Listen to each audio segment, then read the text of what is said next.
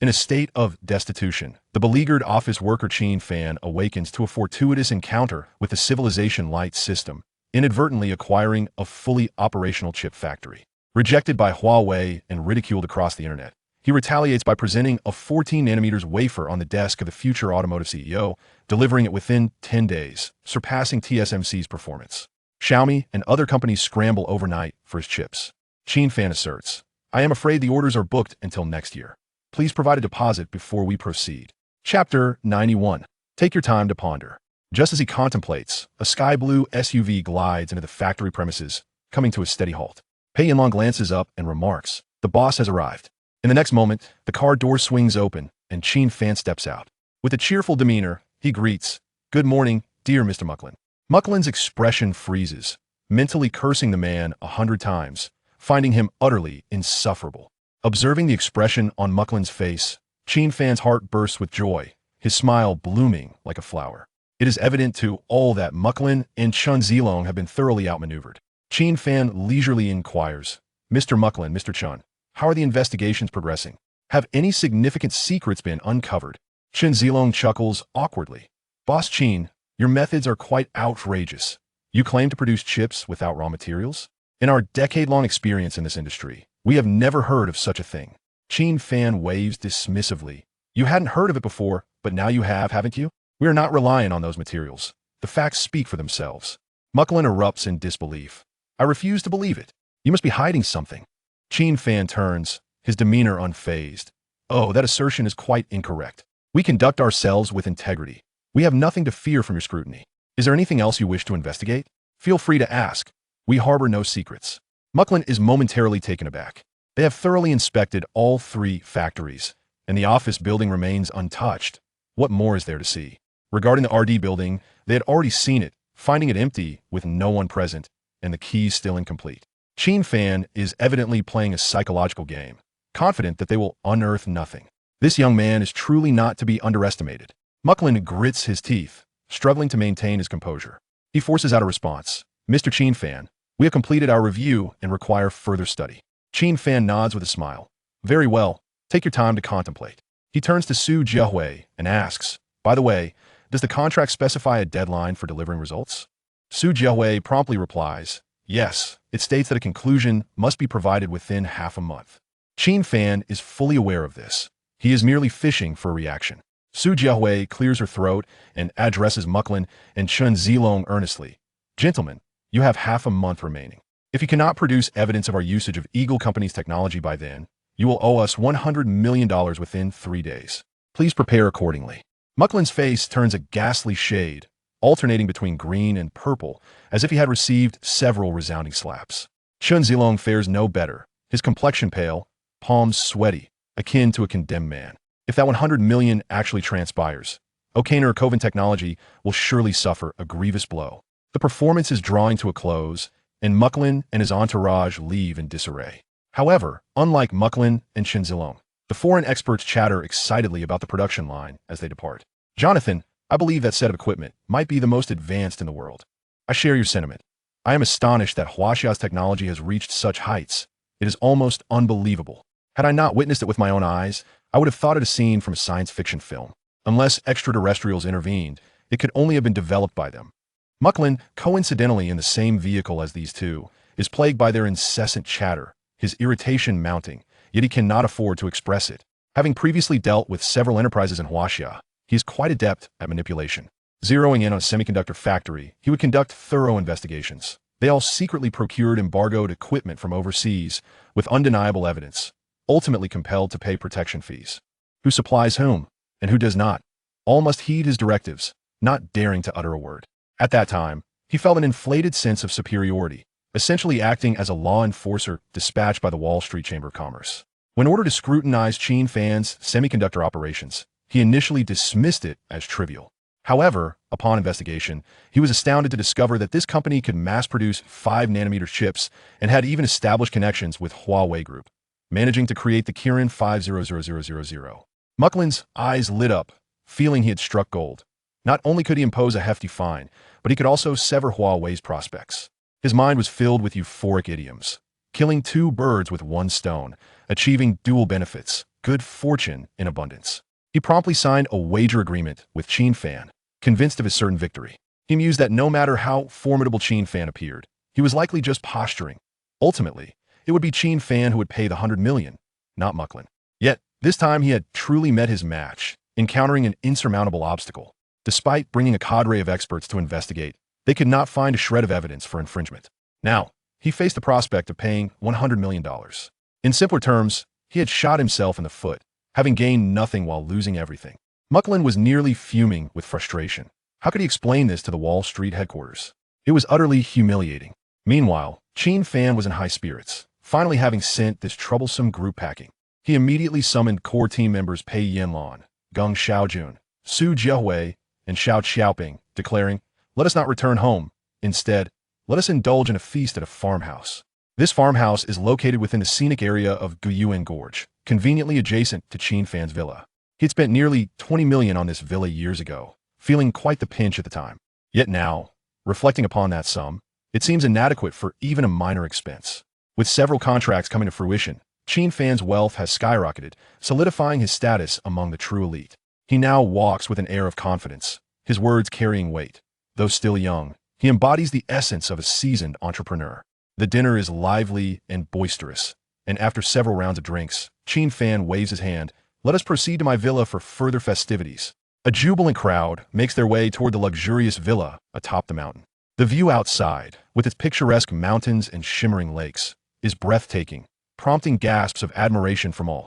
Unable to contain himself, Geng Xiaojun asks, "Boss, is this villa rented or purchased?" Pei Yanlan retorts with a smile, "Are you foolish? Who would rent out a villa in such a prime location? It must surely be our boss's own acquisition." Xiao Xiaoping reflects, "This place is absolutely splendid. The boss must be living a life of luxury here." Qin Fan chuckled, suggesting, "If you have no pressing matters, why not stay the night? We can converse a while longer and discuss the company's future direction." He also extended an invitation for family members to join them. With such a grand residence, boasting numerous rooms, accommodating dozens would be no trouble at all. Once the boss issued his decree, who would dare to dissent? Su Jiahui, due to familial obligations, had to depart early, yet the others remained, reveling through the night. In truth, there was little substantive work to discuss. They gathered merely for merriment, engaging in laughter and playful banter, as this was fundamentally a team-building exercise. Following the incident with Okaner Technology, everyone felt reassured, harboring bright hopes for the prospects of Qin Fan Semiconductor. Chapter 92, Inexorable Impasse. The news of their failure to make any headway with Qin Fan quickly resonated within many hearts. Although Okaner had yet to officially announce the final results of their investigation, intelligence from various sources indicated that this company, masquerading under the auspices of the Eagle Wall Street Chamber of Commerce, had utterly faltered in the face of Qin Fan Semiconductor. The most jubilant were undoubtedly the insiders at Huawei Group. Yu Jiaqin and Chang Hanyang were positively elated, one in Shenzhen and the other in Shanghai. They rallied their teams to celebrate with a hearty toast. Even Yanni Wu, the current rotating chairman of Huawei, personally penned a brief email to several core executives, his tone noticeably lighter. It was rumored that even the venerable Kong Pei Wu was grinning from ear to ear that very evening, having warmed a bit of fine wine and savored several cups. Other major mobile manufacturers were not idle either, each formulating their strategies. The most restless were undoubtedly Absolute Value Star and Fruit. They had long been Huawei's primary competitors in the global market.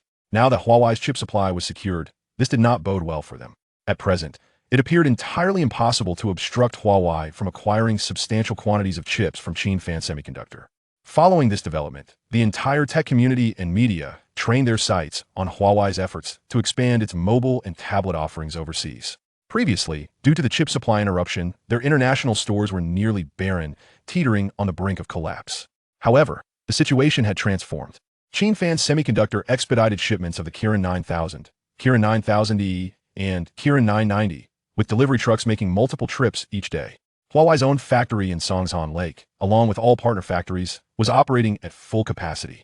The subcontracting line for Baiyangdi had shifted from a 2-shift to a 3-shift operation, with machines running incessantly. To exaggerate slightly, the production line was nearly sparking with speed. Huawei was dispatching smartphones, tablets, and other electronic devices across the globe via air, sea, and land.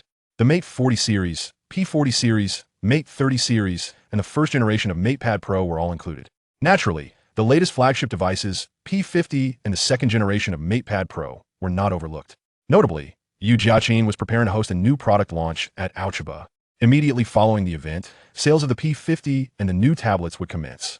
Once the news broke, media outlets in Europe and North America erupted in excitement. Reporters flocked to Huawei stores in various cities to capture the bustling crowds. They observed an increasing number of patrons, all vying for space, as if a market. Some stores had just initiated promotional activities, leading to long lines outside. This was even before the P50 system had officially launched. Should they wait for the new devices and tablets to be fully available, the scene would likely be even more astonishing. The media quickly went into overdrive, crafting sensational headlines. Huawei returns as a titan. Europe is set to succumb. In their eyes, Huawei resembled a global-level enigmatic organization, akin to Hydra, requiring the Avengers to keep it at bay. What was the outcome? The Avengers failed to extinguish Hydra, while Huawei made a formidable comeback, surging forth like a tempest. In reality, Huawei's overseas sales had yet to reach their peak levels. Yet the growth rate was so rapid that it left many foreign observers in awe. Previously, Huawei's Achilles heel was its inability to upgrade to the latest Android system, rendering the Google suite inaccessible. Unexpectedly, they unleashed a trump card, the swift launch of their proprietary Hongmeng system within a year, providing a commendable user experience. This development effectively mitigated their system deficiencies. As long as they expanded the Hongmeng ecosystem, regaining their peak status was merely a matter of time. This posed immense pressure on Absolute Value Star and Fruit, particularly Absolute Value Star, which had already raised alarms, significantly slashing prices on the S21 flagship series to clear stock. Nevertheless, even this drastic measure had negligible impact on Huawei's stores, proving utterly ineffective. Consequently, the higher-ups at Absolute Value Star were understandably anxious. If this momentum continued, Huawei's ascendance to the pinnacle of global sales would be a foregone conclusion, with the championship trophy practically secured. Journalists and competitors swiftly redirected their focus toward Huawei's supply chain, particularly inquiring about the origins of the high-end Kirin 9000 chip. Consequently, the headquarters of TSMC was inundated with inquiries from the media. How has Huawei suddenly managed to mass-produce so many Kirin 9000 smartphones? Have you secretly resumed supply? TSMC itself was bewildered. Was there any resumption of collaboration? Even if they desired it, they would not dare. The Eagle Wall Street Chamber of Commerce was their superior, and disobedience would lead to dire consequences. However, TSMC executives were somewhat aware of the reality. Presently, the chips being supplied to Huawei were from a domestic entity known as Qin Fan Semiconductor. The higher-ups at Absolute Value Star had long been privy to this information, possessing far more insight than TSMC. They understood that this Qin Fan Semiconductor was remarkably formidable, even eluding the grasp of the Wall Street Chamber of Commerce. Some well-informed international media outlets gradually unearthed the name of Qin Fan Semiconductor and began analyzing this mysterious company on English platforms abroad. From this moment onwards, Qin Fan Semiconductor began to garner a reputation overseas, while domestically, it was already a renowned name. Any company engaged in electronics, requiring chips, was practically knocking on Qin Fan's door, eager to establish connections. Xiao Xiaoping's inbox was overflowing daily, with at least dozens of inquiries, and at peak times exceeding 100 in a single day. She was overwhelmed and could only hasten to recruit several assistants to help manage the affairs. Establishing a dedicated customer service team was no longer a matter of whether or not, but rather an urgent necessity. The influx of orders was so immense that even Qin Fan himself felt a tinge of concern. He certainly desired to profit, yet the factory's output was limited and could not meet the burgeoning demand. Thus, he had to selectively choose clients, establishing tiers and priorities, effectively adopting the procedures of a large manufacturer. However, this situation was about to change. On this particular day, Qin Fan arrived at the chip factory as usual, heading straight to the control room to assess the operational status. Everything was functioning smoothly, and he casually pulled up the panel data for the entire facility. Building type, chip factory. Building level, level 2. Growth progress. Total production capacity, 500,000. Efficiency index, 98.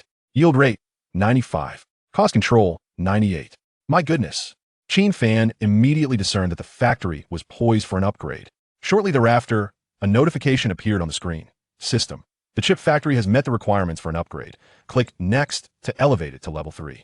Without a moment's hesitation, Qin Fan clicked to confirm, and a new message promptly emerged. System. The level 2 chip factory of Civilizations Light is eligible for an upgrade to level 3. This upgrade requires a payment of 2 billion soft sister coins. Please ensure that your account balance is sufficient and click Next to proceed. Chapter 93. All top-notch good. Qin Fan was momentarily taken aback.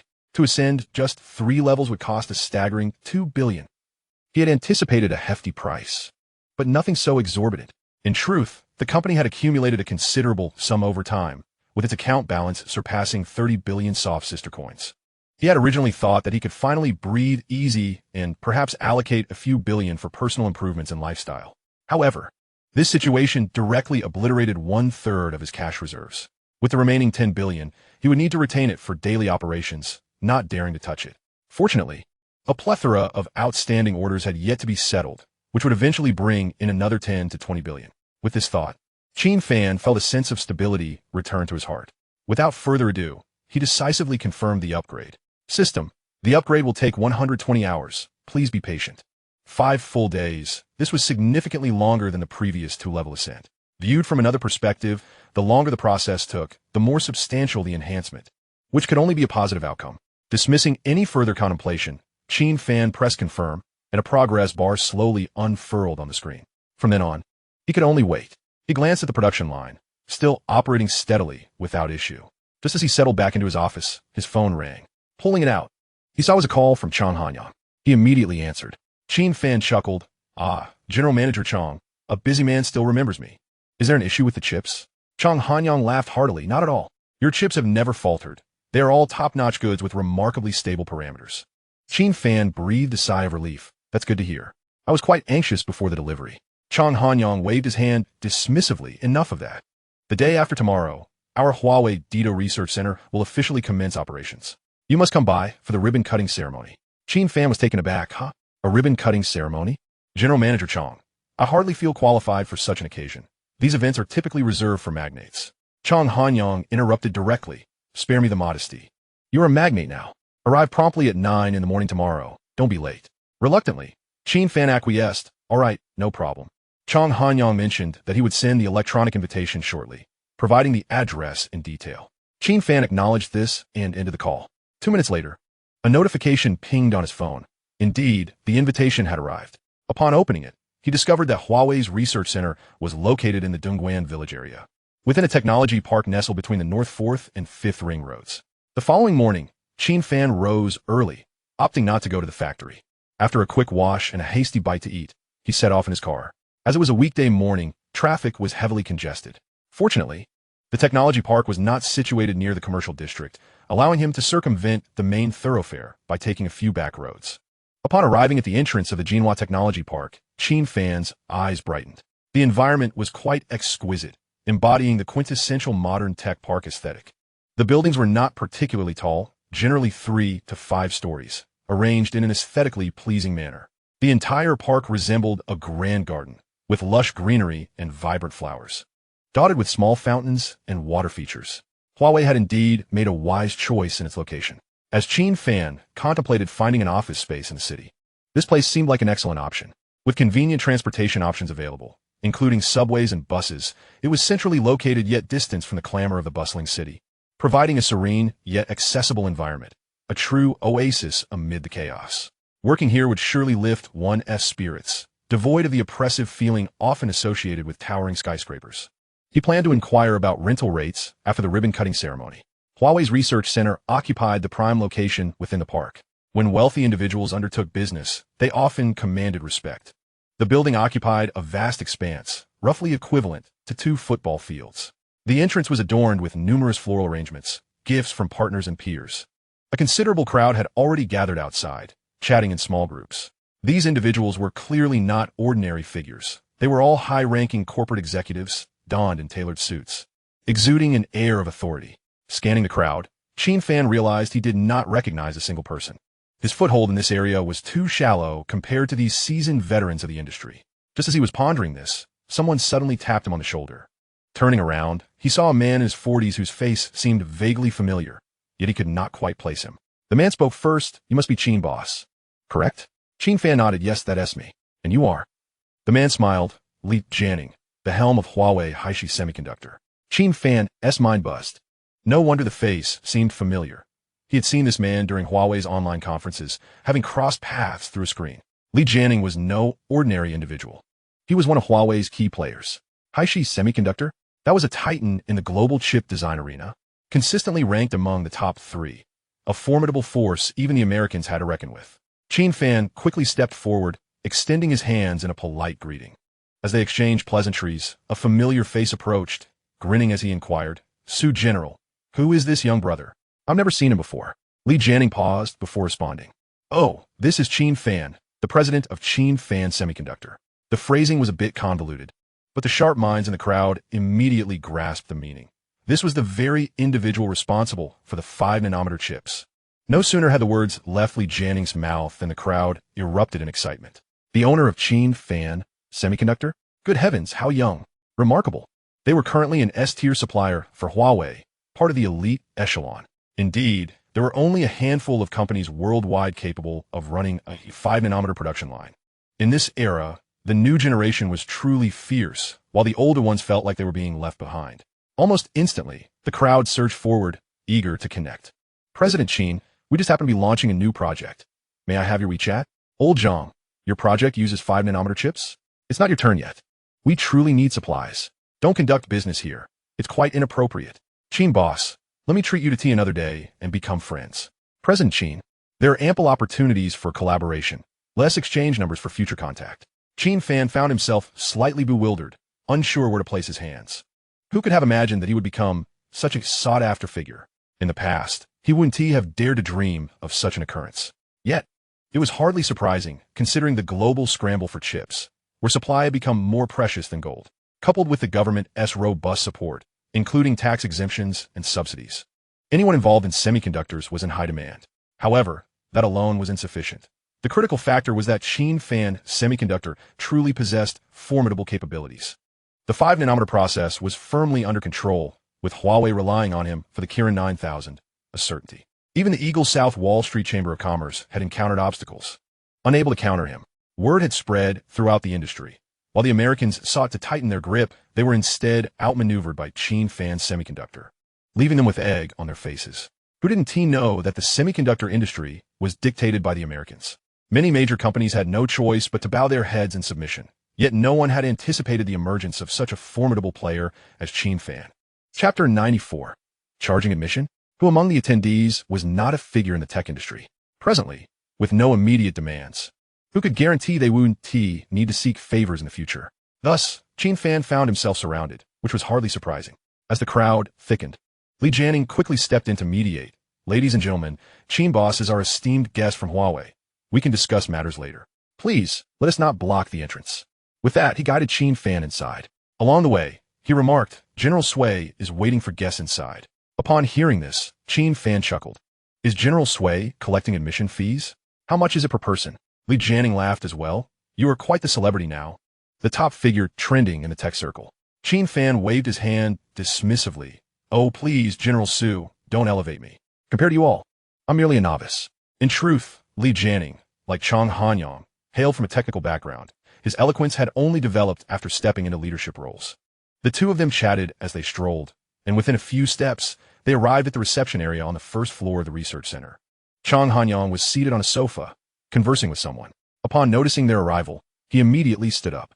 Chang Hanyang introduced, "General Kong, this is Mr. Qin Fan, the founder of Qin Fan Semiconductor." Qin Fan was taken aback. "General Kong?" As he focused his gaze, he recognized the elderly gentleman seated beside Chang Hanyang, appearing to be in his 70s, with a warm and amiable expression. Yet, this visage was all too familiar, having graced television screens, news articles, and headlines alike. Goodness, wasn't he that the venerable Kong Peiwu? Kong Peiwu beamed and extended his hand. Qin Fan, not daring to be presumptuous, promptly stepped forward, clasping his hands firmly and wearing a broad smile. "Old Run, I have long admired your illustrious reputation. It is truly an honor to meet you in person today." Qin Fan exclaimed. Kong Peiwu patted him on the shoulder, saying, "Young man, you are remarkable. At such a tender age, you have accomplished so much. It is indeed rare. To be honest, I have been eager to meet you as well." He then turned to the person beside him and introduced, "Jia, this is the young man I mentioned." Qin Fan. Qin Fan turned to look and blurted out, "Ah?" At the same moment, Jia echoed his surprise. Kong Peiwu, Chang Hanyang, and Li Jianing exchanged puzzled glances. "What is going on here?" Kong Peiwu inquired with curiosity. Qin Fan quickly regained his composure and replied, "Old Run, what you're saying is quite obvious. Who doesn't know Jia? She is a superstar." "Who is Jia?" She was none other than the top-tier actress Ling Hu-Shiueching. Qin Fan had even encountered her once while handling paperwork at the law firm. It was no surprise that he recognized her. After all, Ling Hu-Shiueching was renowned nationwide, adored by the public. Who wouldn't he recognize her? Yet the intriguing part was that she actually recognized Qin Fan as well.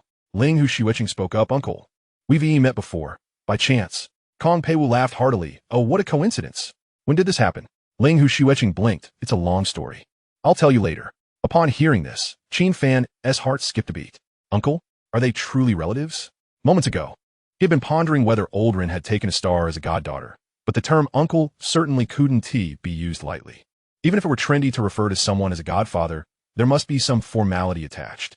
Kong Peiwu, noticing the fleeting look in Qin Fan's eyes, immediately interrupted his wandering thoughts. "Boss Qin, allow me to formally introduce you. This is my biological niece, Ling Hu-Shiueching." Qin Fan nearly blurted out, "Biological?" The words lingered on his lips, but he bit them back. From the looks of it, their blood relations seemed genuine. This uncle was not merely a title. It was only natural for Qin Fan to be puzzled, as standing together, the two bore no resemblance to each other. Kong Peiwu continued, "Boss Qin, don't just stand there. Please take a seat so we can converse." Qin Fan promptly sank into the sofa. "Aldrin, you may call me Xiao Qin. Referring to me as boss feels rather awkward." Kong Peiwu nodded. "Very well, Xiao Qin, today marks our official introduction. We must share a meal together soon and have a proper chat." Qin Fan readily replied, "That is a must. I shall treat." Kong Peiwu chuckled with delight, clearly pleased. He regarded Qin Fan with a serious tone. "I never anticipated that there existed a factory in our nation capable of producing world-class chips, which has swiftly pulled Huawei Mobile from the brink. Xiao Qin, you are truly Huawei's savior. I must express my gratitude." Qin Fan waved his hand dismissively. "Aldrin, please do not say such things. To be honest, I am not engaged in charity. Huawei has never been in financial distress." Kong Peiwu laughed. "Indeed, Xiao Qin, you are refreshingly straightforward, eschewing embellishments." Meanwhile, Ling Hu-Shiueching discreetly observed Qin Fan, suddenly finding him intriguing. Prior to Qin Fan's arrival, Kong Peiwu had been discussing him with Chang Hanyang, remarking that among the current generation of young entrepreneurs, Qin Fan was unparalleled, capable, well-regarded, and responsible. Chang Hanyang had added, "This individual sincerely aims to assist Huawei, offering his utmost support, which has revitalized the mobile business." Who would have thought that the legendary helmsman of Qin Fan Semiconductor was the same man she had fortuitously encountered at cafe? The whims of fate were indeed remarkable. After exchanging a few more words, Chang Hanyang interjected, "The ribbon-cutting ceremony is about to commence. Let us proceed." Qin Fan rose, and Ling Hu-Shiueching followed suit. Chang Hanyang and Li Jianing had already been waiting at the door. However, Kong Peiwu remained seated. Qin Fan paused. "Aldrin, aren't you coming?" The elder waved his hand. "I shall remain here, resting with a cup of tea. You all go ahead." Understanding the elder's age and his inclination to withdraw from such public appearances unless absolutely necessary, Qin Fan nodded in acknowledgement. As Qin Fan and Ling Hu-Shiueching walked side by side out of the reception room to catch up with the others, Qin Fan casually remarked, "Oh, even a superstar has been roped into land support?" Ling Hu-Shiueching smiled faintly. "I came to see my uncle. It was merely a matter of convenience to show my face." Qin Fan chuckled. "Convenience? With your stature as a top-tier star, your presence surely comes at a premium. Did the old gentleman not compensate you?" She shot him a sidelong glance. "No, he did not." Qin Fan was taken aback, thinking to himself that her uncle must be quite formidable. They arrived at the entrance, where the ribbon-cutting event was already prepared. A lineup of dignitaries stood neatly arranged. Qin Fan's position was centrally located, clearly denoting his significant status. Ling Hu-Shiueching stood beside him. Qin Fan felt a surge of pride, standing alongside a top-tier star. For the aura was undeniably different. Yet he was puzzled. The industry was well aware of Ling Hu-Shiueching's status as a first-tier celebrity. Yet none knew of her familial connection to Kong Peiwu. If this relationship were to be revealed, it would surely set the trending topics ablaze, and her fanbase would swell exponentially. Lost in thought, Qin Fan looked up to find a throng of reporters before him, cameras poised and ready. Click, click, click. The sound of shutters echoed like a rainfall, and flashes illuminated the scene. Experiencing such attention for the first time filled Qin Fan with a sense of pride and prestige. Chapter 95. One must be present. Of course, he was well aware that among these reporters, the majority did not recognize him. Compared to the seasoned veterans beside him, his own reputation still had some distance to cover. After a round of photographs, the The main event commenced, the ribbon cutting. The process was the usual affair. A swift snip of the scissors completed the task. This naturally incited another flurry of photographs. As the ribbon fell, applause erupted, filling the atmosphere with excitement.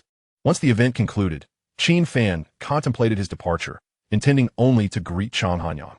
There were numerous matters awaiting his attention at the research center, and he had no time for social gatherings. Moreover, he needed to inquire at the park management office about the availability of vacant offices, as he planned to rent 2 rooms. He pulled Chang Hanyang aside. "Mr. Sui, I shall take my leave if there is nothing pressing." Chang Hanyang appeared taken aback. "Where to?" "Home, of course." "Home? This afternoon, there is a press conference. Did you not see your invitation?" Qin Fan was bewildered. "A press conference? Am I included?" Chang Hanyang laughed. "You may keep your silence, but your presence is mandatory." Qin Fan realized, "Oh, so I'm merely to sit on the platform, or rather, serve as a backdrop." Chang Hanyang nodded with a smile. "That's about the gist of it." "Very well, then there was no rush. Since there were no plans to visit the factory today, he might as well linger." Qin Fan grinned. "Mr. Sui, what shall we have for lunch?" "It can't be just box lunches, can it?" Chang Hanyang patted him on the back. "Rest assured, once you step on a Huawei's turf, you shall not go hungry." This was no idle boast. Huawei's employee cafeteria was renowned for its excellence, both within and outside the industry, offering a variety of Chinese, Western, Japanese, and Mexican cuisines. With all 8 culinary traditions at your disposal, one could find whatever they desired. Today, being a significant occasion with the ribbon cutting and the press conference, the meal was sure to be extravagant. Abalone, lobster, geoduck, and hairy crabs were all on the menu. Truly sumptuous fare. The table overflowed with delicacies, and Qin Fan could hardly believe his eyes. The quality was on par with seafood buffets charging over 300 outside. He sat at the table with Chang Hanyang and Li Jianing, enjoying their meal while also teasing Mr. Sui, Mr. Su, with such a lavish spread. "Are you planning to spoil my appetite and make me come begging for meals every day?" Chang Hanyang laughed heartily. "Come on, as long as you are willing. You are welcome for 3 meals a day." Qin Fan chuckled, thinking that they should not make such promises, as one day Qin Fan Semiconductor might very well establish its headquarters here. After the meal, everyone returned to the reception room for tea and casual conversation. This time, there was no sight of Kong Peiwu. His whereabouts were unknown. It was said that the old gentleman had just arrived from Deep Hua this morning and was indeed quite fatigued. Qin Fan casually inquired, "Has Elder Run returned to the hotel to rest?" Chang Hanyang shook his head, stating, "The Research and Development Center has a lounge. President Kong has gone to take a brief nap. He will attend the press conference this afternoon, but he won't be speaking on stage." Before long, the clock struck 2 in the afternoon, and the press conference commenced. The venue was the grand multimedia hall on the 2nd floor, presenting a formal atmosphere. On stage were only Chang Hanyang and Li Jianing, the main attractions of the day, who were tasked with clarifying the intentions behind Huawei's establishment of a research and development center in the capital and outlining future plans. Simultaneously, they were prepared to field a barrage of questions from the reporters in attendance. As an invited guest, Qin Fan occupied a prominent seat in the front row. Kong Peiwu did not disappoint, making a timely appearance alongside his niece, Linghu Xueqing. Well, it could be said that the niece's accompaniment demonstrated her thoughtfulness.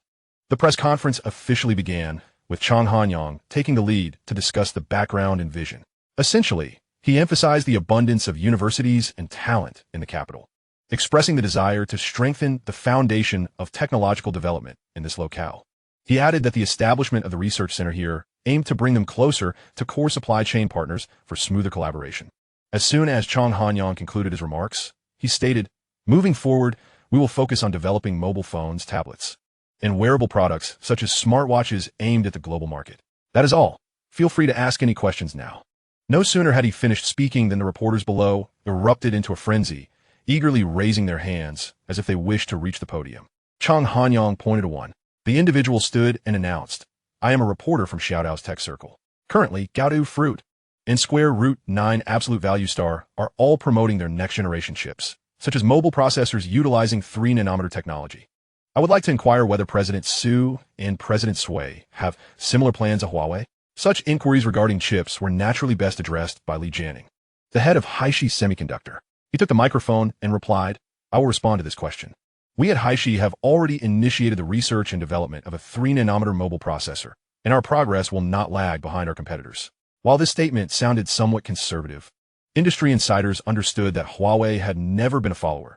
The assertion of not lagging behind subtly implied that they were indeed moving ahead more swiftly. The reporter, quick on the uptake, followed up with another question.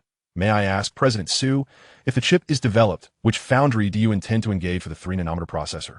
As far as I know, currently, only TSMC possesses the capability for 3-nanometer mass production. Li Jianing was momentarily taken aback, his brow furrowing slightly before he responded. I must correct you. TSMC is still in the technical breakthrough phase and is quite a distance away from actual large-scale production. The reporter pressed on. However, it is widely believed in the industry that the only company that will secure 3-nanometer orders in the future is TSMC. So, does this mean Huawei can only rely on them? The atmosphere in the room became tense. This was no mere question. It was clearly a trap set for someone to stumble into. The reality was evident. Very few companies currently had the capability to produce at 3 nanometers. Although square root 9 absolute value star boasted loudly, the industry was well aware of its technological limitations. As for TSMC, for various reasons, it would not accept orders from Huawei. This created an awkward situation. No matter how strong the chip design was, it was futile without a capable manufacturer. Li Jianing hesitated on how to phrase his response when the reporter smirked, clearly reveling in the moment. At this critical juncture, a voice rang out from the audience. President Su, may I add a few words? All eyes swiftly turned to the front row, where a young man stood. He appeared to be in his early 30s and looked rather ordinary. Yet many reporters recognized him immediately, as he had been present at the morning's ribbon-cutting ceremony. Someone whispered, "Isn't that Qin Fan, the owner of Qin Fan Semiconductor?" Even Chang Hanyang and Li Jianing were taken aback for a moment before quickly regaining their composure. Li Jianing nodded to the staff. "Please hand him the microphone." A female staff member rushed forward and handed the wireless microphone to the young man. He took the microphone and turned to the earlier reporter, speaking calmly. "It is more appropriate for me to answer the question you just posed." The reporter was taken aback. "Who are you? On what grounds do you respond?" Chapter 96. As long as there is this attitude. The young man replied nonchalantly. "I am Qin Fan, the founder of Qin Fan Semiconductor." The room fell silent. The name Qin Fan Semiconductor had been generating significant buzz recently, particularly with their news of mass-producing chips using 5-nanometer technology, which had stirred the entire industry. Even TSMC felt the pressure, having reigned supreme. They suddenly faced a new competitor. Who wouldn't be alarmed? However, the shout-out reporter seemed unconvinced, scrutinizing Qin Fan. "You are quite young. Are you not afraid of overstepping your bounds with such claims?" Before he could further challenge, Qin Fan boldly declared, "I can assure you that we at Qin Fan Semiconductor are capable of producing 3-nanometer technology." This statement detonated like a bomb, causing an uproar. Capable of 3 nanometers. The entire room erupted in astonishment. This was not a casual figure. Industry experts knew that chip technology was nearing physical limits. The leap from 5 nanometers to 3 nanometers was monumental. While it might seem like a mere 2-number difference, the investment required was in the hundreds of millions, along with a top-tier team of thousands and several years of research and development. Even industry giants like TSMC had resolved 5-nanometer mass production years ago, but were still grappling with 3 nanometers, expecting it to take at least another 2 to 3 years to stabilize output. The reporter's expression shifted, and he immediately pressed, "What evidence do you have?" "Anyone can make claims out of thin air." Qin Fan smiled. "I do not need to prove anything to the outside world. I founded the company, and I am well aware of the capabilities of the technology we possess. We are capable of 3 nanometers. The reporter opened his mouth, but could not formulate a response. He then asked, "When do you plan to present your results?" Qin Fan glanced at Li Jianing, speaking casually. "That depends on when our clients require it. For instance, whenever Huawei Group needs a 3-nanometer solution, we could deliver it then." Li Jianing's eyes widened in surprise. What a clever lad. While his words seemed modest, they exuded an undeniable confidence. "Are you worried that Haishi cannot provide the design?" "I have the design ready. Are you concerned that no one can manufacture it?" Both Chang Hanyang and Li Jianing felt a wave of relief wash over them. Regardless of the veracity of his words, as long as he maintained such an attitude, there was hope. Clearing his throat, Chang Hanyang adjusted his tone. "Are there any further questions?" The shout-out reporter opened his mouth, but could not articulate a response.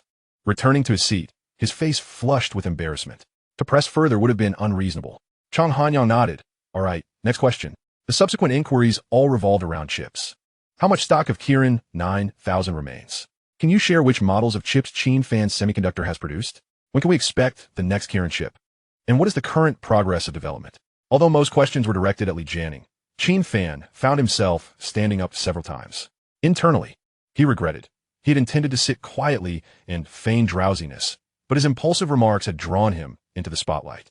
Fortunately, the press conference lasted only 40 minutes and came to a swift conclusion.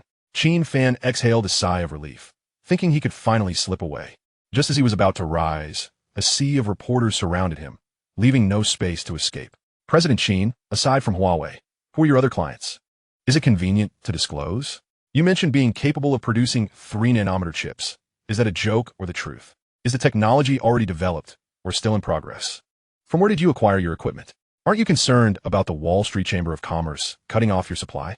Qin Fan's head buzzed as he hurriedly waved his hands, saying, I apologize, everyone, but I truly cannot discuss this right now. If you are genuinely interested, I will arrange a dedicated session to talk about it another day. Before he could finish his sentence, he forced his way through the crowd and took off running. To his surprise, as he turned around, he bumped directly into a female reporter. With a gossipy expression, she immediately inquired, Mr. Qin, you look quite young. May I ask how old you are? Could you share your zodiac sign, blood type, height, and family background? Qin Fan was taken aback and retorted, You must be from the paparazzi, right? We're not on the same channel. Please spare me. With that, he dashed away.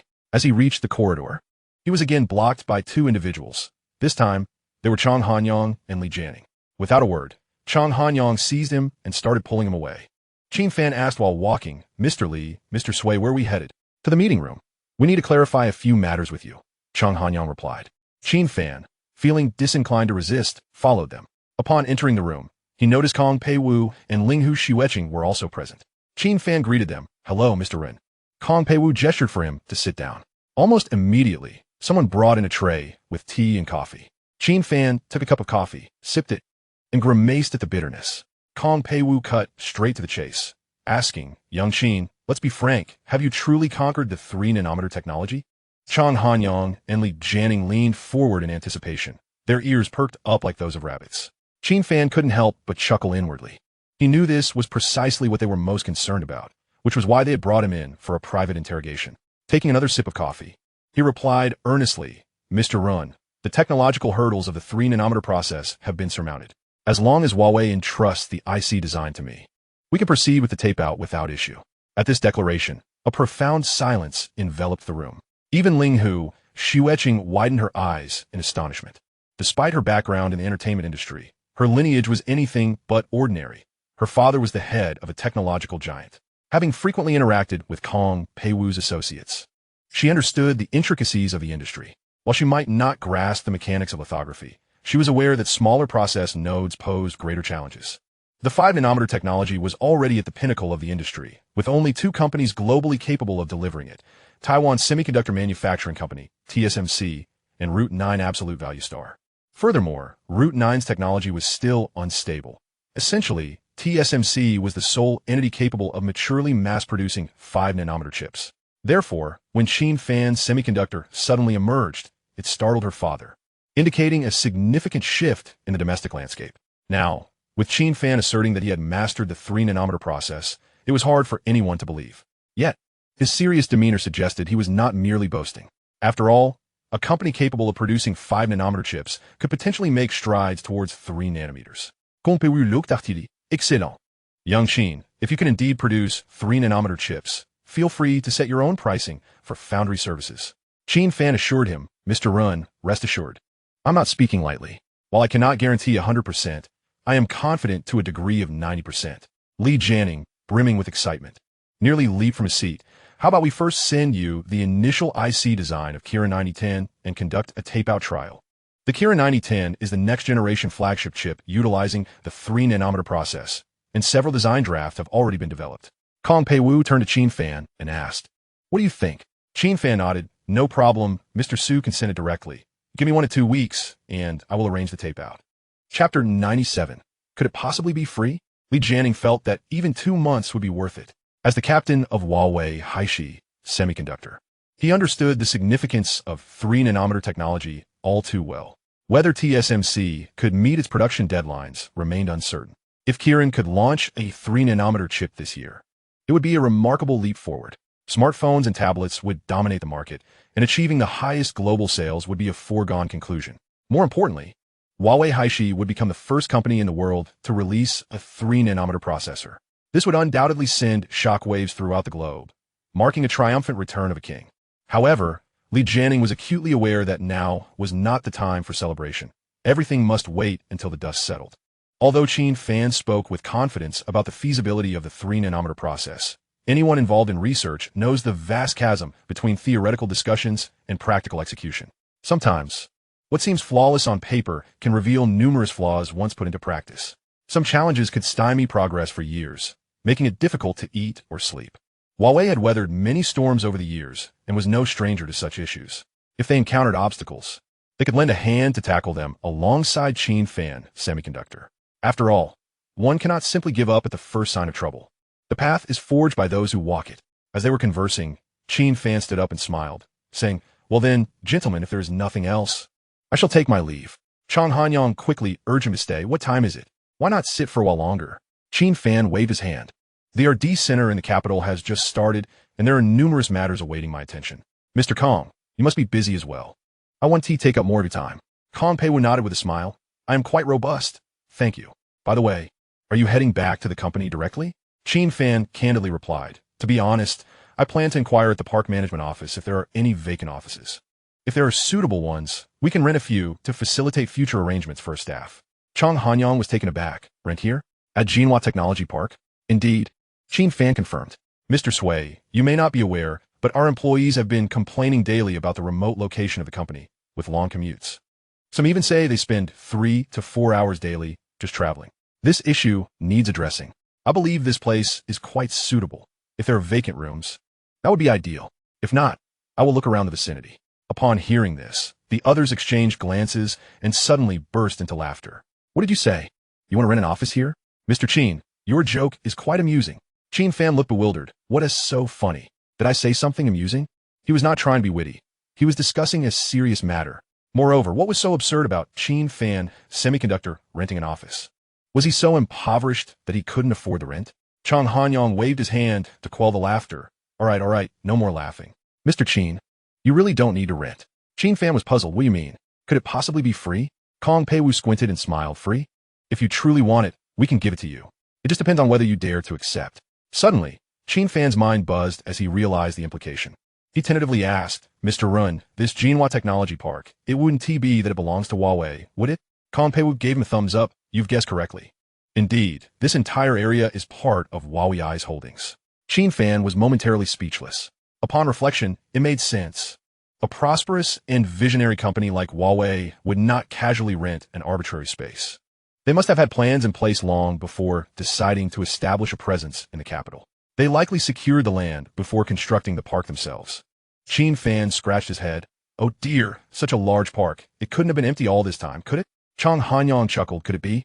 It was rented out long ago. This building was just recently reclaimed." Qin Fan inquired further. "Are there any other vacancies?" "I will be open to renting." "Didn't I mention? I have the final say. Giving you an entire building wouldn't be a problem." Qin Fan was taken aback. "Mr. Rin, please don't jest with me." Kong Peiwu chuckled, but this time he was indeed serious. If Qin Fan agreed, he could sign off on the spot. He declared, "Young Qin, here's the deal. I will have the park staff show you around. Pick any building you fancy, and we can finalize the details later, whether it be renting or purchasing." Upon hearing this, Qin Fan thought, why not? Given that this was Huawei's domain, they could certainly extend some courtesy. If he could indeed purchase it, that would be even better, as owning would be more cost-effective than renting. While Qin Fan Semiconductor had just upgraded to a level 3 operation and had around 1 billion left in turnover, it was a bit tight but manageable. The subsequent order payments are imminent, and there remains a debt of $100 million owed by the Eagles on Wall Street, which is due shortly. Money? Should they dare to default? Qin Fan is unafraid of confrontation. Who fears whom? To put it plainly, the financial pressure is hardly a concern, given their astonishing profit margins.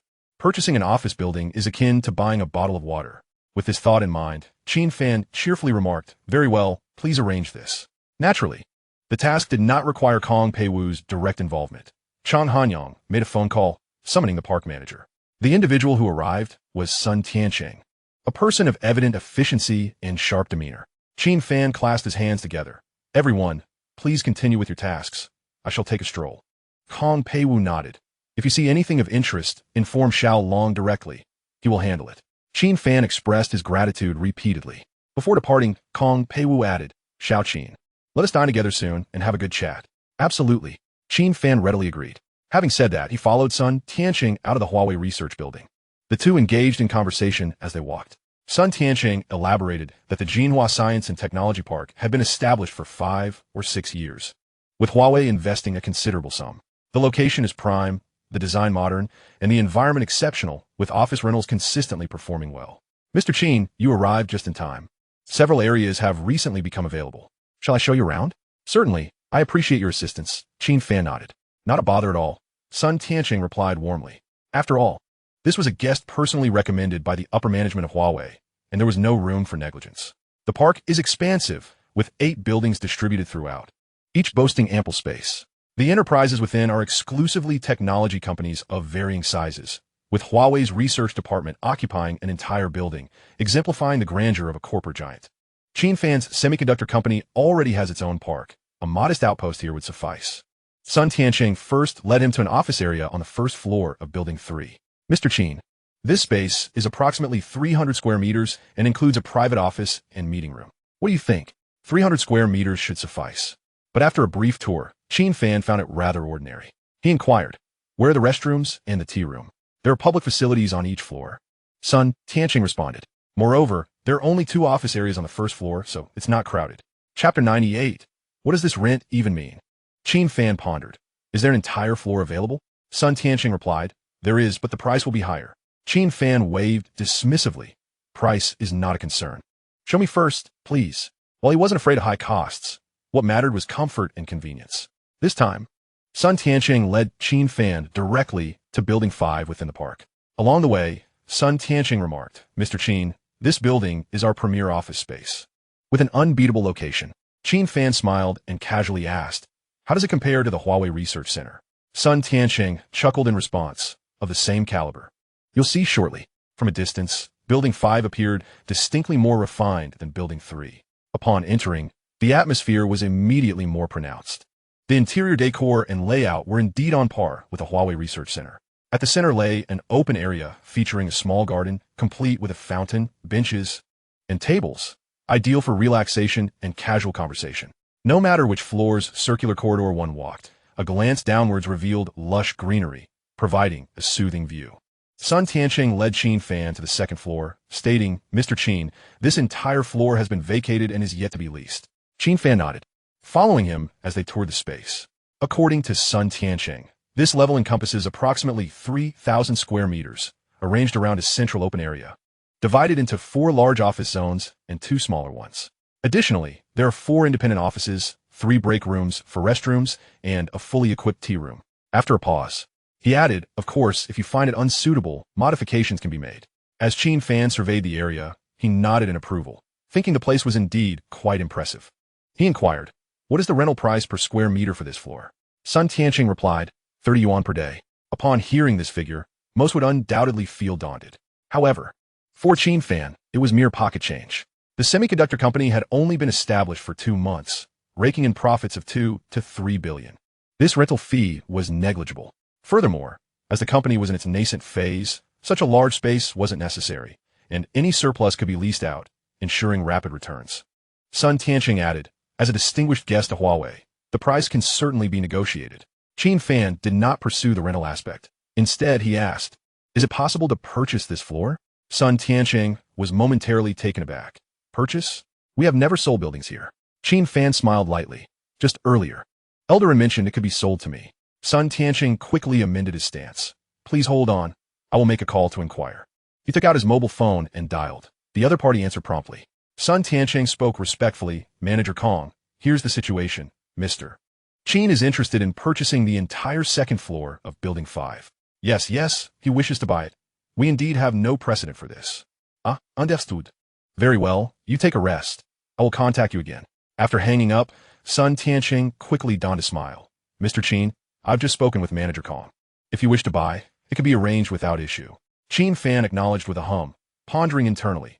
Kong Peiwu certainly holds considerable weight. His word alone settled the matter. Sun Tianqing quoted a price, 50,000 yuan per square meter. Upon hearing this, Qin Fan nearly burst into laughter. It wasn't too expensive. It was absurdly cheap.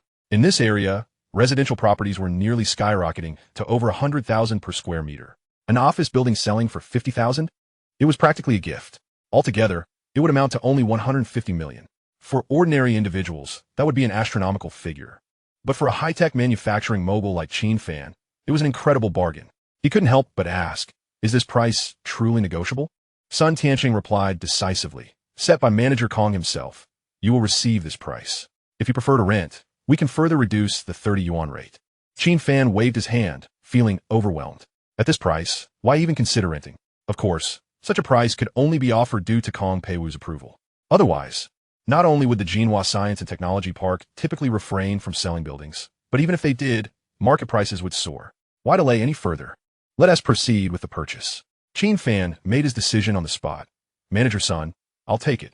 I will send someone to handle the paperwork and payment in the next few days, if that is agreeable. Sun Tianqing beamed. Mr. Qin, your judgment is impeccable. Securing this price will yield substantial returns, whether for personal use or renting. The two promptly headed to the park management office to sign an intention contract. After completing the formalities, Qin Fan pulled out his phone and called Chang Hanyang. Manager Sui, I may be setting up an office here. I'll be dining at your place from now on. Chang Hanyang laughed heartily. Always welcome. As much as you desire. Qin Fan continued. Please extend my thanks to Elder Run. I'll treat him to a nice meal soon. Chang Hanyang readily agreed. Absolutely. Let us stay in touch. They exchanged a few more words before hanging up. Next, Qin Fan called Pei Yinlan.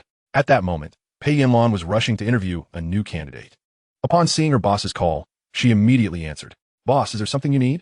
Qin Fan's tone was relaxed. I found an excellent office area in the city, and I've secured it. Please make time to handle the purchase paperwork. Pei Yinlan was momentarily stunned, then processed the information. Boss, are you saying we're buying another office building?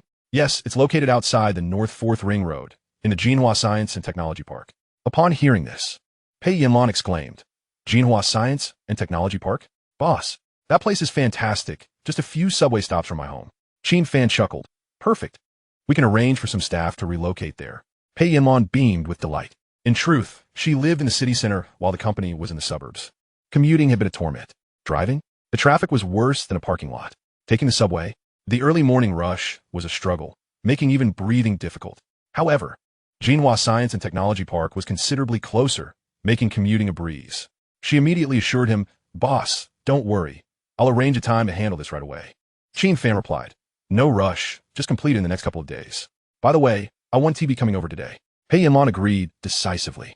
After hanging up the phone, she hurried off to the interview. Upon returning to the office, she casually shared the news, causing a stir among her colleagues. Goodness, manager, does this mean we can work in the city from now on? That's fantastic. No more waking up before dawn. I wholeheartedly support this. Happiness has arrived so abruptly. I need to step outside for a breath of fresh air to calm down. Manager, is that all right?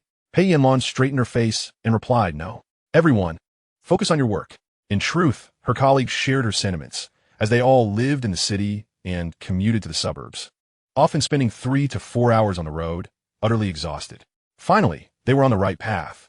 Once the new office location was confirmed, life would immediately become more comfortable. Some had even contemplated leaving, but now reconsidered. As the company grew, such situations would become increasingly common. If they could work in the city's tech park in the future, the hassle of commuting would be entirely eliminated. Chapter 99. The most pressing matter at hand is production capacity. Qin Fan's recent decision was indeed well-timed. Of course, the chip factory still required oversight, and personnel needed to remain on-site. Pei Yinlan had to carefully organize this, planning to meet with Qin Fan later to discuss the strategy. They could either take turns working or have some staff stationed permanently while others rotated. Whatever was most efficient would be implemented. Pei Yinlan moved swiftly, and within a few days, she had secured the office building in Jinhua Technology Park. To be honest, when she first visited the site, she was nearly speechless with astonishment. This place was akin to the ideal workplace envisioned by laborers. Even her own motivation surged. That morning, Qin Fan rose exceptionally early and rushed to the chip factory. He calculated that 5 days had passed, and today marked the completion of the factory's upgrade.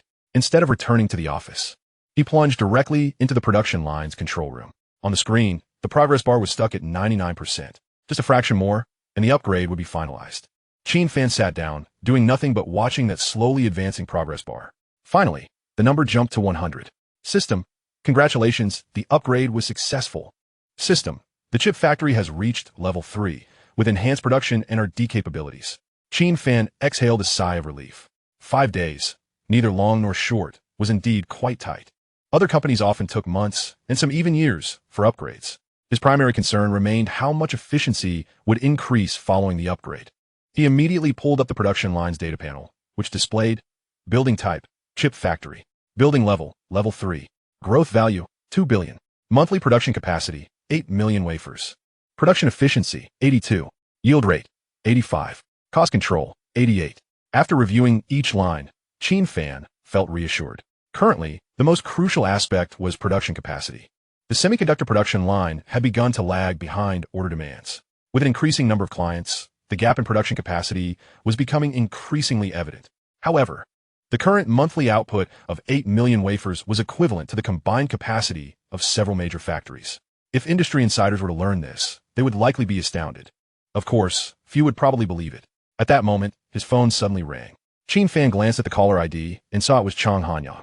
He quickly answered the call, greeting him with a smile. "Ah, Mr. Sui, what instructions do you have?"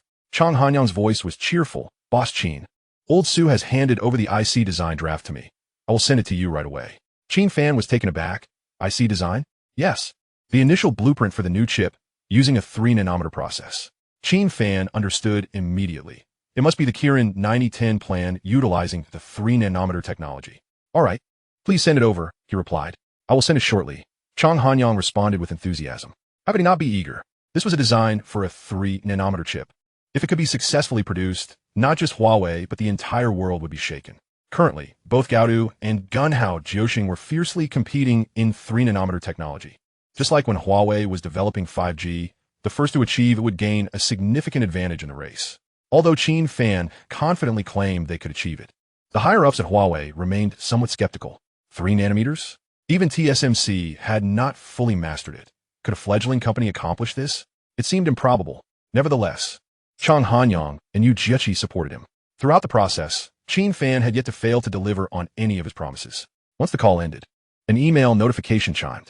Indeed, it was an email from Chang Hanyang containing the 3-nanometer IC design as an attachment. Qin Fan promptly imported the file into the mainframe at the control center.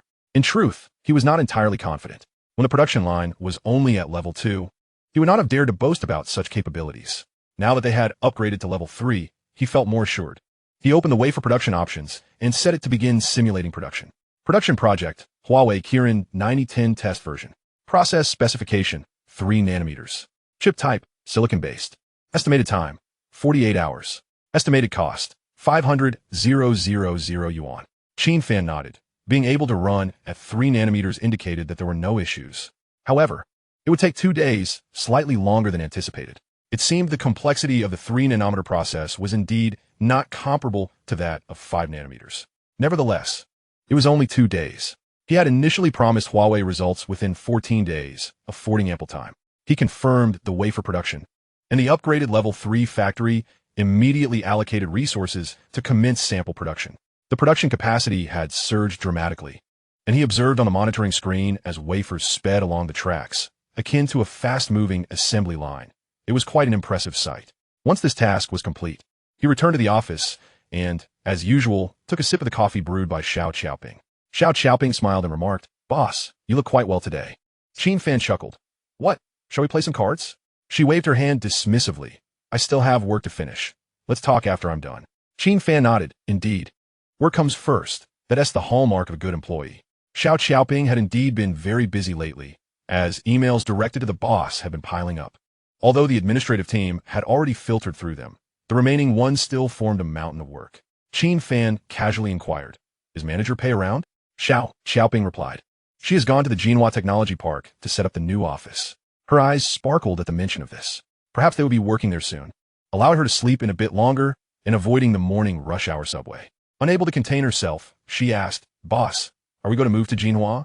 Qin Fan glanced at her with a smile. "Seeing you so excited, we haven't even begun to discuss that yet.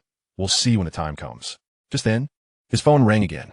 It vibrated, and the screen displayed Su Jiahui's name. Qin Fan swiped to answer. "Hello, Lawyer Su. What's the situation?" "Mr. Qin, I have sent the legal letter to Okong Nuquin Technology, and according to the agreement, they are required to transfer the disputed funds within the stipulated time frame. Have they responded?" "Not yet. They are likely in a meeting to discuss how to respond. The deadline is the day after tomorrow, and if there is still no movement in their account by then, we will initiate the litigation process. Understood. We can act at any time. After hanging up, Qin Fan leaned back in his chair, mulling over whether those individuals would comply and pay up or devise some new scheme. A smirk curled at the corners of his mouth as he coldly laughed. All right, let us see what tricks you have up your sleeve. Simultaneously, at the top of the Guamao building in the capital, at the headquarters of Okong Nuquin Technology, a discreet small conference room was engaged in a multinational video call. On the screen, a blonde woman, seemingly in her 50s with slightly sagging skin, appeared. However, given the aging traits of Westerners, her actual age might be younger than it appeared. This is no ordinary individual, asked Bitcoin, the head of the Investment Policy Committee at the Gaofu Group. Chapter 100. Do not mess this up again. In the realm of finance, no one is unaware of Gaofu, the preeminent titan of Wall Street. It would not be an exaggeration to assert that her position places her among the most influential women in the United States. At this moment, Mucklin was bowing and scraping before the large screen, his face a mask of distress. Ms. Cohen, I sincerely apologize. The expert group has convened 3 times, yet has failed to produce conclusive evidence of Qin Fan Semiconductor's infringement on the Eagle patents. Aspiko raised an eyebrow. No solid evidence? A shred of circumstantial evidence would suffice. Mucklin grimaced. We haven't even touched the periphery. Ms. Cohen, the deadline is in 2 days, and we're on the brink of losing $100 million. Shouldn't we silence? Aspiko interrupted, raising a hand. This is your mess. You must bear the consequences. Do not expect the Chamber of Commerce to clean up after you. Mucklin's face drained of color. The implication was crystal clear. The funds would not be forthcoming. They were to devise their own solution. $100 million in cash is no trifling sum, even for O'Connor Coven, a financial powerhouse. Mobilizing such a sum in a short time frame is no easy feat, and they might end up having to dig into their own pockets. But would he dare defy Aspiko? The very thought was unfathomable. After a few moments of silence, Aspiko spoke coldly. Contact Baichip immediately and instruct them to engage with Huawei Group forthwith. Mucklin was taken aback. You mean? Have you lost your mind? Aspiko's voice suddenly escalated in intensity. Now, there is another factory capable of producing Kirin 9000 chips, and you want to obstruct Baichip's collaboration with Huawei? What are you thinking? Mucklin's eyes widened with realization. Understood. You want Baichip to snatch the orders? Finally, enlightenment dawned upon him. Aspiko scoffed softly. You haven't sunk so low as to be irredeemable. Mucklin nodded vigorously, but hesitated. But will Huawei genuinely trust Baichip again? After all, the previous fallout was quite severe. Indeed, Baichip had once been the core foundry for Huawei, but after the incident, the higher-ups at Huawei harbored lingering doubts. Moreover, with Qin Fan Semiconductor's emergence, there was no longer a monopoly on the market for Kirin chips. Restoring their former relationship seemed nearly impossible. Aspiko sneered. You are truly dim-witted. Compel them to lower their prices drastically. How could the clients resist? The cost of manufacturing is evident. Huawei cannot ignore the allure. Mucklin's understanding crystallized. Truly, this was a shrewd maneuver. In reality, Baichip need not incur losses. Merely maintaining their prices would equate to a victory, given the global shortage of chips. Particularly in advanced processes below 10 nanometers. Only 2 factories can meet the demand, leaving them overwhelmed with orders, thus placing the power in the factory's hands. A classic seller's market. Huawei's situation was even more peculiar. Aside from Qin Fan Semiconductor, no other factory could fulfill their orders. Certainly, Qin Fan would seize the opportunity to raise prices. A hike of 50 would not be surprising, and Huawei would have no choice but to acquiesce. Understood. Mucklin promptly replied. I will contact Baichip immediately and urge them to initiate discussions for collaboration. Aspiko smirked. If we can reclaim half of Huawei's orders, Qin Fan's foundation will crumble significantly, making them much easier to handle. Mucklin nodded vigorously. Aspiko fixed him with a penetrating gaze, her tone ominous. This time, do not mess it up. Rest assured, Mucklin proclaimed. Thumping his chest, I will ensure that Qin Fan Semiconductor pays dearly. As the video call ended, Mucklin slumped in his chair, his back drenched in cold sweat. Aspiko was a formidable woman. Anyone who crossed her would find themselves in dire straits. This time, it seemed Qin Fan was finished. Especially with that arrogant boss of his. Once Huawei's orders were hijacked, it would be interesting to see how long he could maintain his smug demeanor. With this thought, Mucklin felt a sense of relief wash over him. Days later, in Deep Hua City, at Huawei Group's research and development park, a sprawling complex of European-style architecture resembled a small town. Within it, there were shopping malls, green pathways, cafes, and even hotels. In one of the park's cafes sat 5 individuals. At the forefront were Huawei's rotating chairman, Yin Yi Wu, and the CEO of consumer business, Yu Jiechi. Opposite them sat a man and a woman. The woman, Han Yuhui, in her 30s, was dressed sharply, her features finely chiseled. The man, Qiu Zhuliang, appeared to be around 50, slightly stout, wearing glasses and a suit. They spoke with a distinct accent, unmistakably from their region. Each had a cup of coffee before them, sipping and chatting. Yeniwu spoke directly. Yuhui, old Qiu, we're old acquaintances. Let us not beat around the bush. You didn't come here just for coffee, did you? Han Yuhui smiled. Chairman Yin, you're as straightforward as ever. Qiu Zhuliang quickly chimed in. A cup of coffee is nice. It's good to chat and strengthen our relations. Yin Iwu waved his hand dismissively. Old Qiu, no more beating around the bush. We've dealt with each other enough times, so let us get to the point. Yu Jiechi nodded in agreement, his tone forthright. Indeed. If there is no substantial matter at hand, we'll finish our coffee and take our leave. We have work to do. Both Qiu Zhuliang and Han Yuhui were from Beichip, engaged in external communications, quick-witted and articulate. Particularly, Qiu Zhuliang, the head of sales, was a pivotal figure within Beichip. Han Yuhui was also well acquainted with several executives at Huawei. She had facilitated the initial connection between the two companies. With Yu Jiechi's bluntness, Qiu Zhuliang quickly gestured. No, President Yu, let us get down to business right away. He paused carefully, then spoke. Everyone, has the issue of chip supply on your end been resolved? Yin Yiwu and Yu Jiechi exchanged glances, instantly understanding. Both were astute individuals. The sudden arrival of Beichip's representatives could not merely be a social visit. Yu Jiechi raised an eyebrow. It's mostly resolved. Why do you ask? At this, Han Yuhui interjected. We would like to discuss a renewed collaboration with Huawei. Upon hearing this, Yin Yiwu and Yu Jiechi were momentarily taken aback. They had been speculating about Beichip's intentions, and although the thought had crossed their minds, to hear it articulated was still disorienting. After all, Beichip had effectively severed ties with Huawei. Previously, they had at least assisted in supplying chips, but for the past 6 months, even that connection had been lost. Now, they were proactively seeking to mend fences. It felt rather peculiar. Yin Yiwu frowned. This is rather sudden. Isn't it? If you truly intend to collaborate with us, aren't you concerned about potential backlash from the Wall Street Chamber of Commerce? Han Yuhui replied with a smile. That's why we bring good news. The Wall Street Chamber of Commerce has already given their approval. Yu Jiechi was taken aback. They consented to your collaboration with us? Both Han Yuhui and Qiu Zhuliang nodded in unison. It was important to note that the Wall Street Chamber of Commerce was Beichip's principal stakeholder, holding a significant majority of shares. If they had not consented, Beichip would not have dared approach Huawei. They would have kept their distance, fearing repercussions. However, it must be said that Beichip had indeed aided Huawei considerably.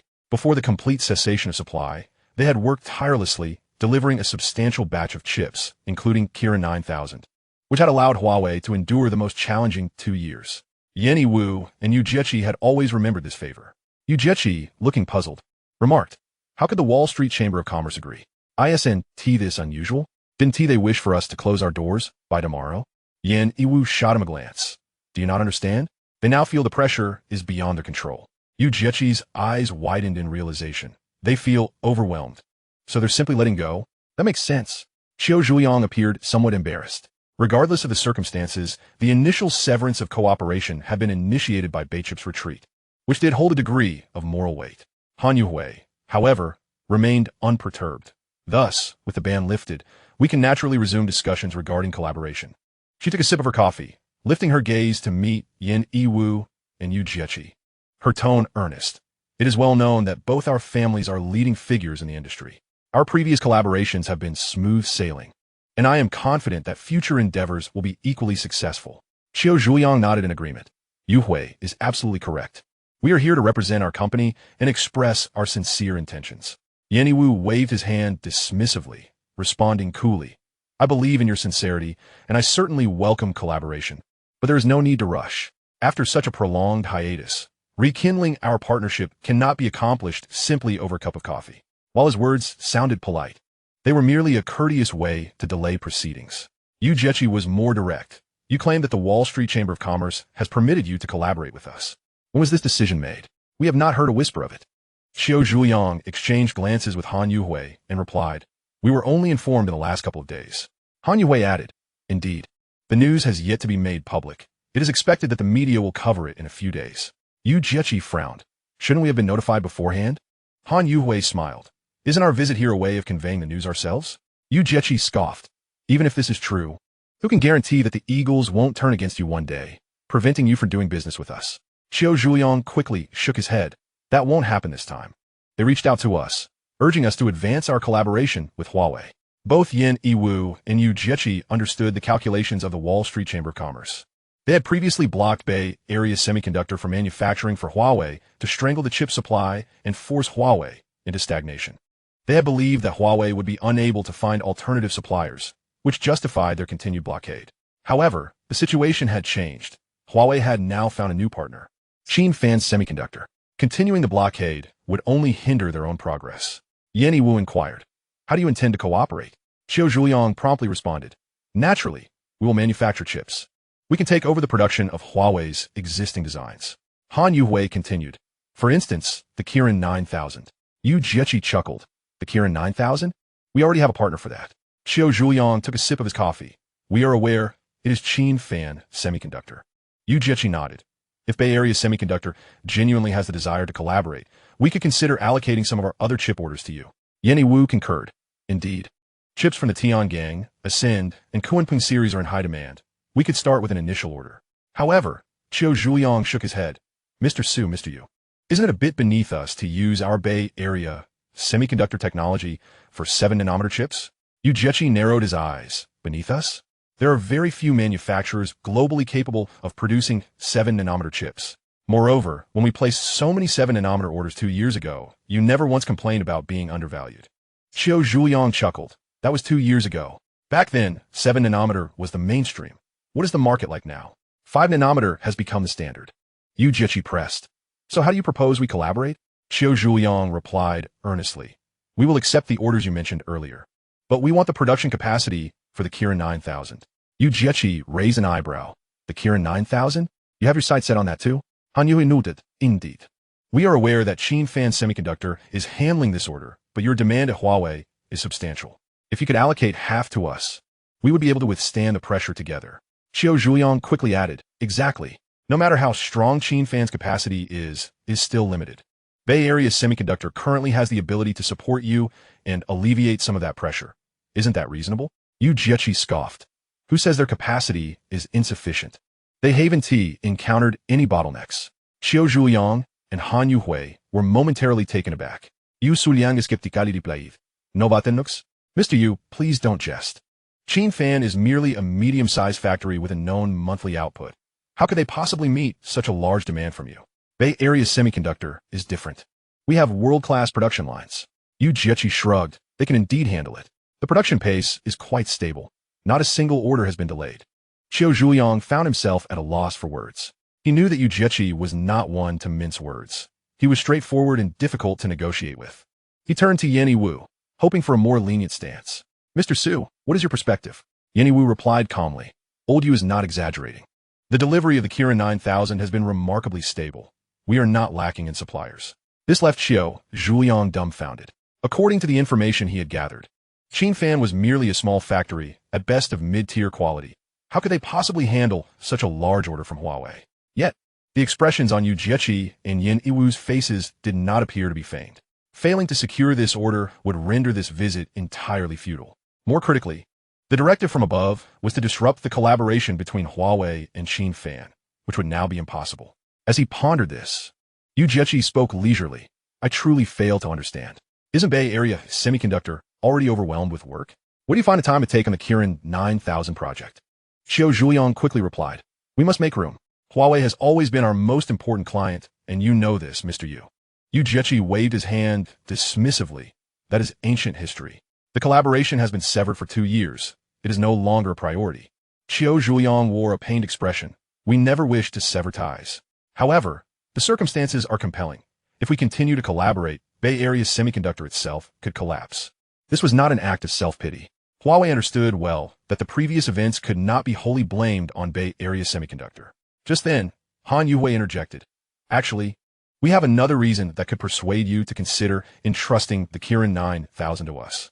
Yu Jiechi and Yan Yiwu exchanged glances, not out of curiosity, but because they found the unusual demeanor of the two rather striking. Chapter 102. Truly reluctant to change suppliers. They were well aware of Bay Area Semiconductor situation with high-tech, fruit machines, and Intel all queuing up to place orders. 90 of the world's high-end chips were produced by them. Their production lines were running tirelessly, with machines nearly burning out from overwork and orders flooding in beyond capacity. In this context, why were they still so eager to snatch the Qin 9000 order? It was perplexing. Nevertheless, since they had spoken, it was worth listening. Yin Iwu nodded. Very well, please explain why we should transfer the order. Han Yuhui raised a finger. To be precise, there's more than one reason. First, let us discuss cost. Yin Iwu paused. Cost? Yes, Han Yuhui asserted confidently. Bay Area Semiconductor is the largest foundry in the world, with extensive experience and scale, thus naturally achieving the lowest costs. Qiu Zhuliang quickly added, exactly. The quotes we provide to Huawei will undoubtedly be cheaper than those from Qin Fan. Significantly so. Yu Jieqi smirked, revealing a sardonic expression. Yet I have heard that your current order prices have risen by 50. Qiu Zhuliang was taken aback, promptly asserting, Mr. Yu, I can assure you that the price we offer to Huawei will absolutely be the lowest. He extended 3 fingers. Yu Jieqi narrowed his eyes. A 30 premium? Qiu Zhuliang shook his head, changing his gesture to an 8. He chuckled awkwardly. 30 is too low. Our current price for top-tier clients is 38. Han Yuhui quickly chimed in. That is already quite generous.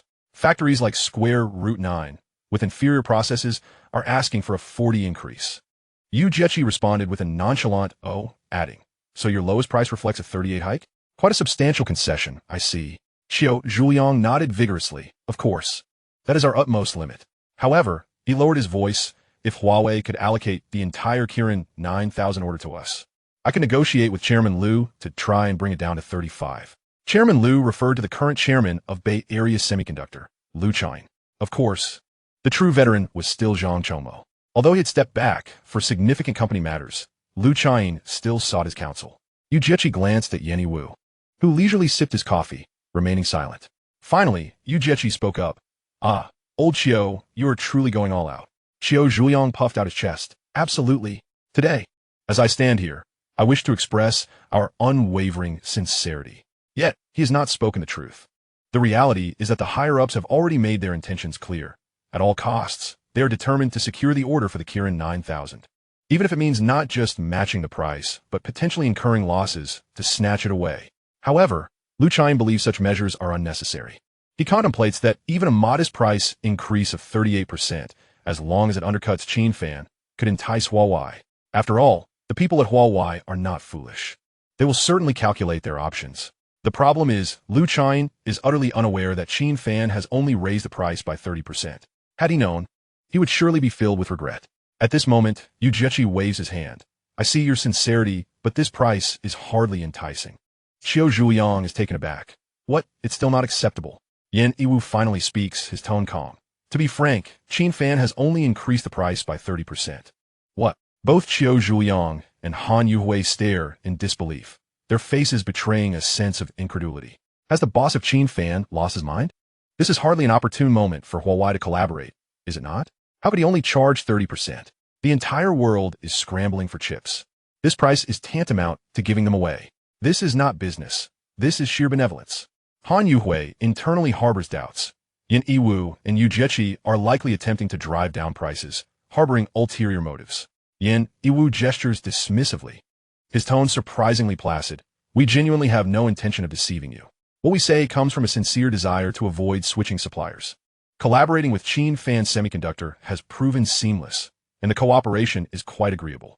Upon hearing this, Qiu Zhuliang feels a chill in his heart. This is going south.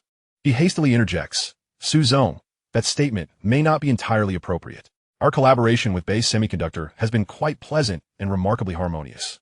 Han Yuhui quickly adds, indeed, we cannot have one side warm and the other cold. That would be inappropriate.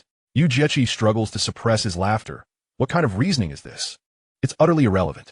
Yen Iwu rises, preparing to conclude the meeting. Very well. If there is nothing else, we shall take our leave. We have another meeting to attend shortly. Regarding the collaboration, you may first liaise with our supply chain personnel. Just as he is about to depart, Qiu Zhuliang seizes his arm. Su Zong, hold on. I still have a few heartfelt words to share. Yen Iwu is compelled to sit back down, curious about what else he might conjure. Qiu Zhuliang clears his throat. The pricing aspect is certainly negotiable. I could call Director Liu right now and have him make a decision. There is definitely room for maneuver. Furthermore, when purchasing, one cannot simply consider whether something is cheap. He moistens his dry lips and continues. As the old saying goes, you get what you pay for. Both of you are well aware of Bay Semiconductor's technological prowess. It is indeed world-class and unparalleled. As for Qin Fan Semiconductor, while they may possess some skill, they are ultimately a new player, lacking in experience and prone to errors. Just as Yu Jieqi is about to counter, Xiao Zhuliang swiftly raises his hand to stop him. Yu Zong, please hold your horses. Let me finish my point. Xiao Zhuliang continues. What I mean is, while the Kirin 9000 produced by Qin Fan may indeed power on and run programs, its performance is surely compromised and cannot be compared to what we produce. Han Yuhui. I was just about to bring that up. The 5-nanometer process at Qin Fan is likely still unstable. It could very well end up resembling the square root of 9 absolute value star, with poor heat dissipation and explosive power consumption, truly inferior to our work at Bay Semiconductor. Just as Qiao Zhuliang is about to respond, Yu Jieqi interjects directly. Yu Jieqi, old Qiao, and Miss Han, your assertions are misguided. To be perfectly candid, the Kirin 9000 produced by Qin Fan is indeed superior to yours. This statement was delivered with remarkable clarity, leaving no room for embarrassment. It is worth noting that Yu Jieqi, nicknamed Big Mouth Yu, earned such a moniker not without cause. In earlier years, he was known as Cannon, for he would speak without reservation and spare no one's feelings.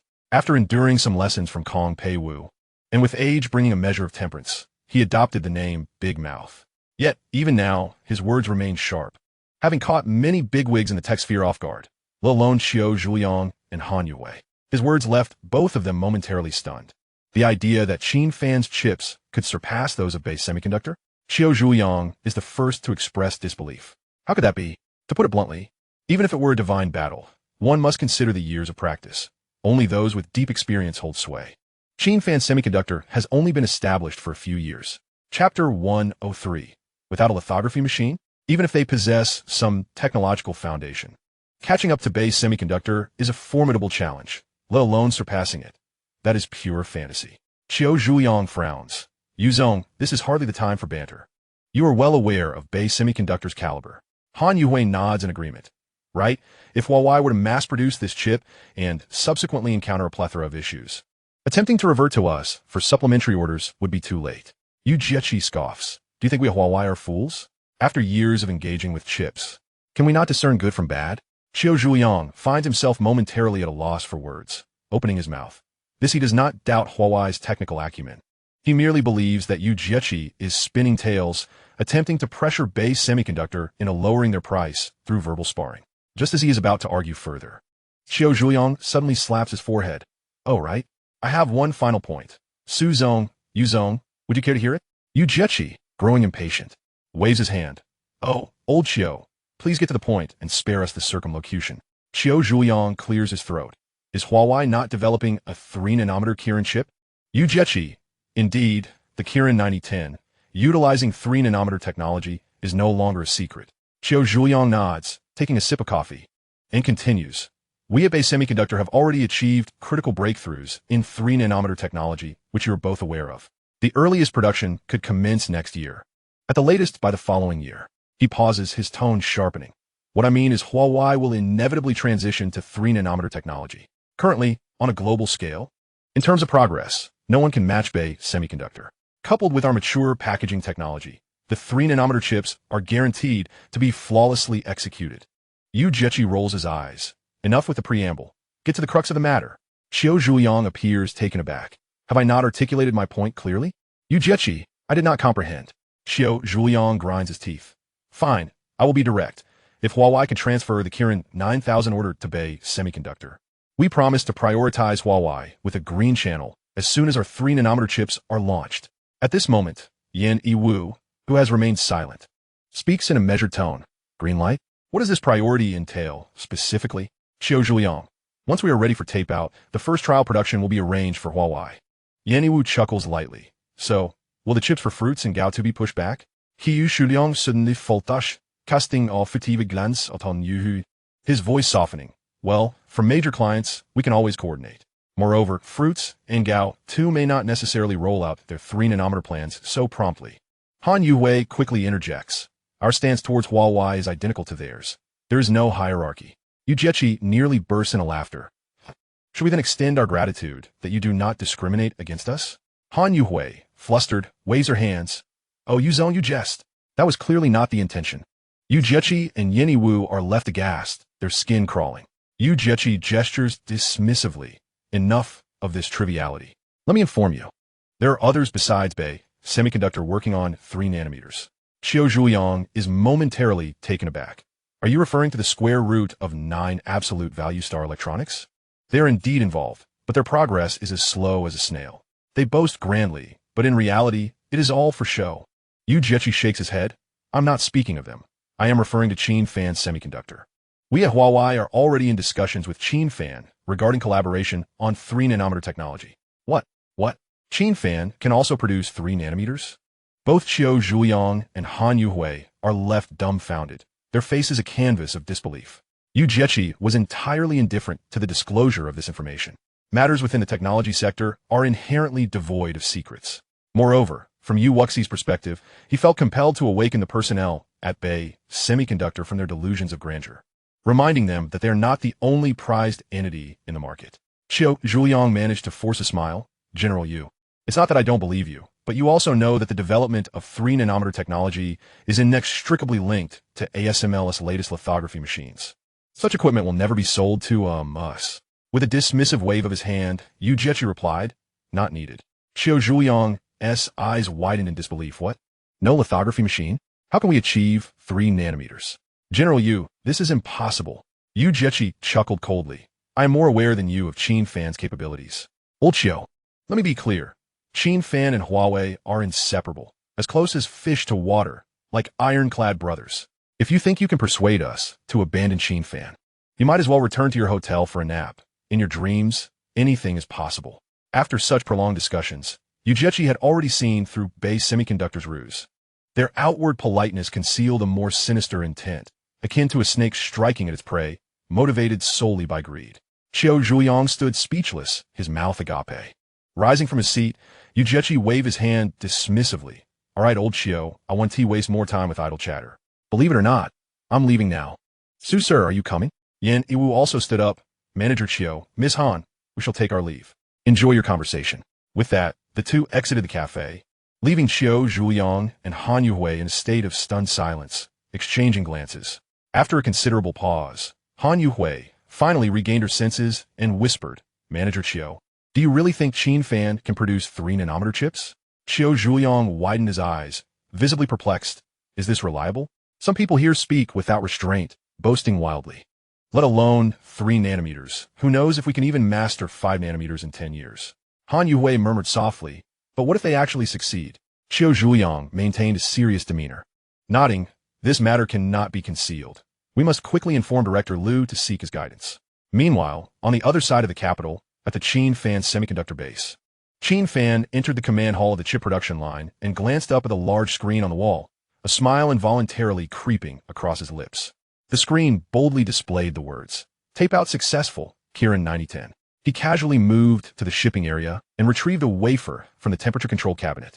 This was a standard 12-inch wafer, seemingly unremarkable at first glance. But any expert would be awed by the nearly imperceptible arrangement of transistors upon closer inspection, likely causing them to step back in shock. Currently, the market predominantly features 5 nanometer technology with commendable transistor density. However, the wafer in Qin Fan's possession was a genuine 3 nanometer product. Although it was merely 2 numerical values smaller than 5 nanometer, its integration density had exponentially increased, akin to an anthill transforming into a beehive. Qin Fan, with his expertise, could ascertain at a glance that this version was at least fundamentally sound and had succeeded. Although this was merely a test version of the Kirin 9010, it contained some minor design flaws, yet their top-tier semiconductor production line effectively mitigated those imperfections. Chapter 104. This is rather exaggerated. Theoretically, this wafer can be diced, encapsulated into chips, and seamlessly integrated into a smartphone to run the system without issue. Qin Fan carefully placed the wafer into an anti-magnetic and shock-proof case, securing it safely in the safe. Just a few minutes after settling back in his office, Pei Yinlan knocked and entered. Boss, the new office at Jinhua Technology Park is ready. Upon hearing this, Qin Fan nodded, a smile illuminating his face. Well done. Your efficiency is commendable. Pei Yinlan waved her hand. It's not entirely my credit. The park's management provided everything uniformly: desks, chairs, and computer equipment, all adhering to Huawei standards, without any compromise. Although the expenses were significant, Qin Fan did not bat an eye and promptly signed off on the approval. For Qin Fan Semiconductor, this expenditure was negligible. Pei Yanlan continued, "By the way, boss, regarding Lu Liufeng's team, how do you wish to set the start date?" Calculating the timeline. The previously agreed upon 1-month notice was now due. Qin Fan inquired, "Have you contacted her? When do they wish to arrive?" Pei Yanlan replied, "They expressed a desire to report for duty next Monday." Qin Fan decisively stated, "All right, let us set it for next Monday." He then signed the form. Lu Liufeng's entire team originally consisted of 12 members. Aside from her, 8 would be transitioning alongside her. While not a large number, it was certainly not insignificant. Managing to pull together an 8-member team from a prestigious company like Nike was no small feat for Lu Liufeng, who had made considerable sacrifices to secure this opportunity.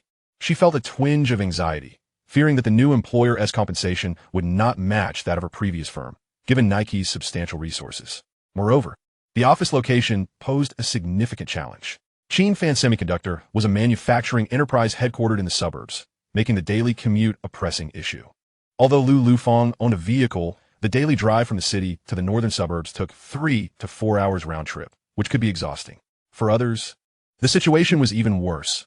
While the subway could reach the area, it required multiple transfers and over an hour of crowded travel. Who could endure that?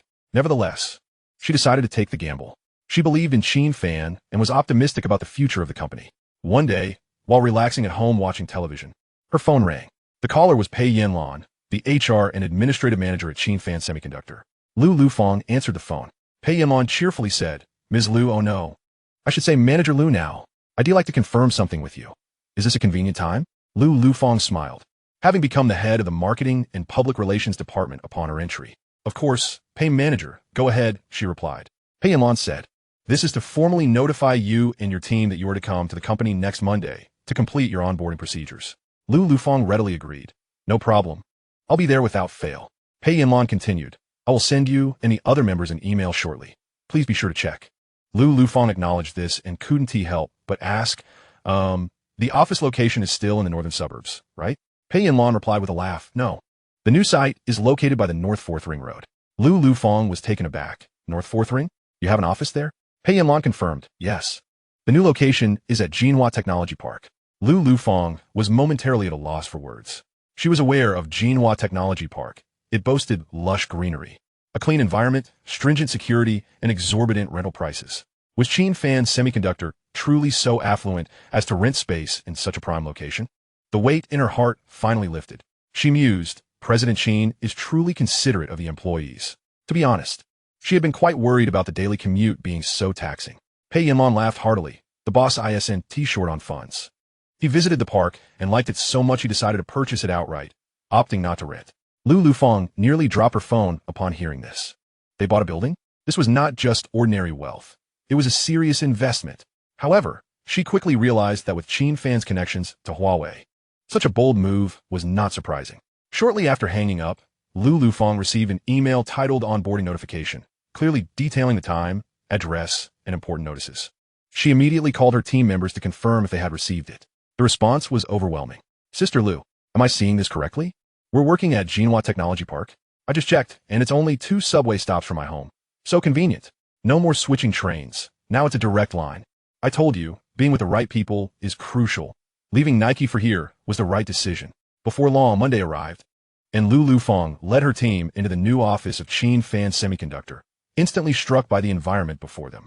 Honestly, compared to the cold, austere offices at Nike, this place felt like stepping into a resort, with abundant trees shielding them from the sun, spacious and bright corridors that lifted one's spirits upon entry. Even more astonishingly, they had taken an entire floor within the park.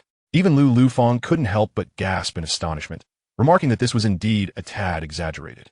She was well aware that Qin Fan Semiconductor had ample financial resources, yet there were scarcely a handful of enterprises bold enough to act in such a manner. Qin Fan himself arrived at the venue early in the morning.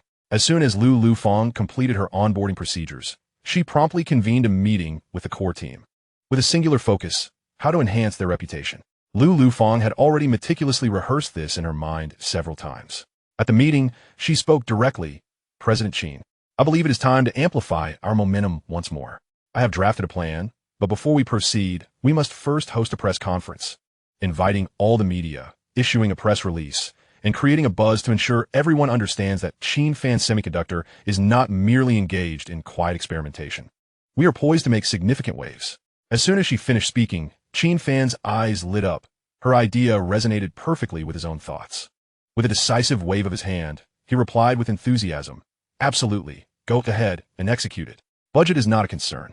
We have just received a hefty sum of 100 million from Okano Tech, and it's practically burning a hole in our pockets." This declaration elicited laughter from the entire room. At that moment, Mu Kulin was likely sneezing into thin air, having painstakingly cobbled together that sum. Lu Lufeng, known for her rapid decisiveness, immediately mobilized her team that very day, demonstrating an astonishing level of efficiency. By the end of 3 days, every detail concerning the press conference had been meticulously arranged. On the 4th day, the event commenced punctually. A multitude of media representatives attended, predominantly from the technology sector, including several from the islands and Hong Kong. In truth, Qin Fan Semiconductor had been riding a wave of popularity recently. Once the news was released, the media came flocking without any need for persuasion. Naturally, all the requisite procedures were followed meticulously. In accordance with customary practice, each attending journalist received a transportation allowance, and upon entry, they were greeted with gift bags filled with various trinkets. Qin Fan had also invited several partners to lend their support, with representatives from companies such as Coarse Grain, Future Electric Vehicles, Xiaoping, and Cone Technology present. Chapter 105, Purely Here to Cause Trouble. Just so happened that Chang Hanyang was in the capital and decided to attend in person. Once he made his appearance, cameras immediately swarmed around him, as his presence commanded significant weight. On stage for the press conference were 3 individuals, Qin Fan, Lu Lufeng, and Geng Xiaojun. The main question and answer segment was led by Qin Fan. The first 10 minutes were dominated by inquiries from domestic technology media, which were fairly standard and could be addressed with scripted responses. "Next question," Qin Fan said. A journalist stood up. "It has been reported that the equipment for Qin Fan Semiconductor was smuggled in. How do you respond to that?" The room fell silent instantly. This question was both sudden and severe. The speaker's Mandarin carried an accent, unmistakably indicating he was not from the mainland. Qin Fan narrowed his eyes. "Which media outlet are you from?" The journalist replied, "Fruit Daily." Qin Fan acknowledged this with a slight nod. Realizing the source was a newspaper from Hong Kong known for its biased stance, which explained the sharpness of the inquiry. He replied in a calm, yet measured tone, "Where did you hear this information?" The journalist retorted, "It's been circulating in the news outside. Is there a problem with that?" Qin Fan smirked. "Of course there's a problem.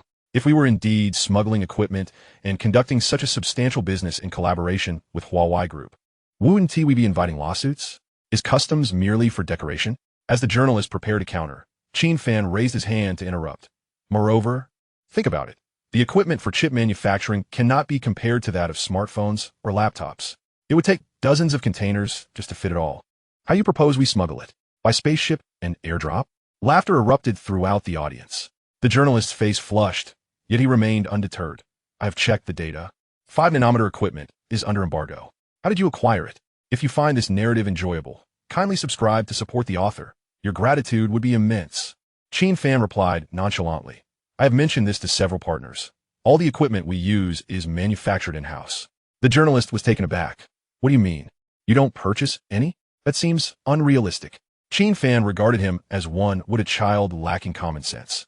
Qin Fan Semiconductor is the reality. If you don't believe me, feel free to inquire with any equipment manufacturer to find out if they have ever signed a technical agreement with us. The journalist attempted to interject, but Qin Fan raised his hand to stop him.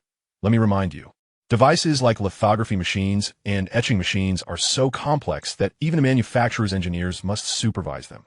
Without technical support, merely turning them on is a challenge. If you lack this basic knowledge, I suggest you return home to search on Baidu or Google rather than posing such errant questions." After a brief pause, he added, "Any more questions? If not, please pass the microphone to the next person." The journalist opened his mouth but ultimately said nothing, sitting down in defeat. Meanwhile, the domestic journalists in the audience began to murmur. Where did this guy come from? Asking such questions? He must be out of his mind. Who else could it be but from the Jiangshan Times? What professional standards could one expect from that lot? They likely don't even know which way to enter a journalism school. Even if they hadn't attended school, they wouldn't be asking such foolish questions. A simple search could clarify everything. They clearly had no intention of researching and were merely waiting to malign him. They were purely there to create trouble. The Hong Kong journalist's complexion shifted from pale to red, nearly fainting on the spot. The Jiangshan Times had a notoriously poor reputation within the mainland media circle, known for distorting facts and inciting discord. Their mission was to scrutinize Qin Fan Semiconductor for any faults, aiming to tarnish its reputation. The journalist himself did not believe a capable chip manufacturer could emerge from the mainland, which emboldened him to speak so recklessly. And the result? He couldn't last a minute. His face was left stinging from the verbal slap. Chang Hanyang, seated in the audience, was nearly doubled over with laughter, his smile unwavering. Over the years, Huawei had endured considerable tribulations from these media outlets. Despite having a formidable public relations team, they found themselves powerless in such situations. Originally, he had worried about whether this young man could withstand the pressure, but it turned out that the Hong Kong journalist was the one left embarrassed. Chang Hanyang leaned over to his companion and remarked, "Don't be deceived by Qin Fan's youthful appearance. He may seem tender on the surface, but he is remarkably astute and not someone to be trifled with." Accompanying him was Jiang Lu, another core figure from Huawei's mobile division, a young woman who had returned from overseas, recognized for her expertise in mobile device design, a true talent in the industry. Presently, she led a team and had established herself as a formidable presence within the company. Jiang Lu nodded in agreement. "President Chang, I can see it too. This Qin boss is indeed exceptional." Not only they, but even Lu Lufeng secretly admired Qin Fan's quick-witted responses. His words, though not harsh, struck deep, leaving the Hong Kong journalist visibly deflated. According to contemporary online vernacular, it was akin to having minimal impact, but maximum ridicule. This boss was certainly not to be underestimated. Shortly thereafter, another journalist stood up, surprisingly an expatriate. With golden hair and blue eyes, he appeared to be in his early 30s. Strangely, he bore no identification badge on his chest. Lu Lufeng was taken aback, her heart racing. "We haven't invited any foreign media to this event." Known for her caution, she had deliberately avoided journalists with overseas backgrounds to prevent any unforeseen complications. However, she recognized this individual, Borii, from BTC. BTC is a major media outlet from Britain, wielding significant international influence. Many in the country practice their English using its news, especially students. Its documentaries have garnered global acclaim for their high standards. However, in recent years, its reputation had plummeted, frequently producing unfounded and distorted reports. Borii, in particular, had gained notoriety. Wherever he went, trouble was sure to follow. If the Jiangshan Times and Funwa platform were mere street thugs, BTC was akin to a mafia boss, operating on an entirely different level of power. Lu Lufeng felt a tightening in her chest, but at this point, she could not alert Qin Fan, only hoping he would not be ensnared by this foreign journalist's tactics. Borii initiated the conversation. "Hello, I'm a reporter from BTC." Qin Fan was momentarily taken aback, then broke into a smile. "Oh, even BTC is here?" It seems that Qin Fan Semiconductor has truly garnered attention. As soon as these words were spoken, a buzz erupted in the audience. BTC has arrived. This company is truly set to soar. It is hardly surprising, given their collaboration with Huawei and their capability to produce 5-nanometer chips. It would be odd if they weren't under scrutiny. But one must wonder, BTC is notoriously difficult to deal with. Can a young Qin Fan withstand the pressure? It's precarious indeed. Upon noticing BTC representatives, Chang Hanyang felt his teeth itch. This group had previously caused significant trouble for Huawei. To his astonishment, just as Qin Fan began to emerge, he found himself under their watchful eye. Qin Fan inquired, "Your verbal dexterity is quite impressive. What is your name?" "Borii," came the reply. "Very well, Mr. Borii, please proceed." Borii continued, "Earlier, you mentioned that all your equipment is independently developed. May I ask from which country these technologies were sourced?" Chapter 106. You are quite uninformed. As the question was posed, the atmosphere in the room instantly tightened. Qin Fan smiled faintly. "Since it is independently developed, the technology, of course, originates from our own ideas." Borii immediately countered, "I'm sorry, Mr. Qin, but to my knowledge, your company lacks such capability." Unperturbed, Qin Fan replied, "In your words, Mr. Borii, you are quite uninformed." Borii asserted, "Our investigations at BTC indicate that over 90% of semiconductor technology originates from the Eagle realm." Qin Fan retorted, "You mentioned 90%. What about the remaining 10%? Furthermore, technology is continually evolving. Isn't it normal for new advancements to replace the old?" Borii insisted, "However, we have not uncovered any so-called new technology." Qin Fan countered, "Is BTC a research institution?" Borii hesitated, "No, does that matter?" Qin Fan shook his head with a smile, "It certainly does. You are not a technology entity. Hence your investigation cannot be taken seriously. Laughter erupted from the audience. Even the partners could not help but chuckle. Bo Rue maintained his composure. He had witnessed such scenes numerous times. BTC's reporters undergo rigorous training, possessing a resilience that cannot be easily shaken. He coldly remarked, "There's a saying that one can argue in bad faith, Mr. Qin. That describes your approach." Qin Fan remained calm. "Mr. Bo Rue, I must correct you. Arguing in bad faith is an idiom, not a colloquialism. This term is more aptly suited for you." The tension in the room was palpable. While watching a video might not convey the same feeling, being present and witnessing the back-and-forth exchange firsthand created an indescribable sense of pressure. Typically, press conferences are mere formalities, where lightheartedness prevails and no one dares to provoke conflict. Yet this scene resembled a fierce duel, the atmosphere thick with tension. This was a stage under the scrutiny of the media. Should Qin Fan falter, the reputation of Qin Fan Semiconductor would be tarnished. With a steadying breath, Lu Lufeng glanced at Qin Fan, observing his composed demeanor, steady tone, and unflustered speech, each sentence flowing with clarity. She could not help but admire his remarkable poise. Having experience in public relations, Lu Lufeng understood that even the slightest hesitation could shift the momentum in such a setting, rendering one passive in an instant. To be honest, Qin Fan was not particularly eloquent. Had it been anyone else, they would have been flustered. But he was different, backed by the civilization light system. As his level increased, so did his judgment, expressiveness, and vision, as if he were operating with an advantage.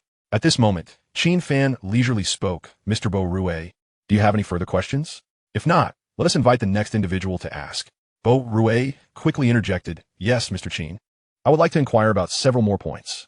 I trust you would be willing to respond, as it would benefit your corporate image." Qin Fan replied with a slight hum, "Please ask, but time is limited. Let us keep it concise." Bo Rue disregarded the time constraint and launched directly into his question. "How can you prove that you have not utilized technology from Eagle Enterprises? You must know that it is explicitly prohibited for your company to acquire such technology. This is illegal." Qin Fan smiled broadly. "I would like to ask you, Mr. Bo Rue, how can you prove that we have used it?" Bo Rue paused. "I currently lack evidence, which is why I seek your explanation." Many in the audience inwardly expressed their disdain, deeming the reporter utterly unreasonable. It is customary that the accuser bears the burden of proof. One cannot simply accuse me of theft without substantiating the claim. Now, Bo Rue's logic suggested that rather than proving my innocence, I must first prove my non-guilt. Absurd. Yet, he wore a self-assured expression, devoid of any sign of doubt. One had to admire his formidable mental fortitude, capable of twisting fallacies into perceived truths. Now, the spotlight was on how Qin Fan would respond. Chang Hanyang contemplated that the most straightforward approach would be to cut off this individual's speaking rights, finding an excuse to silence him and avoiding entanglement. However, such an action would come at a cost. Tomorrow BTC would undoubtedly release a statement. With a headline easily predictable, Qin Fan Semiconductor refuses to answer questions on technology sources suspected of concealing major scandals. Lost in thought, Qin Fan interjected, "All right. To ensure your satisfaction, I shall reveal a detail. The Eagle Chamber of Commerce sent an expert team to inspect our facility and found no evidence of plagiarism." Bo Rue was taken aback, clearly unprepared for this revelation. The chamber sent people? When did this happen? This news never surfaced. They were BTC. With an intelligence network spanning the globe, any publicly available information would undoubtedly reach them. Especially regarding semiconductor matters in the Eagle realm, they kept a watchful eye. Qin Fan smiled, continuing, "As a side note, we signed a bet agreement with them. After their investigation, they conceded and compensated us with 100 million Eagle dollars." The audience erupted in astonishment. The Eagle entity had been bested by Qin Fan Semiconductor and handed over a fortune? Chang Hanyang could not suppress a grin. This was no small detail, but rather a veritable bombshell. This revelation was so astonishing that even he was unaware of the wager. Qin Fan Semiconductor had not only emerged unscathed, but had also profited handsomely. Impressive. Bo Rue's expression faltered slightly. "I had not heard of this." Qin Fan replied nonchalantly, "It is understandable that you haven tea. BTC likely does not favor such news.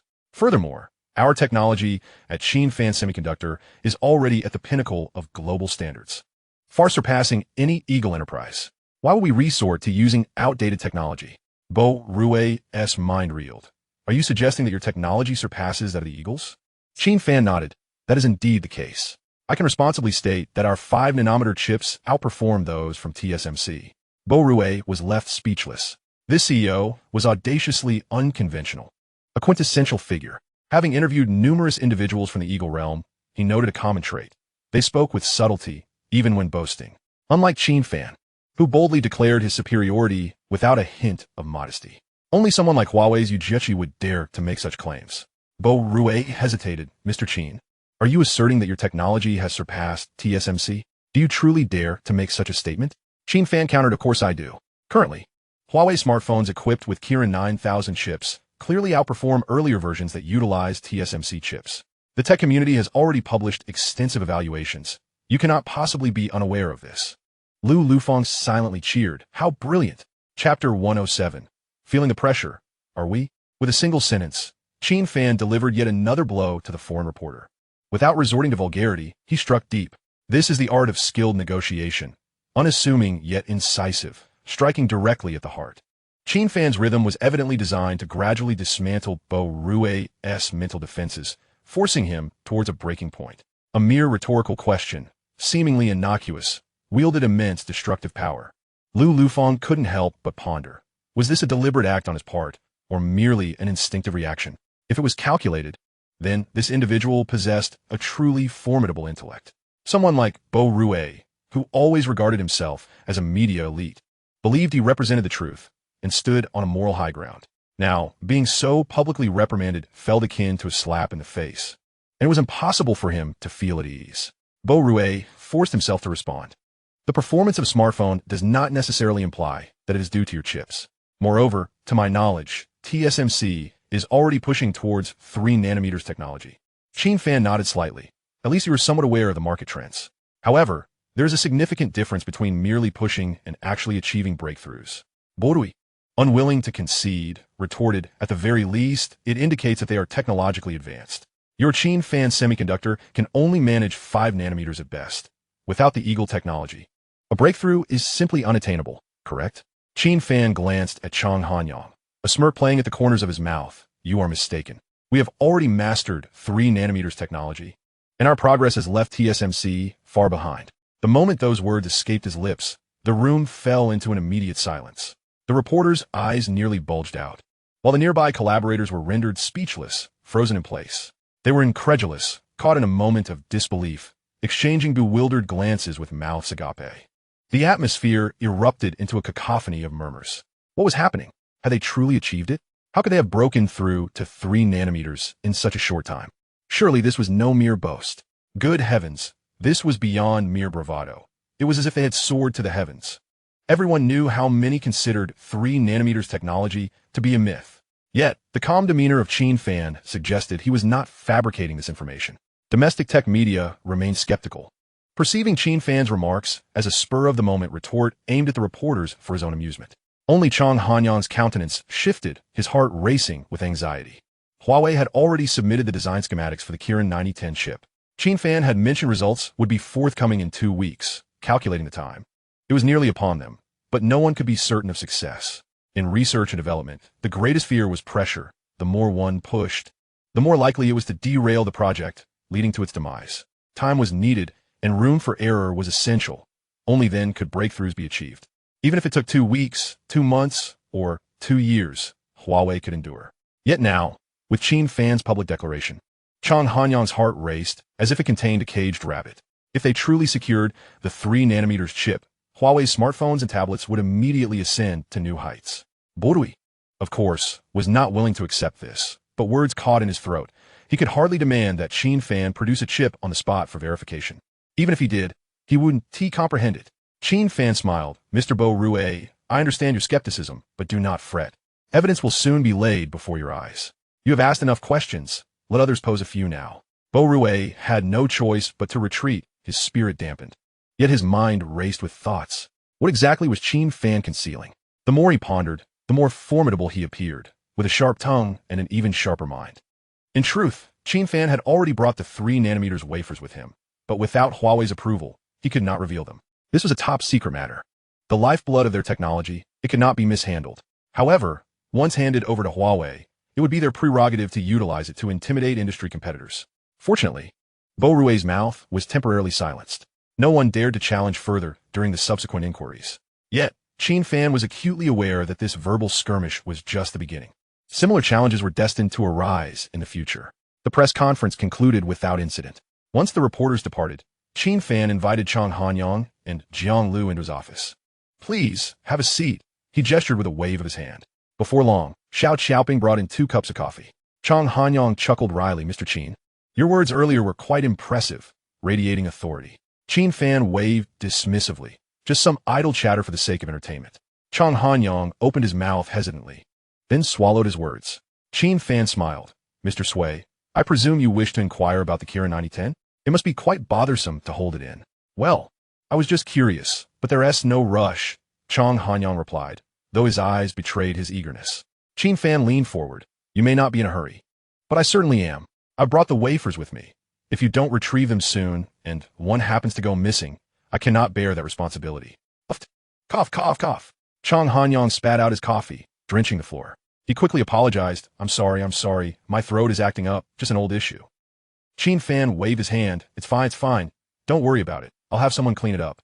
Chang Hanyang suddenly looked up. "Wait, what did you just say? You brought the wafers?" Qin Fan grinned. "Indeed, the 3nm wafers for the Kirin 9010 are right here." Chang Hanyang's eyes widened, his voice trembling. You're not joking, are you?"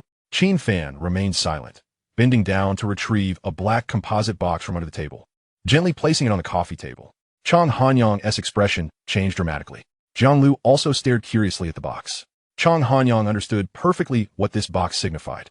Qin Fan said, "Mr. Sui, this is what you've been seeking. Is it really?" Chang Hanyang's voice tightened. "If it's real, let us open it and see." Qin Fan raised an eyebrow. Without hesitation, Chang Hanyang snapped open the box with a decisive motion. Inside lay a wafer meticulously wrapped and sealed at the edges. He cautiously peeled back a corner, took a glance, and immediately closed it again. His hands trembled slightly, but his eyes gleamed with excitement. "Mr. Qin, I must take my leave. I'll contact you soon." He seized the box and dashed toward the door. Qin Fan called after him. "Hey, Mr. Sui, spare a meal with me. I recently discovered a fantastic takeout place with exquisite flavors." Chang Hanyang didn't look back. "If you bring the entire restaurant to my office, I want to have time to eat." Busu. Another day. Before the echo of his voice faded, he was already gone, leaving Jiang Lu behind. Qin Fan had no genuine intention of keeping him for a meal. How could this man possibly sit still? He understood that Chang Hanyang's mind was now racing with thoughts of calls to make and meetings to convene. Qin Fan turned to Jiang Lu. "Beautiful lady, would you care to stay and dine with me?" Jiang Lu quickly waved her hands. No, I'm not having lunch today. I'm on a diet." With that, she too slipped away. Moments later, Chang Hanyang stormed into Huawei's RD Center office, hardly pausing to change his shoes, and immediately instructed his secretary, "Do not let anyone disturb me. Even if the sky falls, it can wait." What is he doing? Just as Qin Fan had guessed, he was making calls and initiating video conferences. The attendees comprised Huawei's key figures: the rotating chairman Yen Wu, the consumer business head Yu Jieqi, the head of Haishi Semiconductor Wang Su, and Zhao Yinlu, the supervisor of the Hongmeng operating system. Chapter 108. Another wafer wouldn't be unreasonable. The meeting was orchestrated by Yen Wu. Chang Hanyang had merely given Yen a heads up about securing the Kirin 9010 wafers. Yu Jieqi spoke up. "What is the purpose of today's meeting? What is the theme?" Yen Wu, in good spirits, replied with a smile. "To put it plainly, 2 words, prosperity." Zhao Yinlu chimed in. "Mr. Su is right. We convened this meeting to discuss thriving and flourishing. Everything else is trivial." At that moment, Wang Su interjected, "Hey, old Chang, have you heard anything from Qin Fan Semiconductor? The deadline is fast approaching." Yu Jieqi waved his hand. "What is the rush, old Li? The 3nm technology, 1T, just materialized with a puff of air. We must allow them time. Rushing them will only yield adverse results." Zhao Lianlu nodded in agreement. "That's the truth.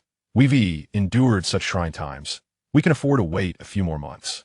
Wang Su remained uneasy. "I'm just worried. If Qin Fan can't deliver, all the money and effort we've invested will go to waste. If we fall behind, we'll be trampled underfoot. It's too suffocating." Once everyone had vented their frustrations, Yen Wu chuckled. "All right, something fresh has come up today. Let Mr. Sui share with everyone."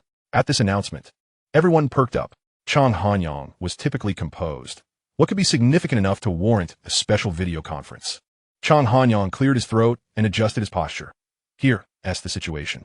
I just returned from Boss Qin's place, and the Kirin 9010 wafers have been produced." "What? They're really out?" "No way. That's incredibly fast. Are you certain it's the 3nm version? Hurry, Let's see it. Get the camera ready. Chang Hanyang had anticipated such a reaction. This development would unnerve anyone. Globally, wafers of his caliber could be counted on one hand. Of course, it wouldn't be impossible for Qin Fan to produce another one. He gently retrieved the wafer from its shock-proof case, handling it as if it were a treasured heirloom. It was evident that his hands trembled slightly. Wang Su nearly leaped out of his seat. Old Chang, take it slow. Don't damage it. My goodness. Let me examine it closely. The ensuing scene was nothing short of spectacular.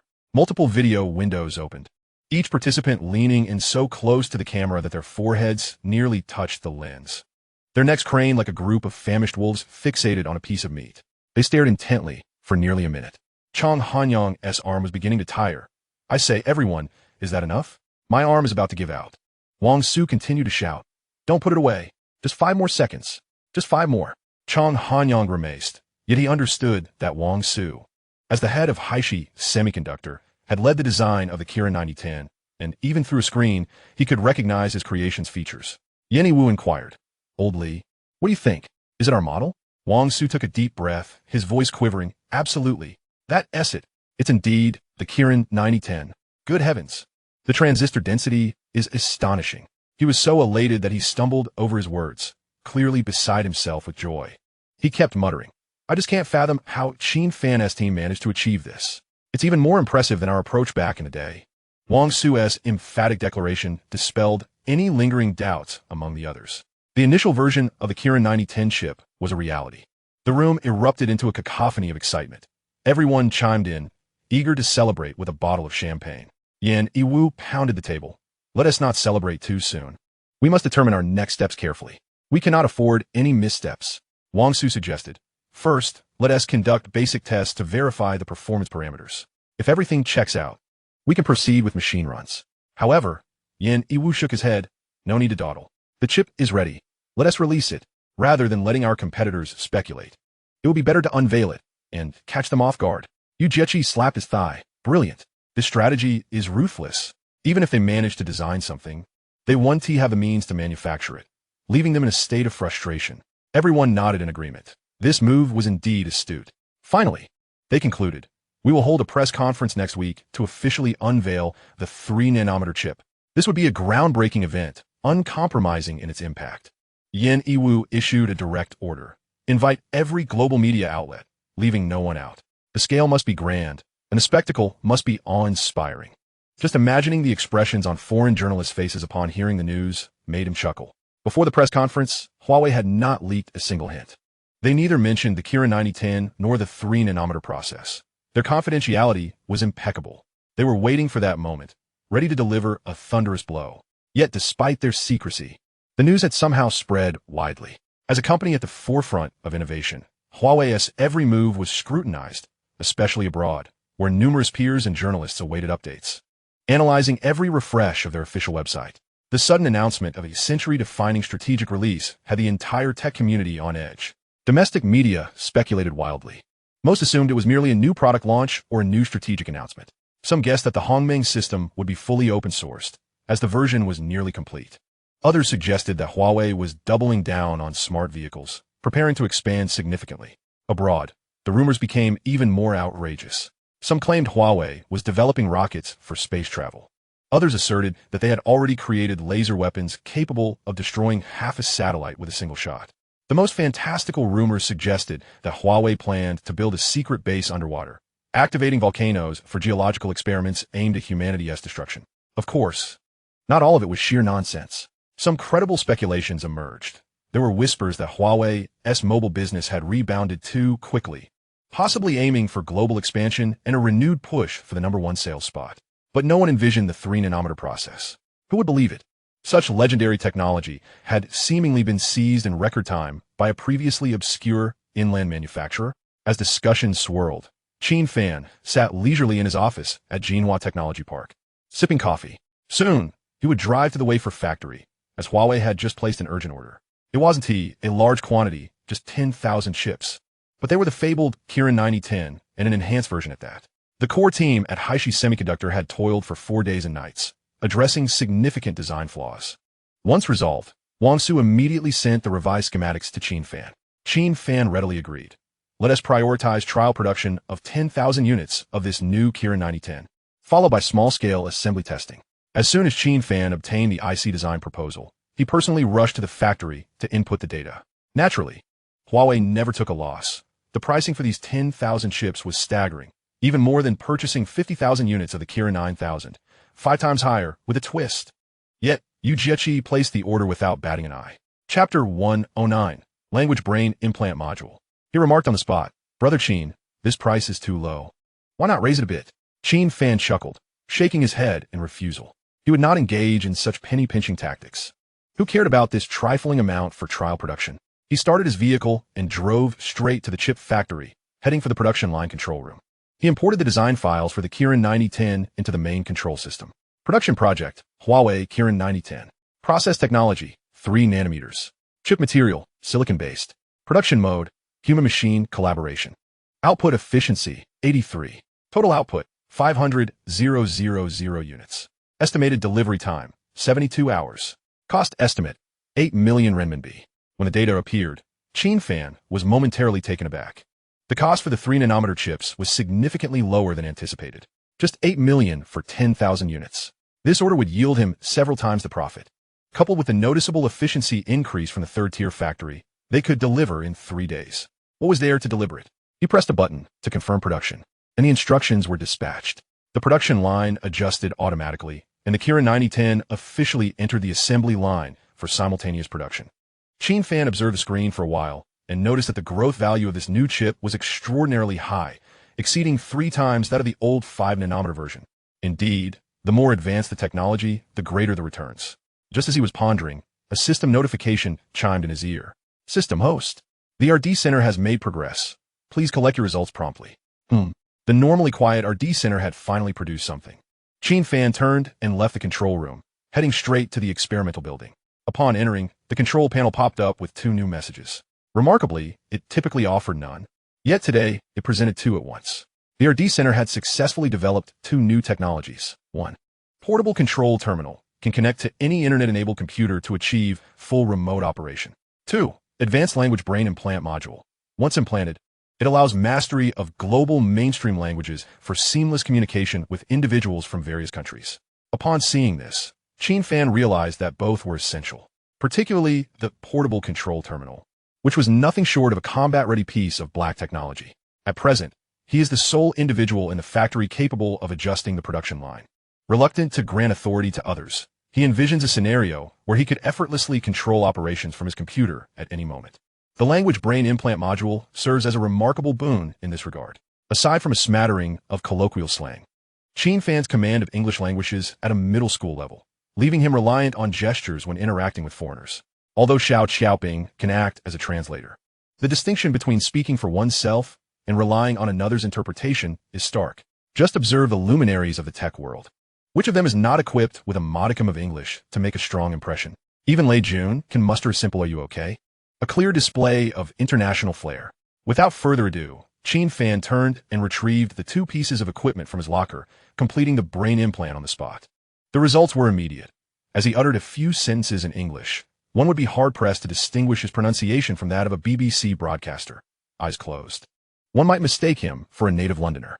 The following day, Qin Fan received an invitation from Huawei to attend the Huawei Century Strategic Launch Conference. This grand event was to be held in the capital, specifically at the iconic Bird's Nest Stadium, a clear indication of the importance of the occasion.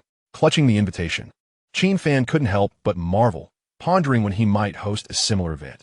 If not one, then perhaps 10 in succession, scheduled for the following week. The conference was organized by the Beijing Research and Development Center, which was currently inundated with work. On this day, Yu Jieqi and Chang Hanyang arrived in the capital from Shenzhen and Shanghai, respectively, and without pausing for breath, they dove straight into a meeting. This has long been a tradition at Huawei. If you're not exhausted, let us get to work. The attendees comprised the backbone of the Beijing R&D department, including 2 executives, product managers, hardware developers, chip engineers, UI designers, and more. Among them was Jiang Lu, who had previously met Qin Fan, as well as several market colleagues who had accompanied Yu Jieqi from Shenzhen. Typically, the marketing team leads such conferences, and some marketing colleagues have been tirelessly working in the capital for several consecutive days, their hair thinning and dark circles forming beneath their eyes. Yu Jiechi initiated the discussion. We've just gone through the process. Does anyone see anything that might have been overlooked or needs to be supplemented? Almost everyone shook their heads. They had conducted 5 or 6 rounds of meetings in the days leading up to this, with every step and proposal memorized thoroughly. All pertinent issues had been raised, all amendable points revised, and the unsolvable matters left as they were. Someone interjected.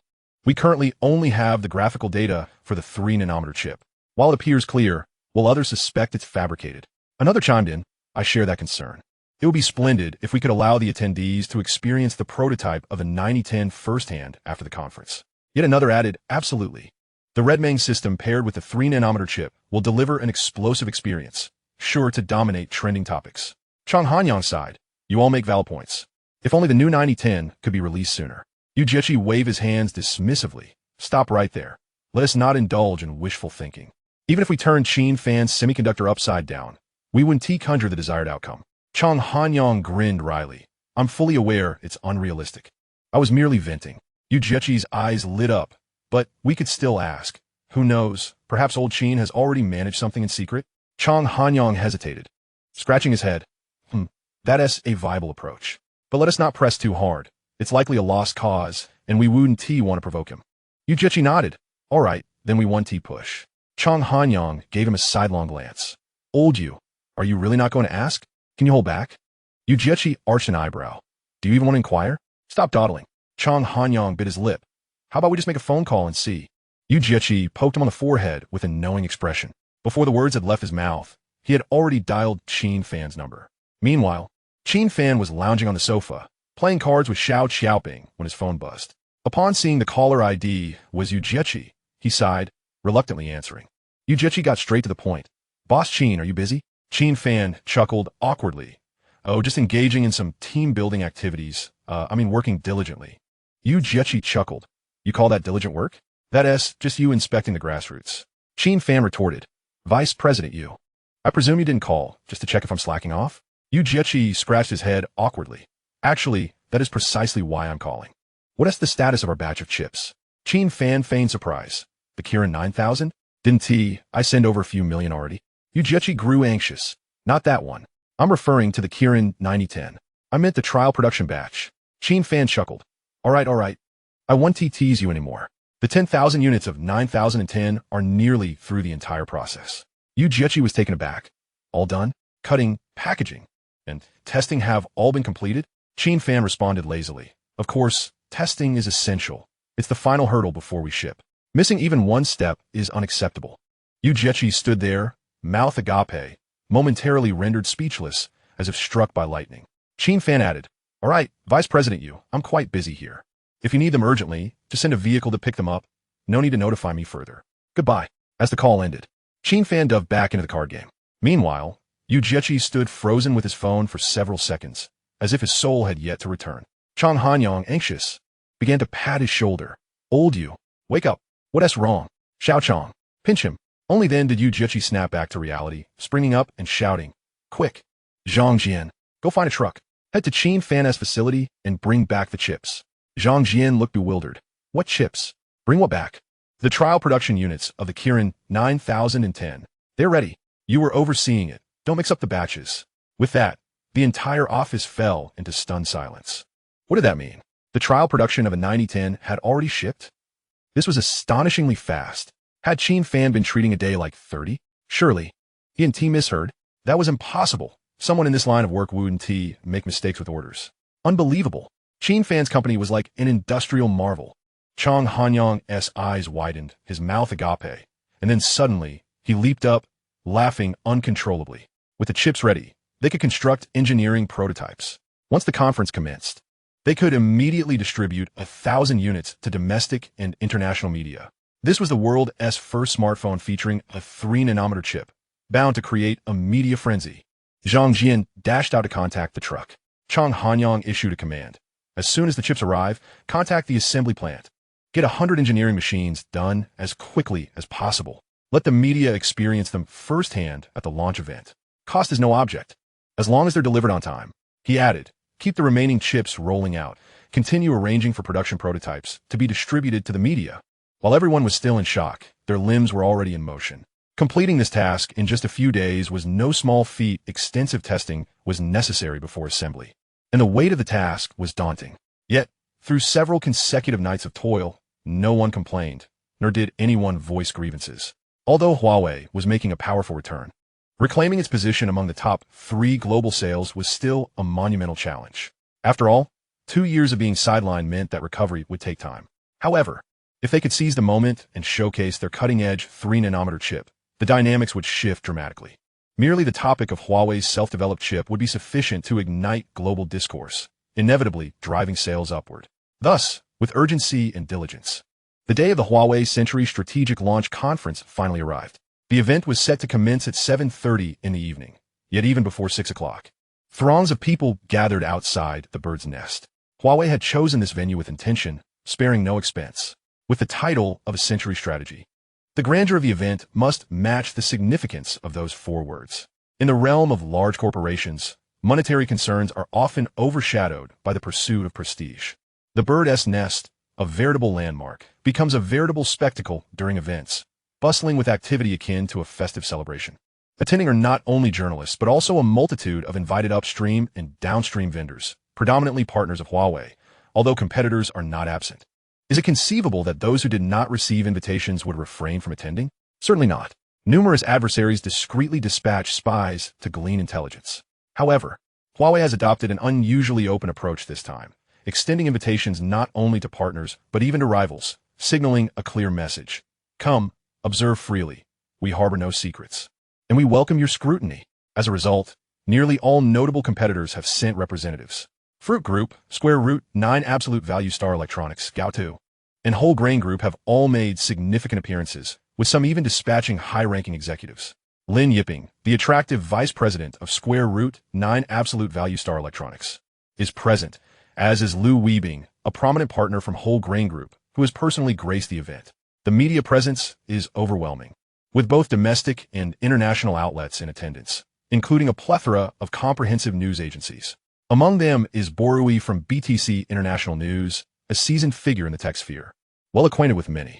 Yet, he shows little interest in domestic companies, seeking out foreign enterprises operating within China to extract valuable insights. At this moment, he is engaged in an animated discussion with a familiar face, Muklin, a liaison originally deployed by the Eagle Wall Street Chamber of Commerce to monitor developments. Muklin is now affiliated with the European Conoco Tech Group, occupying a nominal position that entails gathering various whispers of change. In essence, his role revolves around commercial espionage, reliant on established networks to thrive. Borui and Muklin share a rapport, often meeting to exchange boasts, as their professional pursuits align closely. Borui inquires, Mr. Muklin, what grand maneuver do you suppose Huawei is poised to unveil? Muklin shakes his head. I've asked around, but everyone remains tight-lipped, merely indicating that the revelations will come in due time. Borui chuckles coldly. Huawei has recently acquired a batch of chips, seemingly on the brink of resurgence. However, this spells trouble for us, Western enterprises. Muklin nods in agreement. Indeed, BTC must take decisive action. We cannot allow them to frolic unchecked. Borui grins. Do not be hasty. Even with chips in hand, Huawei is far from regaining its former vigor. No amount of spectacle can salvage their already crumbling foundation. In truth, Borui has long harbored his own plans, ready to amplify the narrative for the press at the opportune moment. He perceives Huawei as a mere paper tiger, impressive on the surface, yet fundamentally disordered in its supply chain, incapable of withstanding scrutiny. This grand strategic launch event, staged as a triumphant return, is merely a ploy to seize a fleeting market excitement and boost sales. Suddenly, Borui shifts the topic. By the way, I heard you investigated Qin Fan Semiconductor recently, but you didn't even manage to gather concrete evidence of patent infringement? That seems rather unusual. Muklin's demeanor instantly sours. You're aware of this? Borui smirks. As professional journalists, how could we not be? Frankly, I did not expect you to return empty-handed. Was it that they concealed their operations too well, or perhaps your team was ineffectual? Muklin shakes his head. I cannot say for certain. The experts we brought examined the production line thoroughly, but found nothing amiss. Chapter 111. Speaking ill behind closed doors even now, he struggles to fathom whether it was his hired experts who were incompetent or if Qin Fan Semiconductor truly possesses a spotless reputation. Muklin prefers to believe the former. Otherwise, how could he justify losing 100 million Eagle Yuan and receiving a scathing reprimand from Cohen, that acerbic matriarch? Borui interjects, oh, by the way, The owner of Qin Fan Semiconductor recently made quite a bold claim. Quite amusing. Muklan raises an eyebrow. What claim? Borui replies. He asserted that they have mastered 3-nanometer technology. Muklan's eyes widen in disbelief. What? They've achieved 3-nanometer processing? Indeed, it was the owner himself who stated so. Borui shrugs. Ha ha, this is utterly laughable. Muklan exclaims. You mean the owner is that young fellow named Qin Fan? Yes, precisely. Borui confirms. My goodness, has this lad been struck by a meteor in his youth? They both laugh heartily. Just as their merriment reaches a crescendo, they notice a shadow approaching, startling them. Borui instinctively steps back, while Muklan retreats dramatically, nearly stumbling. They converse in English, but Qin Fan, equipped with a global language system, comprehends every word. Of course, Qin Fan is not alone. He is accompanied by the poised Lu Fong, the newly appointed marketing and public relations manager of Qin Fan Semiconductor. Originally, Xiao Qiaoping was supposed to accompany him. But feeling unwell, she opted to return home. As they passed through the area, they chanced upon Borui and Muklan, animatedly discussing something. Intrigued, Qin Fan leaned in closer, only to discover that the subject of their conversation was none other than himself. He interjects, Mr. Borui, Mr. Muklan. There's an old saying, speaking ill of others behind their backs brings misfortune upon oneself. You two would do well to heed this warning. The duo freezes, eyes wide and mouths agape, resembling two startled fish. Qin Fan articulates his words in English, enunciating each syllable with clarity, his accent unmistakably authentic, leaving no room for doubt. Lu Fong is momentarily taken aback.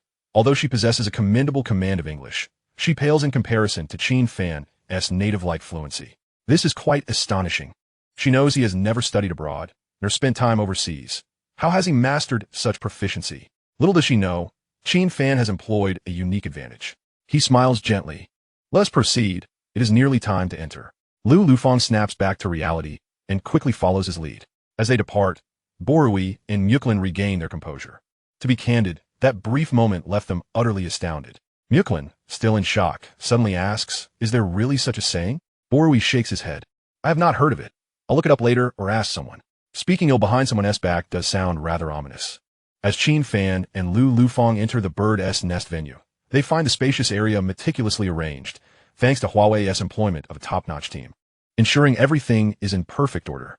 Upon entering, a staff member approaches them. Sir, may I ask if you are? Lu Fong promptly produces her phone and displays the electronic invitation. After verifying it, the staff member's demeanor shifts dramatically, guiding them respectfully towards the front. Qin Fan Semiconductor is not only an S-level supplier for Huawei, but has also been designated as a top strategic partner. Consequently, their seating is arranged in the front row at the center's prime location. How privileged is this? Even representatives from Square Root 9 Absolute Value Star, Fruit Group, and Whole Grain Group cannot secure such proximity. As Qin Fan settles into his seat, he turns to see Lin Yiping, the female vice president of Square Root 9 Absolute Value Star. Her expression remains composed upon noticing him. As the owner of Huawei's most pivotal supplier, his presence here is entirely reasonable. However, she surprisingly approaches him, clad in a tailored outfit that accentuates her perfect silhouette, exuding confidence as she takes a seat beside him. A faint, elusive fragrance wafts through the air, reminiscent of floral notes with a cool undertone. Qin Fan smirks slightly. Ms. Lin, what a coincidence. But I believe this seat isn't designated for you? Lin Yiping replies languidly. Why the haste, Mr. Qin? Who is in a rush? I'm quite enjoying myself. Qin Fan chuckled lightly, casting a sidelong glance at her, pondering inwardly whether her visage was a product of nature or the result of some cosmetic intervention. Lin Yiping swiftly shifted the topic. By the way, have you made up your mind? Qin Fan was taken aback. About what? Selling the company, she uttered softly. I've had discussions with the higher-ups, and the offer will undoubtedly astonish you. Qin Fan replied languidly. Even if you invited me to partake in 3 rounds of Texas Hold'em, I would not entertain such thoughts. Lin Yiping was momentarily bewildered. Playing cards? What do you mean? Qin Fan raised his hand in a gesture resembling dealing cards. It's a new game. Care to join? Lin Yiping's gaze turned icy. He was merely toying with her. She narrowed her eyes. If you choose not to sell now, don't come crying later. Crying? Qin Fan raised an eyebrow. What could I possibly have to weep about? Don't presume that the technology you possess is beyond compare. Lin Yiping lowered her voice. As you ascend, every step becomes increasingly arduous. Your company will only depreciate in value year by year, ultimately devoured whole, akin to consuming a mere hot dog. After saying this, she delicately licked her lips. Qin Fan responded with a nonchalant "oh," and remarked, "That metaphor is rather unfit." Lin Yiping was taken aback. "How is it unfit?" "Oh, it's nothing," Qin Fan smiled. "I merely think that perhaps one day, it might be you who gets consumed by your own absolute value star." "What did you say?" Lin Yiping's expression darkened. "Don't be foolish. That's impossible." Qin Fan chuckled softly. "There exists no absolute impossibility in this world." Lin Yiping snorted coldly. "No worries. There's plenty of time ahead. As you would say, there's ample opportunity. I'll reach out for a few rounds of cards, and we can converse further." With that, she stood up, her high heels clicking against the floor as she departed. Qin Fan observed her retreating figure, a smile gracing his lips. This exchange left Lu Fong, who had been nearby, utterly astounded. He recognized Lin Yiping as a notoriously difficult character in their circle. Yet, Qin Fan's seemingly innocuous remarks had compelled her to turn and leave. This boss was indeed unfathomable. Unable to contain his curiosity, Lu Fong inquired, "What was that new card game you mentioned?" Qin Fan turned his head. "Huh? What?" "Just playing cards. What rules?" Qin Fan cleared his throat twice. "I'll teach you when we have the time." Before long, the surrounding seats gradually filled with individuals. This area was predominantly occupied by representatives from various major firms. Qin Fan recognized a few and casually nodded in greeting. His status had markedly changed. His reputation was soaring. Even numerous media reporters began to recognize him. Chapter 112. A dog cannot change its habit of eating excrement. Did you see? The most conspicuous figure in the center row is the boss of Qin Fan Semiconductor. Really? He looks quite young. Isn't he just an assistant or something? Certainly not an assistant. I saw him at the last exhibition. He carries himself with great authority. Just look where he is seated. Center front. His status is crystal clear. Of course, Huawei's resurgence is entirely reliant on its chips. Do you think they will unveil a new chip at this Huawei press conference? Hard to say. If it's still at 5 nanometers, it wouldn't warrant such a grand spectacle. If they truly present a 3-nanometer chip, who could possibly achieve that? Suddenly, a reporter interjected, "Isn't there Qin Fan Semiconductor? Aren't Huawei's chips sourced from there?"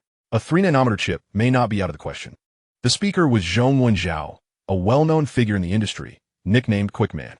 This was not due to his speed of movement, but rather because he was always the first to get his hands on new products, producing videos at lightning speed. He had a particular obsession with Huawei's products. As for whether Huawei had sweetened the deal for him to promote their products, who could say? If not, he was a true fan. If so, it was normal. What company doesn't offer a little incentive to the media? The reporters nearby were taken aback. Are you suggesting that Qin Fan Semiconductor could produce a 3-nanometer chip? At this proclamation, laughter erupted around them. 3 nanometers? That is the pinnacle of technology. Which domestic company would dare to claim the first to take that leap? Zhongwen Zhao, you're overly ambitious. Rumors had spread online that Qin Fan had taken shortcuts to achieve 5 nanometers, relying on his own efforts to break through to 3 nanometers, even given another 5 years. That might not happen. Zhongwen Zhao argued, don't just criticize. Whether through shortcuts or clever tactics, achieving 5 nanometers is already a miracle. Breaking through to 3 nanometers? What is so impossible about that? However, the other reporters remained unconvinced, regarding him as an excessively optimistic dreamer. Are you foolish? You actually believe such things? TSMC has been at it for decades, and only just now is 3 nanometers emerging. How long has Qin Fan's company been established? 3 years? 5 years? Exactly. Chips require decades of accumulation. Otherwise, it's merely hot air, an empty promise. Without the technological support of established enterprises, how could one hope to advance? It's all just a dream. Qin Fan will be lucky to maintain his current position.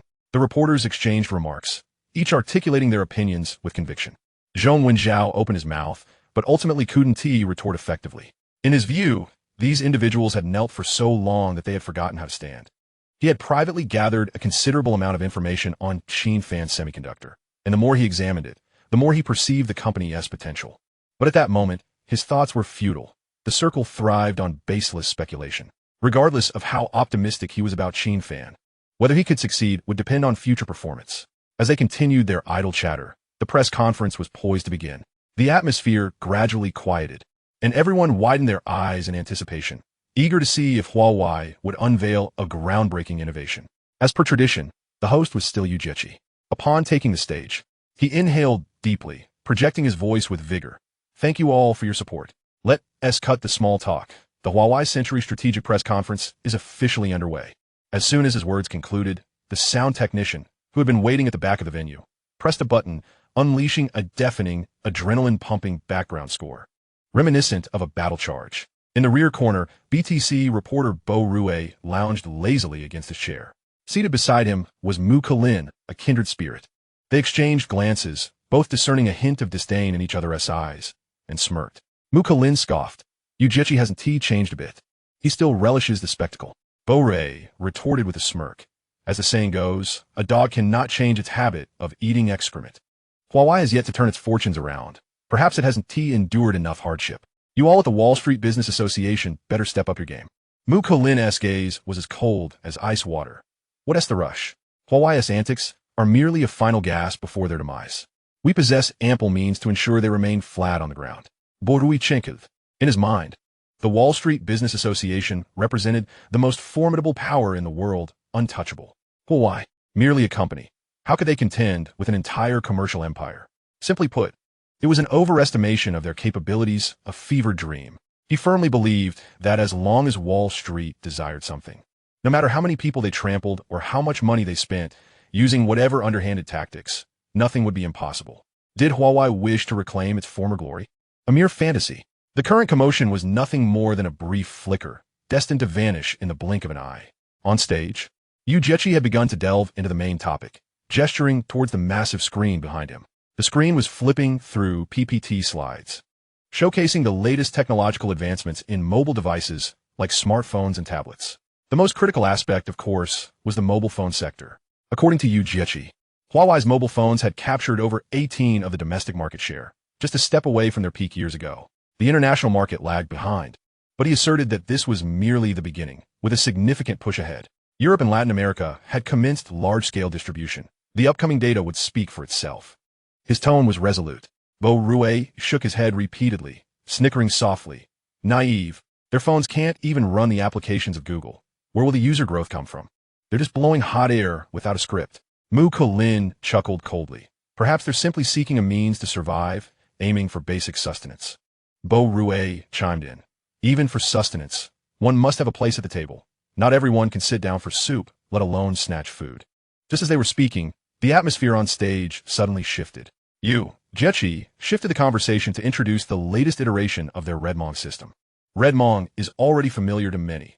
We have progressed to the 20th beta version, receiving overwhelmingly positive feedback. We invite everyone to give it a try and share their insights. We will continue to refine it, with a clear objective to completely supplant Google's Android system. Mucklin nearly spat out his tea. A fool's dream. Borui sneered. No matter how extravagant it appears, it's merely a facade, a superficial disguise. At its core, it remains a derivative imitation. What great achievements can stem from that? The two exchanged a knowing smile, as if all proclamations on stage were nothing more than a jester's performance, utterly inconsequential. Yet, in the blink of an eye, the projection changed and their smiles froze. At the center of the screen, bold black letters on a white background pierced the gaze of all present. 3-nanometer chip officially launched. Mucklin's pupils constricted. Insanity. Huawei has truly lost it. Borui sprang from his seat, exclaiming a torrent of expletives. Bastard. Nonsense. Bullshit. Utterly ridiculous. His words, a blend of his accent and Chinese, flew forth, disbelief etched across his face. The entire audience erupted in chaos. 3-nanometer. The air fell silent for 2 seconds following this declaration. Had it truly been accomplished? Or was it merely an empty promise? The initial reaction of most was skepticism. After all, the whispers surrounding Huawei's work on the Kirin 9000 were well known within the tech community. But amidst the cacophony of doubt, several ardent fans' eyes sparkled with excitement. For instance, Zhong Wenjie, upon seeing that line, nearly leaped from his seat in exhilaration. Colleagues nearby doused his enthusiasm with cold water. It's just another PPT chip, right? Tomorrow, Gaudu will hold a meeting claiming they've developed a 2-nanometer chip too. What's that worth? Why not jump straight to 1 nanometer? I bet if they actually showcase a Kirin 9010 device, I'll go live and eat dung. The entire launch event was streamed live, peaking in viewership. Similar derisive comments flooded the internet, with doubts prevailing overwhelmingly. Few believed that Huawei could truly unveil a 3-nanometer chip. Yet in an instant, the truth arrived with the swiftness of a gust of wind. Ujichi stood on stage, leisurely stating, I know some of you doubt that Huawei can produce the Kirin 9010, correct? He paused deliberately, scanning the audience before reaching for an object from the table. A smartphone. He held aloft, screen facing outwards, steady in his grip, addressing both the crowd and the live stream. The room fell into an immediate hush. Eyes widened, whispers exchanged, and some gaped in disbelief. Isn't this the P50? The P50 Pro, which had already been launched. Could it be that the Qin 9010 has been crammed inside? Impossible. Absolutely impossible. Yu Jiechi spoke with unwavering clarity. It appears to be a P50 Pro, but inside it houses not the Qin 9000, but rather the Qin 9010. The silence was palpable. This assertion was so shocking that many struggled to process it. A 3-nanometer chip had already been fitted into an existing model? A singular question resonated in everyone's minds. Is this genuine? Or is he merely spinning tales? Words alone cannot substantiate claims. What proof could he offer? Mucklin's complexion paled. They have truly developed the 3-nanometer chip? This is absurd. Borui smirked coldly. That moniker of Big Mouth you isn't without merit. He is the reigning champion of bluster. Mucklin frowned. Are you suggesting that the phone is not authentic? Borui asserted firmly. It's a fake, merely a modified device. A trick to deceive. At that moment, Yu Jiechi continued. We have prepared a multitude of engineering prototypes, situated in the adjacent exhibition hall. Once the conference concludes, we invite all media friends and partners to experience them firsthand. The room erupted in astonishment. What? There are prototypes to test. The atmosphere grew heated. The journalist who had previously boasted about going live to eat dung turned pale, wishing for the ground to swallow him whole. With a mere press of a button, Jiechi changed the projection again. A meticulously detailed image of the Qin 9010 chip's complete architecture appeared on the large screen. Its intricate lines resembling a miniature map of a futuristic world. Clearing his throat, he began to elaborate on the chip's strengths, detailing everything from design philosophy to tangible enhancements. Each point resonating with the audience. The crux of matter was revealed. How the big cores were tuned, how the small cores were optimized. The performance surge of the integrated graphics and the reduction in power consumption. Each detail compelled everyone to sit up and listen intently. Yu Jiechi smiled, stating, though its name suggests it is merely a minor upgrade of the Qin 9000, it has genuinely adopted a 3-nanometer process. This alone is enough to transform it entirely. The audience fell into a profound silence, their minds buzzing as if struck by lightning, utterly at a loss for words to encapsulate their current emotions. Then he pressed the remote again, changing the image. This time, a performance comparison chart emerged, clearly listing 4 contenders. First, Qin 9010. Second, Qin 9000. Third, Snapdragon 888. Fourth, Apple A14 Bionic chip. As the table appeared, a collective gasp filled the room, as if the air had been drawn away.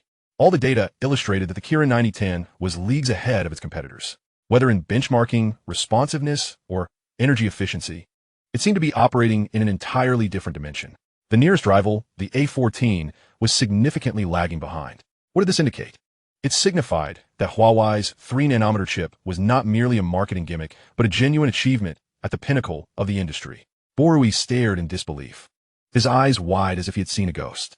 Mucklin's mouth hung agape, capable of accommodating an egg, his entire being frozen in his seat. Those who had previously mocked Huawei's grandiose claims were now rendered speechless, their glasses askew, jaws dropped, faces pale. Only the fans were jubilant, each pulling out their phones to capture the moment, eager to disseminate this revelation across the internet, ensuring the world knew what had transpired today. At this moment, Yu Jiechi resumed speaking.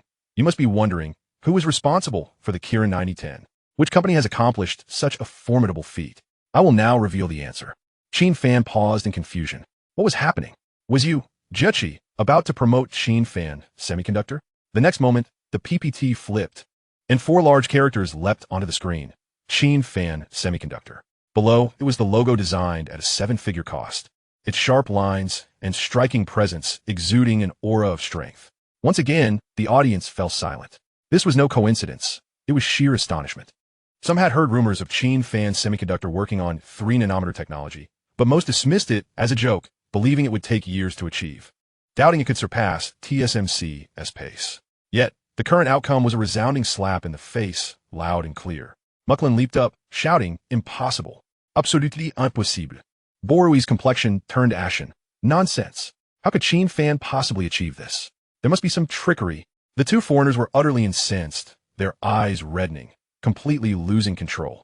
They could not bear to witness Huawei's triumph, especially with the sudden emergence of Qin Fan Semiconductor. an entity that had disrupted the industry since its inception. Meanwhile, Zhong Wenjie, the media figure, nearly burst into laughter, internally exclaiming, "I knew it. I knew this would happen." What thrilled him even more was the knowledge that Huawei had prepared a batch of engineering prototypes for media and partners to experience firsthand. This was no empty promise. It was a tangible reality. Though the true capabilities of the 3-nanometer chip remained to be tested, Jiechi's assured demeanor suggested a high degree of confidence. Qin Fan Semiconductor had indeed made a remarkable leap. Having just conquered the 5-nanometer challenge, the 3-nanometer endeavor has now emerged. Zhong Wenjie is sometimes at a loss to comprehend how this enterprise has managed to achieve such extraordinary feats, its trajectory utterly defying reason. He yearned for the press conference to conclude swiftly so he can rush over and personally examine the P50 Pro housing the Kirin 9010. He is not alone in this sentiment. Nearly all journalists are restless, itching to dash into the experience zone. As for the competitors, they're already on edge. Their gaze is toward Qin Fan akin to that of a bull rampaging through a porcelain shop. Chapter 114. This is the chip holding its ground. Securing a lead with the 3-nanometer technology is no trivial advantage. It is a matter that could dictate the industry's discourse for the coming years. Lin Yiping, from the square root 9 absolute value star, cast a furtive glance at Qin Fan, her heart sinking. This individual is becoming increasingly inscrutable, a potential threat. She immediately resolved to return and draft a report for headquarters, determined to devise a countermeasure. The specifics discussed post-conference were of no concern to anyone anymore. Yet before leaving, Jiechi dropped another bombshell. From now on, Huawei will not solely focus on smartphones. We will also venture into other domains, such as intelligent electric vehicles. A wave of astonishment swept over the audience, murmurs rising in a cacophony as people whispered to one another. Huawei intends to manufacture cars? Such audacity! In an era where internet companies are flocking to the automotive industry, it would not be surprising if Huawei were to dip its toes into the waters as well. However, who genuinely believes they can produce a respectable vehicle? The prevailing sentiment is that this is merely a ploy to capitalize on policy trends. A superficial endeavor for the sake of excitement. After all, the most groundbreaking news remains that of the 3-nanometer chip. As the conference concluded, the media and fans surged into the adjacent experience zone like wild stallions, nearly trampling one another in their frenzy. The scene resembled a stampede for limited edition items, almost resulting in calamity. The experience area showcased dozens of P50 Pros, all equipped with the Kirin 9010 engineering prototypes, available for testing. Even more captivating were the transparent glass cabinets displaying several smartphone motherboards with their backs removed. Among them, the gleaming chip was none other than the Kirin 9010. A throng of onlookers gathered around the display case, their eyes wide with curiosity, particularly the partners and competitors, who scrutinized the board as if attempting to see through it. This is the world's first 3-nanometer chip. Even if only to gaze upon it, it is worth the price of admission. Notably, the chip bore a gambling mark.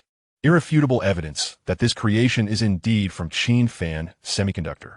Numerous journalists began benchmarking scores on the spot, recording videos and swiftly uploading them to their platforms. Some influencers even went live, showcasing the phone while exclaiming, "Folks, this fluidity, this is not mere system optimization. This is the chip holding its ground."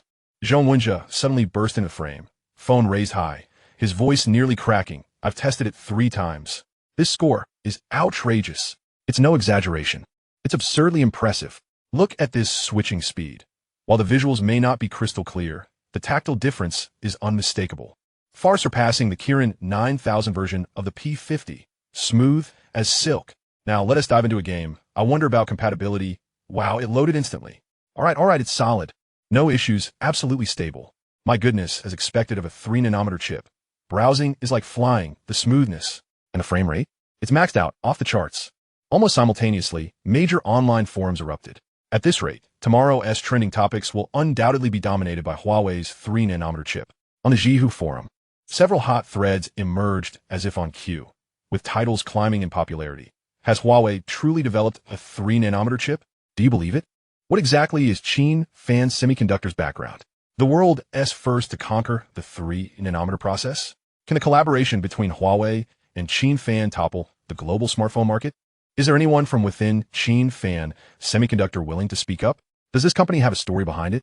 I heard the boss is a young, handsome gentleman. What are your thoughts? Soon, discussions about Qin Fan Semiconductor proliferated. This company has once again captured the spotlight. As for Qin Fan himself, Following the conclusion of the press conference, he intended to leave, but was promptly intercepted by Yu Jiechi and Chang Hanyang, who insisted on finding a place to discuss matters further. Qin Fan, not in a hurry, agreed, instructing Lu Lufeng to return, but Lu Lufeng was adamant about staying. A marketing and public relations expert cannot afford to miss such a confidential gathering. Without grasping the details, how could they prepare a press release? The three led Qin Fan and Lu Lufeng through a winding path into a lounge-like room within the Bird's Nest Stadium. Upon entering, they found Wang Su from Haishi Semiconductor already waiting. Yu Jiechi somehow procured a dozen cans of hot coffee, distributing one to each person as they chatted over steaming cups. Qin Fan smiled and inquired, "Director Yu, haven't you had enough of me after the conference?" Yu Jiechi cast a glance at Lu Lufeng, jesting. "Are you leaving so soon? Off to sleep?" Qin Fan shrugged. "Early to bed and early to rise. It's good for the health. I'm all about wellness now." Chang Hanyang and Wang Su exchanged amused glances, unable to suppress their laughter. Chang Hanyang shook his head.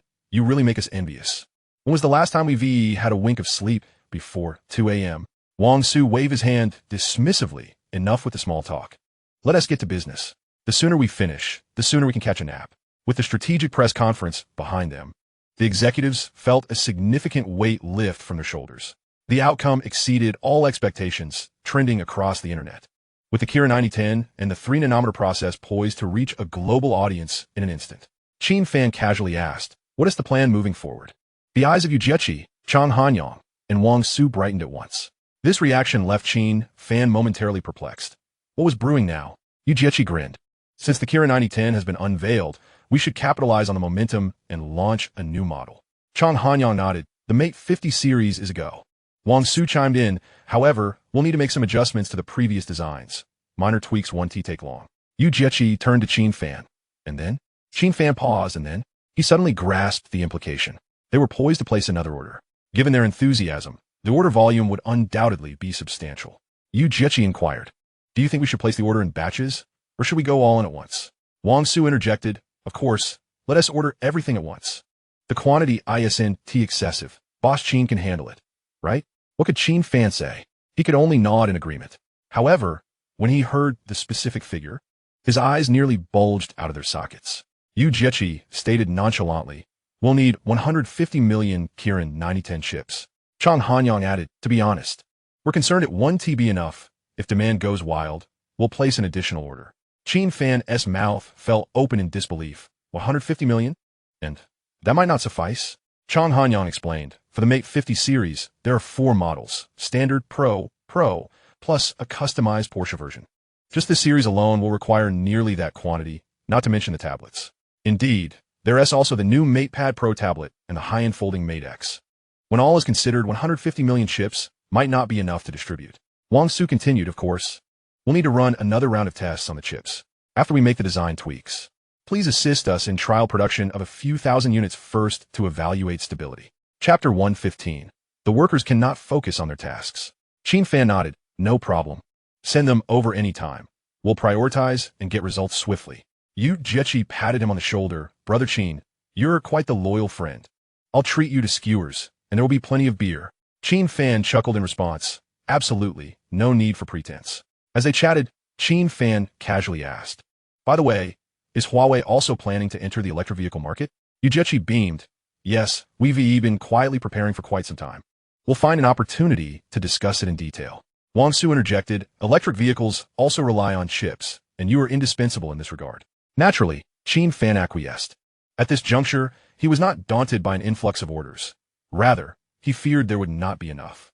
The production capacity, to be frank, was already quite formidable. Managing to digest this batch of goods from Huawei and securing additional orders from other manufacturers was well within reach. Of course, the intricacies of the 3-nanometer process would render the production pace somewhat slower. However, conversely, producing 3-nanometer chips would yield rapid growth, and attaining a level 4 factory status was just on the horizon. Once elevated to level 4, the capacity would soar, effortlessly accommodating any volume of orders. After engaging in casual banter for a while, Qin Fan rose to take his leave, since he was specifically invited to attend the launch conference. Yu Jiechi would hardly allow him to depart empty-handed. He handed Qin Fan a large bag. "Just a small gift, take it back with you." Upon opening it, Qin Fan was astounded to find 5 smartphones, all the latest model of Matex foldable screens, and the top-tier versions at that. This bounty, if taken out into the world, would easily start at 8 figures. Stunned, Qin Fan exclaimed, This is exceedingly generous. I truly cannot accept it. Yu Jiechi waved his hand dismissively. Brother Qin, why should we draw distinctions between us? This small token is nothing. If you truly have no use for it, you may as well take it back as a prize for team building. Qin Fan considered this train of thought and realized it was not unreasonable. After all, these were all products from Huawei, so gifting them away merely meant that the benefits remained within their circle. Thus, he ceased to decline and accepted the entire offering. Exiting the lounge, Qin Fan joined Lu Fong in the elevator, descending to the underground parking garage. On the way, he retrieved a Huawei Matex from the bag and casually handed it over. Lu Fong was taken aback. President Qin, my phone is perfectly functional. I don't need this. Qin Fan smiled. Take it. It would be quite embarrassing to return empty-handed after such a visit. Seeing that Qin Fan was not merely being polite, Lu Fong accepted it. What magnanimous boss, to give away something worth over 20,000 without batting an eye. The two drove separately back home. The following day, Qin Fan awoke late, feeling refreshed and invigorated. Just as he got up to brush his teeth, his phone erupted in a frenzy of notifications. After completing his oral hygiene, he glanced at the screen to see it was Lu Fong calling. What's going on? Qin Fan answered. Boss, you need to come quickly. The company is about to explode. Qin Fan was taken aback. What happened? Is there a riot? No riot, but numerous enterprises have sent representatives, all clamoring to place orders. Qin Fan was momentarily bewildered. Indeed, several clients had been returning to discuss collaborations, but he had been quite stringent in his selection process. Earlier, due to tight semiconductor production capacity, he had been selective with orders. Low-end chips, such as those at 40 nanometers and 55 nanometers, were simply dismissed. Engaging in such endeavors would yield minimal profit while occupying machinery, an unwise decision. The 28 nanometer and 22 nanometer chips? Only loyal, long-standing clients would be entertained. Otherwise, they were largely off the table. To put plainly, it was not worth the trouble. The only orders that could earn Qin Fan's approval were those of 14 nanometers and below, as they offered higher unit prices and greater growth potential. Although the capacity constraints had eased, he remained disinclined to revert to low-end orders, for the storm of Huawei's orders was imminent. Last night, he sensed that Yu Jiechi and his associates had ulterior motives. They clearly intended to monopolize Qin Fan Semiconductor's production line. This was not merely about securing business. It was an encroachment on territory. He promptly informed Lu Fong, stick to the usual criteria for filtering orders. Only accept those of 14 nanometers and below. Geng Xiaojun is familiar with this sector. Consult him first. Lu Fong replied, Boss, Geng Xiaojun is right here with me. Shall I have him speak directly with you? Almost immediately, Geng Xiaojun's voice came through. Boss, the situation is rather intense. All the incoming orders are for 14 nanometers and below, specifically, all under 10 nanometers. Qin Fan was stunned. So intense? What's going on? Geng Xiaojun explained, it's likely due to last night's Huawei launch event. All the companies involved in high-end chip production have arrived, some inquiring, while others are throwing contracts at us. The conference room is nearly in chaos. Qin Fan furrowed his brow. Which companies specifically? It was critical to note that chips below 10 nanometers were primarily used in mobile devices, such as smartphones, tablets, and laptops. Such clientele was already scarce. Geng Xiaojun promptly listed Apple, Gaodong, and Intel. Qin Fan's ears perked up. What? The mere mention of these three names sent shivers down his spine. Apple, Gaodong, and Intel? This was not a business meeting. It felt like an onslaught. Each was a titan in the industry, a formidable force. You must be mistaken, Qin Fan asserted. Absolutely not. They specifically requested to meet with you, Geng Xiaojun confirmed. Qin Fan's mind raced. With these giants present, each vying for attention, how was he to navigate the negotiations? Not to mention, there were other companies lurking with keen interest. He took a deep breath, established a sequence. We will meet one company per day. I will leave immediately. Geng Xiaojun responded affirmatively. Understood. I will coordinate right away. After ending the call, Qin Fan hastily changed his clothes and made his way downstairs, driving straight to Jinhua Technology Park. Presently, all client receptions and order processing had been relocated to the tech park. This arrangement ensured confidentiality and tranquility. Otherwise, with each client clamoring to tour the factory, even though Qin Fan had nothing to hide, the constant influx of visitors made it impossible for the workers to focus on their tasks. As for Apple, Gaotong, and Intel's sudden appearance, Qin Fan was baffled. Even if news of Qin Fan Semiconductor's capability to produce 3 nanometer chips had spread, It hardly warranted a collective response from these industry giants. After all, both Apple and Gaodong, like Huawei's Haishi Semiconductor, were solely design firms, not manufacturers. They had always relied on TSMC and global foundries for their production needs. Intel, traditionally the dominant player in PC chip manufacturing, had recently been rumored to consider outsourcing, though the veracity of that remained uncertain. With these companies now approaching Qin Fan Semiconductor, were they not concerned about offending TSMC and global foundries? Qin Fan was disinclined to dwell on the intricacies. He would ascertain the details upon arrival. Not long after, he pulled in the tech park and parked in the executive spot. Ascending to the second floor, he encountered Xiao Qiaoping at the front desk, who appeared quite flustered. "Boss, you've finally arrived. It was nearly chaotic just now." Qin Fan nodded. "I have a general understanding of the situation." "Who remains?" Xiao Qiaoping replied. "Manager Pei and the others managed to persuade a number of them to leave, but 4 companies are still here." Qin Fan raised an eyebrow. "4? Which 4?" Xiao Qiaoping replied. "Apple, Gaodong, Intel, and one more," and Qin Fan rolled his eyes in disbelief. "Good heavens. Even and is here? They aim to take down all the chip titans in one fell swoop?" Xiao Qiaoping indicated that everyone was in the largest reception room on the first floor. Qin Fan composed himself and pushed the door open. Indeed, the room was crowded, with several familiar faces and a few blonde-haired, blue-eyed foreigners, awkwardly divided into 4 groups, each occupying a corner, the atmosphere palpably tense. He approached and engaged in some inconsequential small talk. In truth, no one could clearly identify who was who. They merely exchanged pleasantries about the weather and other trivialities. Qin Fan pulled Geng Xiaojun aside. "Didn't we agree to meet one at a time? Why is everyone gathered here? This isn't a house for idle chatter." A multitude of enterprises crammed under one roof made meaningful communication virtually impossible. Geng Xiaojun chuckled wryly. "None of them are willing to leave first. They decided it would be simpler to negotiate all together." Qin Fan felt a pang of apprehension. "So, they have discarded all pretenses?"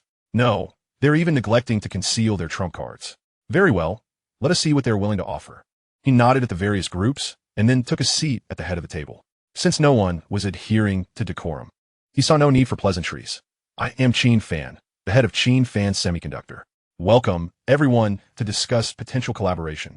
However, to be candid, I find myself somewhat baffled by the multitude of companies arriving simultaneously." He articulated this sentiment in Mandarin, despite his fluency in English.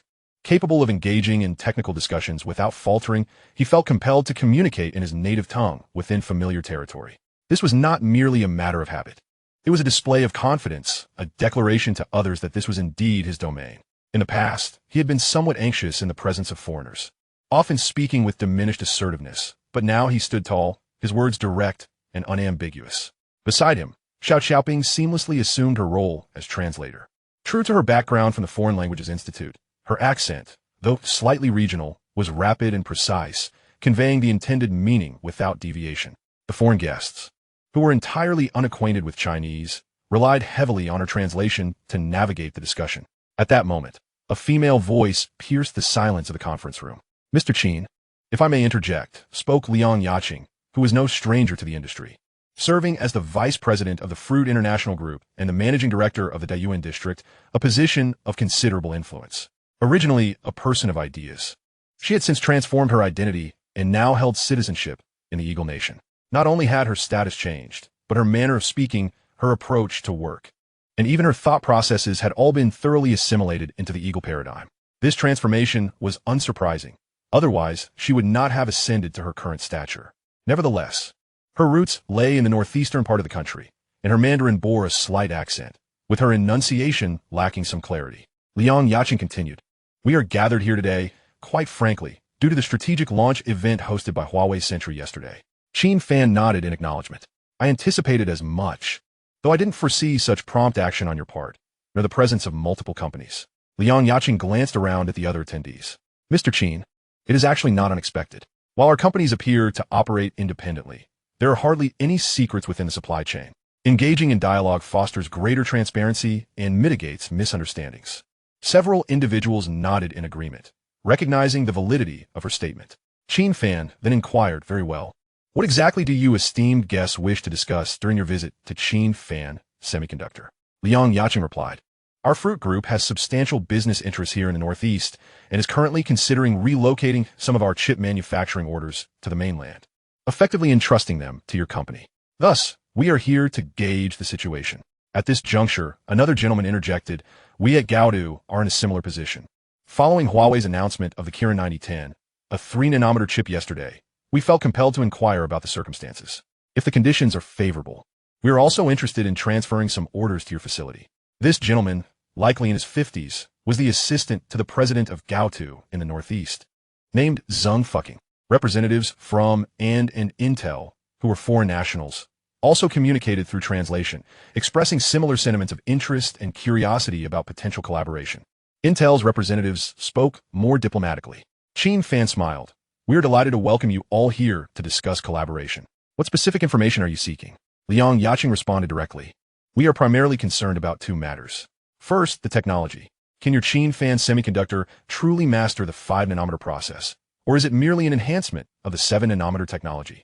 Upon finishing her sentence, her gaze fixed on Qin Fan, as if attempting to glean some insight from his expression. Those who ascend to her level develop an instinct for reading others' emotions. It is a misconception that foreign companies operate devoid of interpersonal dynamics. They too engage in such nuances, albeit with greater subtlety. Ordinary employees may not perceive this, but mid-level and senior executives are acutely aware. What Liang Yaqing did not anticipate was the complete lack of reaction on Qin Fan's face, which remained as stoic as stone. It dawned on her that she might have underestimated this young entrepreneur. She had presumed that a person of his youth, steering a substantial enterprise, would be unable to conceal his emotions, with his feelings clearly visible on his face. Such individuals are typically easy to manipulate. However, it was evident that Qin Fan was not one to be trifled with. The second concern, Liang Yaqing continued, was production capacity. Let us suppose, hypothetically, that our 4 companies place an order. It would be a considerable volume. Are you equipped to handle it? Fruit, Gaotu, Intel, and are all leading global consumers of chips. These 2 inquiries indeed struck at the very heart of chip manufacturing. Having technology without the capacity to deliver is tantamount to idle chatter. Large enterprises can create chaos with a single disruption in supply, and while high output is essential, it must be matched by technological capability. For average clients, minor deficiencies may be tolerable, but for these top-tier clients, even the slightest shortcoming is unacceptable. Qin Fan acknowledged her points and replied, let us first invite Manager Geng to elaborate on production capacity.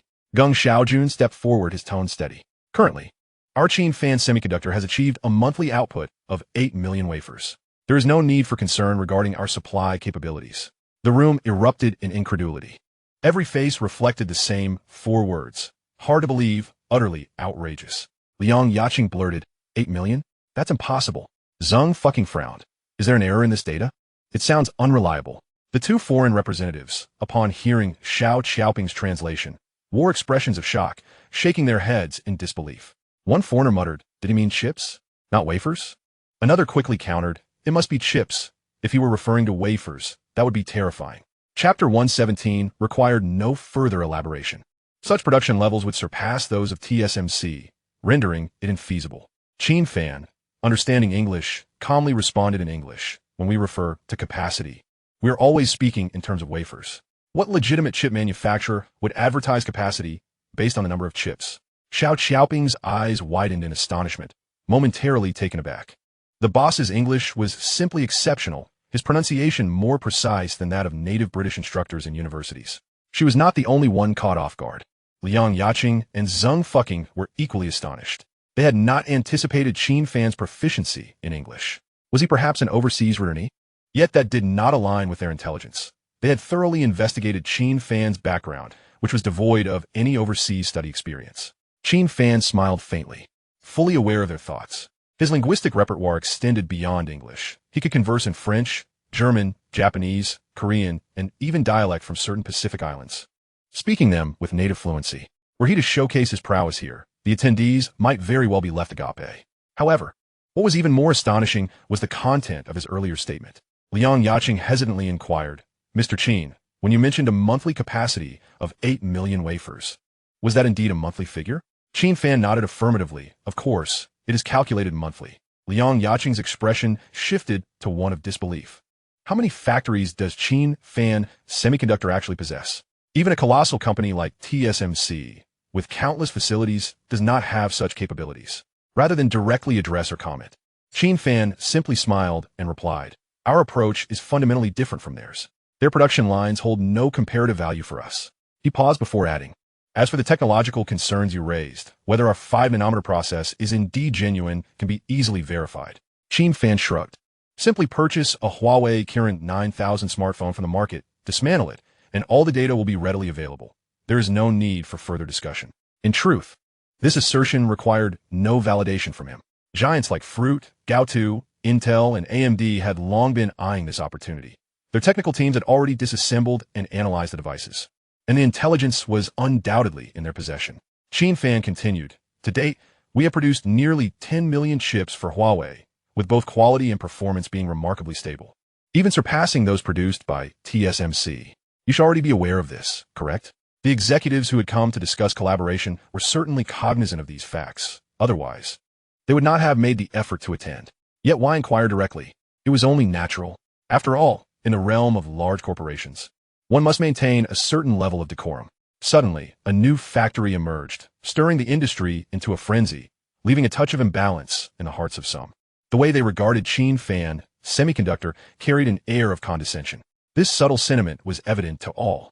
Yet, Qin Fan remained unfazed. His focus was solely on business. Indifferent to their expressions, he stated plainly, "What I mean is, even if the 4 of you place an order together, we can accommodate it, slot it into our production line, and ensure swift delivery." He followed this with another assertion. "Moreover, we are now capable of producing 3-nanometer chips.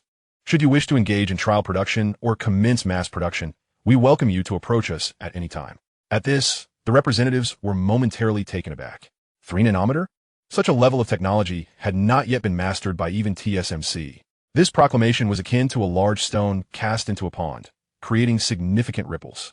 After all, these companies were diligently striving to develop 3-nanometer chips. If TSMC could not break through, would they truly have to rely on Qin Fan for salvation? With this revelation, individuals like Liang Yaqing and Zheng Fuqing found themselves unable to voice any further objections. After exchanging a few pleasantries, the group gradually took their leave. Once they departed, Qin Fan sat in his office, lost in thought, feeling that something was amiss. Though he could not pinpoint the source of his discomfort, he decided to dismiss it. If someone was willing to place an order, he would proceed with the deal, accepting payment if the price was right. The principle of business, he believed, was straightforward: payment upon delivery. Moreover, he did not expect these companies to rush to his side immediately. A company like Fruit had a supply chain as stable as a mountain. Switching suppliers was no trivial matter. If the match were not suitable, quality control could falter, posing too great a risk. However, Qin Fan did not anticipate how swiftly circumstances would change. Just a few days later, representatives from Fruit arrived at his door with a substantial order: 1 million A15 biomimetic chips. While not an explosive volume, it was certainly significant. Of course, adhering to Fruit's customary practice, they first requested a trial production of 1,000 chips. The discussions were quite pleasant, leading to the signing of a preliminary cooperation draft, with an agreement to finalize the formal contract during their next meeting. The following day, Gaotu also made an appearance, executing their actions decisively, presenting 3 orders: 20 million Snapdragon 888 chips, 20 million Snapdragon 870 chips, and 50 million Snapdragon 778G chips. Quite impressive, the total far exceeded that of Fruit, demonstrating considerable ambition. Naturally, the contracts remained tentative. Formal agreements would require subsequent negotiations. Meanwhile, AMD and Intel re-established contact with Qin Fan Semiconductor.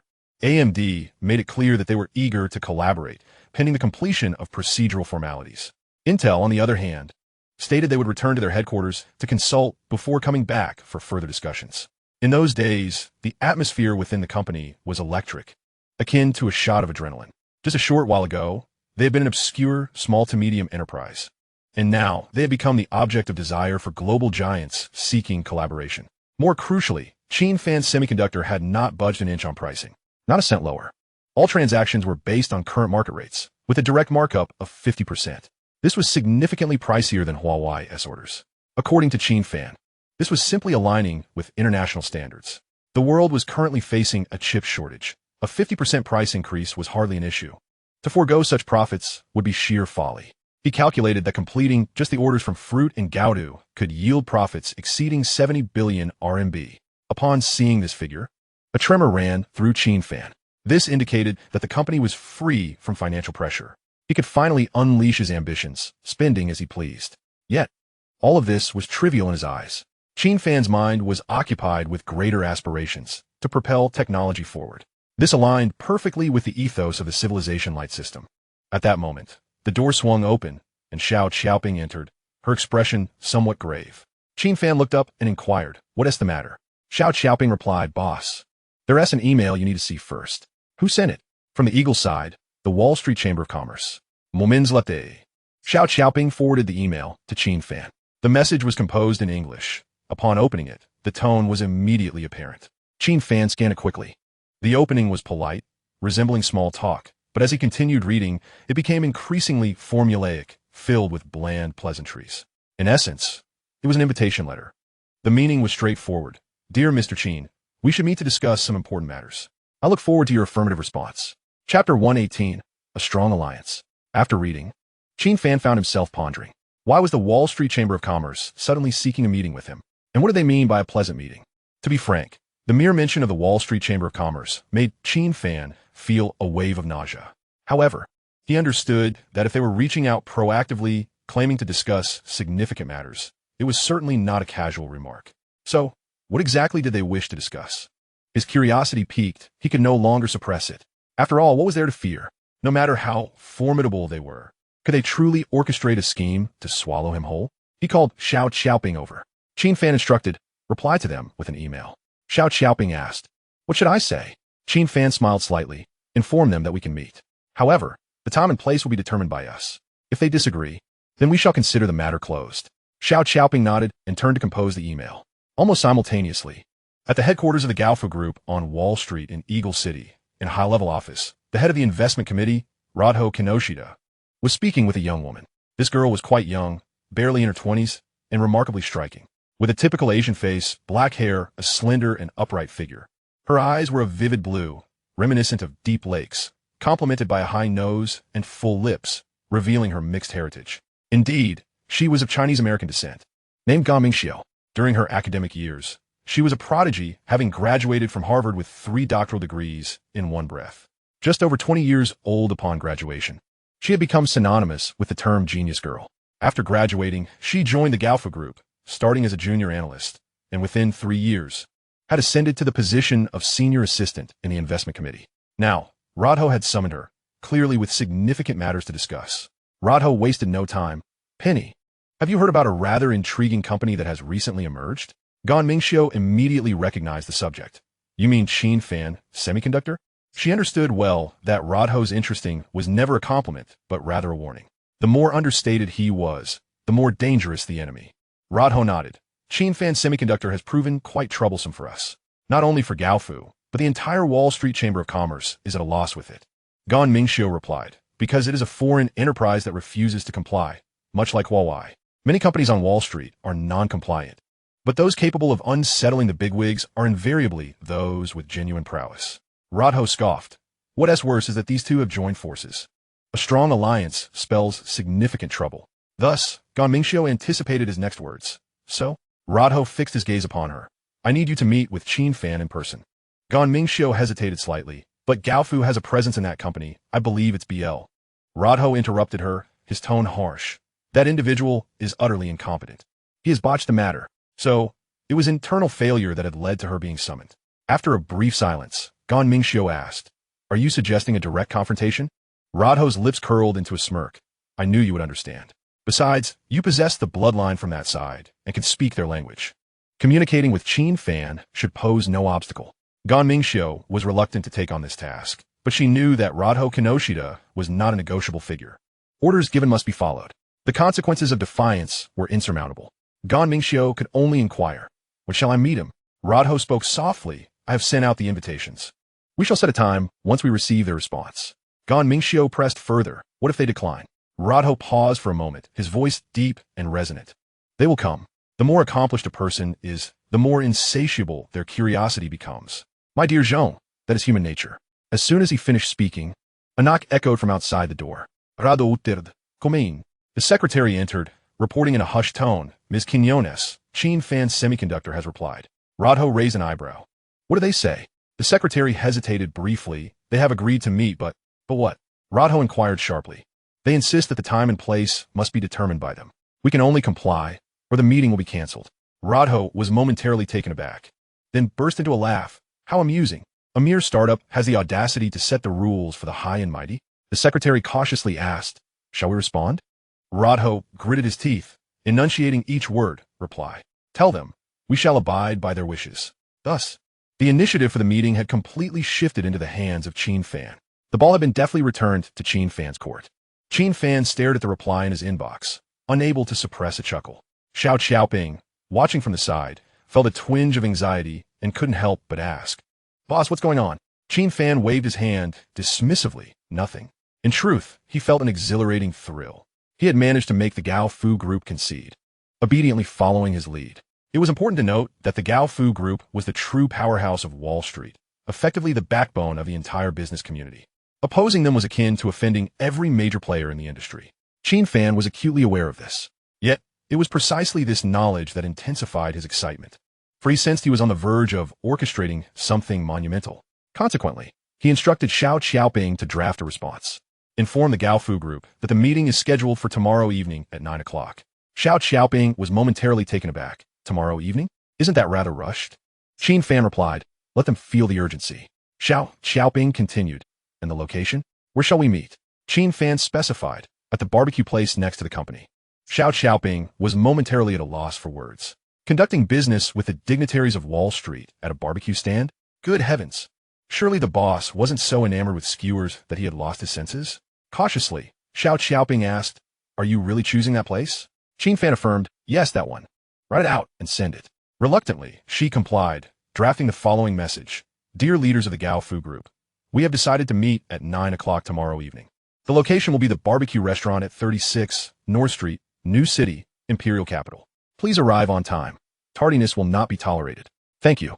After composing the message, she presented it to Qin Fan for approval. He glanced at it and waved, Looks good, send it. Xiao Xiaoping gritted her teeth and hit send. The email arrived almost instantly. Upon reading the content, Radho Kanoni's nearly jumped out of her skin. What? Tomorrow evening at 9? Has this person lost their mind? It would take over 10 hours just to fly from Eagle to Imperial Capital, not to mention the time spent on security checks and waiting. Oh my God! If we don't leave immediately, we won't make it. Yet the words had been spoken, and with the initiative in Qin Fan's hands, they had no choice but to accept it. Chapter 119. Still a long way to go. Radho immediately summoned her secretary, Fine Gan Mingxiu. Upon hearing the order to depart for Imperial Capital, Gan Mingxiu felt utterly bewildered. However, with the boss's direct command, she dared not delay. Without even having the time to pack, she grabbed a few changes of clothes and personal items and rushed out. Fortunately, the Gao Fu Group was well-resourced and arranged for a private jet to fly her directly to Imperial Capital, saving a considerable amount of time. On the way, Gan Mingxiu pondered over Qin Fan. This person was incredibly audacious, managing to manipulate the Gao Fu Group so easily. It was naive to think that those in Imperial Capital were unaware of the complexities at play. The Gao Fu Investment Group was a prestigious name on Wall Street, a titan in the global investment arena, with its influence extending far and wide.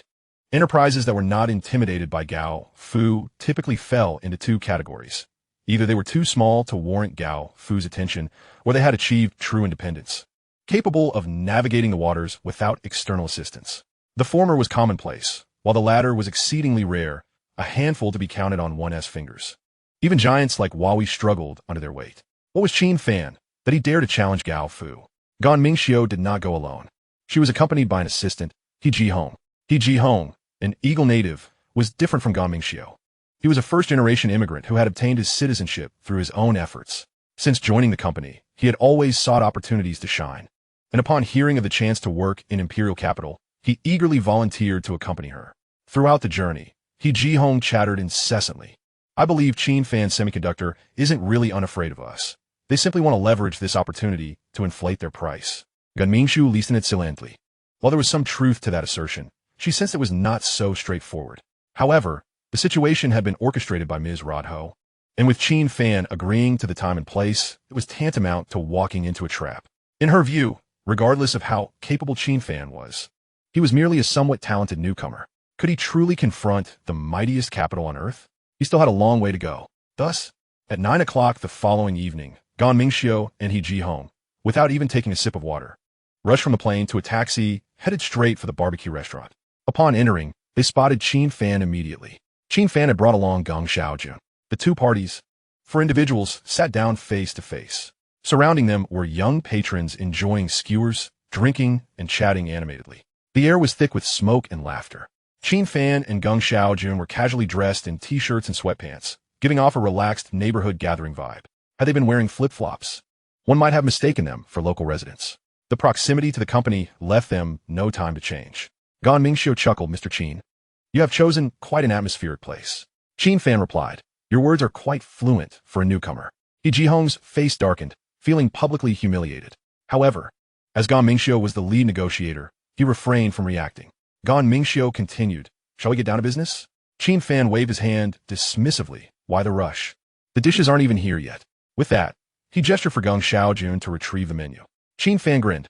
"How about some grilled kidneys? Take my advice. This place's fatty kidneys are unparalleled. You could eat there for 10 years and never experience this flavor." He Jihong trembled with indignation. "Who wants to eat that stuff?" Qin Fan shot him a sidelong glance. "Suit yourself. Don't regret it later." Gan Mingxiu sighed. "Order what you like, I don't mind."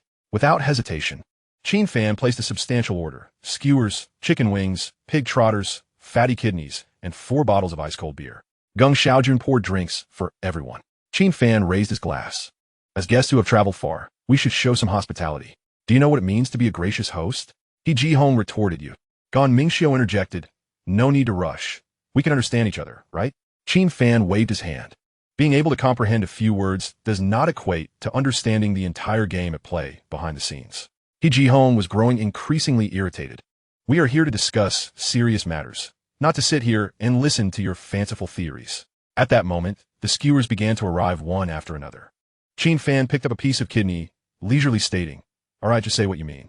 With Gaofu Investments being such a significant player, what exactly do you seek from a small entity like Qin Fan Semiconductor?" Gan Mingxiu replied with a smile, "Don't underestimate yourselves. The whole world is watching you."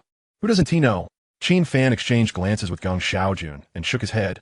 "Oh, I was unaware. Please enlighten me on how we suddenly became the center of attention." Gan Mingxiu remarked, "Qin Fan Semiconductor, in collaboration with Huawei, has already stirred the global landscape of mobile chip supply." Upon hearing this, Geng Xiaojun was eager to retort, but as he opened his mouth, Qin Fan raised a hand to halt him. He had anticipated such a response from the affluent party. This reaction was far from novel, as those from Wall Street were perpetually predictable. Qin Fan smiled faintly. "We are merely a modest company, striving to make a living. We cannot bear such a heavy label." Gan Mingxiu corrected him. "This is not a label. It is a genuine acknowledgement, a testament to your achievements." Qin Fan chuckled. "Shall I then extend my gratitude to you?" "Thank you for the high regard from Gaofu Investment."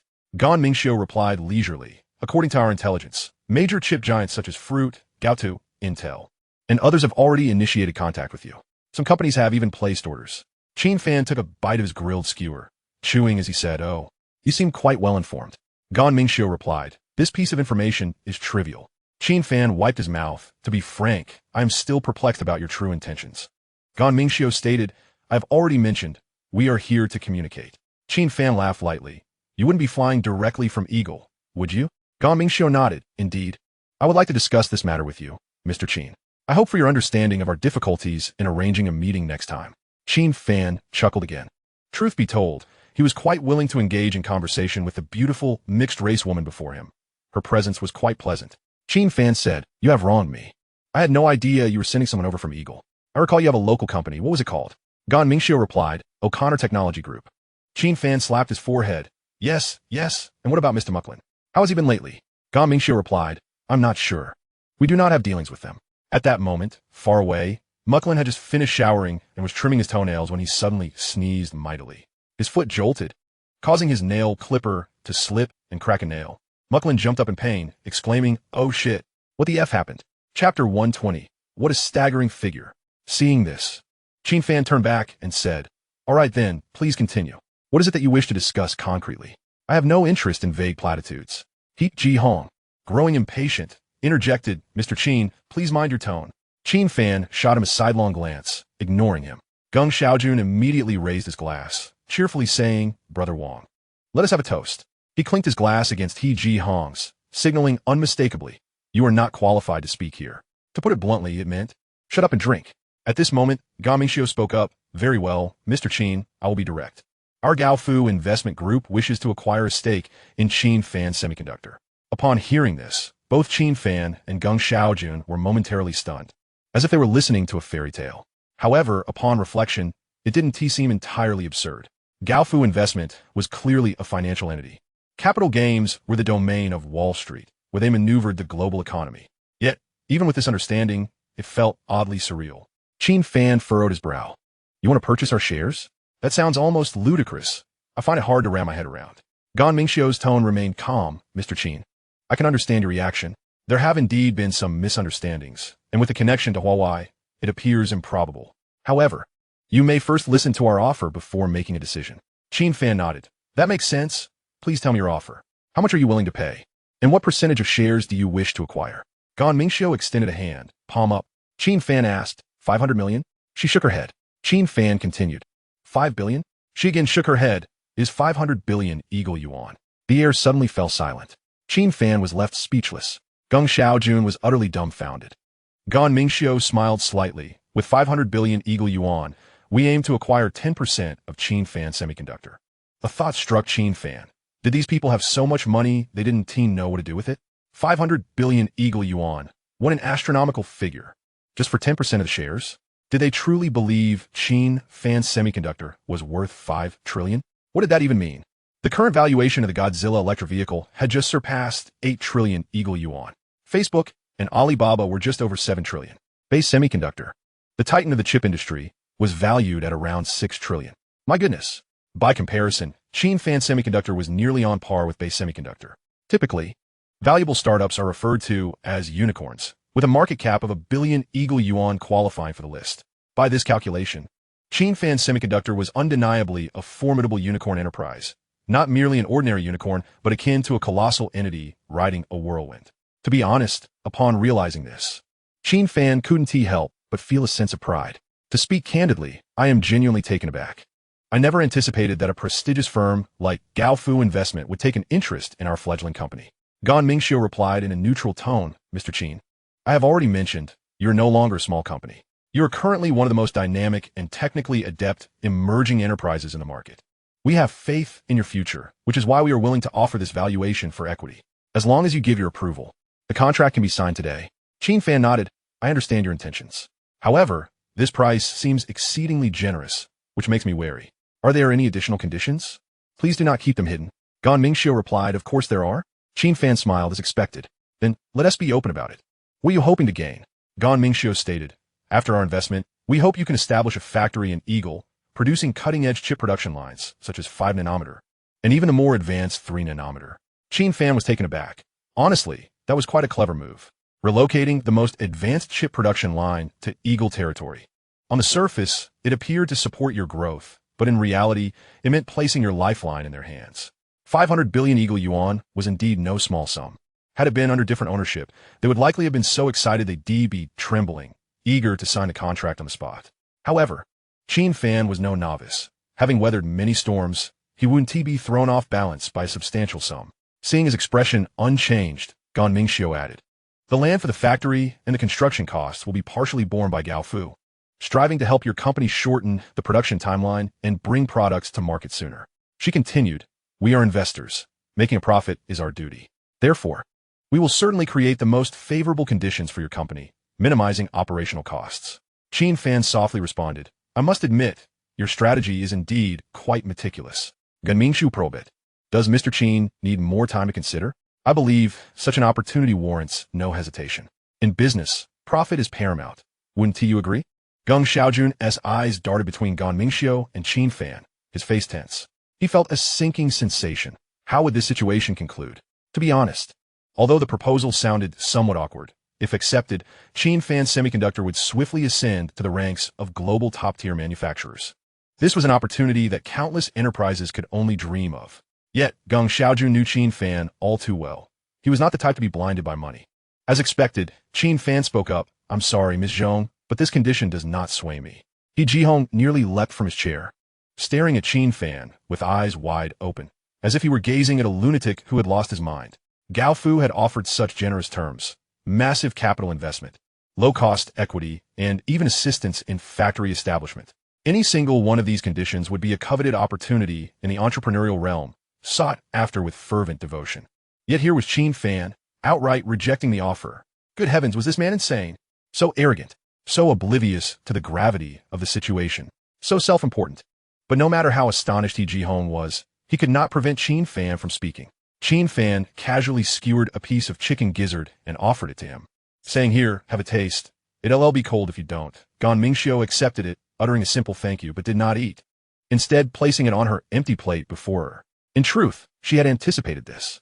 Qin Fan's reaction was surprising, yet also predictable. Having transformed the company into its current stature, it was clear that Qin Fan was not easily swayed. 500 billion was unlikely to entice him. Moreover, the stipulation regarding the factory in the Eagle District was too sensitive, akin to relocating core technology to the doorstep of a competitor. No one would readily acquiesce to such a demand. However, Gao Fu was not merely relying on monetary allure.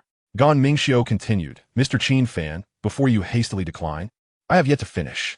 Chapter 121. The orders are already at the door. Qin Fan raised an eyebrow. "Very well, go on." Gan Mingxiu proceeded. "As I mentioned at the outset, companies such as Fruits, Gaotu, Intel, and others are actively reaching out to you, and some have even expressed clear intentions for collaboration." Qin Fan lifted his gaze to her. "Yes, and what of it?" Gan Mingxiu maintained her calm demeanor. "It is indeed significant, and quite consequential." A light bulb clicked in Qin Fan's mind, and he immediately understood. Gao Fu was revealing their trump card, and they were doing so with both precision and boldness. Gan Mingxiu spoke unhurriedly. "Gao Fu holds substantial shares in those companies. With the backing of other allies on Wall Street, we can influence their procurement decisions." Qin Fan responded nonchalantly, "Oh, please elaborate. I'm a bit slow on the uptake." Gan Mingxiu regarded him steadily. "If Qin Fan Semiconductor declines this investment, those companies will likely reassess their orders with you." Upon hearing this, Qin Fan remained unfazed, but Geng Xiaojun's eyes widened in shock, nearly boiling over with anger. This was an unabashed threat. There was no hint of subtlety. The message was crystal clear. "Refuse to sell shares to us, and you can forget about securing any orders from these 4 top clients." It was no wonder that the people of Wall Street were often referred to as the puppet masters of the global economy. They had myriad ways to crush a business, and they didn't even need to lift a finger. Mere words sufficed. Presently, there were only a handful of clients in the high-end chip market, especially for cutting-edge products like the 3-nanometer chips, with buyers being exceedingly scarce. What was more critical was that 2 of those 4 companies already had orders on the verge of delivery. If those imminent deals were to fall through, it would deal a significant blow to Qin Fan Semiconductor, one that could leave them gasping for air for years. Geng Xiaojun pondered that if he were in Qin Fan's position, he too would likely have to bow his head. For most, this was not a matter of choice. It was evident that they had no option but to accept the terms laid before them. He Ji-hong smirked, a grin curling at the corners of his mouth. Qin Fan, it seemed, had fallen silent at last. How much longer could he maintain this stance? Sooner or later, he would have to yield. There was simply no other path available to him. Gan Mingxiu interjected, "Mr. Qin Fan, I trust you comprehend the situation now?" Qin Fan sighed, "Ido." Gan Mingxiu softened her tone. "I suggest you take some time to contemplate this. You may also consult with others. I shall remain here for a while. Feel free to contact me whenever you reach a decision." Qin Fan replied with a nonchalant hum, adding, "In truth, there is not much to ponder. My decision will come swiftly." Gan Mingxiu paused, taken aback. "You've already made your decision?" He Ji-hong instantly chimed in. "Mr. Qin Fan is always perceptive. Those who can gauge the situation are the wisest." Qin Fan nodded. "Indeed, I have decided not to accept Gao Fu's investment conditions. I will not allow you to acquire shares." "Thank you." Both Gan Mingxiu and He Ji-hong were momentarily stunned. "What did you say? Have you lost your mind?" Qin Fan reiterated, "I said I will not accept any share acquisitions. I reject all of Gao Fu's investment conditions." Not only were they dumbfounded, but even Geng Xiaojun was at a loss. It felt as though Qin Fan had raised his hand and turned the entire industry upside down. This was utterly absurd. He would rather forfeit contracts with Fruits and Gaotu than concede even the slightest to Gao Fu. Gan Mingxiu was struck for the first time by the realization that this man, named Qin Fan, was quite different. His thoughts were inscrutable, and the conventional mindset that governed most people simply did not apply to him. This decision was so outlandish that anyone in their right mind would never pursue such a course of action. Gan Mingxiu forced herself to suppress her tumultuous emotions. "Mr. Qin Fan, do you believe our investment is insufficient?" I can contact headquarters immediately. Increasing the investment is not a problem. Her implication was clear. If 500 billion Eagle dollars was deemed inadequate, they could certainly augment the sum, as long as the money was available. Everything else could be negotiated. He Ji-hong realized this instantly. Ah, so this is about raising the stakes. This kid was quite shrewd, attempting to seize a greater advantage. Gan Mingxiu quickly added, once Gao Fu acquires shares, it won't just be fruits and Gaotu, Intel, and even the factories over at Alcheba will direct their orders to you. At that point, Qin Fan Semiconductor will be able to contend with Bay Area Semiconductor. Qin Fan waved his hand with a chuckle. I'm not that ambitious. I don't desire a grand spectacle. I simply wish to lead a modest life. Eating when hungry, sleeping when tired, and enjoying a barbecue on the weekends brings me great joy. He paused, fixing his gaze on Gan Mingxiu. And one more thing. I particularly detest when others attempt to coerce me. Gan Mingxiu was momentarily taken aback. Qin Fan continued. Whether it's fruits or Gaotu, their desire to collaborate is their concern. I cannot dictate their intentions. He Ji-hong could no longer contain himself. Do you truly believe Gao Fu will let you off the hook? Qin Fan fixed him with a cold stare and replied. Listen closely. Don't try to act tough here. I'm not one to be intimidated. He Ji-hong was rendered speechless. The palpable intensity radiating from Qin Fan left him utterly defenseless. Gan Mingxiu struggled to maintain her composure. Mr. Qin Fan, I hope you will reconsider. There is truly no need to reach a hasty conclusion. Qin Fan shrugged. Even if I pondered 100 times, the answer would remain unchanged. Miss Zhong, let us not waste any more time. Either stay for some skewers and drinks, or take this gentleman back to write your report. This was clearly a dismissal. Gan Mingxiu had no interest in the barbecue and had not touched her food. She cast a deep glance at Qin Fan, exchanged a look with He Ji-hong, and turned to leave. Just before exiting, she paused to say, I will be around for a few days. Should you change your mind, feel free to reach out. Qin Fan waved his hand, casually grabbing a chicken wing and taking a hearty bite. Geng Xiaojun, sitting nearby, was a bundle of nerves and finally couldn't he help but ask, Boss, are we just letting them walk away like this? Without lifting his gaze, Qin Fan replied, What else should we do? Kneel and beg him to come in? Geng Xiaojun grew anxious. But if Fruits and Gaotu truly withdraw their orders, won't we face ruin? Qin Fan shot him a sidelong glance. Are you really that foolish? Without their orders, do you think we'll starve to death? Geng Xiaojun paused, reflecting that perhaps it wasn't a matter of survival, just a loss of potential earnings. He muttered, all that money just like that gone? Qin Fan scoffed. Do you honestly think Fruits and Gaotu came begging for collaboration? Geng Xiaojun was taken aback. Weren't they the ones who approached us? Wait, Qin Fan smiled. Exactly, you finally wised up. The entire affair has been orchestrated by Gao Fu Investment from the outset. Fui, Gaotu, Intel. And all are aligned with Gao Fu Investment and the Wall Street Chamber of Commerce. They came to discuss a collaboration, but it was merely a theatrical performance. It was akin to placing a succulent piece of meat before you, enticing enough to make your mouth water. Chapter 122. Your tongue is truly sharp. Just as you become captivated, Gao Fu immediately leaps in to seek a stake. Should you refuse, they would turn hostile, compelling those enterprises to withdraw their orders collectively. By all logic, who could withstand such a blow? One would undoubtedly bow down and concede, allowing them to invest, subsequently relocating the factory to Eagle's domain. However, they failed to anticipate that Qin Fan was entirely impervious to their tactics. With the civilization light system at his disposal, he harbored no trepidation towards those foreign chip giants, living life with ease. Even more impressively, his own chip production line could effortlessly handle cutting-edge processes down to 2 nanometers and even 1 nanometer, technologies that others scarcely dared to imagine. This overwhelming technological supremacy would compel anyone to submit.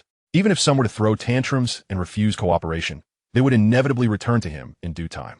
Qin Fan's confidence was utterly incomprehensible to others, who merely perceived him as arrogant. As for the matters concerning Gao Fu Investment, Qin Fan nonchalantly cast them aside, indulging in his meals and drinks, reverting to his previous rhythm. The fruit company and Gaotu did not immediately terminate their orders. Yet they refrained from discussing the next phase of negotiations, as if still in a state of indecision. Qin Fan scoffed. Whether you choose to place orders or not is your own prerogative. I have no desire to be concerned.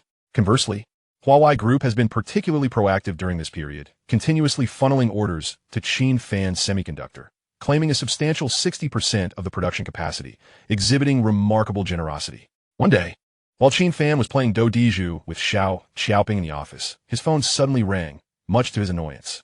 Reluctantly, he picked it up to find it was Yu Jiechi calling. There was no choice but to answer. Qin Fan, President Yu, with your heavy schedule. Calling me daily. Won't your wife be upset? Yu Jiechi chuckled on the other end.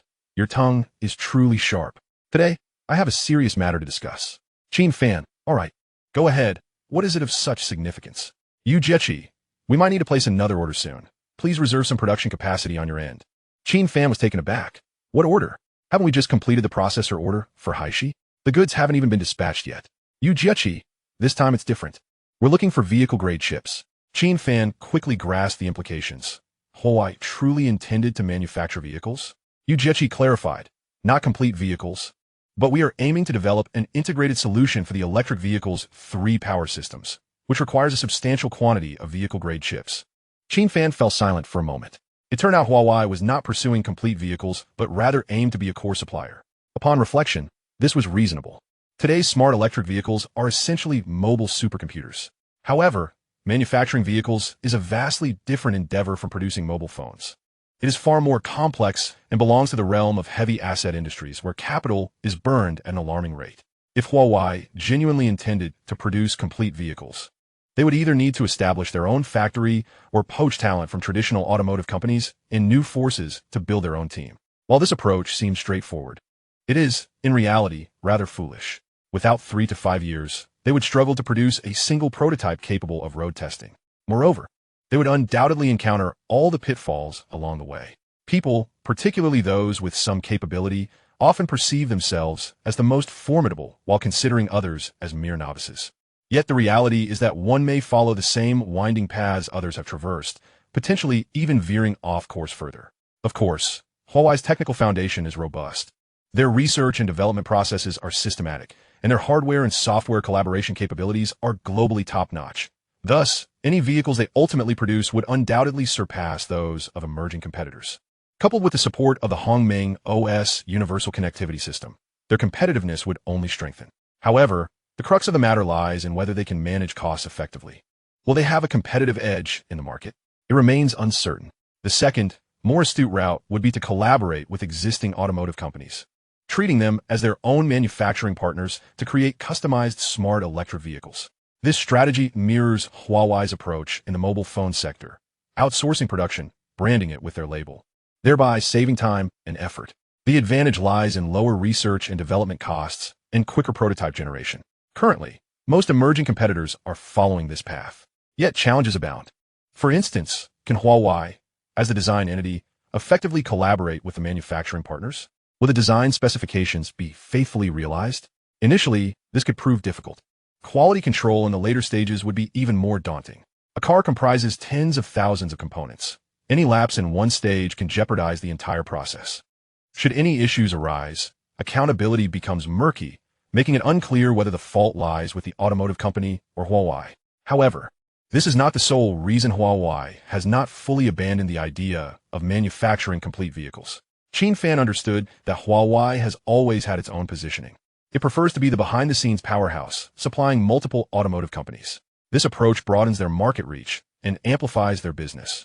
If Huawei's motors, electronic controls, and electric drives can penetrate over half of the automotive industry, they would truly become the leading player in the electric vehicle sector and the linchpin of the supply chain. Given Qin Fan's current standing, he certainly comprehended this. Yet, as the owner of a chip manufacturing company, he still harbored some concerns. Qin Fan inquired, President Yu, can we continue to maintain our position as the world's foremost mobile phone manufacturer? Yu Jiechi responded unequivocally, of course.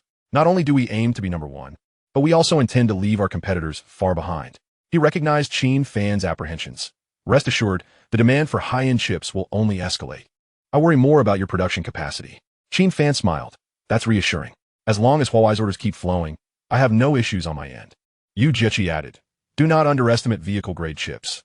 Our requirements are quite exceptional, with significant computational demands necessitating the use of higher-process vehicle-grade chips. Most standard smart electric vehicles utilize chips that are generally at a 28-nanometer process, with the best reaching 22 nanometers, which is already commendable. However, Yu Jiechi indicated that Huawei's vehicle-grade chips start at a uniform 14 nanometers, with high-end versions even employing a 7-nanometer process. This level, quite frankly, is no trivial matter and places them significantly ahead of the industry. Upon hearing this, Qin Fan repeatedly expressed his approval, unable to conceal his joy. Yu Jiechi paused before adding. However, gaining entry into the automotive supply chain is not as simple as it seems. I plan to take a trip to the capital soon to meet with several automotive manufacturers to discuss potential collaborations. Once I return, we shall reconvene. Qin Fan cheerfully responded. No problem. I look forward to you treating me to a sumptuous meal. After exchanging a few more pleasantries, Yu Jiechi ended the call, busying himself with arranging subsequent matters.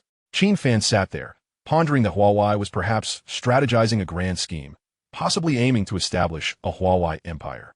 In truth, his earlier audacity to outright reject the investment request from the Warren Street Chamber of Commerce in Eagle's domain, while simultaneously sidelining the substantial orders from the Fruit and Gao2 companies, stemmed from his confidence in Huawei Group. The current momentum clearly indicated that Huawei was on the verge of seizing the #1 global sales position in the realms of mobile phones, tablets, and laptops, a near certainty. Chapter 123. What does it mean? This signifies that their order volume will only continue to grow, potentially surpassing the combined total of the Fruit and Gao2 companies in the future, as long as Qin Fan Semiconductor remains tightly bound to Huawei. Financial concerns would be non-existent. Moreover, the domestic demand for chips alone represents a colossal market. Why should they beg for orders from Eagle Enterprises? Additionally, with the prospective inclusion of Huawei's automotive chips, life would only become more prosperous. Xiao Xiaoping, noticing Qin Fan lost in thought, alternating between frowning and grinning like a fool, couldn't help but approach him. Boss, what's the matter? Have you encountered good news or bad? It was then that Qin Fan regained his senses, smiling as he walked over to engage her in a few rounds of cards to ease his taut nerves. After finishing the game, Xiao Xiaoping tidied the table and turned to arrange work matters. As the company's reputation burgeoned, her responsibilities also increased. She now led a small team dedicated to managing various tasks for the boss. Qin Fan was not idle either. He opened his notebook, connected to the remote system, and began to monitor the real-time status of the chip factory. In the past, he often visited the factory personally, but now that he could not go there every day, he found himself somewhat unaccustomed to it. Fortunately, the screen displayed everything as normal, and the production line was operating even more vigorously than he had anticipated. Each day, dozens of trucks entered and exited the production zone, a continuous flow. The trucks carried not only shipments destined for Huawei, but also bulk grains and chips ordered by various electric vehicle manufacturers, all being dispatched to locations across the nation. Qin Fan continued to delve into the detailed status page of the chip factory. Building type, chip factory. Building level, level 3. Building growth, 2 billion. Production capacity, 8 million wafers per month. Production efficiency, 92. Yield rate, 95. Cost efficiency, 90. It had been a while since he had scrutinized the figures closely, and upon this glance, he was astonished to discover that the growth value had surged to 1.7 billion. With less than 30 million growth points remaining to reach a level 4 factory, an upgrade was imminent. Was this speed not astonishing? He recalled that it had not been long since achieving level 3. Qin Fan pondered that this rapid growth was likely related to the recent orders for Huawei's Kirin 9010 chip. This cutting-edge product, manufactured using 3-nanometer technology, was unique globally and could only be mass-produced by a semiconductor company. Each Kirin 9010 chip produced yielded growth points several times that of the Kirin 9000. The Kirin 9000 itself, utilizing 5-nanometer technology, brought in a substantial amount of growth points, estimated at over 20. With such calculations, the factory's level was climbing rapidly, as if propelled by a rocket. The prospects for Qin Fan Semiconductor were undeniably radiant. Just then, Xiao Xiaoping entered with a cup of coffee. Qin Fan leaned back, languidly sinking into his executive chair, and took a leisurely sip of the coffee. At that moment, a mechanical notification sound echoed in his ear. System. A significant technological breakthrough has commenced in the RD laboratory. The host may enter the RD interface for further details. Qin Fan instinctively responded with a murmured acknowledgement. Hearing this, Xiao Xiaoping immediately leaned in and inquired, Boss, what's the matter? He waved his hand dismissively. Nothing. Just suddenly remembered something. Xiao Xiaoping nodded and returned to her tasks. Yet, Qin Fan couldn't shake the feeling of curiosity. The system had never been so proactive in its notifications before. What exactly was this significant project? The more he thought about it, the more intrigued he became. He decided to reopen his notebook and log into the management interface of the RD laboratory via the remote system. Upon access, he found it remarkably different. A conspicuous progress bar was prominently displayed in the center, boldly stating, Major project under development. Current progress, 15. Below, a smaller line read, Solid-state battery system. Qin Fan's eyes widened with excitement as clarity dawned upon him. It was evident that the civilization light system had birthed a new technology. The solid-state battery was poised to revolutionize the entire industry. In recent years, the nation had invested heavily in promoting electric vehicles, commonly referred to as EVs, implementing various subsidy policies in hopes that automotive manufacturers and tech companies could innovate. However, progress had been sluggish until recently, with the public gradually beginning to accept electric vehicles. Nevertheless, numerous issues persisted, the most pressing of which was the inadequacy of the batteries. Currently, the electric vehicles on the market utilized two main types of batteries: ternary lithium batteries and lithium iron phosphate batteries. Ternary lithium batteries boasted superior energy storage capabilities, enabling longer ranges, and major global manufacturers had heavily bet on this technology. For instance, Japan's Sony Group excelled in ternary lithium technology, providing batteries for a significant portion of the Godzilla electric vehicles. Similarly, South Korea's LG Group and other prominent chemical firms were formidable players in this arena. However, the drawback was that these batteries were notoriously delicate. Fluctuations in external temperatures could lead to overheating, smoke, or even combustion.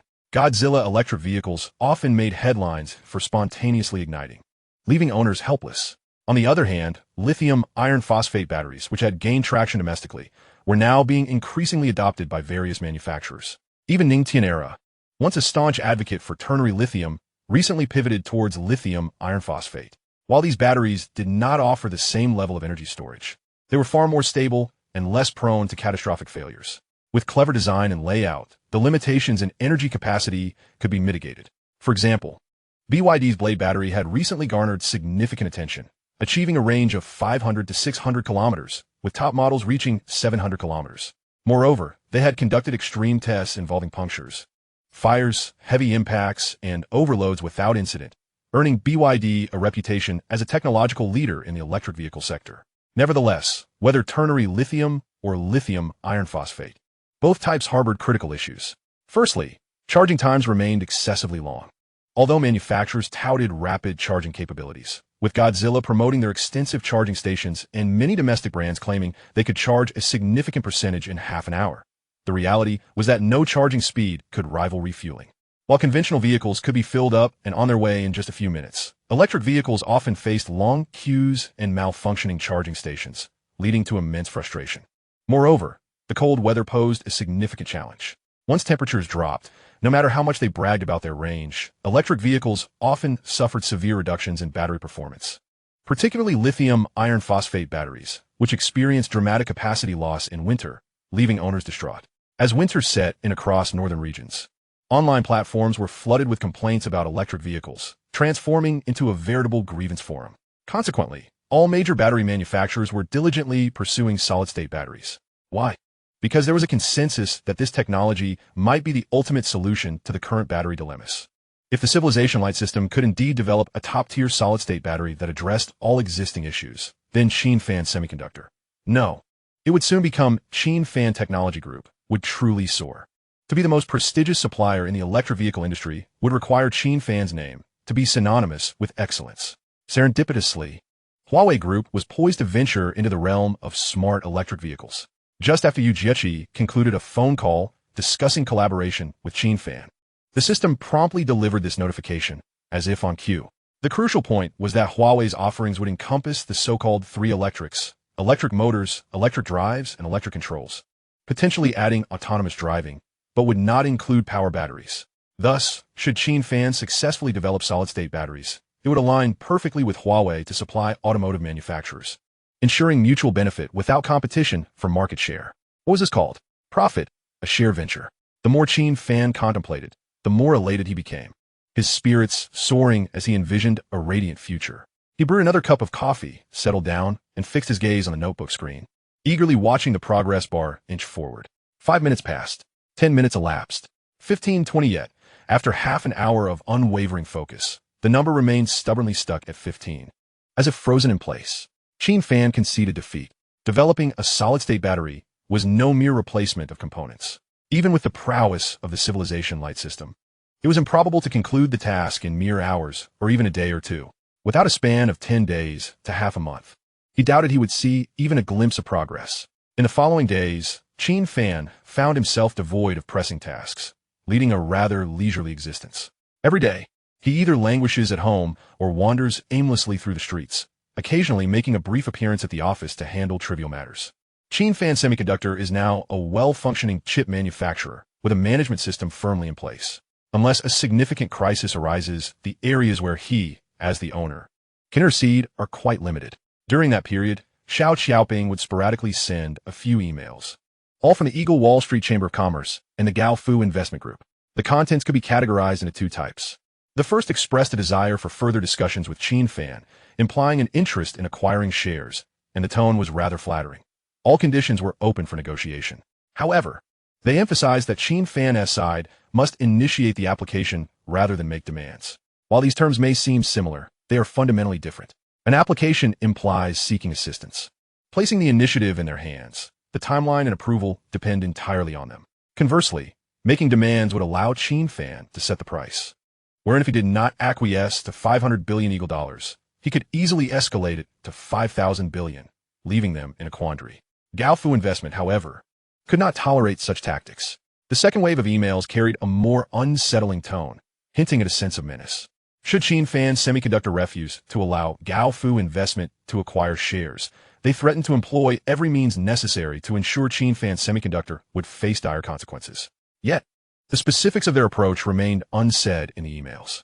After pondering the situation, Qin Fan surmised that the opposing party likely had not fully devised their strategy. Conversely, he had reviewed his own position several times and realized there were no vulnerabilities for others to exploit. Qin Fan Semiconductor's chip factory does not rely on outsiders.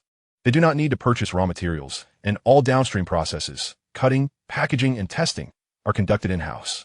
In essence, this company is akin to a sealed tin can, impervious to external interference, leaving no room for anyone to seize control. Unless Gaofu Investment dared to send someone with a bomb to destroy the factory, they had no leverage over Qin Fan. That morning, upon waking with a sense of leisure, Qin Fan decided to change his clothes and venture out to a quiet cafe. Just as he was slipping on his shoes, his phone rang. Upon seeing the caller ID, his heart sank. His landlord. Answering the call, he was greeted by the familiar voice of the lady. "Little Qin, the rent for next quarter hasn't been paid yet. It's already 2 days overdue. You're not having trouble at work, are you?" Stunned, Qin Fan quickly reassured her, No, Annie, I'm doing just fine. Work is going smoothly.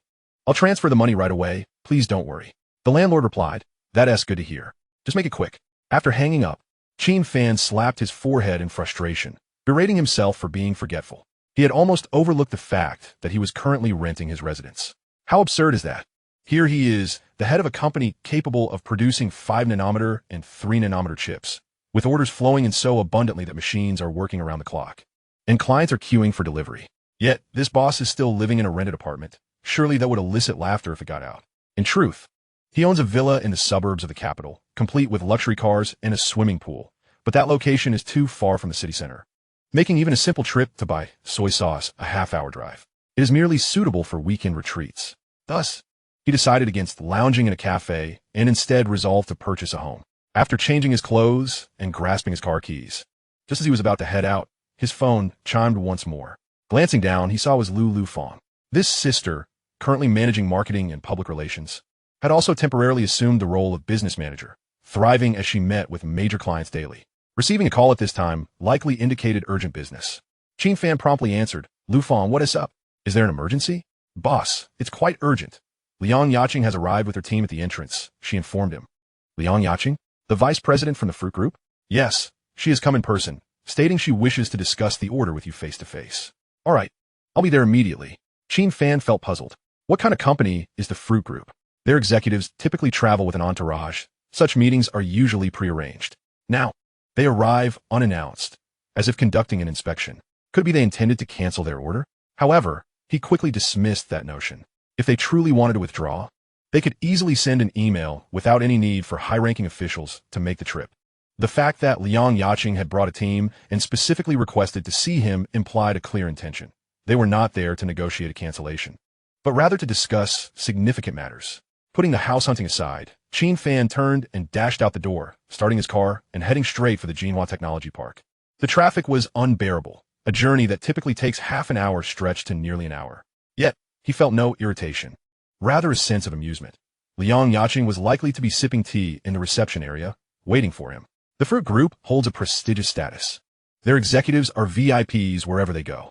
Making one of their senior executives wait for over an hour could easily become a story to tell. Meanwhile, within the office building at Jinhua Technology Park, most employees were diligently immersed in their tasks. A few core members gathered in a small meeting room, engaged in hushed discussions. Li Siyu, the newly appointed marketing manager, was specifically assisting Lu Lufang with market management. Previously, he had worked as a marketing supervisor at a large domestic firm and was headhunted with a salary that was doubled. Qin Fan Semiconductor was willing to invest heavily to recruit talent, offering flexible compensation for capable individuals. Ambitious professionals often possess a degree of pride. Initially, Li Siyu perceived the company as merely a fledgling tech startup. Had it not been for the stunning impression left by Lu Lufang during the interview, she looked as if she had stepped out of a painting, along with the staggering salary. He would not have considered switching jobs. Upon joining, he discovered that the company had impressive connections, collaborating with notable entities such as Rough Grain, Future Automotive, Xiaoping, and even Huawei. However, upon realizing that the owner was a man in his 20s, he couldn't help but speculate that this was likely a shell company funded by a wealthy second-generation heir, leveraging family connections to land such significant clients. At that moment, upon hearing that the negotiation team from the Fruit Group had arrived, Li Siyu was taken aback. The Fruit Group? The one that produces smartphones? They sent someone here? The surrounding colleagues looked at him as if he were an extraterrestrial. Lu Lufang replied directly, "What else would it be? It's the vice president of the Fruit Group leading the delegation." Geng Xiaojun inquired, "Has the boss been notified?" Lu Lufang responded, "Yes, on his way. He should arrive shortly. Time is short, so we need to quickly strategize how to negotiate with the Fruit Group. If the boss asks, we certainly can't just shrug and say we are unprepared." Geng Xiaojun concurred, "Exactly, if we can secure the order from the Fruit Group, our shipment volume and profits could double." Li Siyu pondered for a moment before speaking up. "I've dealt with people from the Fruit Group before. They can be quite difficult. I think we should adopt a more accommodating attitude. Whatever they propose, we should try to align with their expectations." He surveyed the room and added, "Even if we don't make a profit, or perhaps even incur some losses, we must secure this order. For us at Qin Fan Semiconductor, this is akin to free advertising, far more effective than spending millions on branding." To be honest, there was some merit to that argument. However, it applied more to lesser-known companies. For Qin Fan Semiconductor, such an approach was not appropriate. Lu Lufang chuckled and said, "Siyu, you are new here and may not fully grasp the company's foundation." Geng Xiaojun chimed in, "Exactly, we are not a small company that can easily be pushed around. Even if the Fruit Group's bigwigs are here to negotiate, we cannot bow down too low. Making a profit is essential. It's merely a matter of earning more or less." Li Siyu was taken aback, his heart racing. Could it be that Qin Fan Semiconductor is so formidable now that they do not regard the Fruit Group as a threat? Just as he was contemplating, Xiaoping unexpectedly pushed the door open and entered. Xiaoping exclaimed, "Stop chatting. The boss's car has just entered the park and has already gone upstairs." Lu Lufang immediately rose to his feet, declaring, "There's no time to meticulously dissect the terms. We shall converse casually as if the other party were an ordinary client."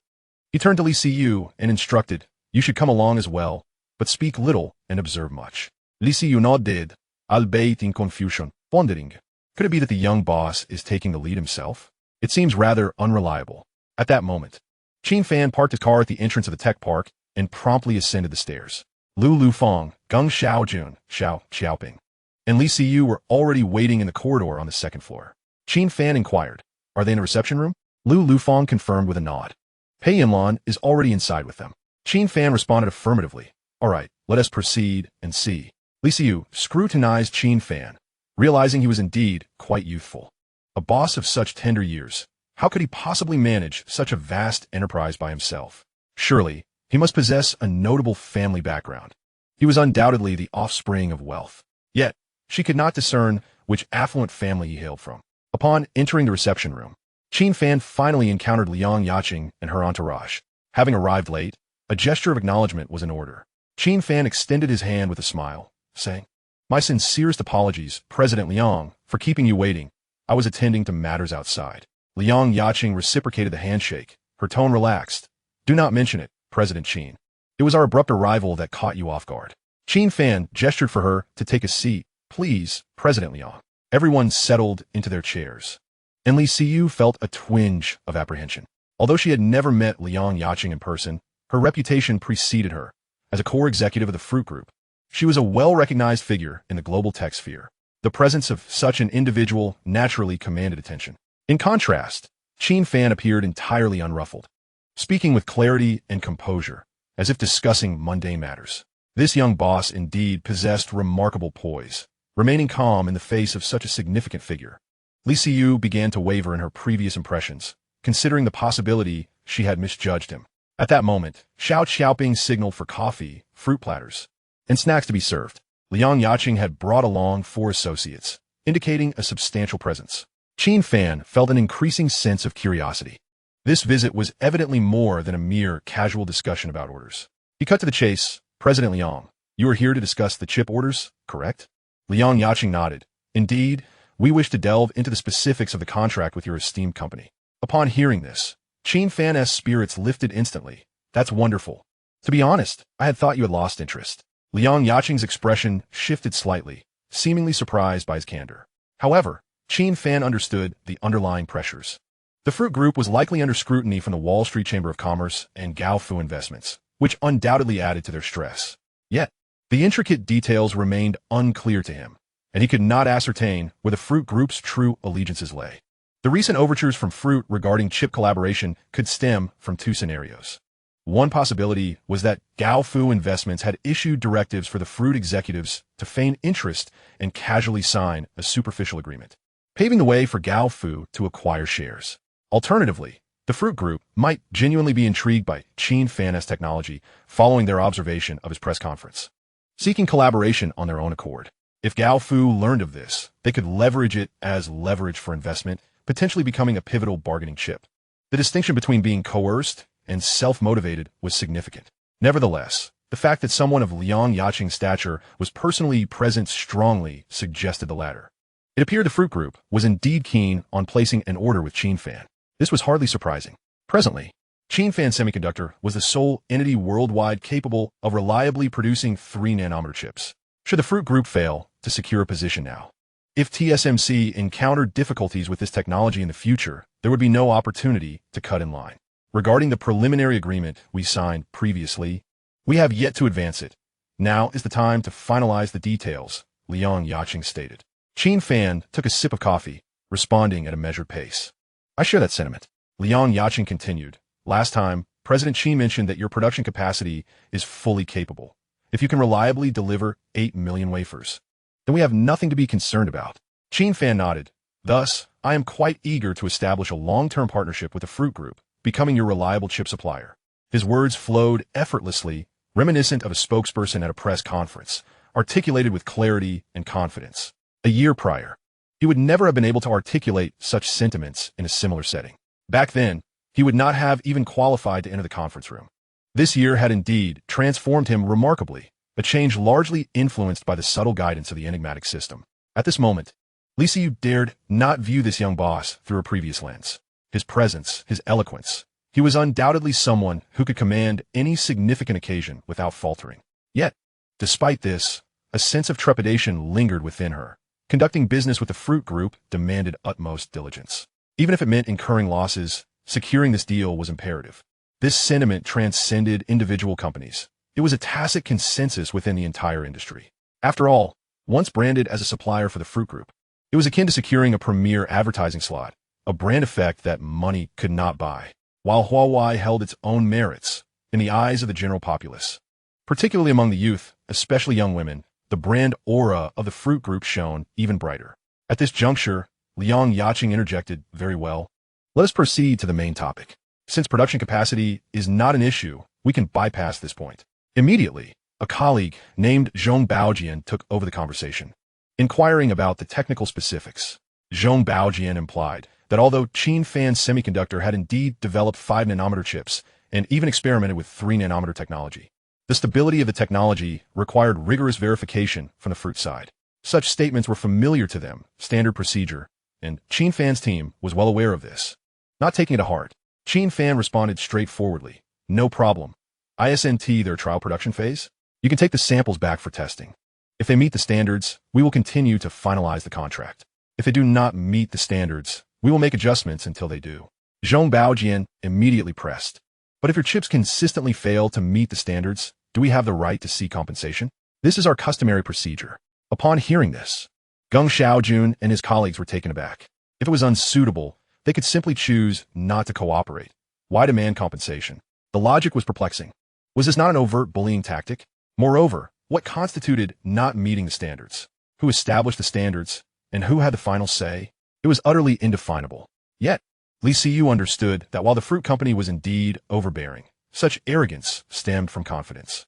Numerous major domestic companies, even industry leaders, had acquiesced to similar terms when collaborating with the fruit group. They bore the burden with gritted teeth. There was no choice to enter their supply chain. Such costs were unavoidable. As long as Qin Fan remained clear-headed, it was highly likely he would capitulate. Unexpectedly, Qin Fan smiled. Did you include this clause when negotiating supply terms with TSMC? Zhong Baojian was momentarily stunned, quickly retorting, that falls under commercial confidentiality. It is not appropriate to disclose the terms of other partnerships, my apologies. At this point, Liang Yaqing swiftly intervened. In fact, this clause is more of a formality. It is rarely enacted in practice, so you need not worry. Qin Fan did not engage with her statement, but turned to Lu Lufeng. Manager Geng, what is your opinion? Lu Lufeng immediately shook his head. We cannot accept such terms. This would leave us perpetually in a passive position. Cooperation should be mutually beneficial, not one party constantly finding fault while seeking compensation. We cannot sign.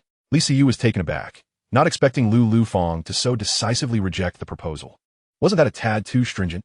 Nevertheless, it mattered little. As long as Qin Fan, the boss, gave his assent, her opposition would be futile. However, she could not have anticipated that Qin Fan's subsequent remarks would unequivocally set the tone. Manager Geng was correct. We are here to discuss collaboration, not to sign a contract that seeks to provoke discord. Such terms are detrimental to goodwill, and we cannot agree to include them in the agreement. As he spoke, Qin Fan maintained a serene demeanor, his tone casual, as if the success of this deal was of no consequence to him. Li Siyu's heart raced. This series of maneuvers was audacious. What if the representatives from Fruit turned hostile and abruptly walked away? The repercussions could be substantial. Indeed, the Fruit representatives were momentarily taken aback by his words. Qin Fan was undeniably correct. There was no fault to be found in his statement. However, the issue lay in the fact that they were dealing with the Fruit Group, a global leader in technology, the architect of industry norms. How can nascent semiconductor company adopt such a dismissive stance? Zhong Baojian's expression shifted immediately. As the marketing director for the Fruit Ideas District, he had never endured such affront in the domestic arena. Suppressing his ire, he retorted, Mr. Qin, to speak plainly, if this clause is not included, our collaboration may face obstacles. Qin Fan merely responded with a gentle "oh," turning to Liang Yaqing. Ms. Liang, could you clarify what these obstacles entail? Are we talking about a complete cessation of collaboration, or merely an inability to proceed smoothly? Liang Yaqing was momentarily taken aback, struggling to respond. Frankly, her personal involvement was already a significant gesture of goodwill from the Fruit side. Under normal circumstances, the other party should hastily agree to all conditions presented. Yet, these individuals not only refrained from acquiescing, but audaciously returned the ball to her court. This situation was unprecedented. As Liang Yaqing had previously stated, these conditions did not necessarily demand rigidity, but they had to be documented. This was an entrenched practice of the Fruit Group when conducting business in the Ideas District, maintaining control and ensuring advantageous terms. If the collaborating party behaved appropriately and cooperatively, matters would progress amicably, contracts would be signed, and disputes would be minimal. However, should the opposing party prove obstinate, the clauses within the contract would swiftly transform into blunt instruments, wielded to ensure compliance. In essence, this represented a posture of dominance. On the surface, it was collaboration, yet in reality, it was an act of condescension. No one anticipated that Qin Fan Semiconductor would respond with such fortitude, leaving the executives from Fruit visibly discontented, their brows furrowed and lips pursed, internally questioning the audacity before them. In the realm of business within the Ideas District, it was nearly unprecedented for a supplier to respond so defiantly.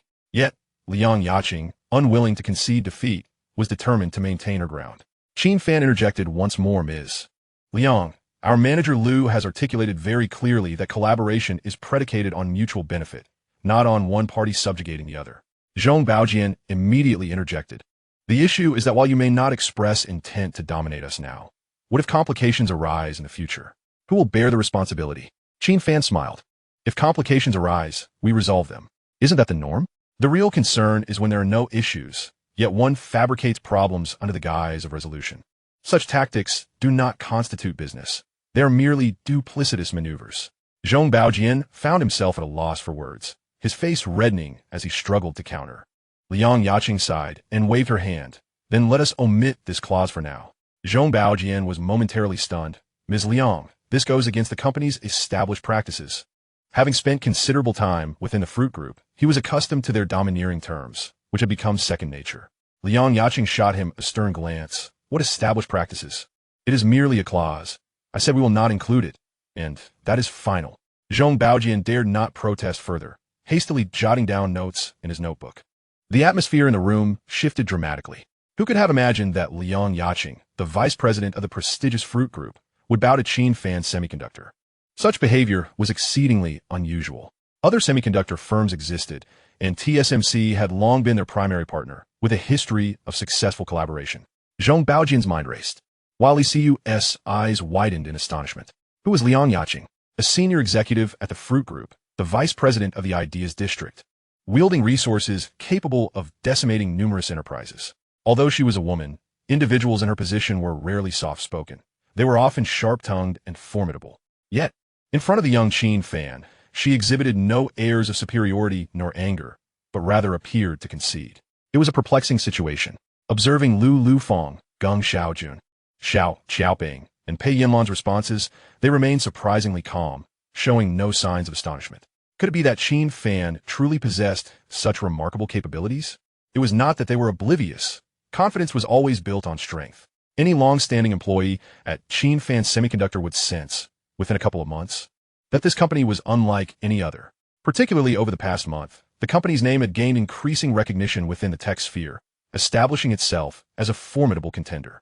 Individuals like Geng Xiaojun, when meeting clients, would often receive respectful glances filled with curiosity and scrutiny.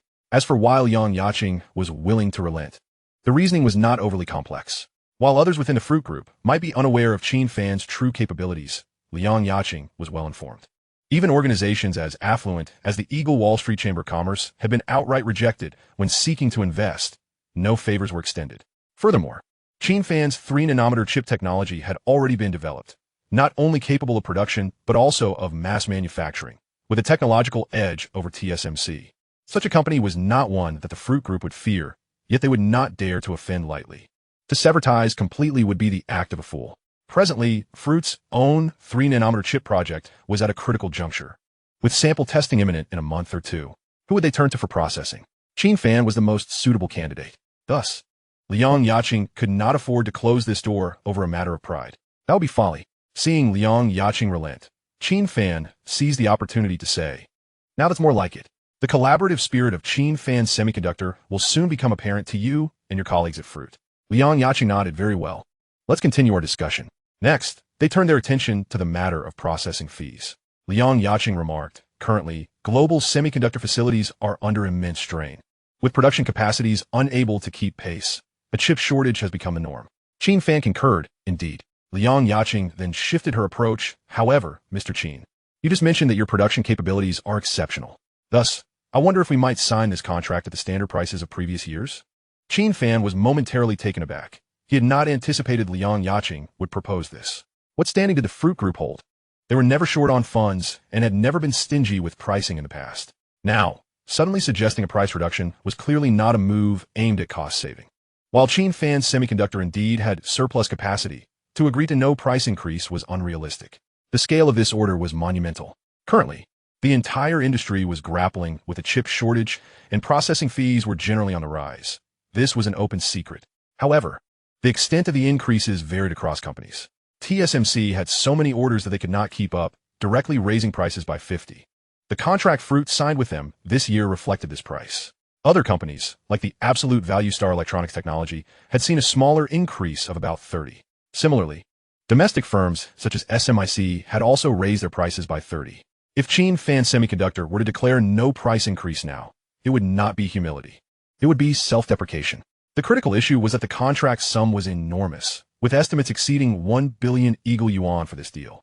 Even mere 30 increase would translate to an additional income of 300 million. Did the Fruit Group genuinely care about such a sum? Probably not. Their demand seemed more like a means to suppress Qin Fan's momentum and test his limits. The question of whether production capacity was tight or not was merely a pretext for price negotiation. Qin Fan waved his hand dismissively, saying, "Mr. Liang, I assure you I am not being unreasonable, but any further reduction in price would render it unfeasible for us to proceed." Liang Yaqing furrowed her brow. "But your Qin Fan semiconductor is unlike any other factory. You can produce 8 million wafers a month. Your capacity is clearly more than sufficient. Why then do you claim the price is too high?" Zhong Baojian seized the opportunity to interject, "Exactly. Unless Mr. Qin's capacity figures are somewhat inflated, this fundamentally impacts our collaboration." However, he quickly fell silent under Liang Yaqing's piercing glare. Li Siyu felt a sinking sensation. This deal appeared to be in jeopardy. Qin Fan exhibited no signs of conceding. If it were any other company, they might not mind burning bridges. But this was the Fruit Group. They were a global leader. Even a minor misstep could have significant repercussions. With no room for price negotiation, how could they continue discussions? Even veterans like Lu Lufeng and Geng Xiaojun began to fidget, their expressions tense. They perceived that even at market price, without a markup, the profits were already substantial. There was no need to offend the client over a trivial price difference. At that moment, Qin Fan leisurely spoke. "I do not deny that our production capacity is indeed high. But Mr. Liang, do you truly believe such high capacity comes without substantial investment?" Liang Yaqing paused, having not contemplated this question deeply before. But upon reflection, her thoughts began to crystallize. Chapter 128. Is this negotiation? In the manufacturing industry, how could one expect output without investment? Especially in the realm of cutting-edge chips, establishing a new production line could easily cost tens of billions, even hundreds of billions of yuan, not to mention the subsequent expenses for debugging, hiring, and technical breakthroughs. Those were the real financial drains. Qin Fan continued. "It is precisely because the industry is currently facing a chip shortage that we have resolutely invested to expand our production capacity, aiming to assist our clients in resolving their issues. Yet here you are, using our production capacity as leverage to negotiate a lower price. Does that not seem a tad inappropriate? What do you think, Mr. Liang?" His words hung in the air, and silence enveloped the room. The logic was irrefutable. It was compellingly persuasive. Because of the chip shortage, they had proactively invested, and as a result, they were able to supply. It made perfect sense, and yet there was an unsettling feeling in the air that they couldn't quite articulate. Upon further contemplation, a question arose. If Qin Fan could invest so much to rapidly increase capacity, why weren't other major manufacturers doing the same? Was TSMC short on funds? Did Root 9 Absolute Value Star Electronics lack those billions? Of course not. But why was their capacity stagnating, unable to scale up quickly? The answer was evident. Establishing a new advanced process chip production line could take at least 3 to 5 years to yield results. Upgrading existing lines? Far more challenging. With TSMC's current technological level nearing its limits, efficiency was nearly exhausted, leaving no room for enhancement. So how did Qin Fan Semiconductor achieve this? Only Qin Fan himself knew the answer. As long as his production lines continued to operate, they would accumulate growth value, enabling automatic upgrades. Each upgrade, indeed, required financial outlay, with the most recent costing 2 billion yuan. Yet compared to the astronomical investments of others, which often reached hundreds of billions, this expense was trivial. Even more astonishing was that while others took 3 to 5 years to build a line, Qin Fan could complete it in just a few days, doubling capacity almost instantly. And the output was stable and of high quality, reaching maximum efficiency. Who would believe such a tale? No one would, and no one could fathom it. Although Liang Yaqing was astute, no amount of mental gymnastics could uncover this layer of truth. She pondered and pondered, yet could not find any flaws in Qin Fan's assertions. Ultimately, she could only take a step back and inquire. "Then, Mr. Qin, what premium do you intend to charge?" The room erupted in astonishment. Liang Yaqing had actually made a concession.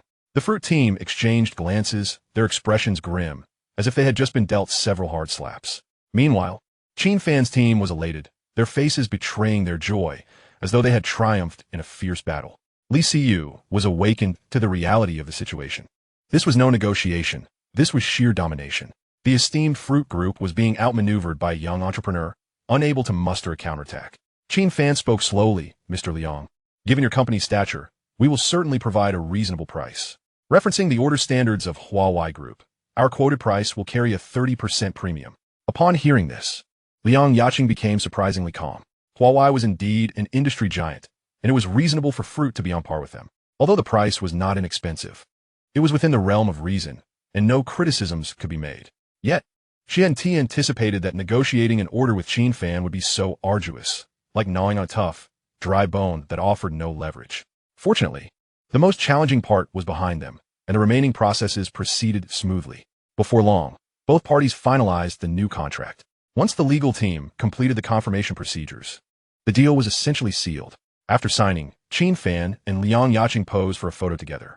Qin Fan smiled radiantly, exuding warmth, while Liang Yaqing managed a strained smile. Her expression complex. She never imagined that this young entrepreneur would prove to be such a formidable opponent. Since becoming the vice president of the District of Ideas, this was her first encounter with someone of his caliber, firm, astute, and impeccably prepared.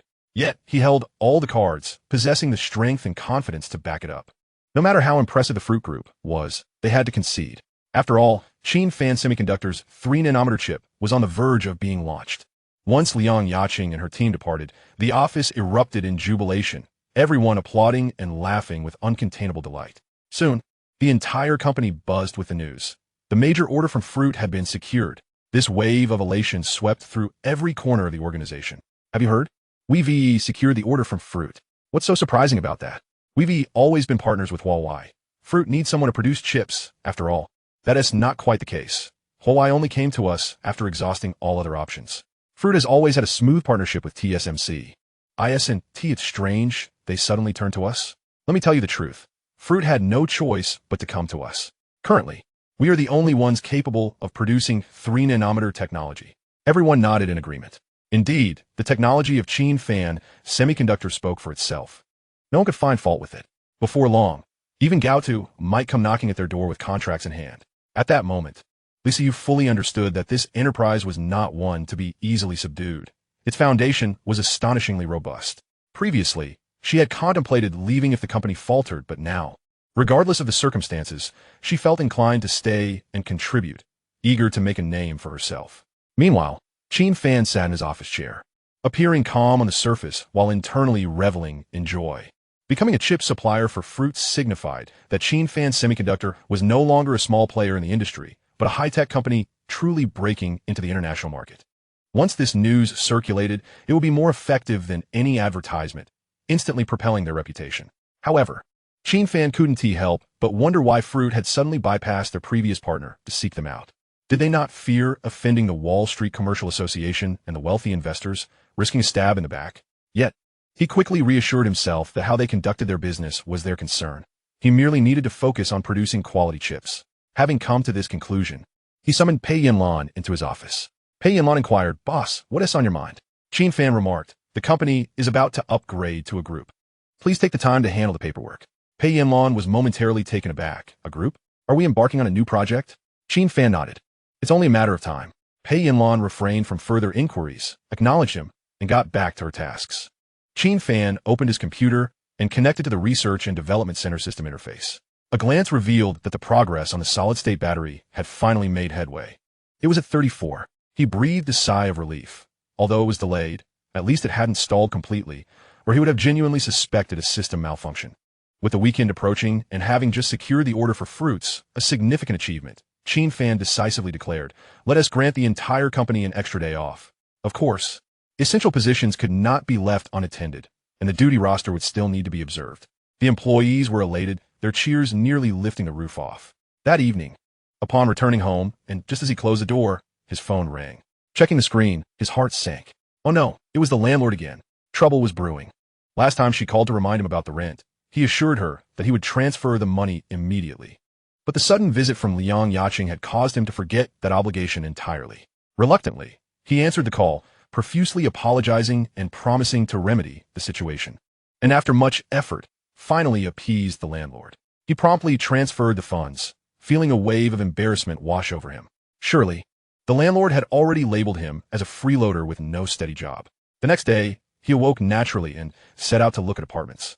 With his current financial standing, purchasing a home in the capital city felt as effortless as buying a pack of cigarettes. He barely blinked. Having resided in this area for an extended period, he had grown accustomed to its pace of life and decided to settle down here. After researching nearby properties the previous night, he found that the new developments were rather unimpressive, lacking in quality and allure. Thus, he turned his attention to the second-hand market. Fortunately, there was a prestigious residential complex nearby named Palm Springs Flower Realm. The name sounded quite sophisticated, as if conjured by foreign hands. However, Qin Fan was indifferent. As long as a house was comfortable, he cared little for its style. Upon arriving at Palm Springs Flower Realm, he was immediately enveloped by the unmistakable aura of affluence. The entrance was grandly designed, reminiscent of a palace from a film, with imposing columns that exuded an air of magnificence. Qin Fan casually entered a real estate agency to inquire about available properties. The young man who greeted him was named Jin Shanming, in his early 20s. Of modest height but brimming with vitality, a natural fit for the profession. Jin Shanming smiled and asked, "Sir, are you interested in viewing properties at Palm Springs Flower Realm?" Qin Fan nodded affirmatively. Jin Shanming continued, "This community is positioned as high-end, with spacious layouts." Qin Fan nonchalantly replied, "It doesn't matter, as long as it's suitable." Jin Shanming's ears perked up. He sensed he was dealing with a wealthy client, indeed a super wealthy one. He quickly selected several properties to recommend to Qin Fan. Qin Fan chose 3 to view. One was 180 square meters with 4 bedrooms. Another was 145 square meters with 3 bedrooms and 2 living rooms. And the last was an extravagant 480 square meter flat with 6 rooms. The prices for such properties were astronomically high.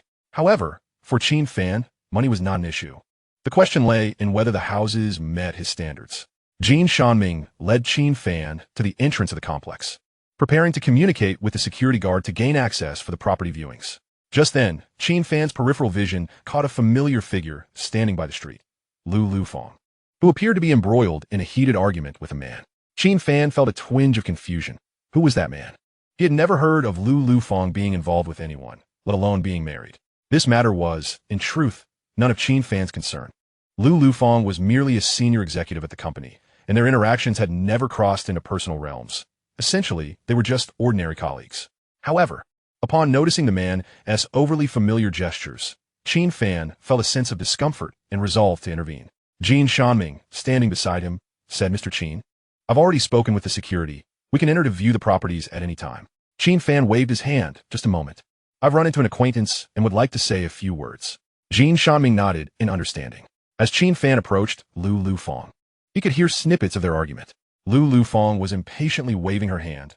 "Oh, Bai Anding, will you ever be finished? Just go away. We are simply not compatible." The man named Bai Anding grinned. Leaning closer, "Lufeng, what are you talking about? We are a perfect match, as introduced by Aunt Wang. It can't be wrong." Lu Lufeng rolled her eyes. "I think that if it doesn't feel right, then it simply isn't right. What does Aunt Wang have to do with this?" It turned out that Bai Anding had been introduced to Lu Lufeng by Aunt Wang, a colleague of her mother, with whom their families had maintained a close relationship over the years. Lu Lufeng had often visited Aunt Wang's home as a child, and they shared a bond akin to family. Aunt Wang had always treated her exceptionally well, even more than her own daughter. After Lu Lufeng returned from her studies abroad, she had kept in touch, visiting occasionally. A few days prior, Aunt Wang had invited her over for dinner, and without a second thought, Lu Lufeng had accepted. Upon entering, however, she was surprised to find a stranger, Bai Anding, present. Aunt Wang had cheerfully introduced him, claiming he was also a returnee, having graduated from a prestigious British school, now thriving in the financial sector with a starting annual income in the 7 figures. Lu Lufeng quickly understood that this was a veiled matchmaking attempt. She was internally conflicted, as she had been enjoying her single life and had no intention of pursuing a romantic relationship. Yet, with the man sitting before her, she couldn't just walk out. Thus, she reluctantly sat down to endure the dinner. Throughout the meal, Bai Anding incessantly boasted about his accomplishments, his job, his skills, his earnings, his luxurious home and car, practically begging her to see his bank balance. By the end of the meal, it felt as if he had recited his entire life story. However, Lu Lufeng remained unmoved and was eager to leave. Bai Anding, undeterred, insisted, "Let us exchange contact information. I'll take you out to a bar sometime, just to chat." Lu Lufeng waved her hand. "No, I don't go to places like that." Bai Anding persisted. "Then let us go somewhere else. I'm open to whatever you want to do." Lu Lufeng replied coldly. "Your eagerness only makes me want to distance myself from you even more." With that, she turned on her heel and slammed the door behind her. She had thought that would be the end of it, but unexpectedly, Bai Anding had somehow found out where she lived and was now waiting at her apartment complex, determined to catch her. With an air of self-satisfaction, Bai Anding said, "Lufeng, I drove here. Let me take you somewhere fun. I guarantee you'll enjoy it." Lu Lufeng frowned. "I'm not going. I need to pick up some things." Bayanding immediately chimed in. What do you need? I can take you. It's on the way. Lu Yofeng's tone turned frosty. No need. It's personal items. I'll manage myself. Bayanding chuckled. Personal items? What is so private about them that I can't see? I've seen it all. Lu Lufeng was nearly driven to laughter by his persistence. He was like chewing gum, impossible to shake off. Unable to contain her frustration, she warned, Bayanding, I warn you. If you keep this up, I'll call the police. Bayanding, with a cheeky grin, replied, Go ahead if it means spending time in cell for you. I'm willing to accept that. Lu Lufeng was utterly speechless. At that moment, someone called her name. She turned around, astonished. What was happening? Her boss? What was he doing here? Qin Fan approached, his tone familiar. Lufeng, there you are. I've been looking for you for ages. Lu Lufeng was taken aback. Huh? You were looking for me? Qin Fan nodded. Yes, I knocked on your door, but received no answer. Didn't you give me the key? In an instant, Lu Lufeng recalled, her eyes lighting up. Oh my, what a memory lapse. I did give you the key, dear. Why have you only just arrived? As she spoke, she naturally linked her arm with Qin Fan's. Qin Fan chuckled inwardly. This young lady was quick on her feet, effortlessly playing along without rehearsal. He took the opportunity to wrap his arm around her waist, casually stating, Come on, let us go to a place. As Bayanding abruptly interjected, exclaiming, Who are you? Qin Fan cast a fleeting glance his way and retorted, Are you blind? Can't you see I'm her boyfriend? Bayanding stood there dumbfounded, alternating his gaze between Qin Fan and Lu Lufeng, his lips trembling as he stammered, No, it can't be. Didn't you say you were single? Lu Lufeng replied with a smirk. Who said I didn't have a boyfriend? Bayanding protested. Aunt Wang just said so herself. Lu Lufeng dismissed him with a wave. Oh please, what does Aunt Wang know? I met him abroad, and we've been together for several years now, right, darling? Qin Fan glared at Bayanding, his finger nearly poking his nose. Listen closely, this woman is under my protection. Don't entertain any ill intentions. If you annoy me, you will have cause to weep. With that, he wrapped his arm around Lu Lufeng and turned to leave, leaving Bayanding standing there, dazed as the wind swept by, rendering him numb. The couple strolled to the entrance of the Palm Springs garden, their pace unbroken as they ventured inside. Lu Lufeng, slightly bewildered, inquired, Where are we headed? Qin Fan cheerfully responded, Now that we're here, let's take a look inside. Accompany me to view the property. Consider it my way of thanking you for that little performance earlier. Lu Lufeng blinked in surprise. Boss, are you truly considering purchasing a home here? This place is quite exclusive. Oh, right, you're not short on funds. But is it appropriate for me to accompany you? Qin Fan waved dismissively. Come on. You have nothing else to do. Besides, that fellow is still lurking behind us. It's better for us to stick together to avoid trouble. Lu Lufeng fell silent, recognizing that the boss had indeed lent her a helping hand. Moreover, spending time with Qin Fan was far more preferable than being pestered by someone like Bayanding. So, she reluctantly nodded in agreement. Upon noticing Qin Fan approaching with a refined young woman, Jin Shanming promptly welcomed them. Ladies, please follow me. He then guided Qin Fan and Lu Lufeng into the upscale community of Palm Springs Garden. Indeed, this place was unlike any ordinary neighborhood, where mere patches of grass and a few trees sufficed. The design was meticulously crafted, featuring slopes and terraces, creating a profound sense of depth. The exterior resembled the remnants of a temple from an ancient civilization, with the interior reflecting the same exquisite style. Statues and pavilions were all fashioned in the same ancient style, with intricate carvings adorning the columns. A man-made stream meandered through the courtyard, its water so clear that the bottom was visible, with small fish swimming lazily about. Lu Lufeng couldn't help but exclaim, No wonder the property prices are staggering. Just this environment is worth the price of admission. As Jin Shanming walked them through, he provided details about each unit, clearly rehearsed and fluent. This community was not only aesthetically pleasing, but also secure, with round-the-clock patrols ensuring genuine safety. They were required to report clients in advance, and the approval process was notably stringent. As they observed, there were no vehicles parked on the surface. All cars were relegated to the underground, achieving a genuine separation between pedestrians and vehicles. Elderly residents and children could frolic in the courtyard without fear of being struck by a car. Lu Lufeng nodded. This is indeed considerate. As they spoke, the trio arrived at the front of a building. In such a community, even entering the building required a password. The access system was particularly stringent. The first unit they viewed was a 180 square meter 4-bedroom apartment on the 12th floor, boasting a prime location. Large apartments exuded a different aura. The living room was extraordinarily spacious, with a wall of floor-to-ceiling windows allowing sunlight to flood in, creating an exceptionally bright atmosphere. However, the decor was somewhat lackluster, merely average. and the bathroom bore traces of water stains and hair, evidently left unclean by the previous occupant. Overall, rather unremarkable. Qin Fan waved his hand. Next one. Jin Shanming promptly led them to the second unit, a 145 square meter three-bedroom apartment. While smaller than the previous one, it could still be considered a luxury residence for an average person. This unit, however, was clearly more thoughtfully decorated, boasting exquisite finishes and fully furnished with new curtains. After inspecting it, Lu Lufeng whispered, "This one's quite nice, boss. Shall we go with this?" Qin Fan shook his head. "Too small." Lu Yufeng's eyes widened in disbelief. "Still too small? Are you planning to house an entire family?" Qin Fan chuckled. "What if the company decides to host a gathering? It won't accommodate everyone. Moreover, look at the floor. It's only on the 8th. The view is severely obstructed. It lacks brightness." Indeed, in a city like this, the 8th floor felt somewhat low. With the northern winds stirring up dust, living above the 9th floor was far more comfortable. Qin Fan declared, "Next one." Jin Shanming responded, "The next one is a top-floor flat." Qin Fan murmured, "Let's have a look." The so-called flat meant an entire floor was designated for one's residence. Could the area be small? A staggering 480 square meters, which was astonishing. Such layouts only existed on the top 3 floors of each building. And this unit was conveniently located on the 21st floor. As they entered the elevator, Lu Lufeng jested, "Boss, is this high enough for you?" Qin Fan laughed. "That should suffice." We reached the peak. This elevator was no ordinary contraption. It had a dedicated passage that went straight up without any stops in between. It was astonishingly swift yet remarkably smooth, and in the blink of an eye, they arrived.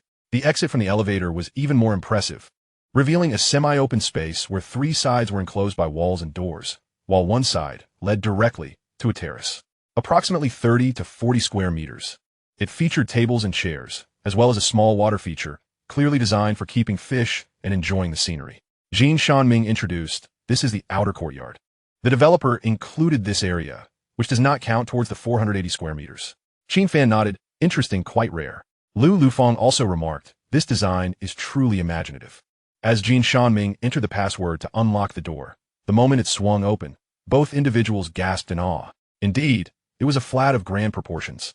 The living room alone was over 100 square meters, unfathomably spacious. Through the colossal floor-to-ceiling windows, the view was boundless, encompassing everything in sight, making one feel as though they were floating. The living room was exceptionally bright, with sunlight streaming in without being blinding, likely due to some sophisticated treatment applied to the glass. In addition to the living room, it included 6 rooms, each with its own en-suite bathroom, 3 of which connected to balconies, promising an unparalleled sense of comfort. The expansive space and inviting atmosphere would surely elicit admiration from anyone who visited. Jin Shanming remarked, "Mr. Qin, the owner has never lived here since the renovation. Naturally, if one were to reside in such a place, they would hardly consider selling it." Those who could afford such grand flats were not particularly concerned about rental income. Chapter 131, Indifference to Cost. Jin Shanming added, "Whatever you see if you decide to buy, it's all yours. There'll be no tricks." Qin Fan nodded. "That is excellent, very reassuring." The most convenient aspect of this property was that it came fully furnished with all brand-name appliances, requiring nothing more than to bring a suitcase and move in. Jin Shanming continued, "Additionally, there are 2 parking spaces included, Mr. Qin. As you know, parking spots are exceedingly precious in the capital, especially in high-end communities.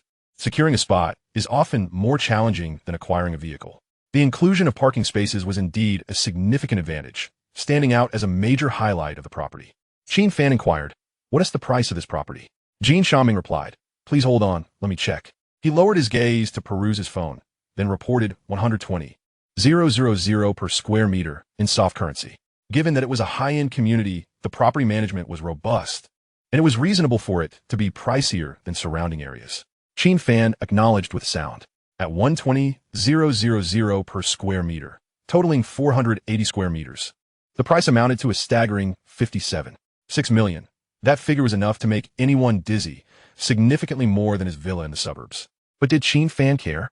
Not in the slightest. He often proclaimed, "As long as it's comfortable to live in, what does money matter?" Jin Shanming tentatively remarked, "As for the price, we can negotiate with the owner."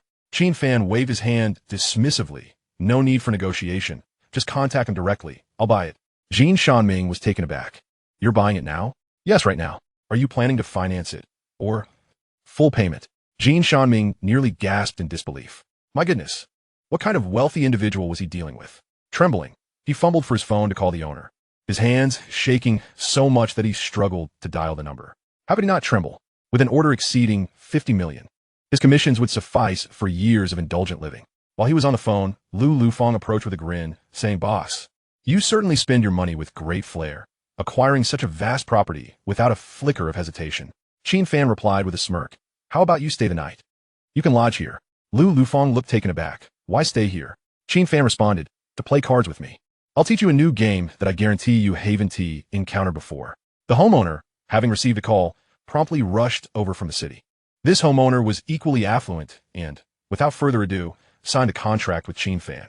Although the transfer would take a few days, he handed over all the keys, utility cards, and gas cards to Qin Fan, effectively completing the transaction ahead of schedule. The homeowner chuckled. "The place has been vacant for quite some time. Your arrival is timely to warm it up." Qin Fan beamed. "All right, thank you, my friend."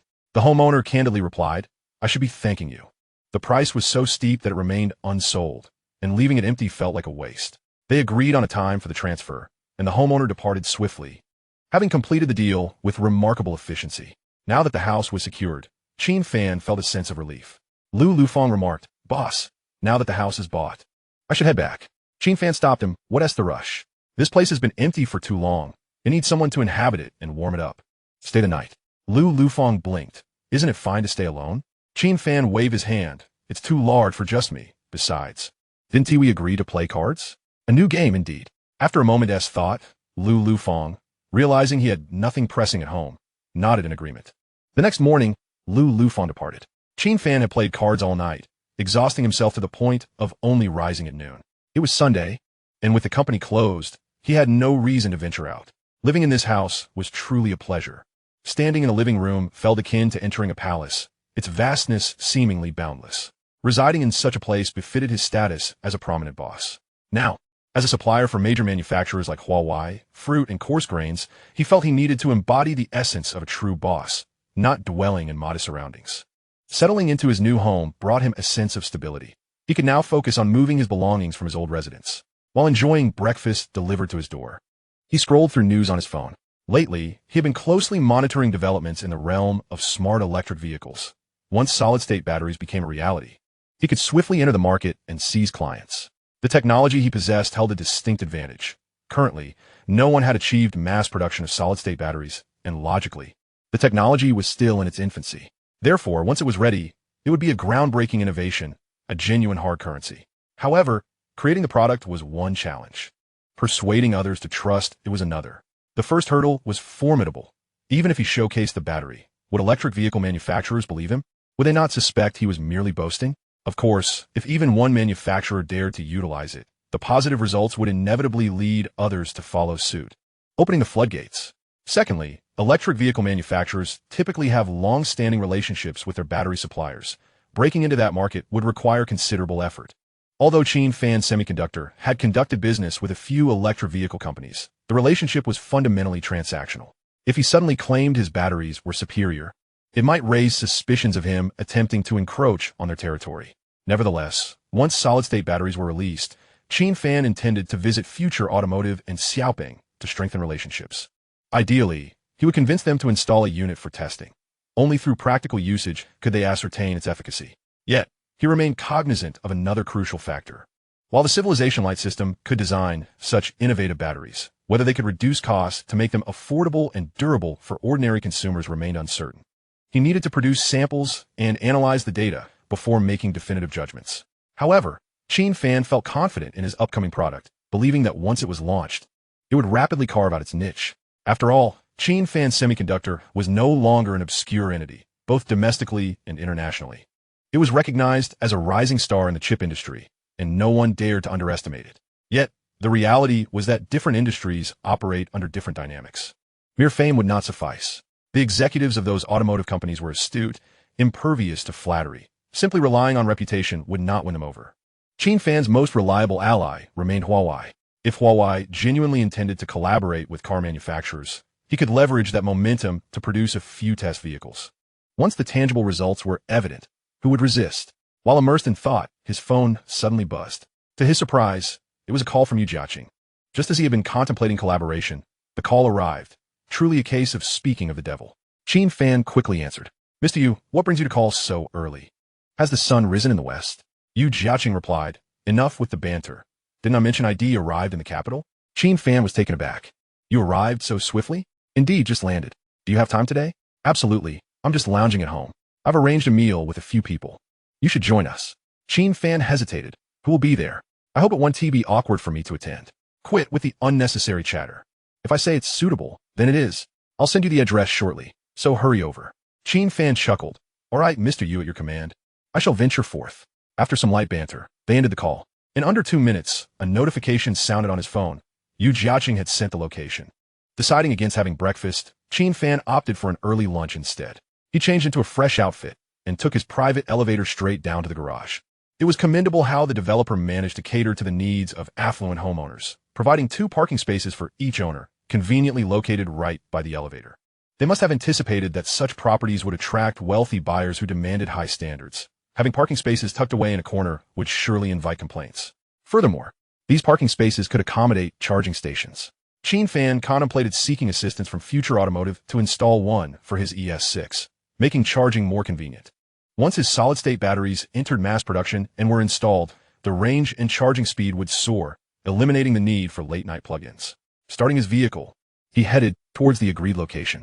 The address provided by Yu Jiaqing was in the Xiqing district of the capital, neither too far nor too close to his residence in Palm Springs.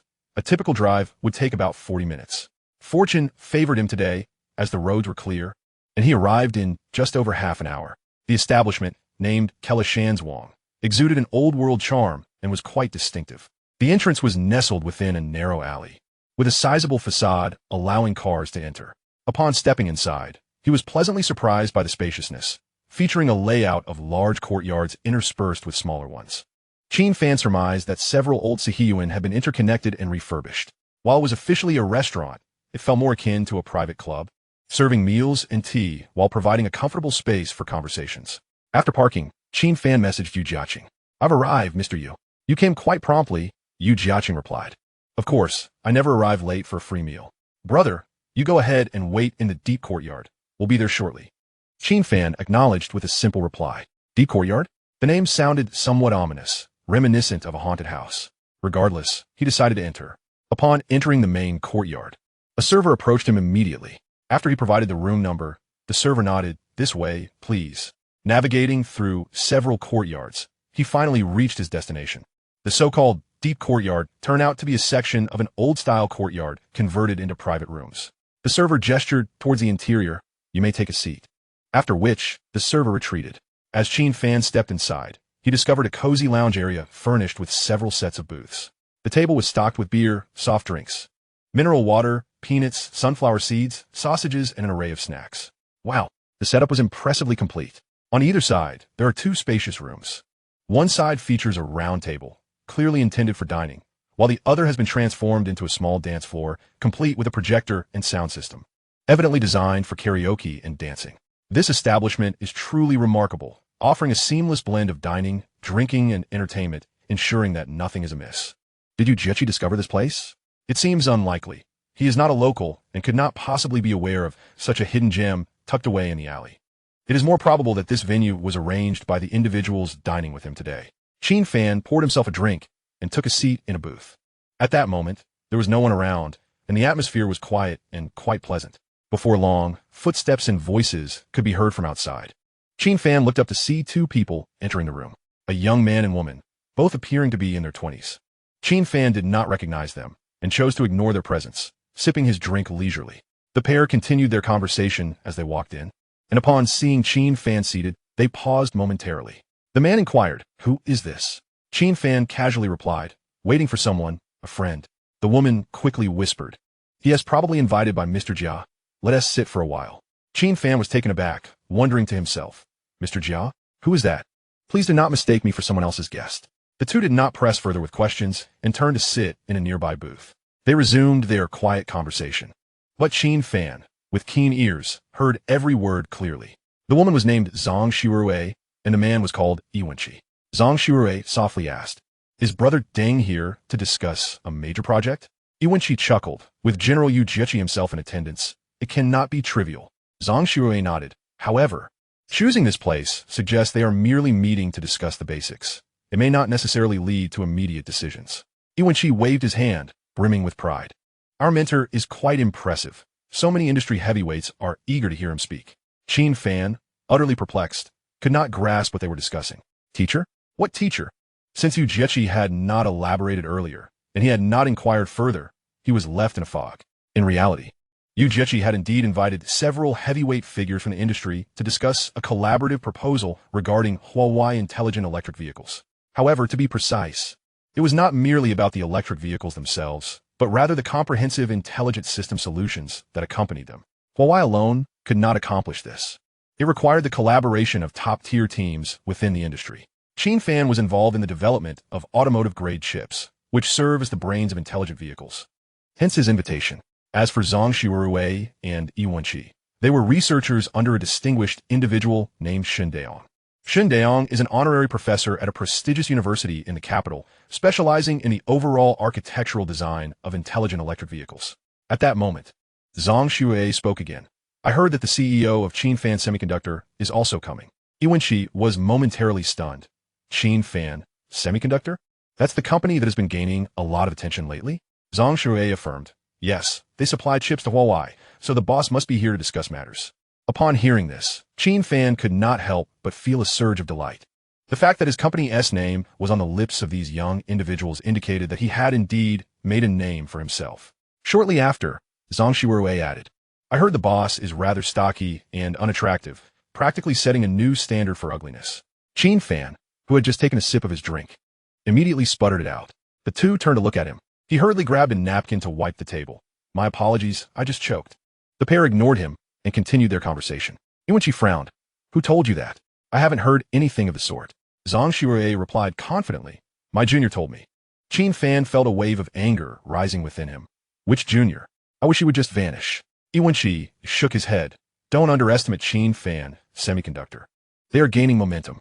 I've heard their technological prowess might even surpass that of Wan Jidian. Zhang Xiurui was incredulous.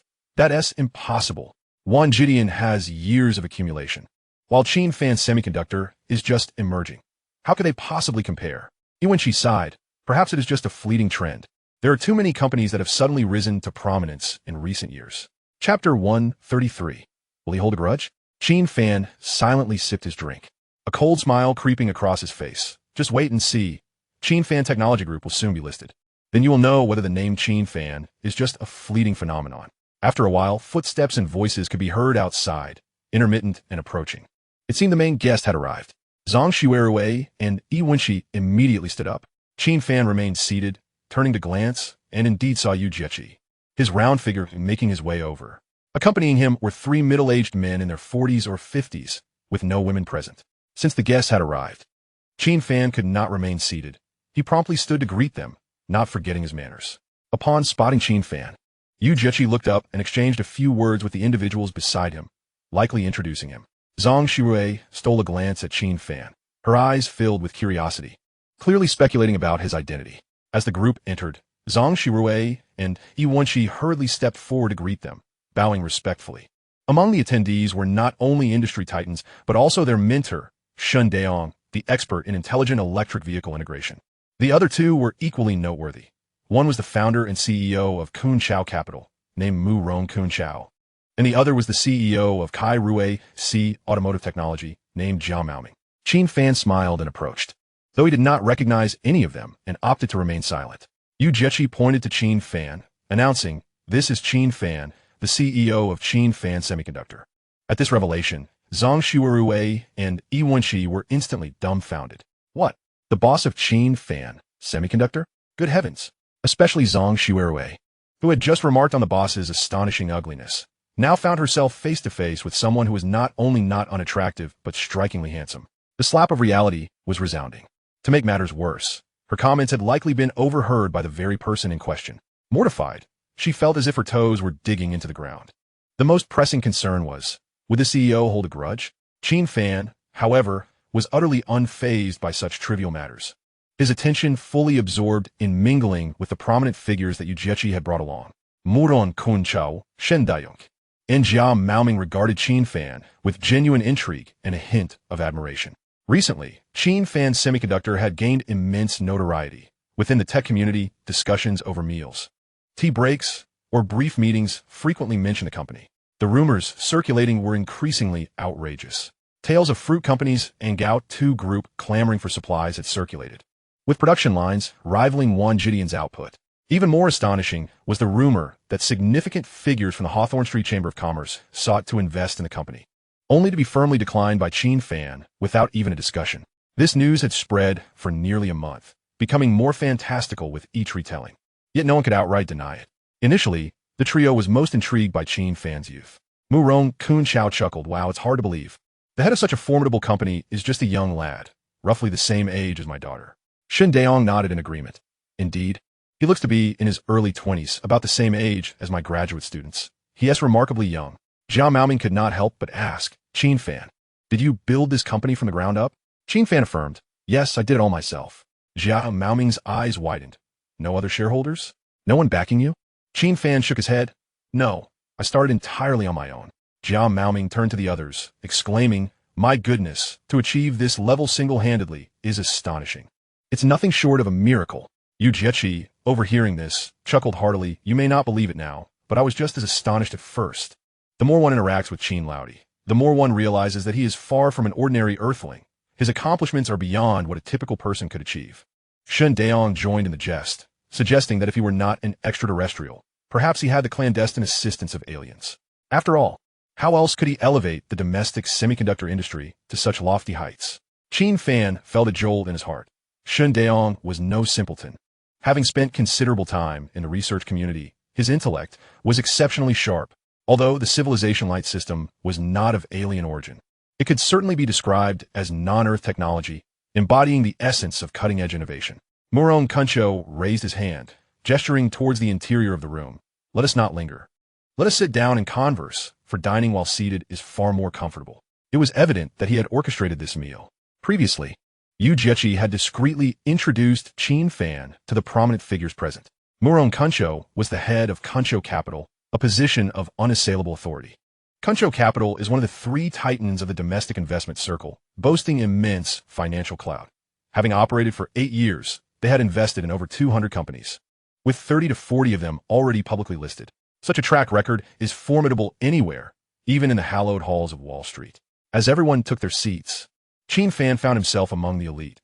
Even younger luminaries like Zhang Shuirui and Yi Wenqi could not help but gaze at him with envy.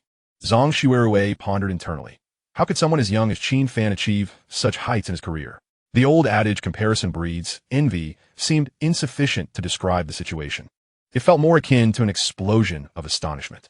The server began to pour tea. As the fragrant brew filled the cups, the aroma wafted through the room, unmistakably indicating its exceptional quality. It was likely worth a fortune.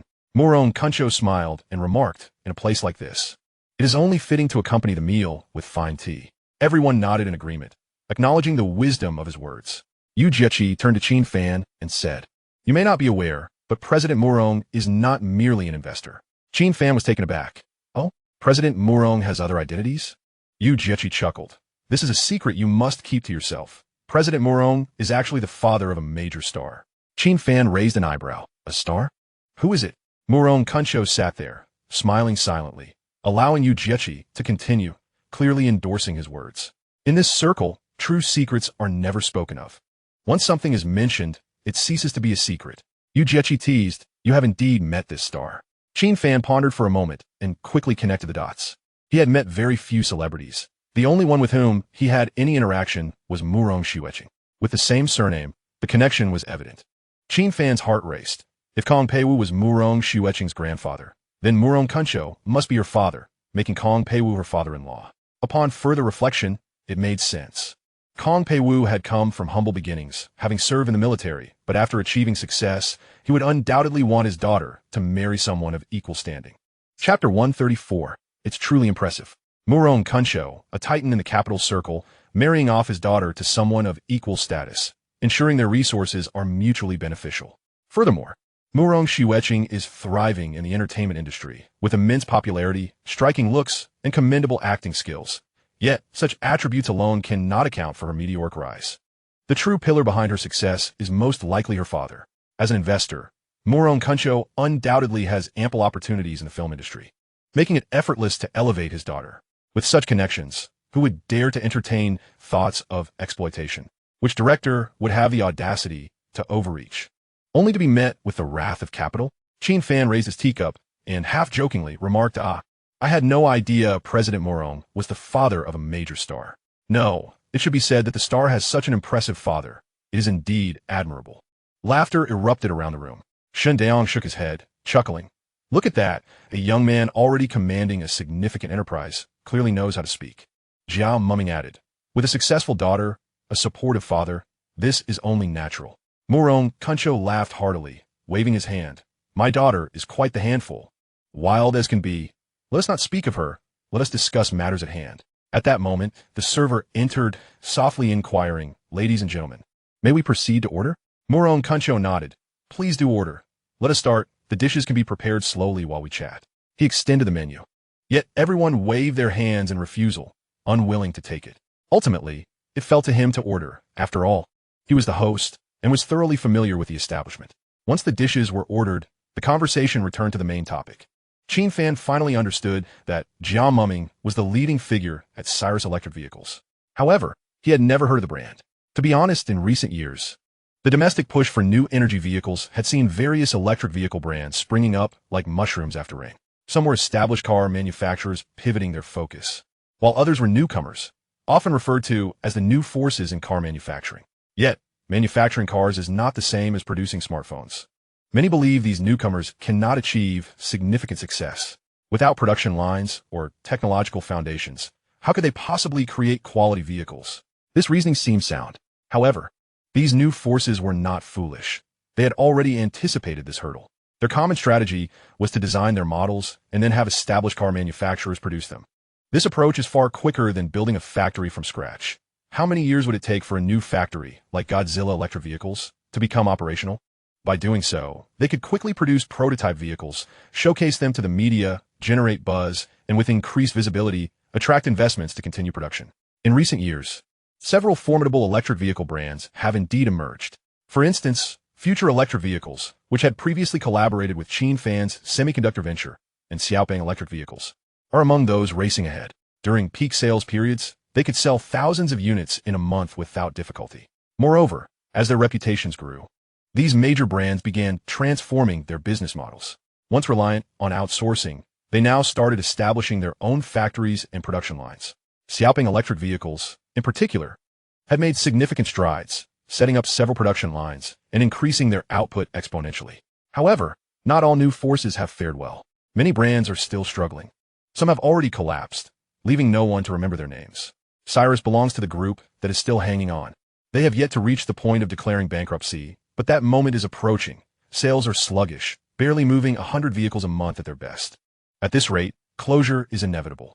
Nonetheless, unlike other smaller brands, Cyrus possesses an actual factory. Originally a state-owned automobile manufacturer, it was sold off after failing to operate successfully, and Cyrus took over. Therefore, the company still holds tangible assets. To investors like Morong Kuncho, this place retains some value and is worth another investment. However, to entice them to invest, merely having a factory is insufficient. They must see a glimmer of hope for revival. Currently, Huawei Group represents that hope. Yu Jiechi spoke up. The group has already decided to supply the electric vehicle enterprises with the 3 electric systems, automotive radar, and autonomous driving technology. Morong Kuncho sighed. It is not easy to persuade Director Ren. Director Ren refers to Kong Peiwu. He is Morong Kuncho's father-in-law, yet in public, he must respectfully refer to him as Director Ren. A few years ago, Kong Peiwu was skeptical about the smart electric vehicle sector, viewing it as chaotic and lacking in prospects. At that time, the industry was indeed rife with deceit, filled with opportunists and charlatans, and few believed it could mature into a viable market. It was only after the government implemented policies to regulate the market, expelling a multitude of unscrupulous players, that Kong Peiwu relented, agreeing that Huawei could engage in supportive business operations, such as developing autonomous driving technology, 3 electric solutions, and laser radar systems. However, one red line remained. Huawei would never venture into whole vehicle manufacturing. This principle has garnered a general consensus among the upper echelon of the company. What Huawei aims to become is a solutions provider, a parts supplier, rather than a manufacturer of complete vehicles. This strategy allows for servicing a broader clientele and opens up more avenues. Naturally, there are dissenting voices within the organization. Many envy the prestige associated with complete vehicles, yearning to delve into car manufacturing themselves, believing it to be more glamorous and lucrative. However, this sentiment has been firmly suppressed by Kong Pei-Wu, who issued a stern warning. Anyone who broaches this subject again will be shown the door. Since then, no one has dared to utter a word. At this juncture, Jia Miaoming, with a wry smile, admitted, "I won't hide it from everyone. We at Series are truly at a dead end, lacking in every aspect. If this continues, we might have no choice but to file for bankruptcy." This was hardly a secret. A simple online search reveals the extent of their struggles. To be more specific, they are devoid of technology, personnel, and funds. Year after year, they have faced losses with no sign of improvement. Jia Miaoming was not exaggerating in the least. He continued, "If Huawei could provide us with a comprehensive solution for smart electric vehicles, it would be a lifesaver." He then turned to Murong Qianchao, his tone earnest. "Of course, it also relies on Qianchao's capital to give us a boost. Without funding, even with technology, we cannot bring a vehicle to market." At this point, Jia Miaoming forced a smile, revealing a hint of bitterness. At just over 40, he is nearing 50. In his early years, he thrived in the southern markets, trading in small commodities, even managing to penetrate foreign markets, thereby earning his first substantial fortune. Later, capitalizing on the e-commerce boom, he transitioned to selling clothing and footwear online, reaping another windfall. As his business flourished, so did his wealth. Yet, he remained unsatisfied with this level of achievement. Upon hearing of a well-established automotive brand facing difficulties and looking to divest, despite his family's advice to steer clear of the industry, he impulsively decided to acquire the company. This was at a time when the government was promoting new energy policies and the momentum was palpable. Chapter 135. It was indeed challenging to quantify. Fueled by passion, he sought to carve out a niche for himself in the burgeoning market, thus establishing the Series electric vehicle brand. Initially, things went remarkably well. With their own production line, they swiftly developed a prototype, outpacing newer brands significantly. The first model could travel 200 kilometers without issue, accelerating from 0 to 100 in just over 8 seconds. In hindsight, those figures may seem underwhelming, but at the time, they represented a remarkable feat with a tangible product in hand. Investors flocked to them. Series quickly became the darling of the investment community, with many eager to partake in its success. At the peak of their popularity, they managed to sell 2,000 vehicles in a month, a commendable achievement in the domestic electric vehicle market. However, the glory was short-lived. As the winds of change soon swept in, government subsidies gradually diminished, the industry saw an influx of competitors, and traditional automakers began to pivot towards electric vehicles. And what did that leave Series? With no significant technological breakthroughs and lacking memorable features, they were gradually outpaced and have since faded into obscurity. Jia Miaoming appeared spirited, not yet showing signs of age, but upon closer inspection, one could discern the deep lines etched on his face, thinning hair, and a significant amount of gray. These were not signs of age, but rather of worry. Nowadays, everyone aspires to entrepreneurship, only seeing the successes basking in the limelight, unaware of the countless others who falter along the way, their names forgotten. At this moment, Murong Qianchao sighed, "Old Jia, we certainly won't stand idly by where help is needed. The purpose of gathering today is to discuss a viable solution." Shen Daong interjected, "Indeed. I have known old Jia for many years. He is genuine, unlike some who, during the favorable policies of previous years, hastily produced a few vehicles to exploit subsidies, only to declare bankruptcy and flee abroad with the money when the tide turned. They are truly reprehensible. Jia Miaoming is not as cunning as those individuals. From the outset, he did not aim merely to make a quick profit, but sincerely wished to establish Series as a globally recognized electric vehicle brand. His ambitions were grand, but unfortunately, he made a few critical missteps, allowing others to surpass him and leave him behind. This industry operates on a principle of progression. If you do not advance, you will inevitably fall behind. There is no middle ground. Murong Qianchao continued. The electric vehicle market is now governed by far more regulations than before, yet the competition has intensified. We have faith in Huawei's technology, but we fear it may lack the standout features needed to compete with other contenders. Yu Jieqi immediately chimed in. "I have complete confidence in Huawei's technology. Just consider the autonomous driving aspect. We have invested years of resources, with over 5,000 engineers working tirelessly. And I dare say what we have accomplished is second to none globally." Upon hearing this, the others could not suppress their laughter. Yu Jieqi, known as Big Mouth Yu, has a reputation for his unfiltered remarks. Whether at press conferences or social gatherings, he speaks freely, never preparing notes. Interestingly, those familiar with him know that most of his bold claims ultimately come to fruition, at least in 8 or 9 out of 10 cases. Qin chuckled and shook his head. You, President Yu, wouldn't claim that your autonomous driving technology surpasses even Godzilla, would you? Yu Jiechi waved his hand dismissively. Old Murong. I expected you wouldn't believe me. But let me tell you, when our prototype makes its debut, I hope you won't be too shocked.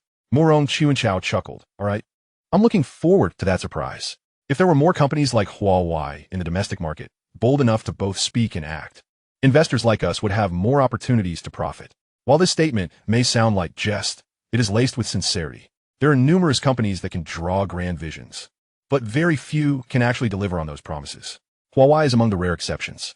Yu Jiechi patted his chest. Old Murong, with Huawei's technology, combined with Brother Qin's chip foundation, what are you still worried about?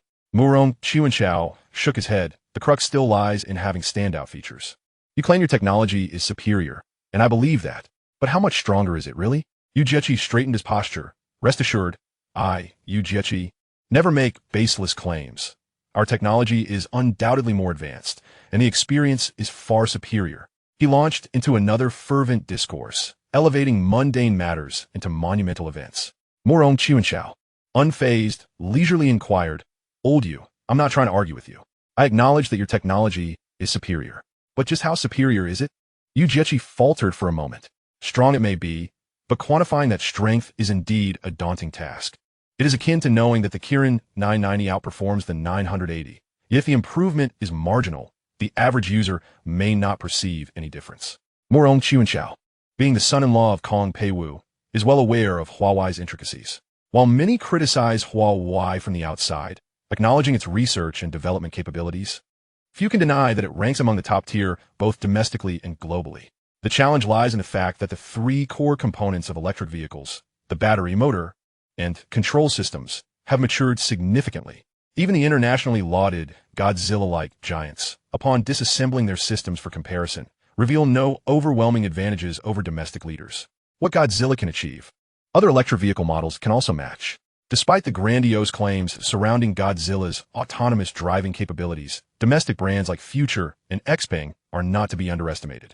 Some of their features surpass even those of Tesla.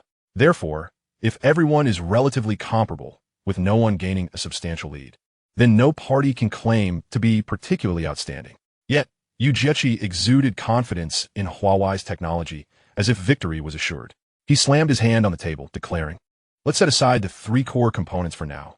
Just in terms of vehicle-grade LiDAR, we can reduce costs to the lowest in the industry while enhancing performance. How's that for robust technology? The others present understood the significance of this claim. Without even discussing actual performance, merely announcing the pricing would leave other manufacturers scrambling to keep up. Qin nodded in agreement. Indeed, that is quite impressive. Yu Jiechi continued to amplify his claims. As for the autonomous driving system, I was not exaggerating. Whether it be the theoretical data, the empirical results, or the genuine feedback from car owners, we decisively outshine Godzilla and other automotive enterprises, without a doubt. Qin shot him a sidelong glance. Is it truly as remarkable as you suggest? Yu Jiechi flashed a grin. Absolutely. We have been developing this for several years, laying a solid foundation, and we are quite confident in our capabilities. Shen Daong interjected. Then enlighten us. To what extent can your system currently operate? As an expert in intelligent vehicle integration, he immediately targeted the crux of the matter. Autonomous driving is classified into 5 levels, from L1 to L5. L1 is virtually ineffective, at best assisting with braking and speed adjustments, barely useful. L2 is an entry-level assistance, capable of maintaining lane position on highways and changing lanes. It falters in more complex scenarios. L3 is termed limited automation, adept at addressing various challenges, such as recognizing traffic lights and executing turns, as well as navigating urban environments. However, this is contingent upon suitable road conditions, with the driver needing to be ready to take control at any moment. L4 is truly impressive, effectively allowing drivers to relax. One can engage in activities such as drinking water or responding to emails, only being alerted to intervene in particularly tricky situations. The pinnacle is L5, which completely liberates both hands and feet. One could play cards or watch a movie in the back seat without a care. Currently, Despite Godzilla's grandiose proclamations, it has yet to genuinely surpass L3. Ujechi cleared his throat and began to extol the capabilities of his own system. Traffic light recognition? No problem. Making a left turn at an intersection without signal lights? A trivial matter. Automatically yielding to an oncoming vehicle? Standard procedure. Adjusting direction while maneuvering at low speeds? Quite effortless. After his remarks, everyone present was left wide-eyed in astonishment. Ujechi concluded with a bombshell. We have conducted real-world tests in the city, covering a distance of 1,000 kilometers without any manual intervention. Shin Daong frowned. Not once did you need to take control? In the city? Are you joking? Ujechi stood tall and replied. Absolutely true. Navigating block by block in real-world conditions. Shin Daong pressed on. Does that mean it relies on high-precision maps? Ujechi nodded. Certainly, high-precision maps are advantageous. While it can operate without them, it tends to become disoriented, leading to potential mishaps. Shin Daong then nodded in understanding. No wonder. That implies Huawei's system is indeed formidable. If it can be implemented effectively, other autonomous driving solutions may very well be rendered obsolete. Zhao Mumming, upon hearing this, was elated. That would be a remarkable selling point. He then discreetly cast a glance at Muron Kuncho. Qin Fan understood clearly that the pivotal figure at this dinner was none other than Muron Kuncho. Zhao Mumming sought both technical endorsement and investment. However, Huawei had long declared that it would not manufacture complete vehicles, only provide technology. No matter how much funding was available, it would not be allocated to car manufacturers. Thus, the potential to attract capital hinged entirely on Muron Kuncho's willingness to invest. After a moment of contemplation, Muron Kuncho slowly stated, if autonomous driving can truly achieve this level, it would indeed be a formidable weapon and a genuine advantage. I believe this endeavor is feasible. Zhao Mumming's eyes brightened. Then, Muron Kuncho raised a hand to interrupt. However, we must also clarify other aspects, such as what the final vehicle will look like, for there to be any willingness to purchase. Ujechi immediately responded. In this regard, let us have expert Shun offer his insights. Shin Daong, clearly prepared, smiled and began. In my view, there are currently two paths for electric vehicles. One is pure electric like Godzilla and Future, and the other is hybrid. He continued, regardless of which path is chosen, the battery is the lifeblood. The viability of the battery and its ability to satisfy users must be thoroughly understood. Upon hearing this, Qin Fan felt a spark of inspiration. He had been contemplating how to interject and unveil his own battery plan, and now the opportunity had presented itself. When it comes to batteries, this is indeed his forte. Currently, the electric vehicle batteries available on the market can be broadly categorized into two types. One type is lithium nickel manganese cobalt, which is well established internationally, with major players like Samsung, LG, and CATL being experts in this field. Domestic manufacturers are also not without merit, with Ningde Times having a solid footing in this domain. The other type is lithium iron phosphate, which is the domain of domestic battery manufacturers. BYD stands as the leading contender, with its newly released Blade battery being exceptionally impressive. Not only does it offer extended range, but it also boasts enhanced safety, significantly reducing the risk of fire. Ningde Times has recently made rapid advancements in this area, becoming increasingly proficient. At this moment, Zhao Mumming nodded slowly and remarked, previously, we have been using Ningde Times lithium nickel manganese cobalt batteries, and we still are, but we plan to switch to lithium iron phosphate. The materials are less expensive, thereby reducing overall costs. He paused, glancing at Muron Kuncho, and continued, furthermore, battery technology has progressed. Energy density has increased, allowing vehicles to travel further at lower prices, which is indeed a fortuitous time for those of us in the electric vehicle sector. Shin Daong also nodded in agreement. Indeed, today's vehicles are immensely superior compared to just a few years ago. With longer battery life and reduced costs, user experience naturally improves. However, Muron Kuncho gently sighed, yet this matter does carry its complications. Everyone turned to look at him. Ujechi could not help but ask, Old Muron, what do you mean by that? How can a good thing also present problems? Muron Kuncho replied, what you just mentioned is correct. The batteries are indeed better, cheaper, and offer longer ranges. However, conversely, as the barriers to entry lower, competition becomes fiercer. A few of them momentarily failed to grasp the implication. Muron Kuncho, as an investor, perceives issues differently than those engaged in research and development. His analytical approach always considers how competitors might react.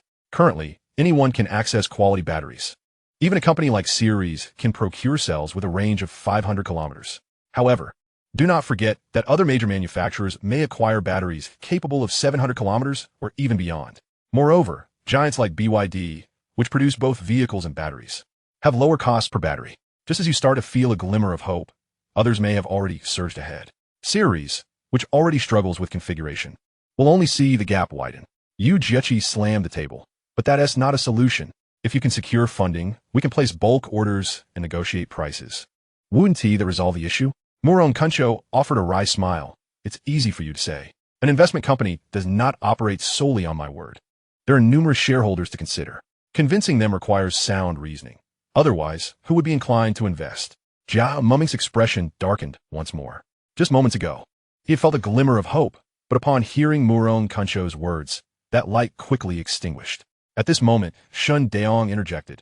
Actually, there's another path we could take. Jia Mumming looked up. Are you suggesting hybridization? Shun Daong nodded. To be more precise, it is about extended range electric vehicles, combined with some energy recovery features.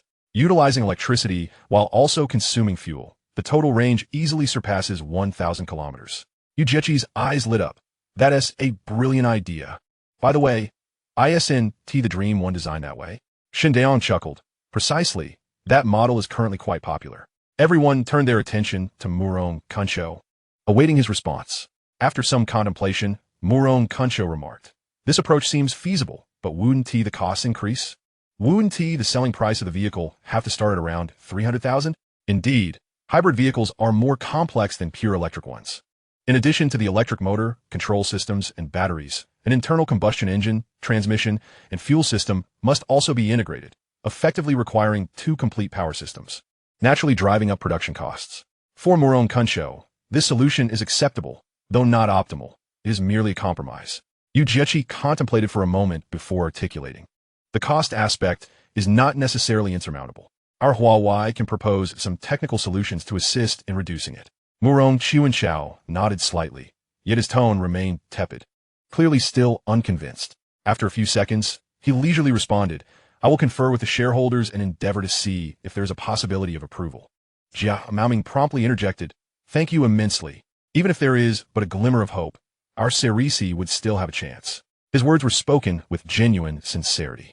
Although the prospects seemed dim, as long as there was still a thread of possibility, there lingered a chance for a turnaround. At that moment, a voice unexpectedly resounded. In fact, there exists a third option. The assembly fell silent, taken aback. The speaker was none other than Qin Fan, the proprietor of Qin Fan Semiconductor. He had remained silent until now, quietly absorbing the conversation. He was not one to interject, preferring to ascertain the situation before taking action. Now that the moment had arrived, he laid his cards on the table. Jia Maoming, with a perplexed expression, inquired, the third option? Even Shen Daiyong's interest was piqued as he smiled and asked, Mr. Qin, what precisely is this third proposal you are referring to? Qin Fan responded with a slight smile, solid-state batteries. Instantly, the room was enveloped in silence. They had certainly heard of solid-state batteries, yet were they not still confined to laboratory settings? The notion seemed far removed from mass production. Was this not merely a fanciful notion? However, despite his youth, Qin Fan held a notable position as the head of Qin Fan Semiconductor, a prominent figure in the industry.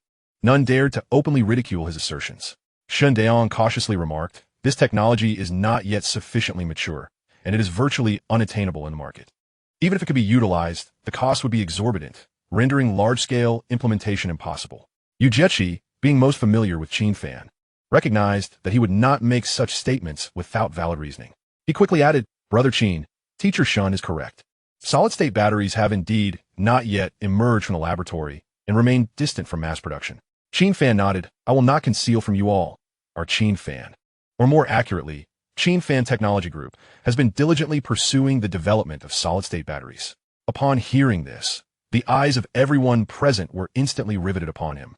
Their interest peaked. Each individual understood that Qin Fan was entrenched in the semiconductor industry, and his company had long surpassed being merely a domestic leader. It had emerged as a formidable global semiconductor giant, commanding respect even from the likes of TSMC. To put it plainly, even those on Wall Street had away the influence of Qin Fan Semiconductor. Yet, none anticipated that this semiconductor-focused entity would venture into the realm of solid-state batteries. Yu Jiechi's eyes widened in astonishment. Brother Qin, are you serious? You are venturing into solid-state batteries?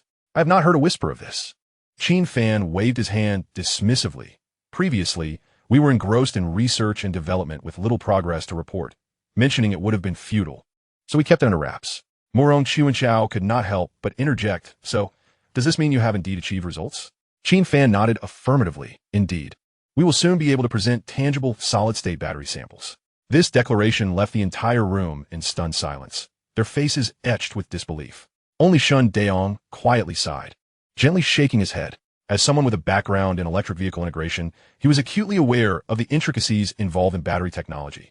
While there have been global calls for breakthroughs in solid-state batteries in recent years, and several prototypes had emerged, numerous issues persisted, including exorbitant costs and subpar performance, leaving true mass production far from reality. Zhang Shirue and Yi Wenqi exchanged glances, their hearts racing. The situation seemed far-fetched. Surely, the head of Qin Fan Semiconductor was not merely spinning tales. The competition for this avenue was fierce, with countries boasting technological foundations, be it the United States, Japan, South Korea, Germany, or France, grappling for advancement. Yet, the manufacturers capable of producing tangible solid-state batteries could be counted on one hand. For instance, Japan's leading automotive company, Toyota, had recently announced plans to release an experimental vehicle next year utilizing batteries supplied by Panasonic. Meanwhile, the domestic Ning Times had claimed to have developed prototypes. But these were limited to small-scale trials, a chasm away from mass production. Qin Fan Semiconductor had originally focused on chips, even with exceptional technology. Could they truly rival established battery powerhouses with decades of experience? Moreover, even assuming they could produce a working model, the reliability of its performance remained uncertain. Qin Fan could discern the skepticism in the eyes of his audience. Were it not for the unwavering reliability of the civilization light system, he himself might have doubted the feasibility of this endeavor. Nonetheless, Yu Jiechi placed his trust in him. After all, when Qin Fan had asserted the capability to produce 3-nanometer chips, the entire assembly had deemed him mad. Yet he had not only succeeded, but had executed it flawlessly. Now, with Qin Fan boldly stating his intentions in front of so many, it suggested a high probability of truth. The precise level of advancement, however, remained indeterminate. Yu Jiechi smiled. Brother Qin, now that you have said this, I genuinely believe you. Qin Fan waved his hand. You know me, Mr. Yu. I never make unfounded claims. Yu Jiechi slapped his thigh. Indeed. Brother Qin speaks as straightforwardly as I do, never engaging in idle boasting. The surrounding individuals erupted in laughter. Yu Daowei, known for his honesty, ironically indulged in boastful banter. Yu Jiechi raised an eyebrow. Do you all still doubt?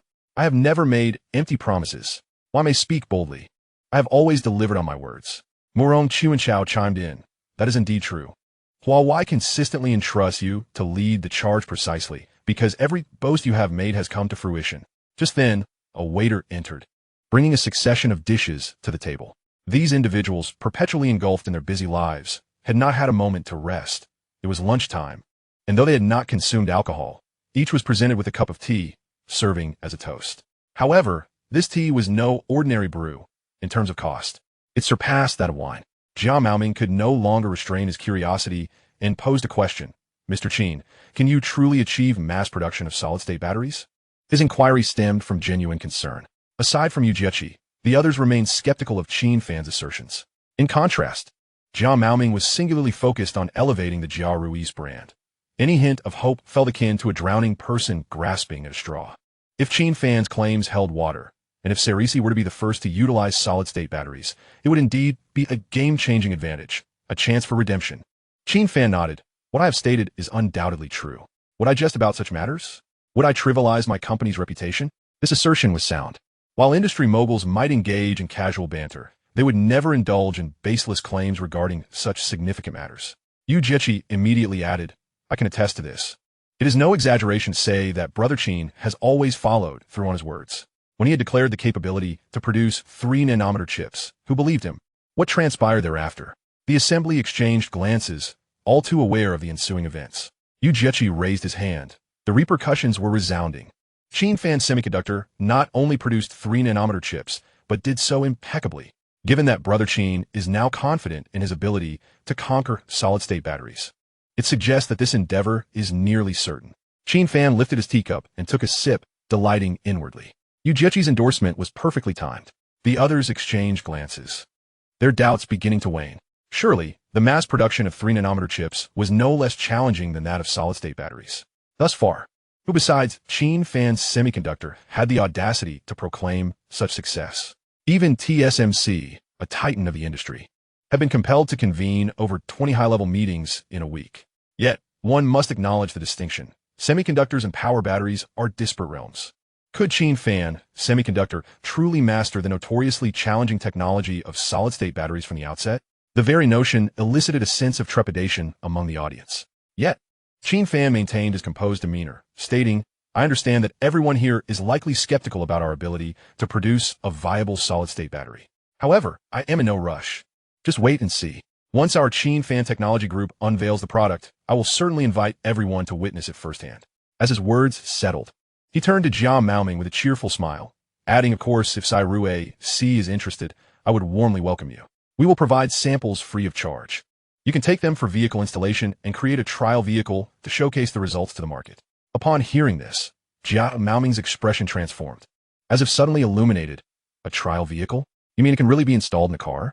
It is essential to note that the current electric vehicles on the market predominantly rely on ternary lithium or lithium iron phosphate. Charging them takes several hours.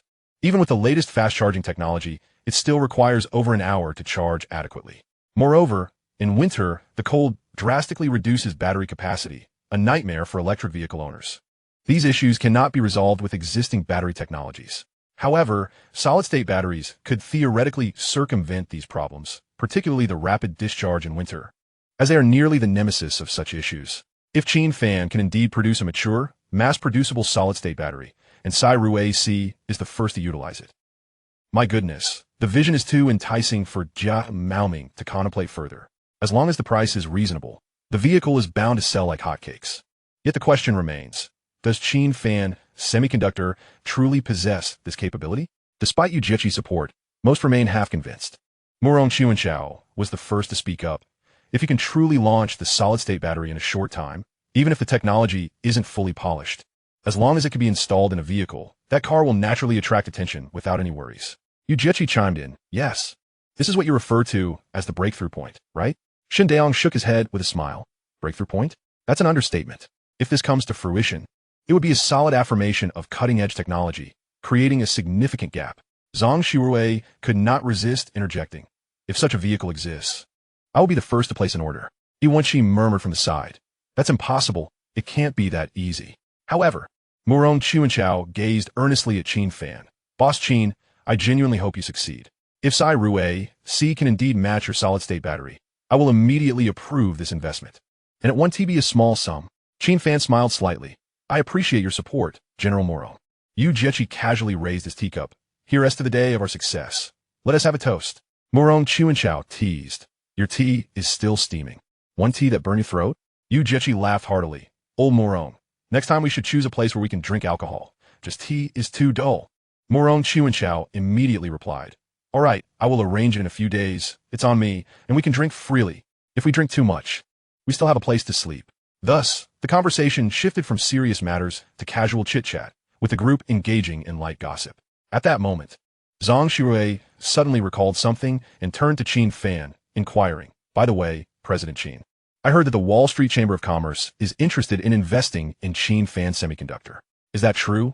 Shindeong immediately shot her a glare. "Shirue, you can't ask such things so casually." Zhang Shirue stuck out her tongue, realizing her faux pas. She knew such matters should not be openly discussed. Yet her curiosity had been pent up for too long. It wasn't just her. Yu Jiechi and Murong Chuanchao were also all ears. There had been persistent whispers about this outside, yet no one had concrete information, and perhaps someone was deliberately sowing confusion, particularly from Murong Chuanchao. A prominent figure in the investment circle, he was always sensitive to movements on Wall Street. Qin Fan chuckled lightly and said, "Actually, there's nothing to hide. To be precise, Gaofu Investment Group approached us." The room erupted in astonishment. Murong Chuanchao and Yu Jiechi exchanged glances, both sensing the seriousness of the matter. Gaofu Investment Group is not an ordinary entity. They typically operate discreetly and only come forward for particularly significant enterprises that warrant their personal involvement, such as those of the Huawei caliber. Yu Jiechi could not help but ask, what conditions did they propose? Is it permissible to disclose? Qin Fan raised one hand, displaying 5 fingers. They wish to invest 50 billion Eagle Yuan for a 10% stake in our company. This revelation left everyone astonished. Zhang Shuerui exclaimed, 500 billion Eagle Yuan. That's exorbitant. Yuanqi also struggled to contain his voice. And then, did you agree? Shen Daong quickly interjected in a hushed tone. Shuerui, don't ask that. Qin Fan waved his hand, shaking his head with a smile. There's nothing I can't share. If I had agreed, would I still be here drinking tea with you today? Yu Jieqi, already aware of the answer, felt a surge of warmth at this statement. He understood that if Qin Fan accepted Gao Fu's investment, it would likely sever the chip supply to Huawei. Chapter 139. Do not forget. The others understood this as well, and their respect for Qin Fan deepened. Murong Chuanchao slammed the table. Excellent. This cup of tea must be consumed in honor of Boss Qin's sense of responsibility. Yu Jieqi playfully remarked. Isn't that tea a bit hot? Yet you're drinking it so eagerly? Murong Chuanchao shot him a glare. No matter how hot, it must be swallowed. Young men like Boss Qin, who have principles and boundaries, are rare these days. The group genuinely downed the steaming tea in one go. They then took turns praising Qin Fan, showering him with compliments as if they were free to dispense. Qin Fan felt somewhat embarrassed by the flattery. In truth, when he initially rejected Gao Fu's investment, he and T considered any grand notions of righteousness. He simply disapproved of their business conduct. Moreover, Qin Fan Semiconductor is not an entity easily manipulated. The Light of Civilization production line is currently one of a kind globally and cannot be replicated. Whether it can be copied in the future remains uncertain. Once people learned that Qin Fan had turned down Gao Fu Investment Group as proposal, their perception of him shifted, gaining an added layer of admiration. Conversations about Qin Fan Semiconductor began to proliferate, frequently surfacing in casual discussions over meals. However, whether they truly believed Qin Fan could create solid-state batteries was another matter entirely. They expressed admiration verbally, yet internally, they remained skeptical. Qin Fan was not in a hurry to gain their trust. Until the product was developed, any eloquence would be in vain. Once he had something tangible to present, everyone would undoubtedly pay close attention. The gathering was lively, with everyone enjoying their meal and conversation in a relaxed atmosphere. However, despite it being a weekend, none were idle, as numerous tasks awaited their attention. By 2 in the afternoon, they began to disperse gradually. Before leaving, Jia Maoming specifically called Qin Fan aside to exchange contact information. Qin Fan readily obliged, and they swapped mobile numbers. Jia Maoming held his phone with a sense of urgency in his tone. Boss Qin, if you can truly produce that solid-state battery, you must inform me first. Please do not forget. Qin Fan nodded. Rest assured, General Jia, as soon as the news breaks, you will be the first to know. Jia Maoming sighed. Let us just hope for a smooth process. Qin Fan understood his sentiment. Jia Maoming had almost all his wealth invested in Sai Rue C electric vehicles, and witnessing the situation deteriorate is disheartening for anyone. The final opportunity is one that everyone strives to seize. Sometimes, when a business reaches such a juncture, it is not solely due to the owner's incompetence. Bad luck or missing the right moment can lead to failure. At the alley entrance, Qin Fan exchanged a few more words with Yu Jieqi and Murong Chuanchao before turning to leave. In the following days, Qin Fan was energized, frequently visiting the company and making almost daily appearances. Firstly, the chip factory is rapidly approaching level 4. Once the growth value reaches its peak, he must personally oversee the upgrade. Secondly, he must also keep a close eye on the progress of the solid-state battery development. After waiting for these past few days, the research progress has now reached 75. Victory is tantalizingly close. Early that morning, as Qin Fan entered the company, Pei Yimon knocked and entered. Boss, the group company's qualifications have been approved. Qin Fan nodded. Well done. Thank you for your hard work. After Pei Yimon conveyed the news, she promptly exited. She was always efficient, never dragging her feet in her duties. Qin Fan sat in his chair, pondering whether he should allocate some shares to the employees. The company is not going public and has no plans to do so. However, merely relying on high salaries will not secure loyalty. Truly capable individuals seek a sense of belonging. Receiving annual dividends and holding a portion of shares would make them feel as if they are part of the family. This matter is not urgent. He still needs to contemplate the details and later discuss it with Pei Yimon. At present, the most crucial task is that the orders from the fruit sector have officially taken effect. Qin Fan effortlessly imported the data for the A14 and A15 chip models into the production line to commence operations. Production project, Fruit A14 biomimetic chip. Chip process, 5 nanometers. Chip type, silicon-based chip. Production mode, manual coordination. Production efficiency, 90. Time required, 960 hours. Cost amount, 75 million renminbi. Production project, Fruit A15 biomimetic chip. Chip process, 5 nanometers. Chip type, silicon-based chip. Production mode, manual coordination. Production efficiency, 88. Production quantity, 20 million units. Time required, 960 hours. Cost amount, 68. 9 million renminbi. Both models are at a 5 nanometer level. The A15 is slightly more challenging, yet the difference is negligible. Completing this order will ensure a steady growth value, bringing him one step closer to upgrading the production line. 2 days later, someone from Gaudu unexpectedly approached. They were not there to cancel the order, but rather, like the fruit sector, they wished to discuss a collaboration on chips. With previous experience, Qin Fan was now more adept. He rebuffed all unreasonable conditions and only conceded slightly on the reasonable ones. In the end, Gaudu obediently signed the contract. It would be foolish not to capitalize on the funds from the Eagle Group. That day, after playing cards with Lu Lufeng in the car and feeling quite exhausted, Qin Fan returned to the office and collapsed onto the sofa, closing his eyes to rest. Just a few minutes into his brief nap, the system notification sound suddenly chimed. System, host, there are new results from the research center. Please check. Qin Fan sat up abruptly. Could it be that the solid-state battery has been completed?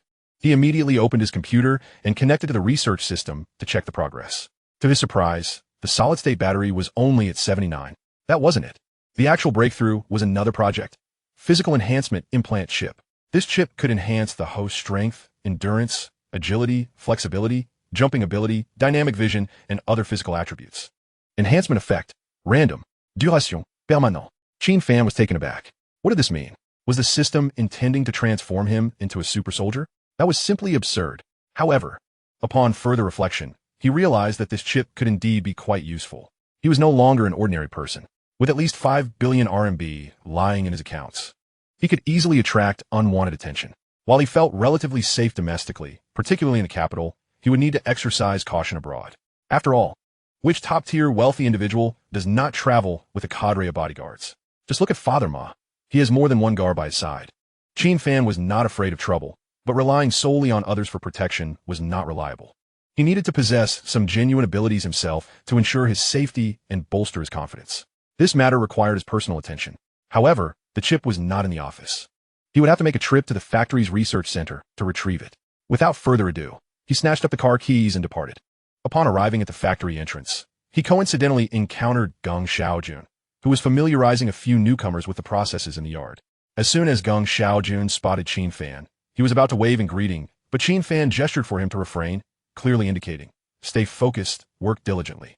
Qin Fan made his way straight to the research center, opened the cabinet, and retrieved the physical enhancement implant chip. Chapter 140. Infuriated upon reading.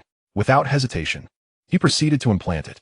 As soon as it was embedded, multiple streams of heat surged through his body, emanating from his bones. It was an indescribable sensation. It was neither painful nor particularly pleasant, but rather difficult to articulate. Fortunately, it did not last long. A few minutes later, calmness returned. He clenched his fist, feeling a rush of strength, as if he could smash a hole through the wall with a single blow. Naturally, he refrained from testing this against the wall. The changes brought about by this small device made Qin Fan feel it was worth it, immensely satisfying. However, on another note, he could not help but think about the more extreme feats, such as shattering stones with his chest or wielding a chainsaw in a display of endurance. Those were beyond his imagination. This chip enhances physical capabilities, not transform him into a superhuman. If he could truly perform such feats, wouldn't he be akin to a comic book hero? Yet, in light of this, Qin Fan felt considerably more secure. The old adage rings true. While we must not harm others, we cannot neglect the lesson of self-defense. He was no longer the casual employee who merely drifted through the days. Now, he was the captain of a large corporation, where every rustle of grass could signal a potential threat. One must remain vigilant. A moment of carelessness could lead to being outmaneuvered. At this very moment, there were indeed those scheming against him. More precisely, they were plotting against Qin Fan Semiconductor. They were not outsiders, but rather the affluent Gao Fu Investment Group from Eagle Street. The head of the group's investment committee, Ms. Jia Simin Fok, was pacing back and forth in her office, her face etched with anxiety. She had just reviewed a report sent by Gan Mingxiao.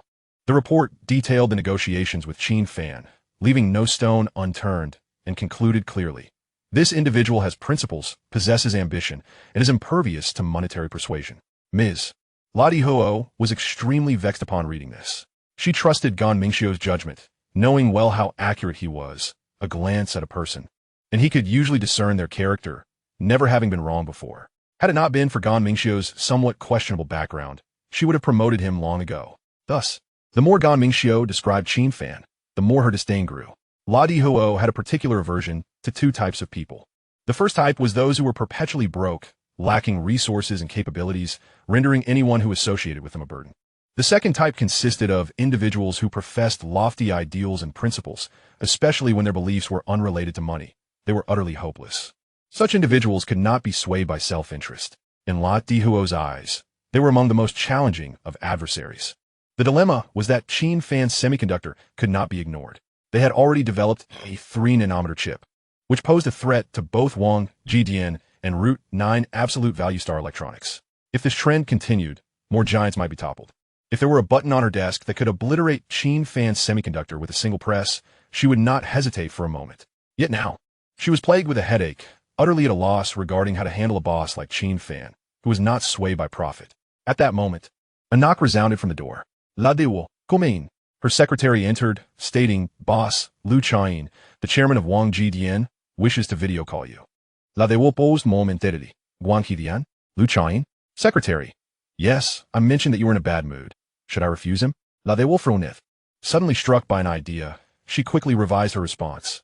Don't refuse. Lamin. Connect us now. Lu Qian was the current leader of Wang Jidian. A middle-aged Asian man in his 50s, of unremarkable appearance, but exuding an air of authority. However, in front of La Dihuo, he dared not exhibit even a hint of his usual assertiveness. As the video call connected, Radho immediately donned a congenial expression, resembling the affable neighbor next door. With a smile, Radho greeted, "Ah, dear Lu, it has been quite a while. How have you been?" Lu Qian responded with a smile of his own. "Quite well. Thank you for your concern, Ms. Quinones." Radho got straight to the point. "All right, Lu, what brings you to me today?" Lu Qian coughed lightly. "Ms. Quinones, are you aware of a company called Qin Fan Semiconductor based in the mainland?" Radho squinted slightly. "Of course I am aware. They've been quite the sensation lately. Haven't they troubled you, Lu?" Lu Qian nodded vigorously. "Indeed, it's been quite distressing. They've managed to develop 3-nanometer technology before us, while we are still grappling with it. The board has convened several times, and we simply cannot devise a way to outpace them." Radho spoke in a calm tone. "And then? What is it you wish to inquire?" Lu Qian cautiously asked. "I merely want to confirm whether the Wall Street Chamber of Commerce has any ties to Qin Fan Semiconductor." Radho replied, "Oh dear Lu, why bring this up? It's really not a matter of great significance. It is impossible for us to produce a second TSMC, especially here on the mainland. Such feats are not easily achieved." Lu Qian conceded, "Very well, Ms. Quinones. We shall ponder further to see if there are alternative strategies to contend with Qin Fan Semiconductor." Just then, Radho's eyes sparkled, as if a brilliant idea had struck her. "Achai, I have a thought. It isn't a grand strategy, merely a small suggestion. Would you care to hear it?" Lu Qian replied, "Ms. Quinones, please do share. I'm all ears." Radho continued, "Qin Fan Semiconductor's technology is indeed a step ahead of your TSMC. Do you not agree?" Lu Qian hesitated momentarily, then nodded, "Indeed. Their ultra-high precision processes are leading the way." Radho inquired, "If their technology were to become yours, would they still be a formidable adversary?" Lu Qian frowned. "But how could we achieve that? They would never sell us their technology." Radho urged, "Dear Lu, think outside the box. Such occurrences are not uncommon on the battlefield." Lu Qian remained silent, contemplating for a moment, gradually grasping her implication. He was not an ordinary individual. His position at TSMC was not merely a result of experience, but also sharp intellect. He understood Radho's insinuations all too well. However, he had always held disdain for such underhanded tactics and preferred to cultivate true technical prowess through diligent effort. Yet now, he could no longer afford to be so scrupulous. If Qin Fan Semiconductor continued on its current trajectory, TSMC's hard-earned foundation would inevitably be consumed. The market would be gradually devoured, and there would be no stopping it. Lu Qian finally spoke. "All right, Ms. Quinones, I will consult with my team and devise an action plan as soon as possible." Radho smiled. "That's the spirit. I hope TSMC can soon reclaim its former glory." Lu Qian expressed his gratitude. "Thank you, Ms. Quinones. I truly appreciate it." Shortly after the video concluded, a chip engineer named Qiu Qigua appeared on the interview list for Qin Fan Semiconductor. Chapter 141. Not yet unassailable. Qiu Qigua hailed from the mainland, but had been working at TSMC's Island factory. After 3 or 4 years, when TSMC established a factory on the mainland, he transferred there. But why was he suddenly interviewing at Qin Fan Semiconductor? Was he dissatisfied and seeking a change of employer? The truth was far more complex. In reality, he came with a mission to thoroughly understand Qin Fan Semiconductor's chip manufacturing technology and bring that knowledge back to TSMC. In TSMC's eyes, no matter how advanced Qin Fan Semiconductor's equipment was, they were merely half a step ahead and could not create a significant technological gap. After all, TSMC was nearing a breakthrough in 3-nanometer processes, expected to commence trial production within a year or two. Qin Fan was merely ahead by a hair's breadth. They were not yet invincible. As long as TSMC could grasp their production processes and technical standards, they could accelerate their own research and development, transforming their lag into a lead. Qiu was sharp-eyed, quick-handed, and possessed a nimble mind, with an exceptional ability to learn and independently analyze problems. TSMC placed great trust in him for this task, and he felt honored by the responsibility bestowed upon him. Moreover, should the mission succeed, a substantial reward awaited him, promising both fame and fortune. Naturally, TSMC would not send him alone into the fray. He was merely the scout. If it proved easy to integrate into Qin Fan, they would send more personnel, potentially even higher-level technical experts. If the situation proved too restrictive, they would explore alternative methods to infiltrate gradually. Qiu himself felt confident about this undertaking. After all, he had participated in several rounds of process technology challenges at TSMC and had contributed significantly to the 3-nanometer project, possessing a clear understanding of the entire production line. If he were hired, he could work diligently for 2 to 3 months, striving to impress leadership and secure a position in the core R&D team, thereby gaining access to numerous critical technical parameters and production data. With TSMC's foundational research capabilities, leveraging this information to optimize their processes and surpass the 3-nanometer threshold would be no challenge at all. There is even a possibility that they could achieve a level of precision superior to that of Qin Fan, ultimately gaining the upper hand. In Qiu's view, this was entirely feasible, as he was effectively building upon the achievements of others. As the old saying goes, he who stands high sees far. Although he did not perceive Qin Fan as having any remarkable heights, he considered their success a mere stroke of luck, having stumbled upon the right path and successfully navigated the process by chance. Technical foundation. Could mainland companies truly rival TSMC?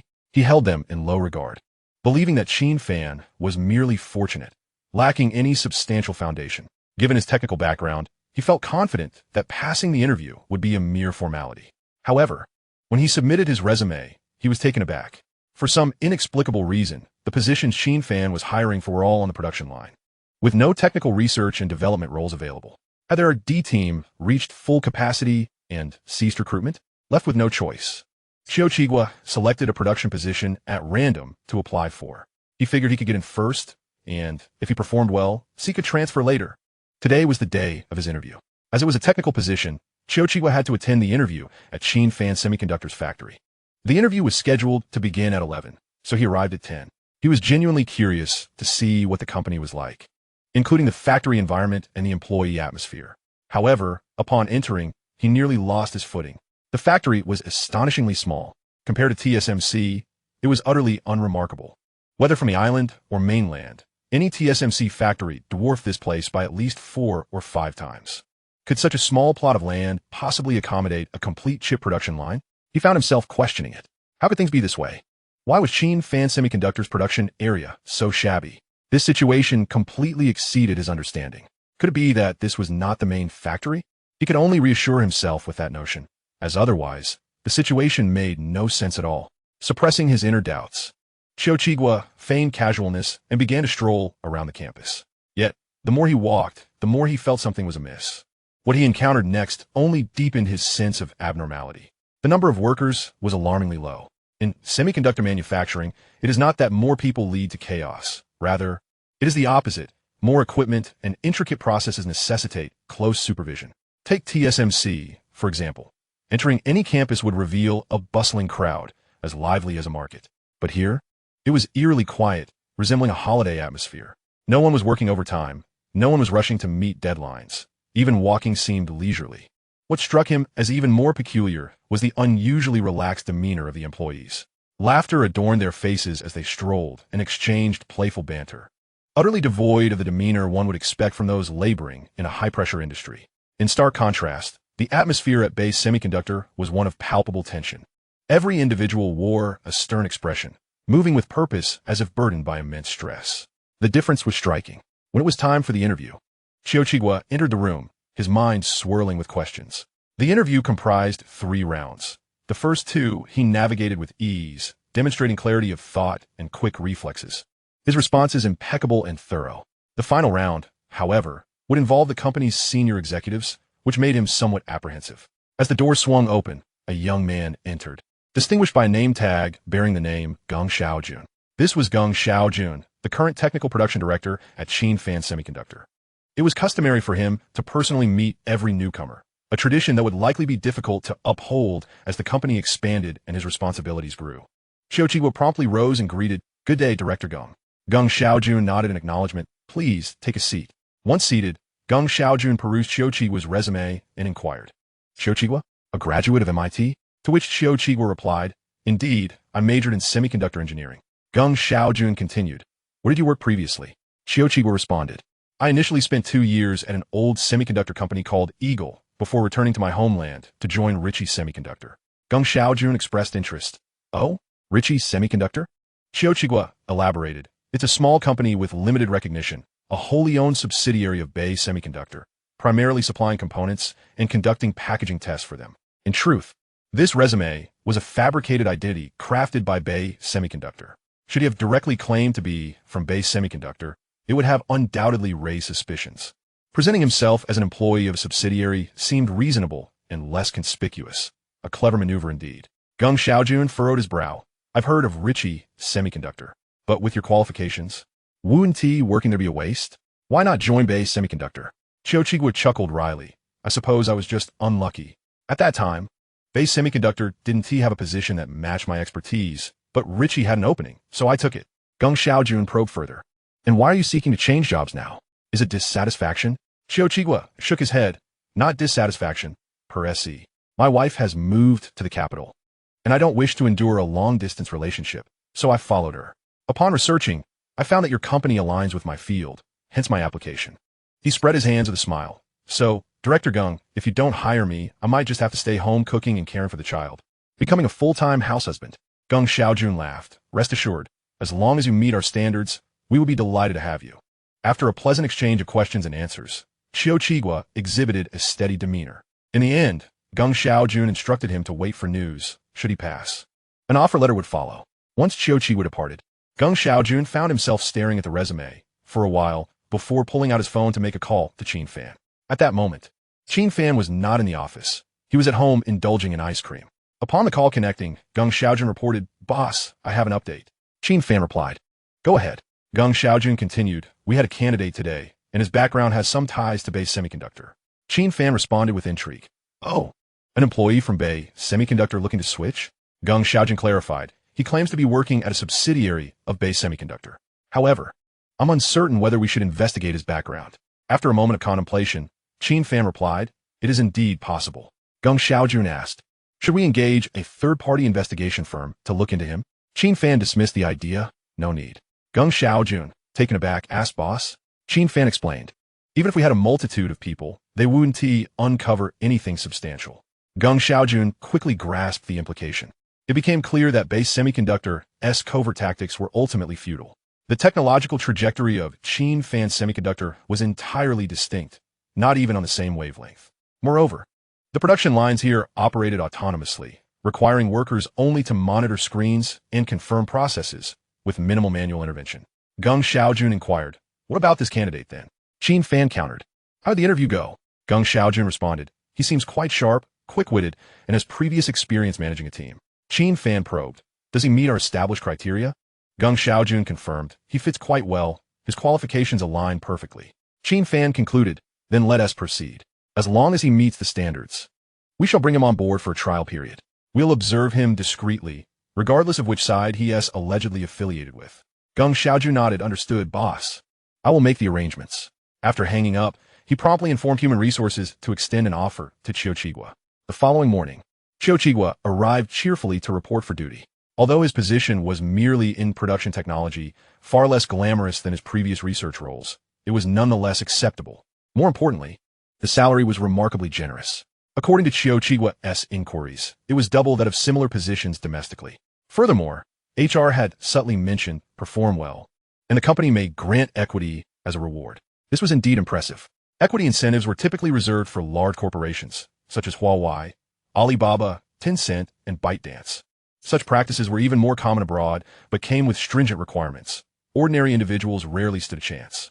Especially in high-tech manufacturing enterprises, securing equity could yield staggering dividends. A company performing well could easily see annual earnings in the hundreds of thousands. Having spent nearly 5 years at Bay Semiconductor without ever catching a glimpse of equity, Xiao found it hard to believe such prospects were already being offered. He mused that it might be mere rhetoric, a pretty picture painted without substance. However, upon engaging in conversation with colleagues, he was taken aback to discover that many had indeed received equity. Though the amounts varied, the dividends were tangible, with many earning substantial sums throughout the year. It was no wonder, given that Qin Fan Semiconductor's profits began in the hundreds of billions annually. And with a relatively small workforce, the per capita distribution of funds naturally soared. Working here felt akin to discovering a hidden treasure. Even Xiao couldn't help but feel envious.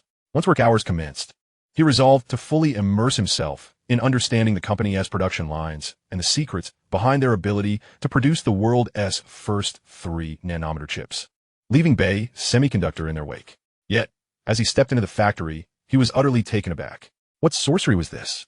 No need for cleanroom suits? The entire production line was sealed off, visible only through glass as machines operated autonomously.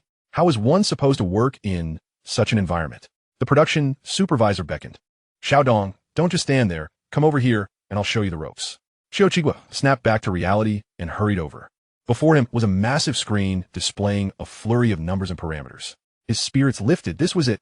The core data was right here. Yet, as he scrutinized the figures, a wave of confusion washed over him. What on earth?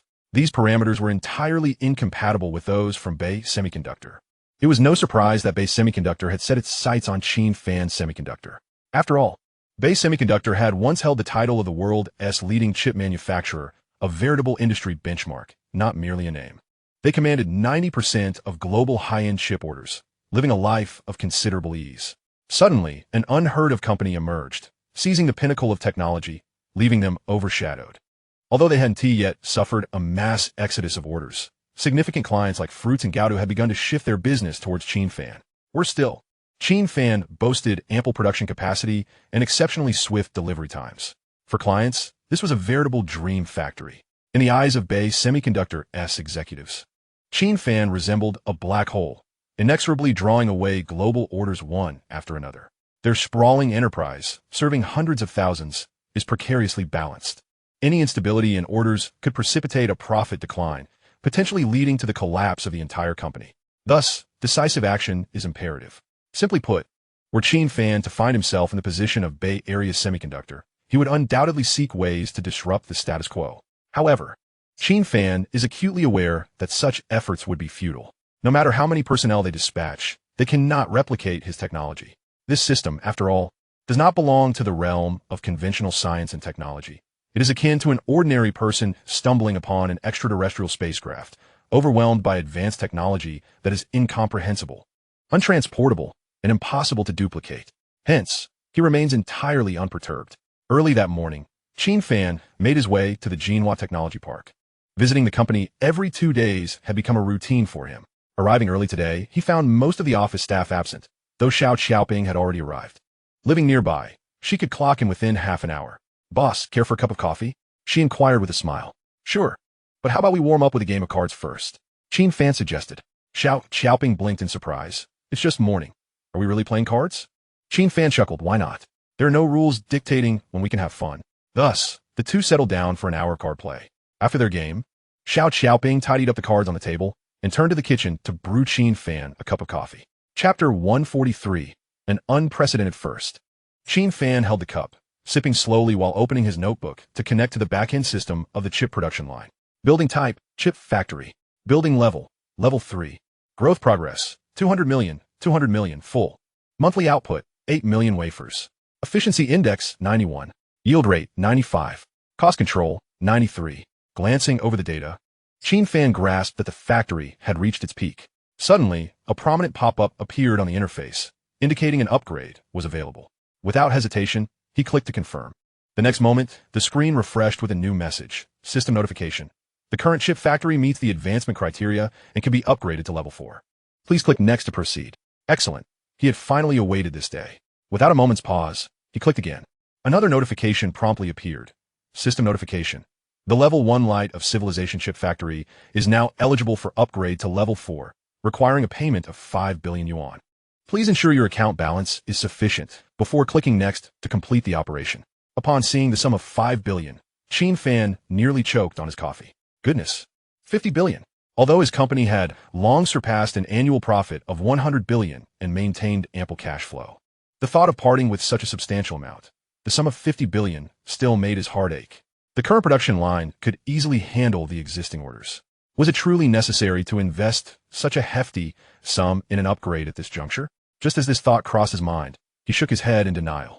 No, running a business cannot be about comfort. Just because it suffices now does not imply it will remain adequate in the future. Today's lead could easily be overtaken tomorrow. After careful consideration, he confirmed with a click. The system immediately responded. System notification. Upgrade initiated. Expected duration, 240 hours. Please be patient. 10 days? Longer than any previous upgrade. But he understood that this was not a matter to be rushed, as the progress bar slowly appeared on the screen, signifying the commencement of the upgrade. He found himself quite eager to see how things would unfold. He then shifted to the RD system page to check on the progress of the solid-state batteries. The research progress bar was already at 90, tantalizingly close to completion. A smile crept onto Qin Fan's face at the thought. As he immersed himself in his thoughts, a knock echoed from outside the office. Without looking up, Qin Fan called, "Come in." The door swung open, revealing Lu Lufang, clad in a striking red dress that made her stand out. "That outfit looks great today," Qin Fan casually complimented. Lu Lufang smiled. "Thank you, boss. But can we discuss business?"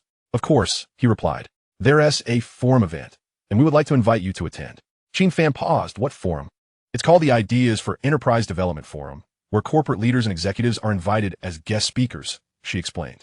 Qin Fan understood. He had seen many such events online and on television. "Where's it being held?"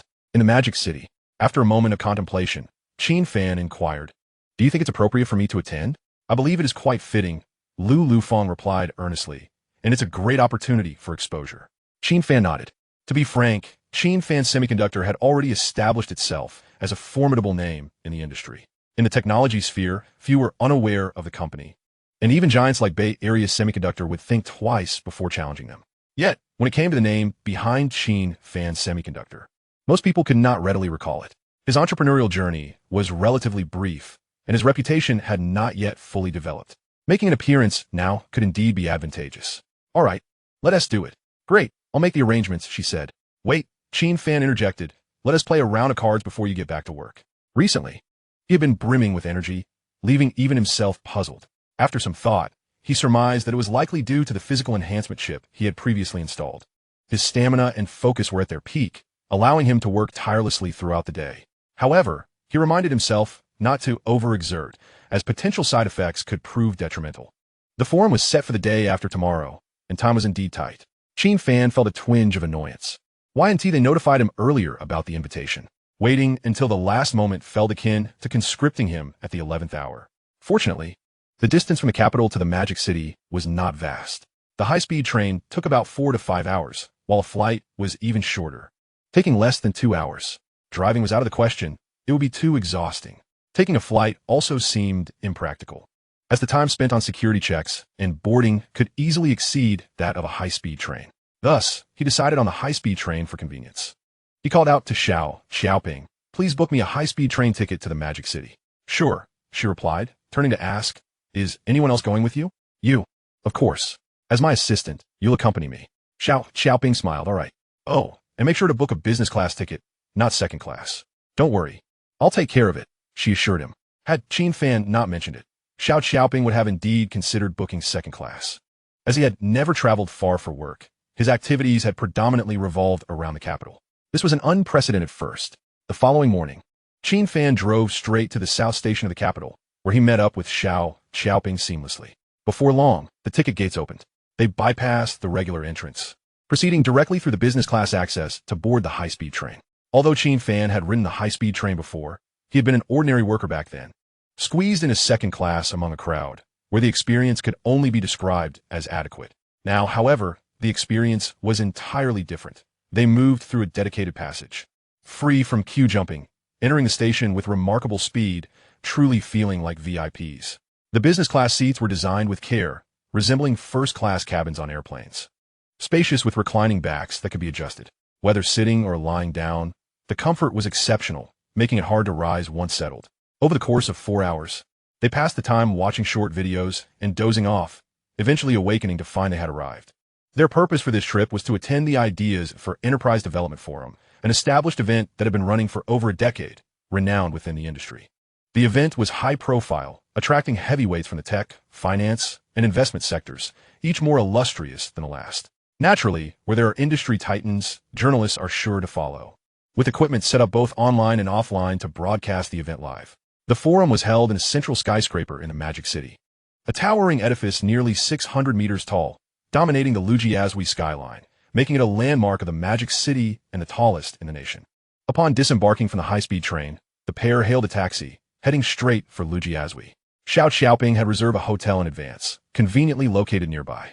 The hotel prices in that area were undeniably steep, often exceeding 1,000, yet Qin Fan remained unfazed, as spending money was merely a matter of a flick of his fingers for him. For Qin Fan, the bustling metropolis was rather novel.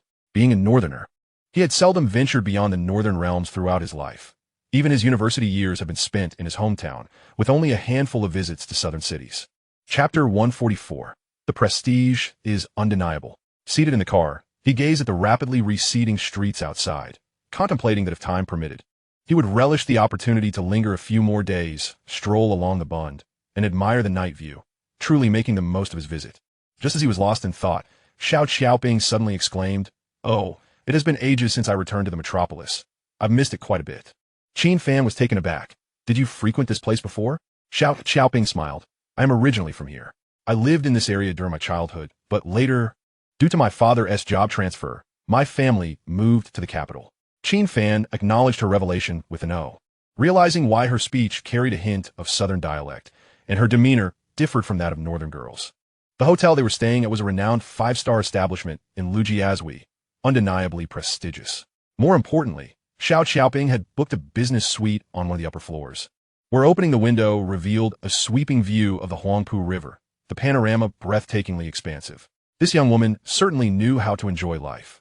Had Qin Fan made the reservation himself, he would have undoubtedly opted for the presidential suite for sheer indulgence.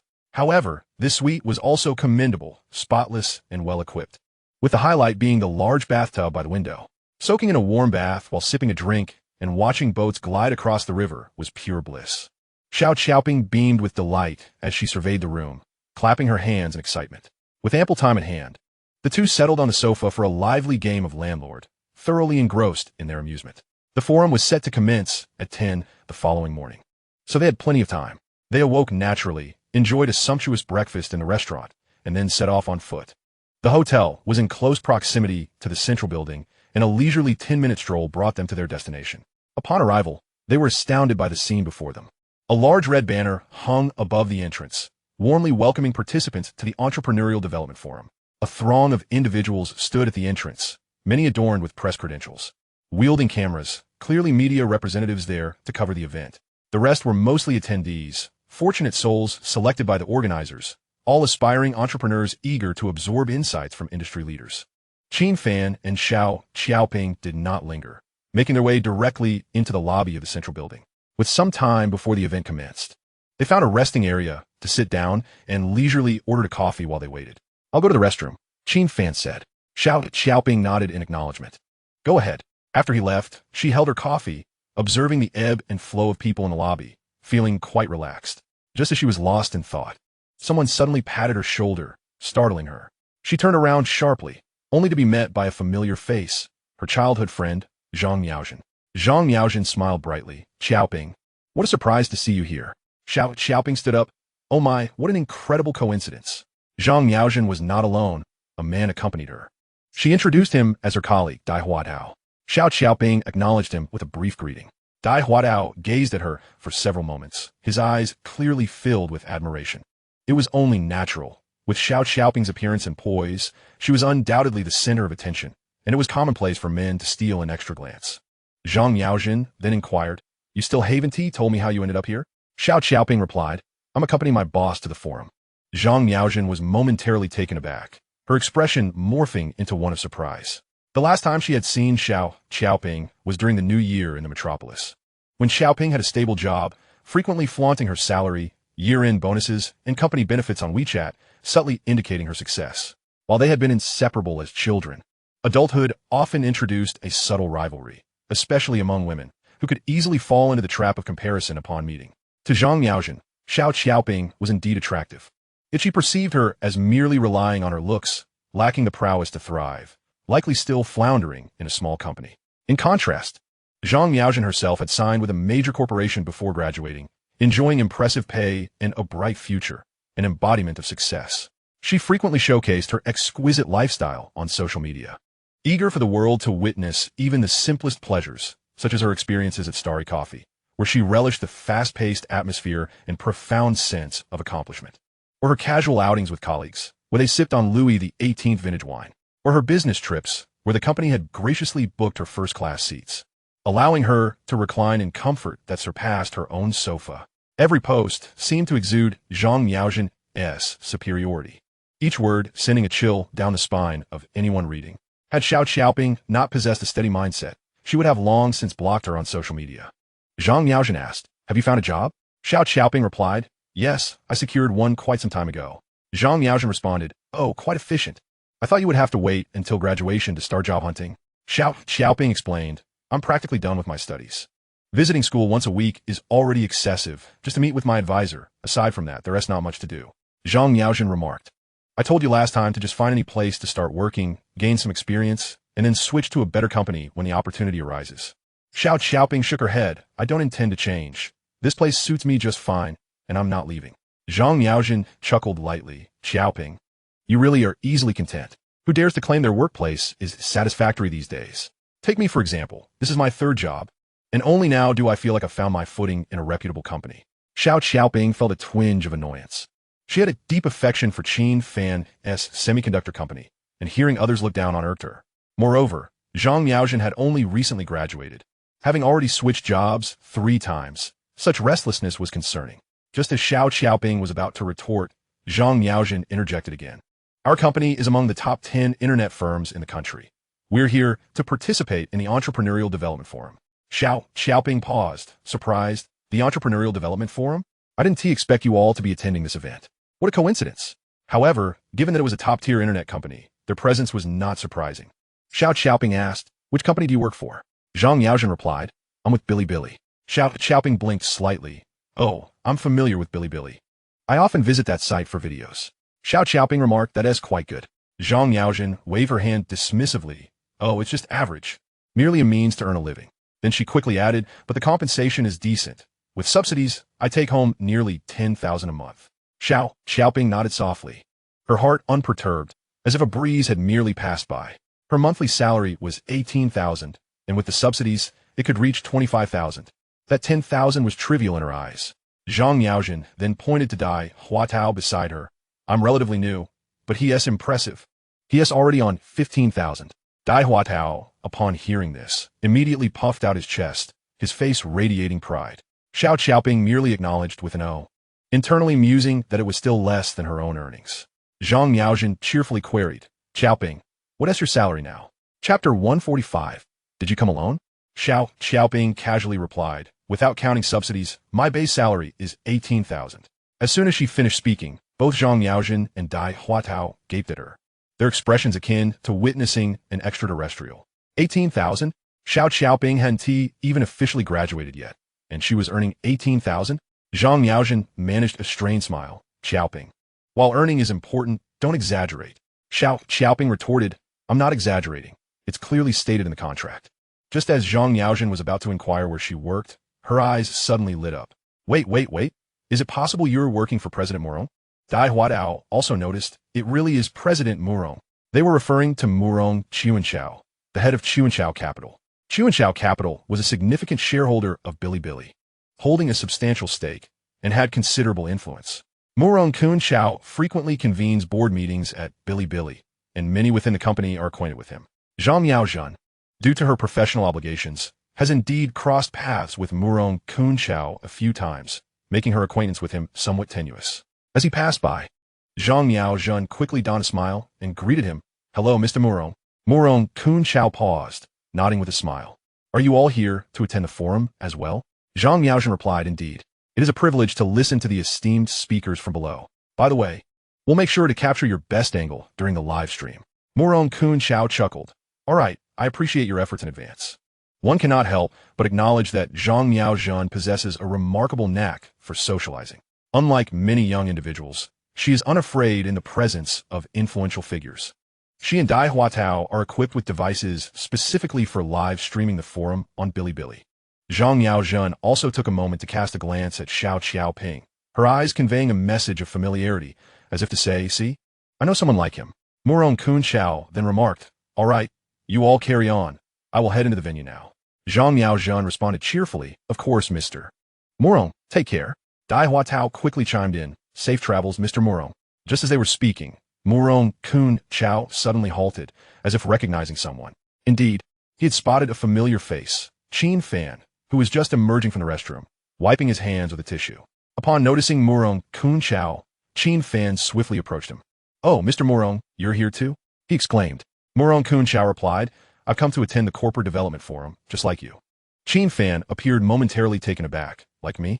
Murong Qunchao laughed heartily. "Aren't you also here for the corporate development forum?" Qin Fan responded, "Huh? How did you know I was attending this forum?" Murong Qunchao replied, "I have no idea who else knows. I'm actually the advisor for this forum, and I personally added your name to the list." In that instant, Qin Fan understood the situation. The truth was unveiled. No wonder the organizers had taken so long to notify him. It turns out they had received a last-minute recommendation to include him. At this moment, Xiao Qiaoping regained her composure. It dawned on her just how close her boss was to this significant figure. Her heart swelled with joy.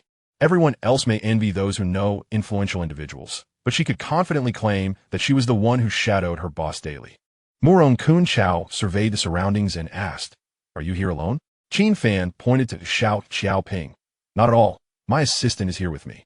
Murong Qunchao nodded. "Ah, that explains why I was wondering if this young lady was an employee of Bilibili." Zhang Miaozhen and Dai Huatao stood there in utter disbelief, their mouths agape, as if they could fit an egg inside. This young man was, in fact, Xiao Qiaoping's boss. It was simply unfathomable. Even more astonishing was the fact that an esteemed figure like Murong Qunchao was quite familiar with him. Unable to contain herself, Zhang Miaozhen inquired, "Mr. Murong, who is this?" Murong Qunchao laughed as he patted Qin Fan on the shoulder, an extraordinary individual. "This is Qin Fan, the CEO of Qin Fan Semiconductor." "What? He is the owner of Qin Fan Semiconductor? My goodness, such a young CEO?" The two nearly leaped in astonishment. Presently, Qin Fan Semiconductor is thriving, and a simple online search yielded a plethora of related news. Many netizens refer to it as the dark horse of the semiconductor industry, an entity of immense prowess. Who could have anticipated that such a formidable company would be helmed by someone so young? Even more surprising was the fact that Xiao Qiaoping was the personal assistant to such a prominent figure. No wonder she expressed her reluctance to switch jobs. She was determined to remain. In such a company, especially in a core position, how could the benefits and prospects be anything less than exceptional? Dai Huatao, who idolizes Qin Fan Semiconductor and has nearly memorized its history, would have rushed over for an autograph if the occasion were more suitable. Murong Qunchao suggested, "Let us proceed inside." Qin Fan nodded and turned to Xiao Qiaoping, instructing, "Keep up." Xiao Qiaoping quietly acknowledged, then turned to Zhang Miaozhen, waving her hand. "We'll be on our way. You all continue with your tasks." Zhang Miaozhen could only wave back, speechless, as she watched Xiao Qiaoping follow that impressive and formidable boss into the distance. What kind of karmic fortune did this girl possess to land such a splendid opportunity? As Qin Fan and Murong Qunchao walked, they engaged in conversation. Murong Qunchao had attended this forum several times, making him quite familiar with the venue. This event holds considerable significance domestically and garners attention from abroad as well. Previously, Qin Fan was merely an ordinary employee with no inclination towards entrepreneurship, and thus had little awareness of such circles. Murong Kun Chao remarked, after our last meal together. I felt an instant rapport and thought you would be an excellent fit for this event. So, I asked the organizers to include you. Qin Fan smiled. Thank you for your kind consideration, Mr. Murong. Murong Kun Chao waved his hand dismissively. What do you mean by consideration? You are the one who is exceptional. Qin Fan Semiconductor is not only a leader domestically, but has also made a name for itself internationally. Your presence here adds prestige and allure to our forum. Qin Fan did not decline the compliment, smiling as he accepted it. To be honest, his company has indeed been somewhat audacious. The global semiconductor industry was previously quite clear-cut, dominated by Taiwan's semiconductor manufacturing company, with a few others barely scraping by. Yet, Qin Fan's Semiconductor suddenly emerged like a bomb tossed into a pond, causing a significant upheaval in the entire industry. As they ascended the escalator to the second floor, they arrived at the main conference hall of the forum, located in the multimedia lobby above. Murong Kun Chao led Qin Fan and Xiao Xiaoping directly backstage, where several notable figures had already gathered. These individuals were all prominent leaders within the industry. He Jiyu from the finance sector, Zheng Jinghong from the technology sphere, and Zhongzheng Baofu from the education domain. Unfortunately, Qin Fan's usual acquaintances, like Yu Jiaqi from Huawei and Chang Hanyang, were absent, which left him feeling a tad disappointed. After all, these were practical individuals, burdened with numerous responsibilities at their companies, and it was indeed a stretch for them to travel to Shanghai solely for the forum. Initially, the prominent figures hardly paid attention to Qin Fan, assuming he was merely a junior assistant or a follower brought along by Murong Kun Chao. However, after Murong Kun Chao had exchanged pleasantries with everyone, he cleared his throat and announced, "Ladies and gentlemen, allow me to introduce you to Qin Fan, the CEO of Qin Fan Semiconductor." As his words echoed through the room, a wave of astonishment swept across the audience. What? He is the one? At such a young age? Old Murong, you must be joking with us. They were incredulous, struggling to fathom that he was the owner of the company that had stirred the semiconductor industry into chaos. It seemed implausible.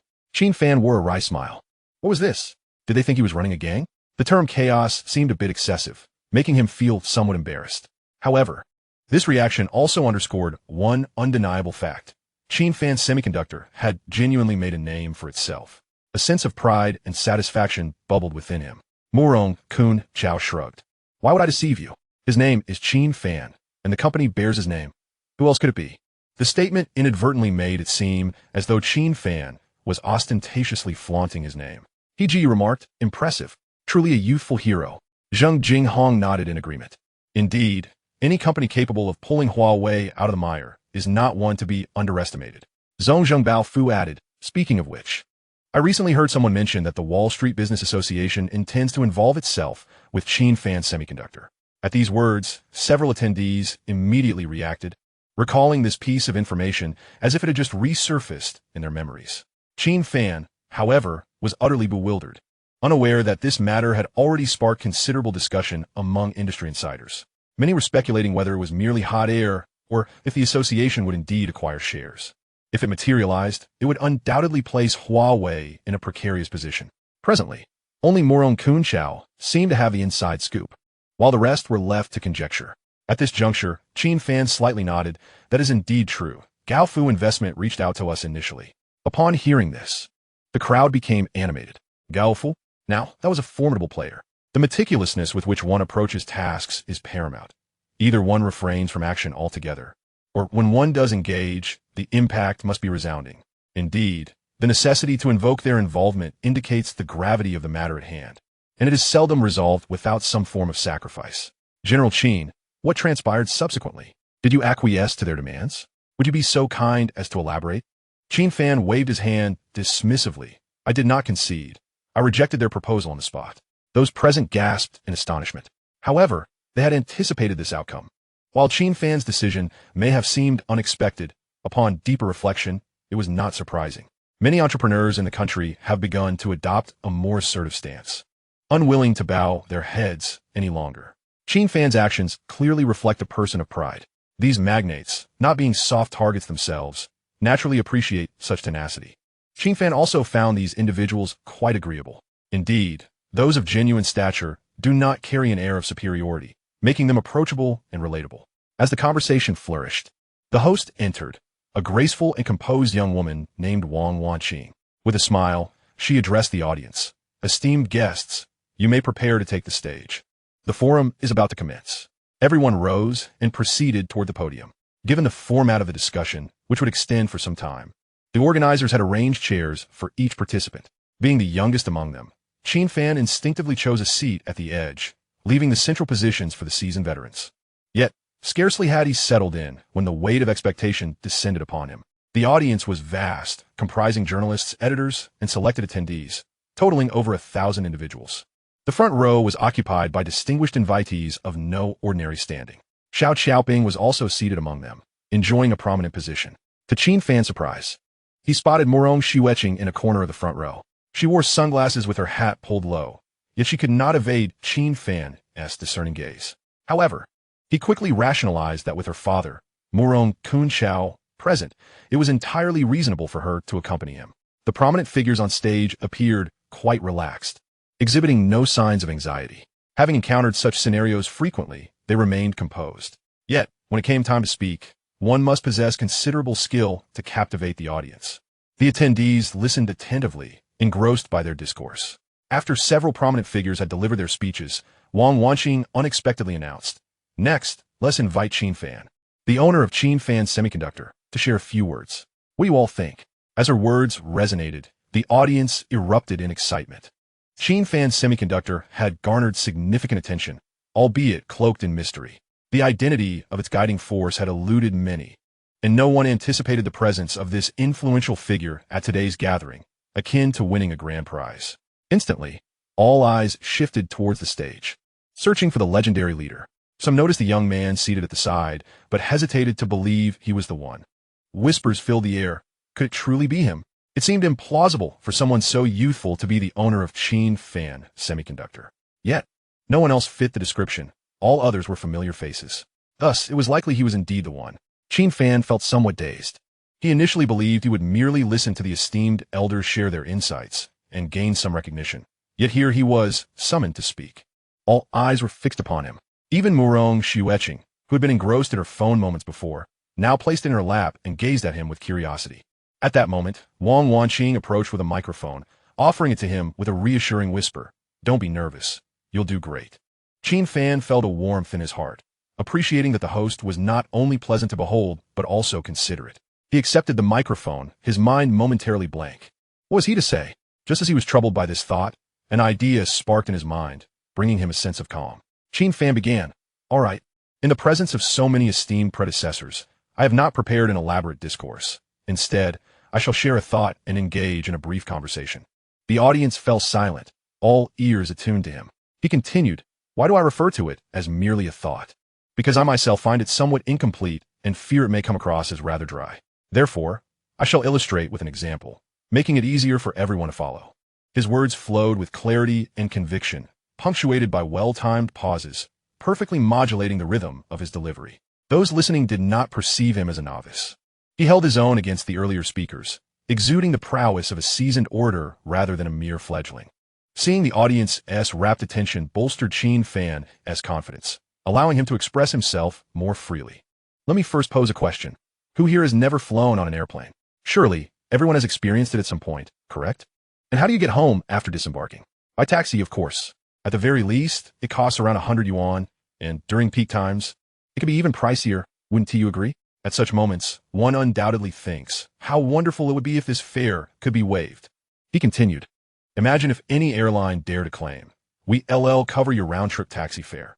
Wouldn't that be enough to attract a multitude of passengers? But therein lies the problem. Airlines lack the funds for such ventures. They do not own vehicles, maintain fleets, or employ drivers.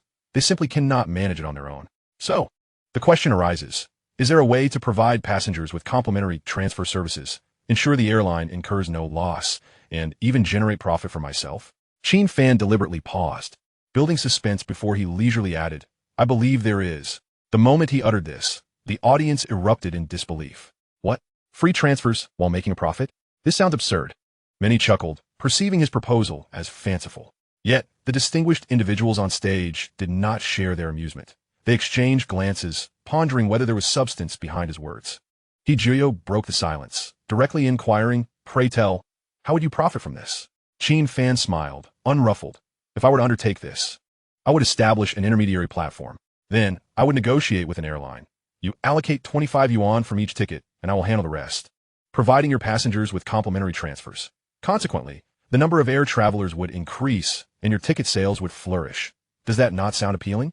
He turned to He Jiuyo, asking, Mr. Zhou, do you think the airlines would agree to this? He Jiuyo pondered for a moment before nodding. 25 yuan is a modest sum. They should be amenable. However, he added, but that amount barely covers fuel costs. Wouldn't your company be hemorrhaging money? Qin Fan raised his hand to signal for patience. We're just getting started. How do we minimize costs? Naturally, we need to control the vehicles and manpower ourselves. My next step is to approach automobile manufacturers. Instantly, someone from the audience interjected. Buy cars and hire drivers? Wouldn't that lead to further losses? Laughter erupted throughout the hall. Once the laughter subsided, Qin Fan continued. I would negotiate with car dealers, saying I wish to purchase 150 vehicles at a unit price of 48 million yuan. Given the size of the order, could we not receive a discount? Upon hearing this, they would likely concur. Another voice chimed in. How much could you possibly save? Qin Fan waved his hand dismissively. Let us not rush to conclusions. I would also inform them that these vehicles would exclusively service the airport, meaning each transfer would grant them brand exposure. Consider this. Those who fly typically possess substantial incomes and strong purchasing power, making them prime candidates for car purchases, an ideal advertising opportunity. Wouldn't you agree? Thus, could we not negotiate for a further reduction in price? As Qin Fan elaborated, the expressions of the distinguished speakers shifted, astonishment evident in their eyes. They exchanged glances, fully grasping the brilliance of his strategy. The audience, too, had quieted, all ears perked up, eager not to miss a single word. Qin Fan concluded, in the end, we settled on a price of 990,000 yuan for a vehicle originally priced at 48 million. Is that excessive? Zhang Jinghong nodded in agreement. Not at all. Such collaborative models are common, even at lower prices for taxi companies. Qin Fan acknowledged this, stating, now that the groundwork is laid, the main event is about to commence. The tension in the room heightened, with everyone captivated.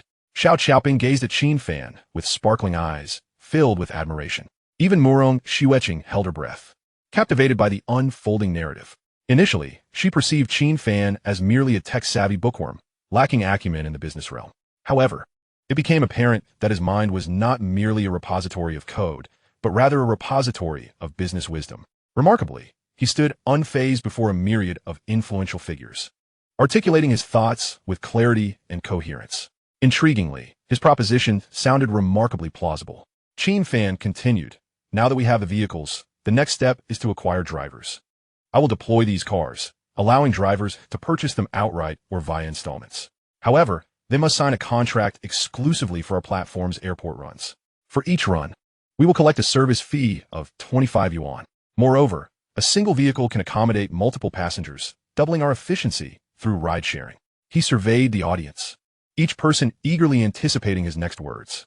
How much do these vehicles cost? He inquired. 78 million yuan. While slightly higher than the market rate, it is significantly cheaper than taxis with operational credentials. He emphasized the key point. Purchasing the vehicles would guarantee a steady income, with demand perpetually present. Pausing for effect, he posed a question. So, I ask you all, will drivers buy such cars? Someone exclaimed without hesitation, absolutely. If it were me, I would sell everything to get one. Qin Fan smiled. The drivers are overjoyed. They need vehicles for their livelihood, and now they have cars, work, clients, and a reliable income. Not purchasing would be foolish. He then pivoted. However, my company requires only 150 drivers. The slots are limited, first come, first served. He scanned the crowd, observing faces deep in contemplation. What would transpire next? The funds received from the drivers amounted to 26.7 million yuan, precisely calculated. 150 individuals contributing 178,000 each, without a single yuan missing. As for the payment to the dealership, for 150 drivers, each receiving 90,000, the total would be 13.5 million yuan. Thus, how much remains in the account? You can calculate that yourselves. To his astonishment, many began pulling out their phones, engrossed in calculations. Qin Fan vowed internally that he had not premeditated these figures. They sprang forth naturally from his mind, were it not for the influence of the civilization light system, which had seemingly enhanced his cognitive abilities. Mental arithmetic now felt as effortless as breathing. Yet, no one questioned the accuracy of his figures. The audience appeared entranced, as if held captive by an invisible force. Their eyes gleaming and mouths agape, as if witnessing money raining from the heavens. Audience A. Goodness, can this truly yield over 10 million? This individual must possess a golden mind. Audience B. Incredible. This is the legendary empty-handed grasping of a blade. Without spending a dime, merely by speaking, one can earn 10 million? Audience C. Theoretically, it makes sense, but can it truly be executed in reality? ISNT it a tad fanciful? Despite some lingering skepticism, no one could deny the potency of his proposal. Even the moderator stood momentarily stunned, unable to process the brilliance of the discourse. Instinctively recognizing that this forum had truly come alive with substance, devoid of any dilution, it was plausible that some attendees might rush home to establish their own companies. Typically, such forums featured established figures reciting prepared speeches while the audience stifled yawns. Today, however, an unexpected voice emerged from the audience, captivating everyone's attention. To describe Qin Fan's segment as astonishing and engrossing would be an understatement. Wang Wonking, standing at the side of the stage, remained transfixed, increasingly convinced of the young man's exceptional capabilities. He was in no way inferior to the renowned figures sharing the stage. Chapter 148. This notion is utterly unattainable. The realization of comparison was startling. Her initial intent in inviting him to speak was merely to enliven the atmosphere, allowing him to offer a few remarks and subsequently hand the floor to other guests. Yet, once he began speaking, his logic was impeccably tight-knit. His points articulated with such clarity that listeners felt an immense sense of satisfaction. Moreover, he exuded a striking presence. Such a combination of intelligence and charm rendered him immensely impactful. Wang Wonking regained her composure and cleared her throat.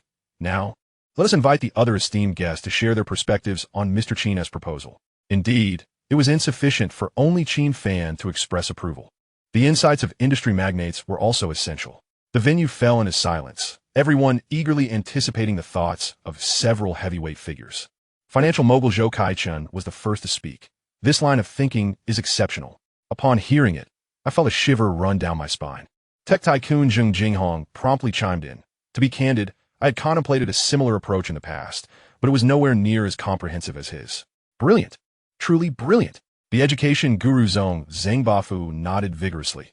This is evidently a zero-cost startup model.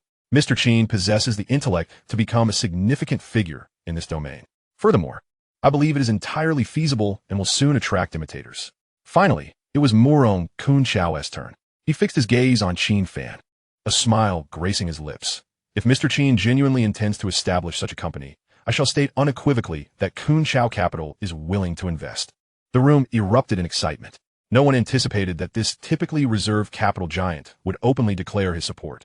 Among the multitude of entrepreneurs present, who wouldn't wish to access Kun Chao Capital's resources? Yet, he made it abundantly clear he was solely interested in the individual, specifically Qin Fan. For anyone else, such an opportunity was unattainable. Moreover, this forum was being broadcasted live across the internet, with reputable media outlets capturing the event alongside numerous independent journalists covertly recording.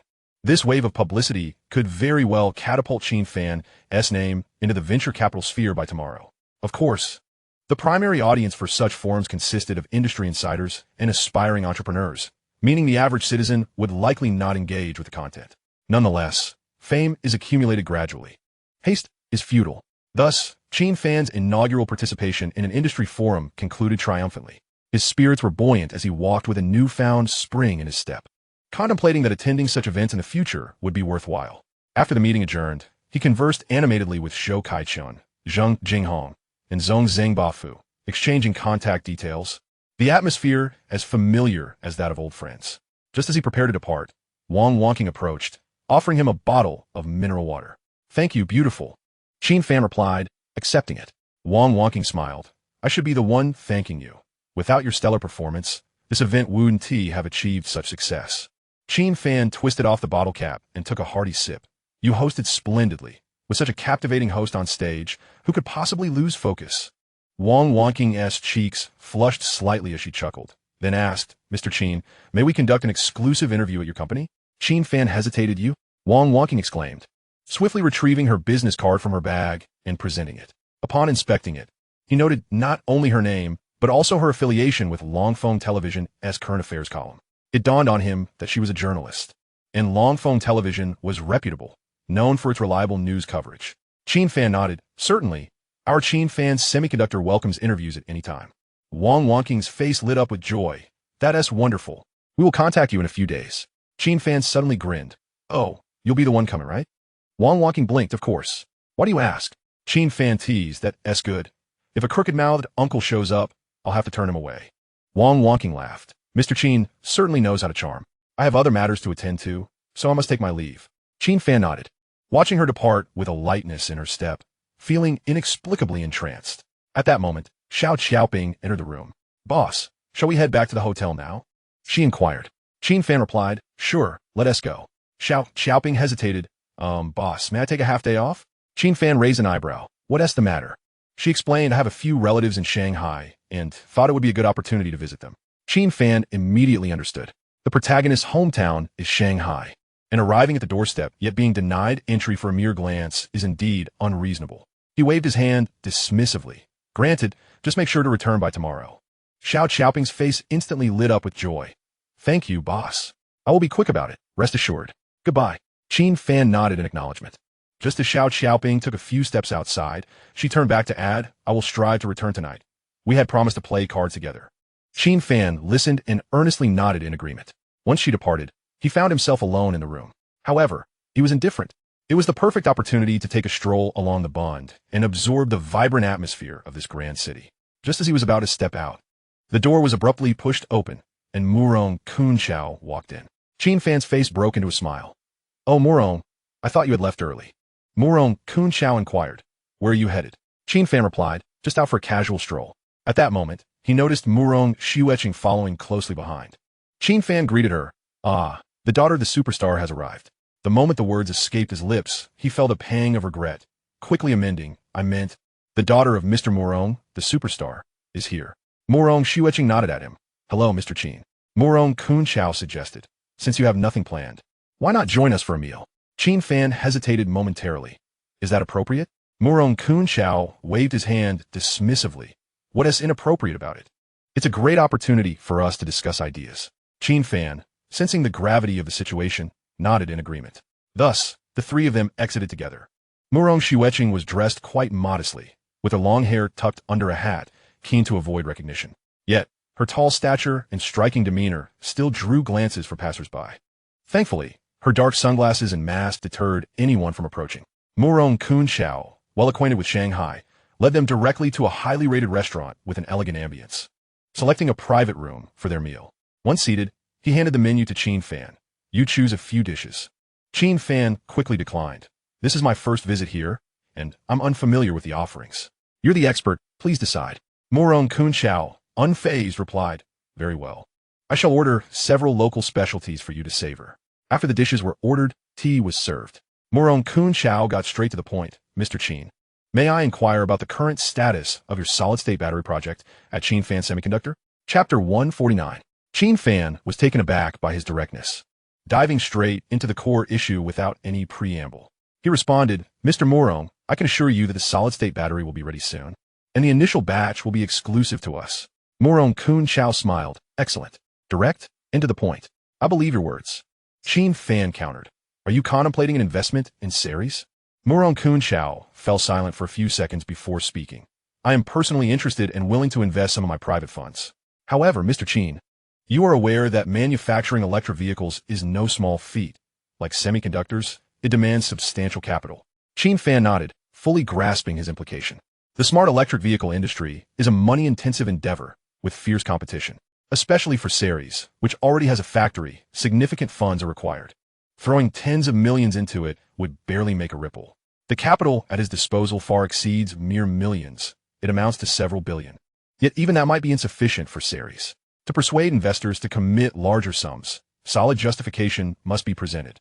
Huawei's 3 electrical system and autonomous driving technology serve as a strong foundation. However, based on Murong Kunchao's words, that alone is not enough. Not to mention Godzilla. Even among domestic competitors, such as Xiaoping, any of them can boast commendable 3 electrical technology. Regarding autonomous driving, although Yu Jiechi speaks grandly, what level can Huawei truly achieve? Can it genuinely astonish users? Murong Kunchao stated, If Huawei's autonomous driving can establish a generational gap with other automakers, leaving them far behind, then there is hope. But if it merely boasts slightly better parameters but feels comparable in practice, that won't suffice to uphold a strong position. He added, if your autonomous driving can surpass Godzilla, then this matter will be straightforward. Hearing this, Qin Fan frowned. Surpassing Godzilla's autonomous driving? That is no trivial matter. In truth, Godzilla's technology is not extraordinarily special, but in the eyes of the public, it serves as a benchmark perceived as top tier. Many domestic automakers can already compete directly with it, yet the public still regards Godzilla as superior. Such is the reality of brand influence. To convince car buyers that Huawei's autonomous driving is superior to Godzilla, one must achieve a certain standard. Murong Kun Chao fixed his gaze on him. Huawei must excel in actual performance and user experience, distancing itself from Godzilla to the extent that it becomes evident they are not in the same league. He then asked, Mr. Qin, do you believe Huawei can accomplish this? Qin Fan remained silent for a few moments before slowly nodding. I believe it can.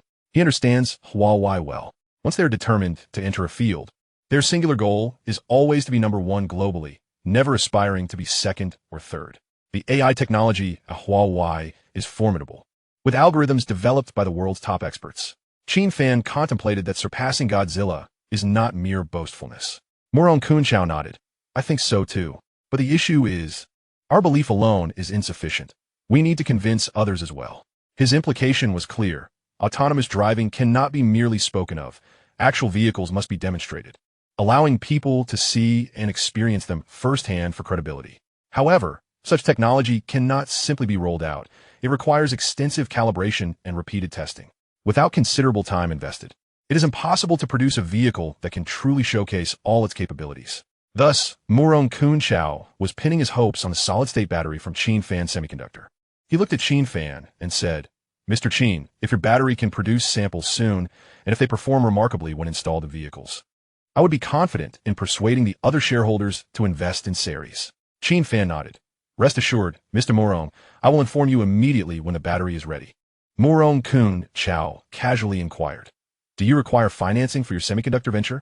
I believe investing in you is far more secure than in an automotive manufacturer. Qin Fan smiled broadly. Thank you for the kind offer, but we are not seeking investment at this time.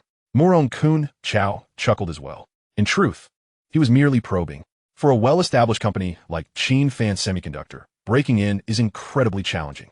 The globally renowned capital giant, Eagle High Wealth Investment Group, attempted to invest $50 billion Eagle dollars and could not even acquire a 10% stake, illustrating the difficulty of the endeavor. Moreover, Murong Kun Chao perceived that Qin Fan operates with integrity. His refusal was likely not motivated by financial gain, but rather a desire to maintain control over his own enterprise. This trait is precisely what Murong Kun Chao admires about him. This young man possesses a sharp intellect and a sense of propriety. Even if he cannot become an investor, he will undoubtedly make a reliable partner in the future. Sitting nearby, Murong Xueqing occasionally glanced at Qin Fan. Her father typically does not pay much attention to young people. Yet today he seemed particularly invested, indicating that this individual truly possesses remarkable abilities. Managing to elevate a semiconductor company to such heights is no small feat. Even more astonishing is his ability to withstand the financial temptations from high-profile investors, declining to take on equity. Qin Fan is not a wealthy heir. How has he managed to remain untempted? As she pondered this, the waiter began bringing the dishes to the table. The flavors of dishes in this magical city tend to be on the lighter side, often with a hint of sweetness, contrasting sharply with the heavier tastes of the north. Qin Fan found the food quite agreeable, without any sense of discomfort. Murong Kun Chao temporarily set aside his serious matters, smiling as he said, Boss Qin, once we finish our meal, I shall take you to a delightful place. Qin Fan was taken aback. What place? Murong Kun Chao chuckled. You'll find out when we get there. Qin Fan felt perplexed by his words. After their meal, Murong Kun Chao made a phone call, and soon a driver arrived with a car. A top-of-the-line Mercedes-Benz pulled up at the entrance, and the three of them got in, heading towards the destination he had mentioned. After more than half an hour, the car came to a halt. They were still in the bustling area of the capital, but the skyscrapers were noticeably fewer, indicating that they were not in the financial center of the Magic City. Murong Kun Chao pointed to a shop by the roadside, saying, there it is, the largest store of Sairasai in the Magic City. The storefront was substantial, with the name Sairasai and its brand emblem prominently displayed. Through the glass walls, several electric vehicles could be seen parked inside. Upon hearing this, Qin Fan's interest was piqued. This location is quite favorable. Logically, business should thrive here. Morong Kun Chao shook his head, smiling as he pointed to a store diagonally across the street. Just take a look over there. When Qin Fan turned to look, he exclaimed in disbelief. Right across was a Godzilla store. How could they compete? They were essentially being crushed at their own doorstep, making it exceedingly difficult for Sayarasai to turn the tide. As the three of them strolled and chatted, they observed the two store situations. The disparity was immediately apparent. Sayarasai's side was eerily quiet, with hardly anyone entering to look at the cars. Conversely, the Godzilla store was bustling with activity, teeming with people as if a market was in full swing, with a constant flow of customers. Qin Fan's side, the gap is too vast. It's no surprise given their established brand. Morong Kun Chao remarked, that's why I'm so conflicted. I genuinely want to invest in Sayarasai. Not only because the owner possesses a touch of idealism, but more importantly, they have their own factory, production lines, and skilled workers. These are invaluable assets. Qin Fan nodded, understanding his concerns. Morong Kun Chao continued, however, with the current situation, I truly cannot see how their electric vehicles can compete with others. Qin Fan smiled, Mr. Morong. Do not fret. Their competitiveness will emerge soon. He was aware that, for him, the current circumstance was actually beneficial. As long as the solid-state batteries were successfully installed, an increase in Sayarasai sales would serve as a grand advertisement nationwide. The three then entered the Sayarasai store to take a look around. Qin Fan scrutinized their electric vehicles. To be honest, the appearance was acceptable, and they looked quite respectable. The major shortcomings, aside from lacking Huawei's 3 electric systems and autonomous driving technology, were the absence of a high-performance battery, one that offered substantial capacity, long range, and rapid charging capabilities. After the visit, they headed to a nearby cafe to chat about other matters. In the end, Morong Kun Chao drove Qin Fan back to his hotel.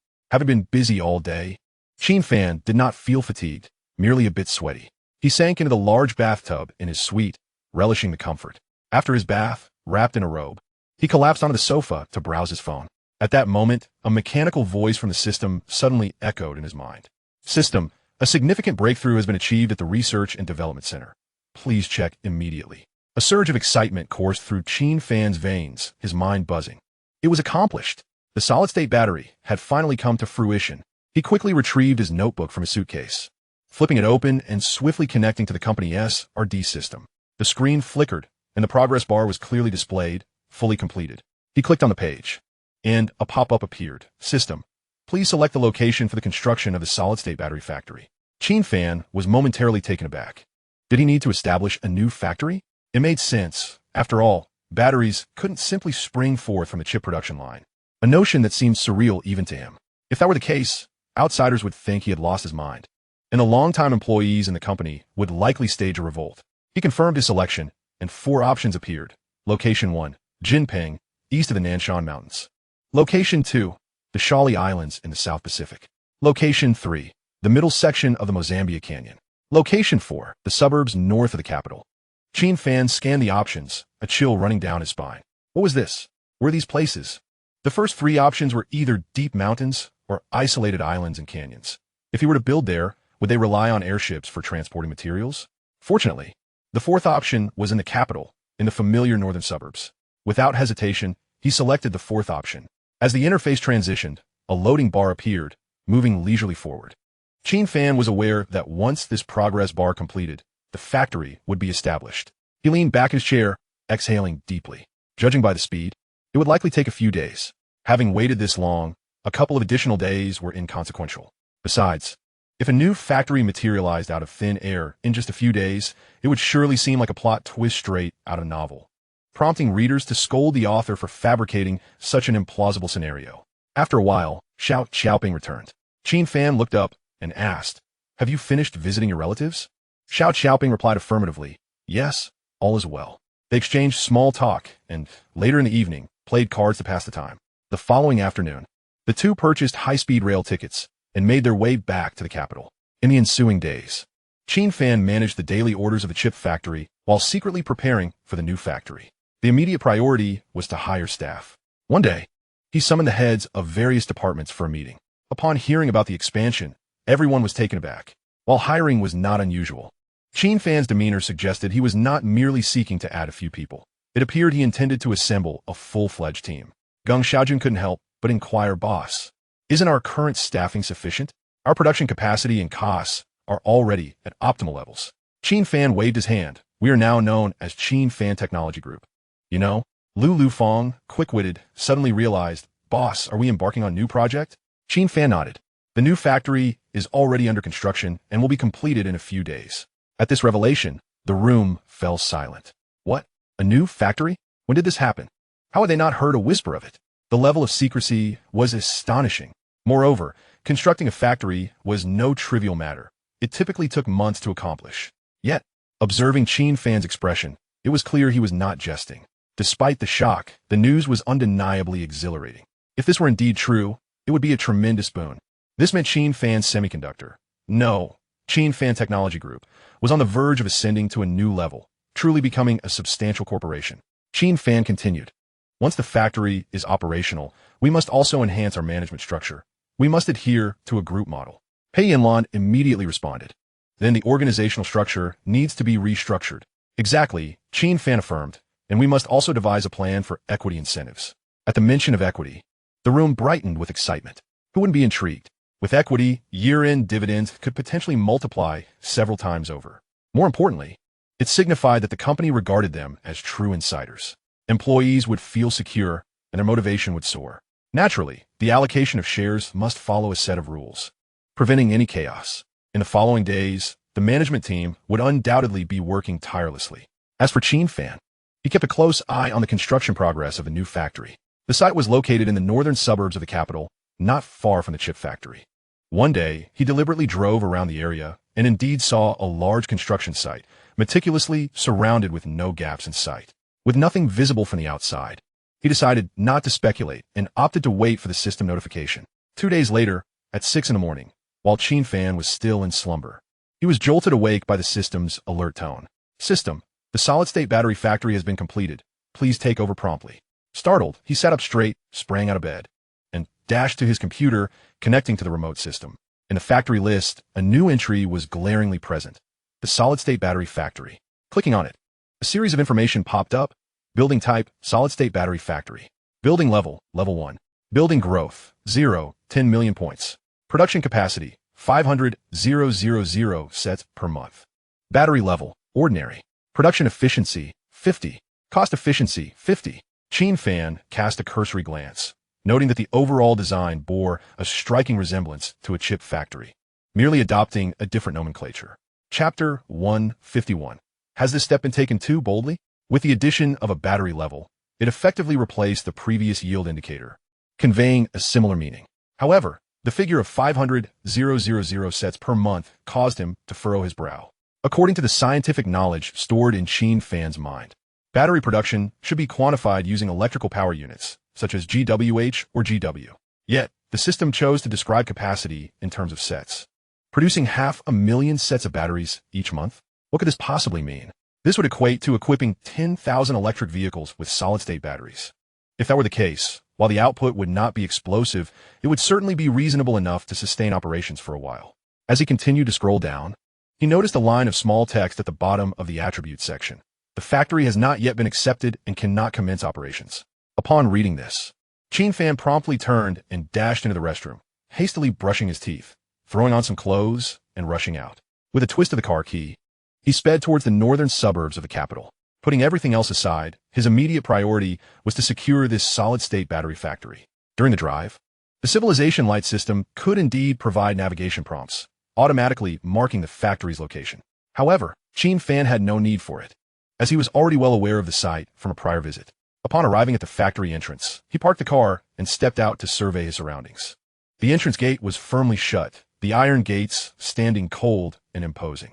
The design and materials of this gate mirrored those of the chip factory, making it difficult to discern what alloy it was composed of. It was undeniably heavy and formidable. Approaching the identification device beside the gate, he noted the fingerprint slot and a camera designated for iris scanning. This was the first step in accepting the factory. Qin Fan pressed his finger against the scanner and leaned in for an eye scan. With a series of clicks, the gate slowly slid open. Without a backward glance to move his car, he swiftly dashed into the compound. The area of the battery factory was comparable to that of the chip factory, yet the layout was entirely different. The arrangement of buildings and the construction of roads varied significantly. The landscaping was lush, adorned with flowers, trees, and small scenic features, presenting a far more pleasing aesthetic than the chip factory, as if it had been meticulously maintained. There were 3 factory buildings, 1 office building, and notably a dormitory building, absent from the chip factory. Qin Fan found this intriguing. The chip factory had not included such a feature. However, he dismissed it as a minor detail, for it was not of utmost importance. He first wandered through the production workshop, where all the equipment was encased in transparent covers, pristine and clean, following the same design as the chip factory. An entirely automated assembly line operated without human intervention, which he appreciated for its simplicity and ease. Next, he entered the control center and unlocked the main computer with his fingerprint. The screen illuminated, displaying a large message. Congratulations. Solid-state battery factory successfully accepted. A weight lifted from Qin Fan's heart. He had finally secured control of the factory. Initially, he feared a lengthy wait, yet the construction speed had exceeded his expectations. Such an impressive facility must be operational immediately. Idleness was not an option. Raising his wrist to check the time, he noted it was already past 10. The staff should be arriving for work. He pulled out his phone and called Xiao Xiaoping. Everyone stop what they're doing and head over here now. Xiao Xiaoping replied. Puzzled. Boss, where are we going? Qin Fan responded. I'll send a location. Just follow the navigation. Xiao Xiaoping replied. Got it. Approximately an hour later, the senior executives of Qin Fan Technology arrived one after another at the entrance. Each stepped out of their vehicles, bewildered and surveying their surroundings. Geng Xiaojun stood at the entrance, glancing around. Where are we? Why does it look so much like our chip factory? Lu Lufeng pondered. This must be the new project the boss mentioned. Pei Yinluan nodded. Stop dawdling. Let's go inside. The others, invigorated, began to enter the compound. Recently, there had been quiet discussions among the upper echelons of the company regarding this mysterious new factory. The most pressing question was, what exactly was its purpose? Geng Xiaojun, as the technical lead, immediately ruled out the possibility of expanding chip production capacity. The existing chip factory was entirely sufficient. There was no need for an additional line unless it was for early strategic planning, which seemed highly unlikely. The boss's silence left no room for further inquiries. Qin Fan was known for his meticulous planning. As the group entered the compound, they spotted Qin Fan waiting for them in front of the control building. Approaching him, Qin Fan announced, "This is our new factory, the solid-state battery production base." The crowd fell silent in an instant. Solid-state batteries? Had this step been taken too boldly? Transitioning directly from semiconductor chips to power batteries? Who could have anticipated such a leap? Yet upon reflection, this was quintessential Qin Fan. He thrived on high-tech endeavors, boldly pursuing avenues others dared not tread, resolutely defying all odds. At that moment, Qin Fan added, I know you have numerous questions. Do not worry. I will explain everything shortly. For now, our primary focus is to get this factory operational. Geng Xiaojun immediately responded, Rest assured, boss. I will promptly transfer personnel from the chip factory. However, he was uncertain about the production lines here. Qin Fan interjected, Have no fear. The operational processes are identical to those of the chip factory, fully automated. Your team will be proficient within 3 days. Upon hearing this, Geng Xiaojun felt reassured. The transfer of personnel required coordination with HR, so he turned to consult with Pei Yinluan. Standing in place, Qin Fan pondered for a moment. He had initially considered contacting Murong Chuanchao immediately, but upon reflection, he deemed the timing inappropriate. Even if he could present a physical battery now, it would be challenging to demonstrate its true capabilities. In fact, there were doubts about whether it was indeed a solid-state battery at all. The next step was to assemble a test vehicle and let its performance speak for itself. Otherwise, relying solely on words would garner no belief. To be frank, Qin Fan himself felt uncertain. The efficacy of the freshly produced batteries remained to be seen, only revealed once the real vehicle was in motion. What would be the actual performance of this solid-state battery? How far could an entire battery pack travel? And most importantly, what was the rapid charging capability? How long would it take to fully charge? These questions awaited answers. If the manufactured solid-state batteries were found to perform similarly to existing ternary lithium or lithium iron phosphate batteries, they would hold no value. Nevertheless, Qin Fan noted that the interface of the current solid-state battery production line displayed a section for battery level. This indicated that the production line, once upgraded, should be capable of enhancing the performance tier of solid-state batteries. However, production must commence first to accrue growth value. Hence, the performance of the ordinary grade solid-state batteries remained critical. Another significant issue was the manufacturing cost. If the expenses for producing solid-state batteries were exorbitant, it would inflate the prices of electric vehicles, adversely affecting sales. Thus, numerous challenges lay before Qin Fan, tempering his initial excitement into a more composed demeanor. Regardless, the priority was to manufacture a physical solid-state battery and assess its effectiveness. Chapter 152. I do not intend to sell. Qin Fan instructed Lu Lufeng, Xiao Qiaoping, and others to resume their tasks while he proceeded to the control center of the production line. The operational mode and interface design of the control center were almost identical to that of the chip factory, allowing Qin Fan to navigate it with ease. Although there were no workers on the production line yet, the fully automated setup could still function independently. However, Qin Fan was eager to examine the production parameters for solid-state batteries. He discovered an option for ordinary trial production and clicked on it. The production parameters displayed as follows: battery pack type, solid-state battery; battery pack grade, standard; battery pack specifications, standard; battery pack capacity, 150 kilowatt-hours; low temperature capacity decrease, 25; manufacturing quantity, 1 set; battery cost, 80,000 RMB. Qin Fan meticulously examined the performance data, and a sense of reassurance enveloped him. Possessing a profound understanding of technology, he was fully capable of comprehending these figures. Moreover, the performance metrics were articulated with remarkable clarity, rendering them easily comprehensible. Truly remarkable. This solid-state battery lived up to its reputation. Merely by scrutinizing these statistics, it became evident that it far surpassed both ternary lithium batteries and lithium iron phosphate batteries. This battery pack boasted an impressive capacity of 150 kilowatt-hours. What does this signify? When calculated in accordance with the current advanced electric vehicle triad system, it could achieve a range of 1,000 kilometers, if not more. Each kilogram of energy yielded an astonishing 500 watt-hours. The solid-state batteries manufactured here were nearly twice as efficient. In other words, should a ternary lithium battery attempt to produce a 150 kilowatt-hour battery pack, the total weight would skyrocket to 500 kilograms. For an electric vehicle, this constitutes a substantial burden, likely resulting in increased energy consumption due to the augmented overall weight, thereby failing to achieve the 1,000 kilometer range. Qin Fan cast a glance at the battery's cost, which stood at 80,000 RMB. While this price was indeed somewhat elevated, the absence of workers on the production line meant that cost efficiency was only at 50. However, should the workforce be fully recruited, the cost would substantially decrease to around 40,000 to 50,000 RMB. This price point would be entirely acceptable, as low-end electric vehicles would not require solid-state battery packs, while mid to high-end electric vehicles priced at 180,000 to 500,000 RMB would certainly be viable. Naturally, the specifications of the battery pack were customizable. Opting for a smaller battery pack would reduce the range, for instance, to 700 kilometers, while also lowering costs. With these thoughts in mind, Qin Fan perceived a promising future for the solid-state battery business line. After some contemplation, he decided against immediate mass production, opting instead to create 10 battery packs as samples. Thus, he amended the manufacturing quantity to 10 and pressed the start button. As the machinery roared to life, the production line commenced, and the solid-state battery packs began to take shape. Qin Fan pondered for a moment before retrieving his phone, intending to make a call to someone. Meanwhile, in the bustling metropolis, at the headquarters of Series Automotive, CEO Jia Maoming was engaged in a conversation in his office. The other party, named Jiang Fagu, was the sales director of Series Automotive. Just moments ago, Jiang Fagu had submitted his resignation letter to Jia Maoming, leaving him quite troubled. While the departure of others could be tolerated, the sales director's resignation posed a significant challenge to the company's sales efforts. Jia Maoming summoned Jiang Fagu into his office, intending to persuade him to stay. However, Jiang Fagu's resolute demeanor indicated that his mind was firmly set.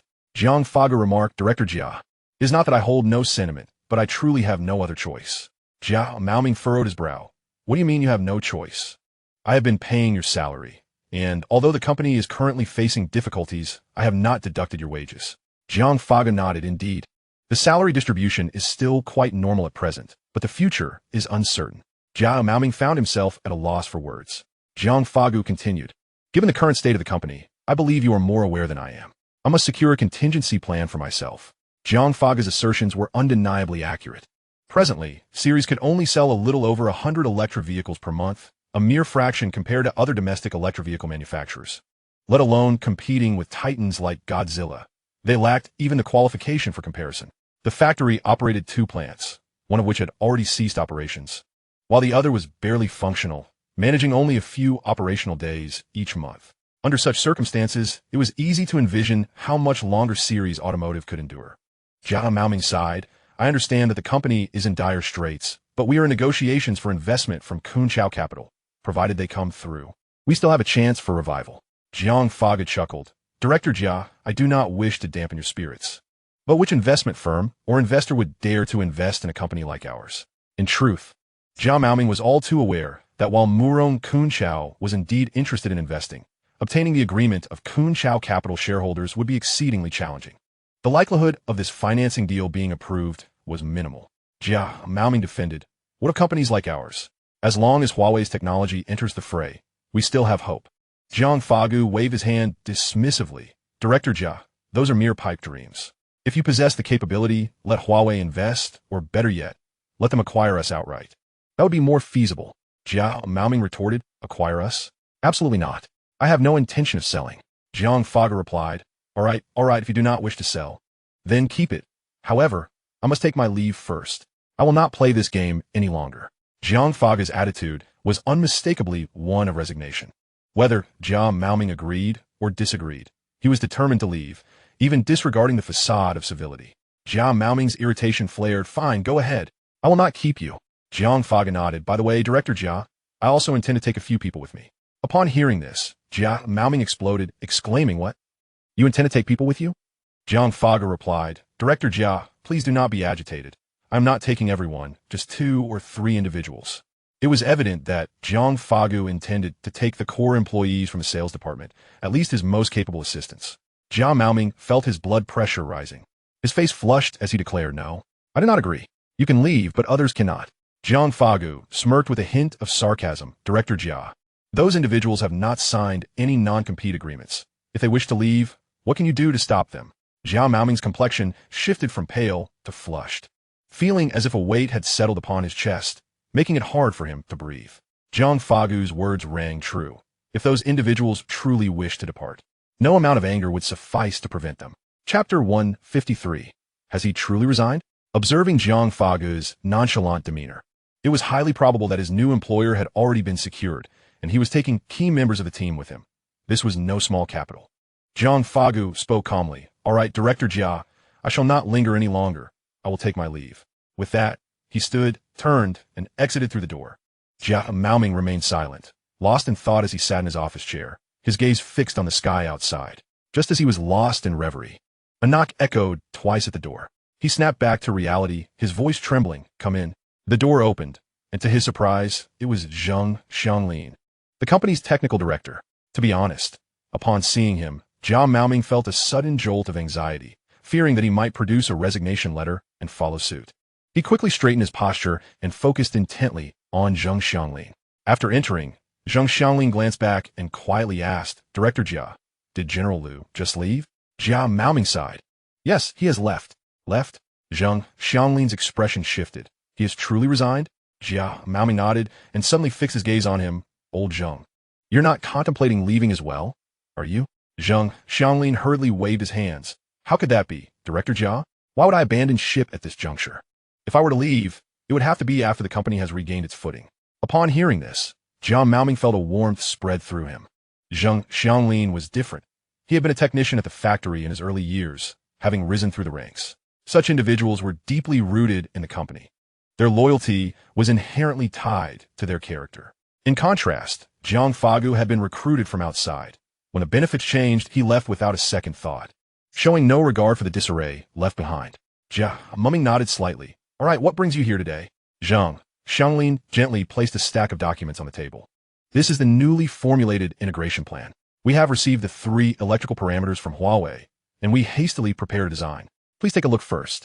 We can discuss in detail during our upcoming meeting. Jia Maoming replied affirmatively. Good. I trust your judgment. You've been working hard lately.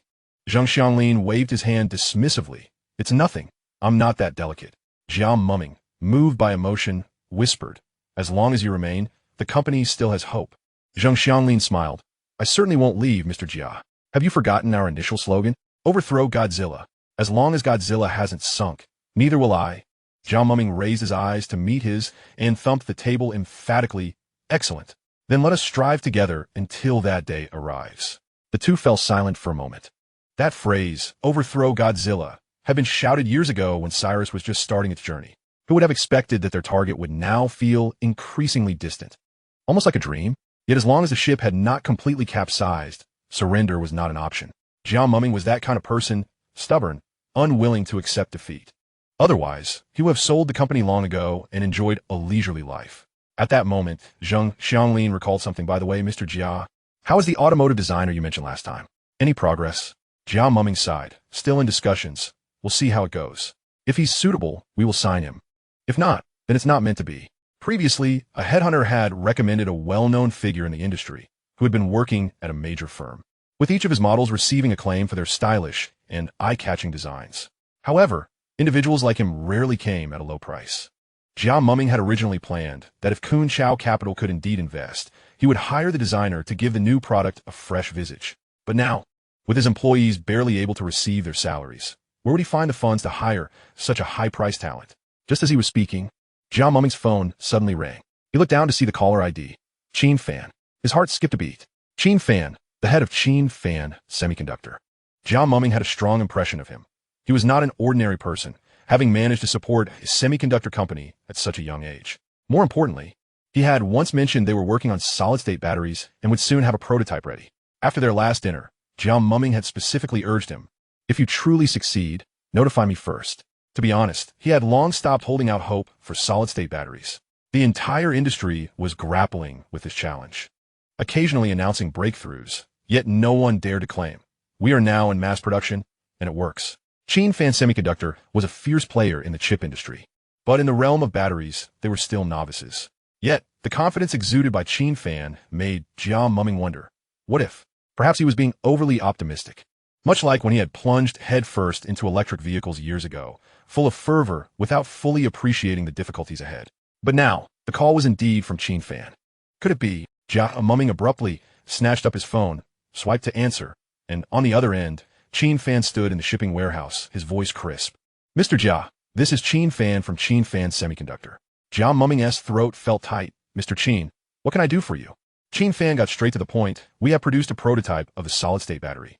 If you have the time, it would be best for you to come and take a look as soon as possible. Jiang Mumming's entire being froze, and it took him several seconds to process. What? A solid-state battery? You've really done it? Excellent. I'll be there immediately. No problem. Mr. Qin, see you soon. After hanging up, he sat in his chair, his gaze vacant, as if nailed to the spot. Zheng Xianglin observed him with concern. Something was clearly amiss. He looked as if he had lost his soul. Unable to restrain himself, he stepped forward. Mr. Jia, what is wrong? What happened?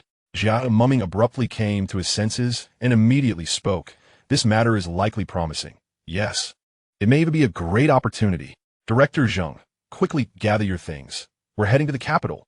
Zheng Xianglin was taken aback. The capital? Mr. Jia, what are we going there for? Jiang Mumming grinned. The solid-state battery. We're going to check it out. Zheng Xianglin's head buzzed. Disbelief etched across his face. As a technical expert, he certainly understood the concept of a solid-state battery. However, this technology had always remained confined to laboratories. Who could genuinely present a viable product? Even if a prototype existed, it would be impossible to utilize. Mr. Jia, let's not act impulsively, he hastily advised. Which company is it? They wouldn't be bluffing, would they? Jiang Mumming waved his hand dismissively.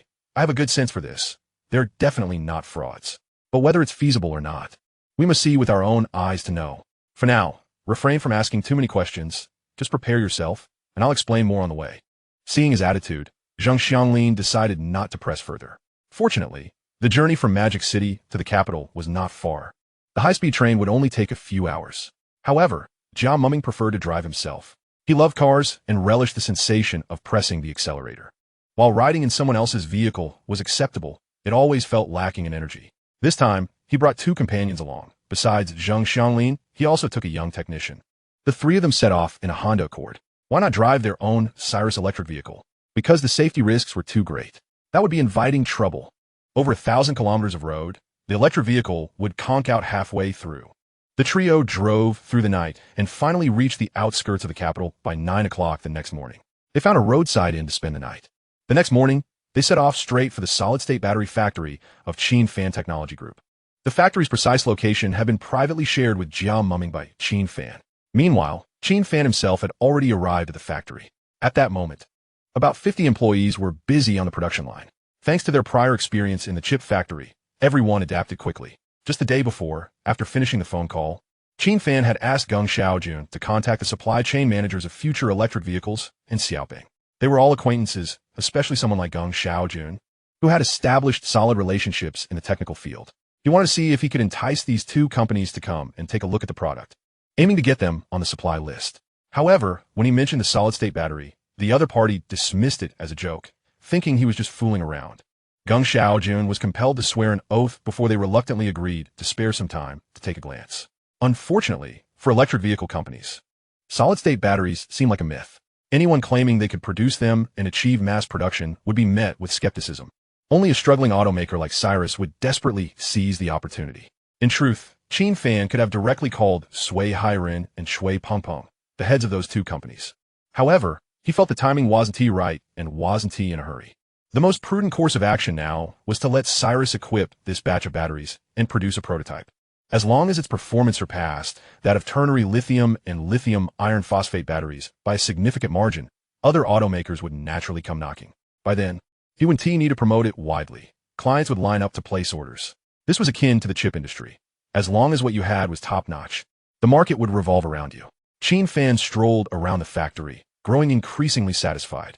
Although there was no dedicated R&D center, one of the buildings had been converted into a laboratory and testing center. The batteries produced could undergo a variety of parameter tests there. Puncture tests, fire tests, crushing, dropping, immersion in water. Everything could be tried, with all necessary equipment readily available. What was even more astonishing was that the entire production process required no external materials. All the raw materials could be handled by the production line itself. In other words, Qin Fan Technology Group could produce batteries without relying on any external suppliers.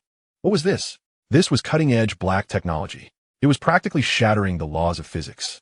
Qin Fan was well aware that, despite the global research on solid-state batteries following similar paths, existing batteries used liquid electrolytes, presenting numerous issues.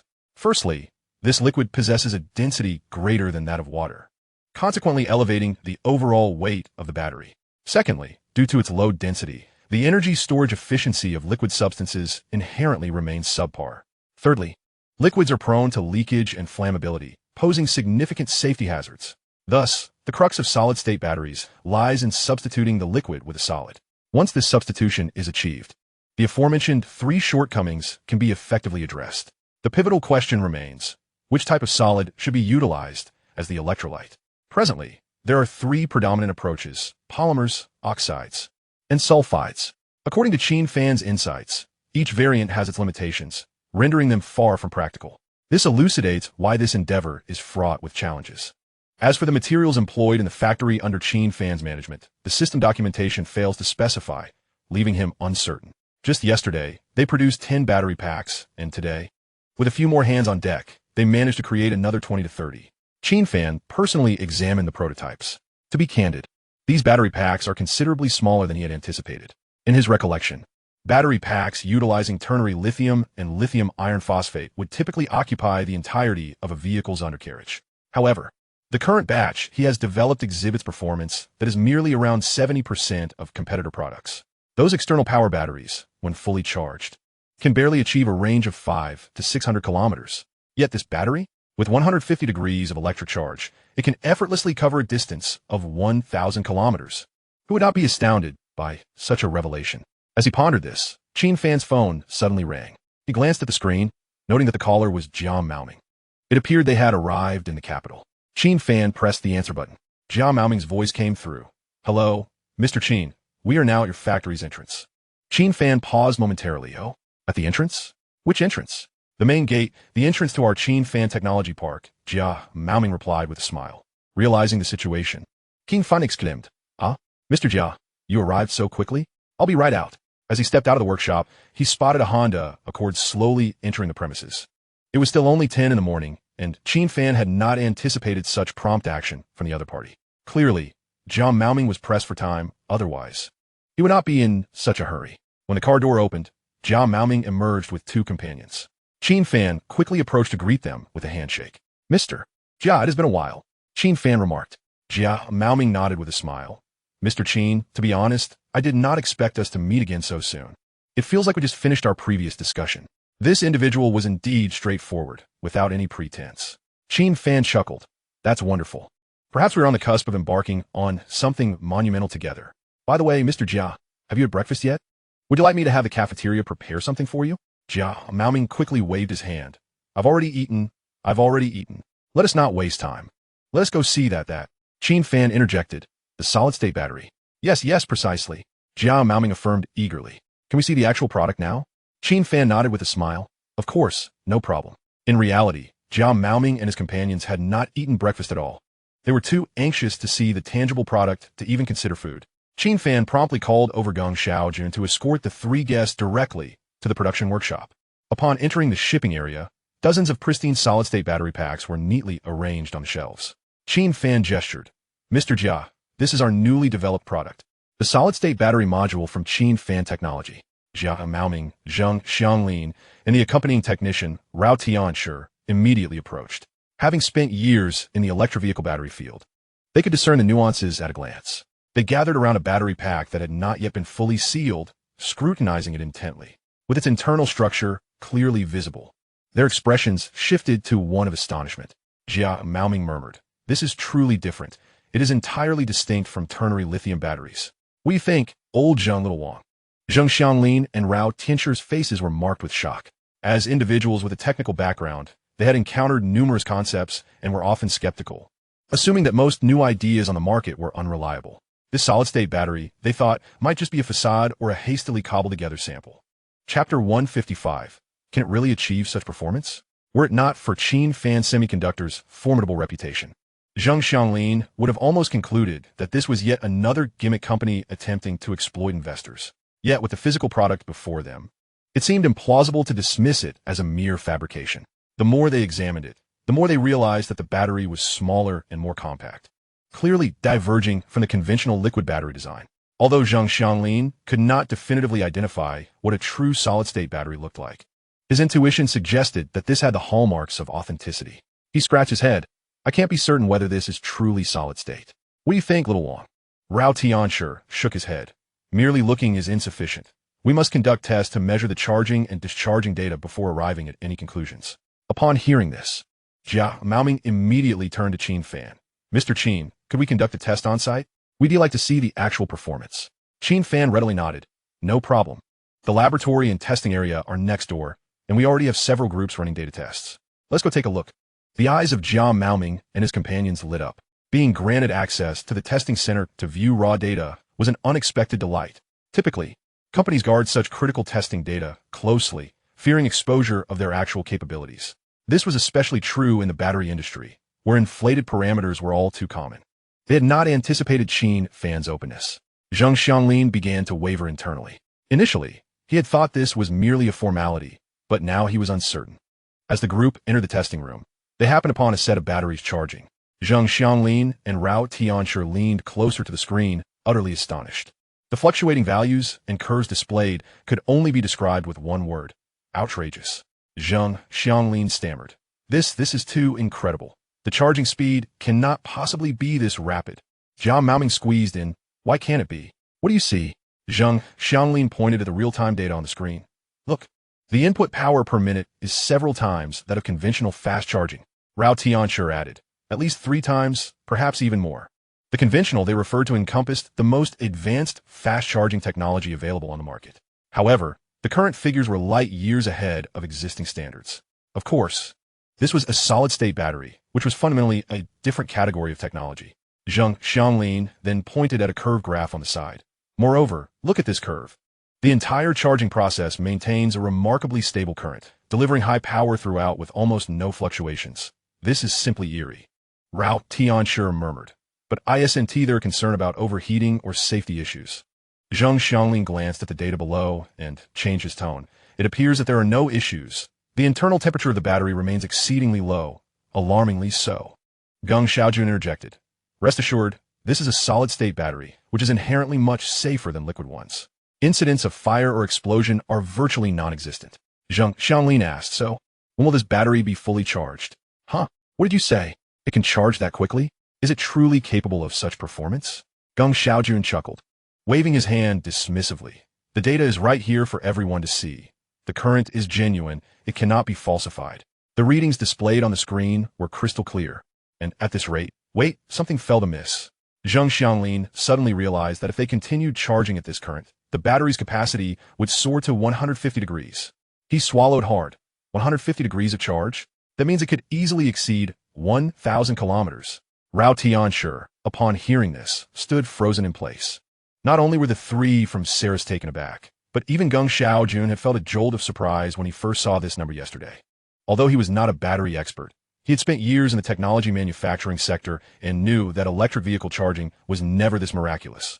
Currently, the fastest charging available on the market still required over an hour to reach full capacity, and that was only for batteries capable of around 500 kilometers.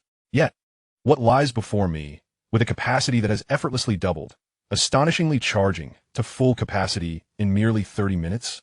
This transcends mere technology. It is akin to sorcery. Geng Xiaojun is utterly oblivious to the origins of this marvel that Qin Fan has procured, nor does he harbor any desire to uncover it. Regardless, he has firmly resolved in his heart that Qin Fan technology is destined for meteoric success. Jia Maoming, listening intently to the animated discussions around him, fixates his gaze on the curved graph displayed on the screen, his entire being seemingly nailed to the spot. Being in the electric vehicle industry, he possesses a clear understanding of which data is credible and which is not. The revelations before him have completely upended his conventional wisdom. Upon reflection, the average individual using an electric vehicle typically only traverses urban areas, managing a mere 200 to 300 kilometers per week. It is rare for anyone to accumulate 1,000 kilometers within 10 days or 2 weeks. Qin Fan grins broadly. We are still refining our technology. Upcoming improvements will yield even faster charging times. Upon hearing this, Jia Maoming and the two others stand in a state of disbelief. 30 minutes is not rapid enough. It can be expedited further? Is this genuine? Only Qin Fan is fully aware that this is not mere boasting. The solid-state batteries currently being produced represent only the foundational model. Once production lines are upgraded, performance will undoubtedly ascend, but the extent of that ascent remains to be seen. Although achieving a full charge in 3 to 5 minutes is still not feasible, if the time can be halved to a mere 15 minutes, that would be extraordinary. As Jia Maoming contemplates this, he feels a surge of excitement. It appears this battery truly possesses remarkable quality. However, he quickly regains his composure. Such an impressive battery must come with a lofty price tag. Presently, batteries with a range of 500 kilometers start at over 80,000 yuan, while those boasting 700 kilometers approach 100,000. A battery capable of 1,000 kilometers, fully charged in half an hour, would surely command a price that soars in the stratosphere, potentially exceeding 200,000. Ordinary models simply cannot absorb such costs. A chill runs down Jia Maoming's spine. No matter how remarkable the battery, if it is prohibitively expensive, it is of no use. As they continued, Qin Fan and Geng Xiaojun presented a plethora of testing videos showcasing punctures, burns, impacts, falls, and water submersion. Although they did not conduct live demonstrations, the recordings were clear and unmistakable. Every frame illustrated the truth. Qin Fan, with candor, stated, "I have no need to engage in trickery here. Your factory is welcome to conduct its own tests." This time, Jia Maoming harbored no doubts. His trust in Qin Fan had reached its zenith. The ability to scale up Qin Fan's semiconductor was a testament to his integrity and principles. After a thorough tour, Qin Fan invited the trio into his office to sit.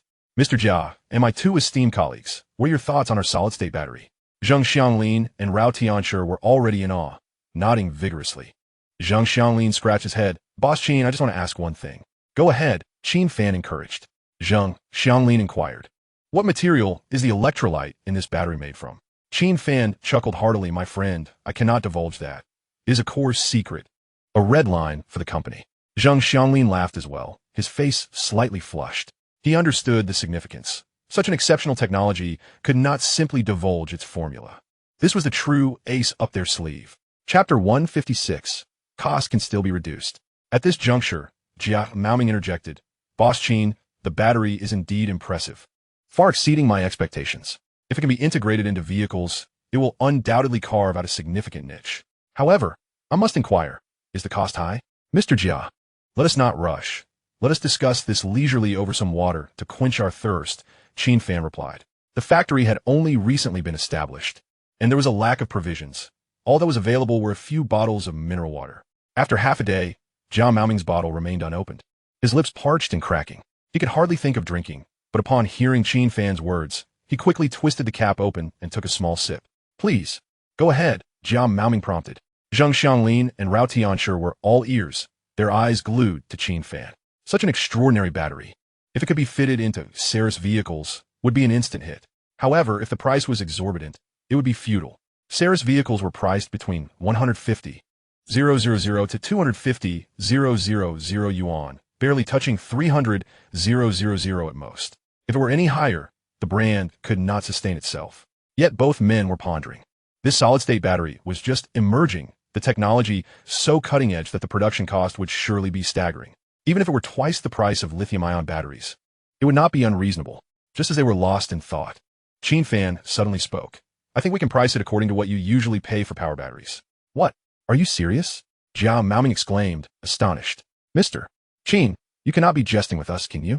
This product can truly be sold at the same price as ordinary batteries? Jia Maoming, Zheng Xianglin, and Rao Tianshi were all struck dumb, their mouths agape, hardly able to believe that such words had emanated from Qin Fan's lips. This was a solid-state battery, a product of future technology, charging to full capacity in half an hour, covering 1,000 kilometers without breaking a sweat. The prospect of such a marvel being offered at the procurement price of a standard battery was beyond comprehension. Qin Fan smiled. Mr. Jia, to be frank, Ceres is our first client for solid-state batteries, and I hope we can establish a long-term cooperative bridge. As long as it is not a loss, I am willing to supply you with the batteries for a modest profit. Jia Maoming stuttered. So it really won TB a loss? In truth, he found it hard to believe that the cost of his battery could be driven down to such an extent. If it truly were priced similarly to ordinary batteries, wouldn't all the manufacturers of power batteries be driven out of business? Qin Fan waved his hand reassuringly. Rest assured, we do not engage in loss-making ventures. Zheng Xianglin interjected eagerly.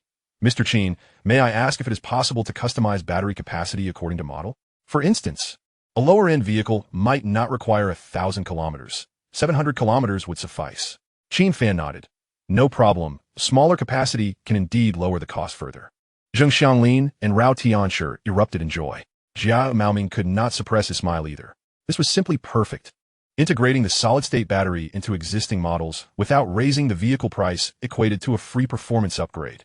At that moment, Jia Maoming's mind was consumed by a singular thought: to expedite the launch of new vehicles with fervor. What if funds were insufficient? With the battery supply issue resolved, could Qin Chao Capital refrain from investing? If Qin Chao hesitated, other investors would surely rush to seize the opportunity. However, the key was to secure Qin Fan as commitment. If Qin Fan Technology started supplying other electric vehicle manufacturers in the future, Ceres would lose its competitive edge. The ideal scenario would be to forge a solid strategic partnership with Qin Fan, ensuring they did not rely solely on words. Yet he understood that, given Ceres's current financial standing, they were hardly in a position to negotiate terms. Just then, Qin Fan proactively stated, Mr. Jia, do not overthink it. Our batteries have just been produced, and we hardly have any customers yet. I am eager for Ceres to help us build our reputation, which would be mutually beneficial. He paused before adding, I can guarantee that for this year, the procurement price will be the absolute lowest. Jia Maoming was taken aback. Really? Qin Fan nodded. Of course. If you wish to sign a contract, I can put in writing. Jia Maoming quickly waved his hands. No need, Mr. Qin, I trust you. Qin Fan smiled.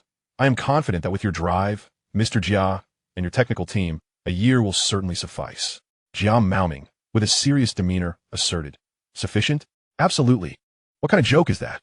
With this solid-state battery as our ace, combined with Huawei's 3 electric systems and autonomous driving, if we still cannot make it work, I might as well roll up my mat and return home to farm.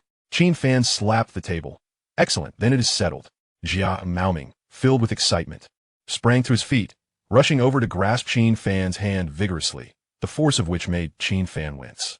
After rubbing his tingling hand, Qin Fan added, By the way, Mr. Jia, there is something I must discuss with you. Jia Maoming, taken aback, replied, Please, go ahead. Qin Fan remarked, It would be prudent for you to expedite the production of a few prototypes, allowing us to assess their performance in practical terms. and to evaluate the experience post-installation for any potential issues that could be rectified promptly.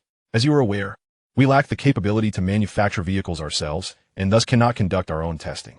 Jia Maoming chuckled heartily. General Qin, we are indeed on the same wavelength. He then turned to Zheng Xianglin. Director Zheng, when can we expect the prototypes to be ready?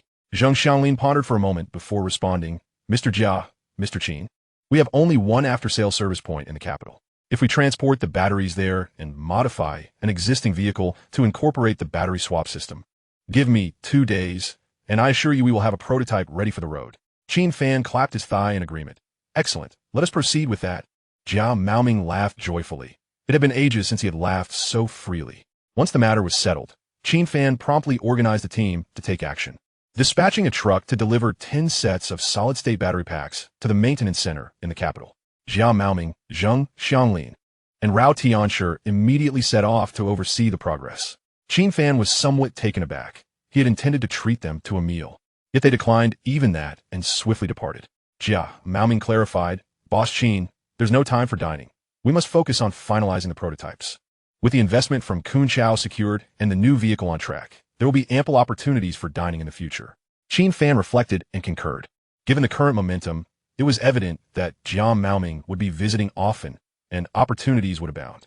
Once they departed, Qin Fan finally exhaled in relief. Now, he awaited the completion of the solid-state electric vehicle prototype from Ceres to ascertain the performance of the battery post-installation.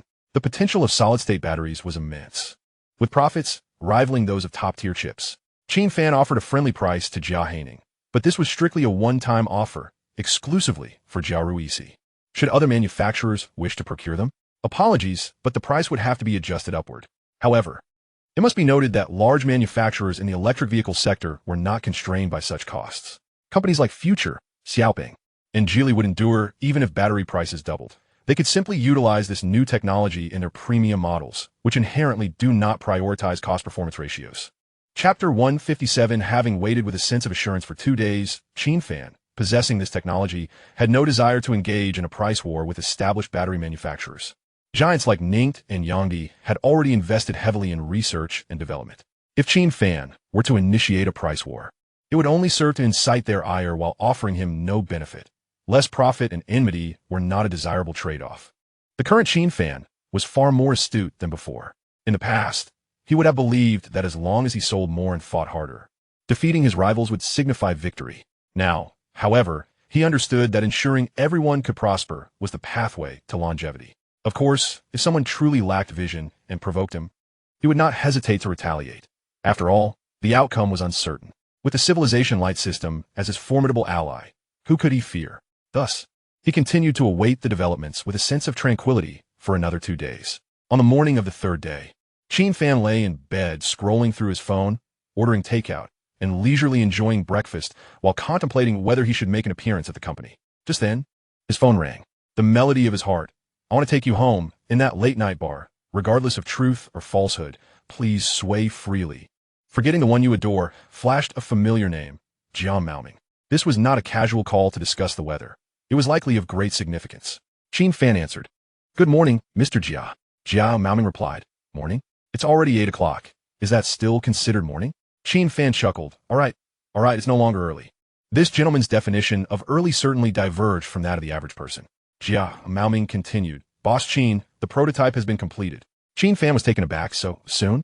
Previously, Zheng Xianglin, the technical director at Ceres, had mentioned it would take 2 days, and Qin Fan had hardly believed it, estimating at least a week. Yet, they truly accomplished it in 2 days. Could it be that the people at Ceres had not slept at all? Jia Maoming continued. It's genuinely finished. Preliminary matching has been accomplished, and the results are. Qin Fan's heart tightened. Mr. Jia, what does it perform? Jia Maoming exclaimed. It's fantastic. It has exceeded our expectations. Although there are a few minor issues, they do not affect the driving experience. Boss Qin, your solid-state battery is even more impressive than we anticipated. Qin Fan was quite taken aback by this revelation. He chuckled wryly. Mr. Jia, please refrain from building suspense like that. It's quite startling. Jia Maoming laughed heartily. I was simply too excited. By the way, I'll send a vehicle over for you to test personally. Qin Fan replied. No problem. I'll send the address shortly. From the tone of his voice, it was evident that Jia Maoming was genuinely elated, his enthusiasm palpable. Jia Maoming inquired. Boss Qin, I plan to meet with Murong Chuanchao shortly regarding the investment.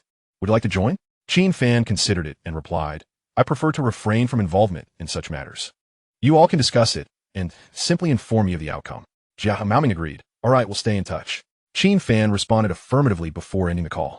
He was confident that with this development, Murong Chuanchao would surely be intrigued. It was illogical for Chuanchao Capital to decline such an opportunity. Simultaneously, in the capital, at Victory Building, a formal internal meeting was underway at Chuanchao Capital. Murong Chuanchao presided over the meeting, being the most influential voice in the room. There were about 10 executives present, but only 2 could truly interject, Fan Xiangzhong and Su Shanwei. This trio was known as the Three Giants, all founders of the company, with Su Shanwei and Fan Xiangzhong holding positions just below Murong Chuanchao. The theme of this meeting was singular, to consider investing in Ceres. Murong Chuanchao began. Ceres is currently facing significant challenges and appears on the brink of collapse. However, I believe there is still an opportunity for turnaround, especially with Huawei's involvement. It may very well rescue them from their predicament. He scanned the room before adding, I believe this company has the potential to reshape the entire electric vehicle industry. We must not underestimate it. Su Shanwei immediately responded, Mr. Murong, are you suggesting that this project is worthy of investment? Murong Chuanchao nodded. That is my personal perspective.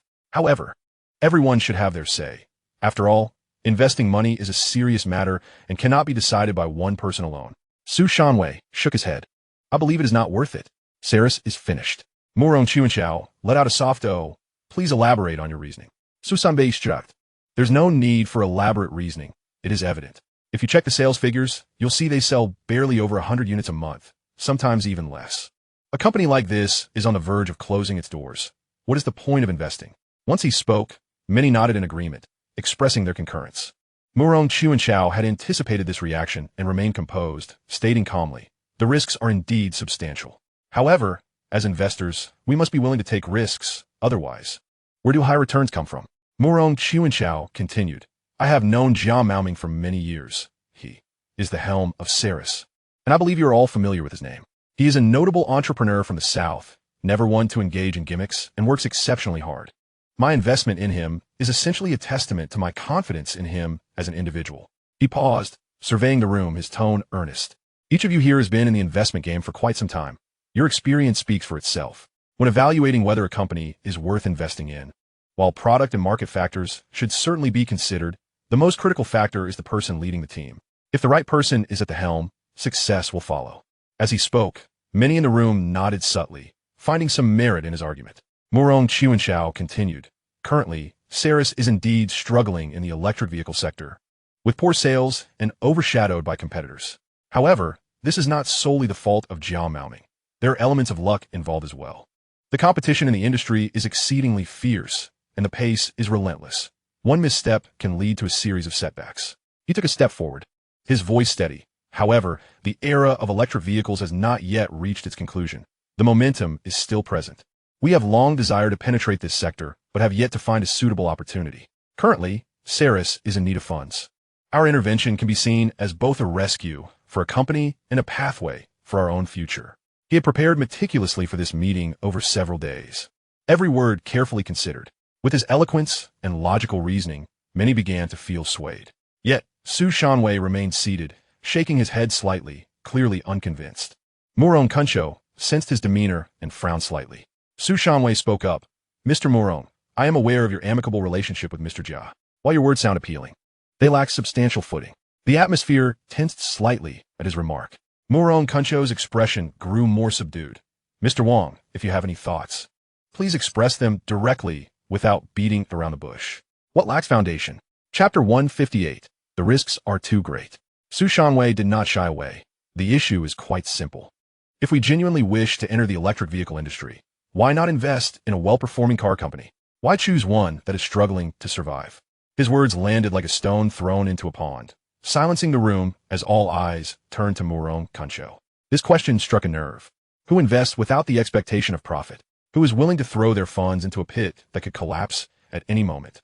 The phrase total loss is a burden no one can bear. Murong Chuanchao chuckled softly, his tone calm.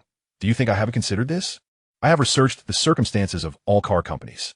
The current landscape is polarized. The few successful ones, such as Future, Xiaoping, and Dream, are already inundated with investment offers. If you were to inject 10 billion, you wouldn't even see a ripple. They are already publicly listed. Where's the prospect of extraordinary returns? Investing in them merely buys you stable returns, which hardly qualifies as investment. Su Shanwei fell silent, as did the others. Morong Kuncho continued. Now, consider the remaining new entrants.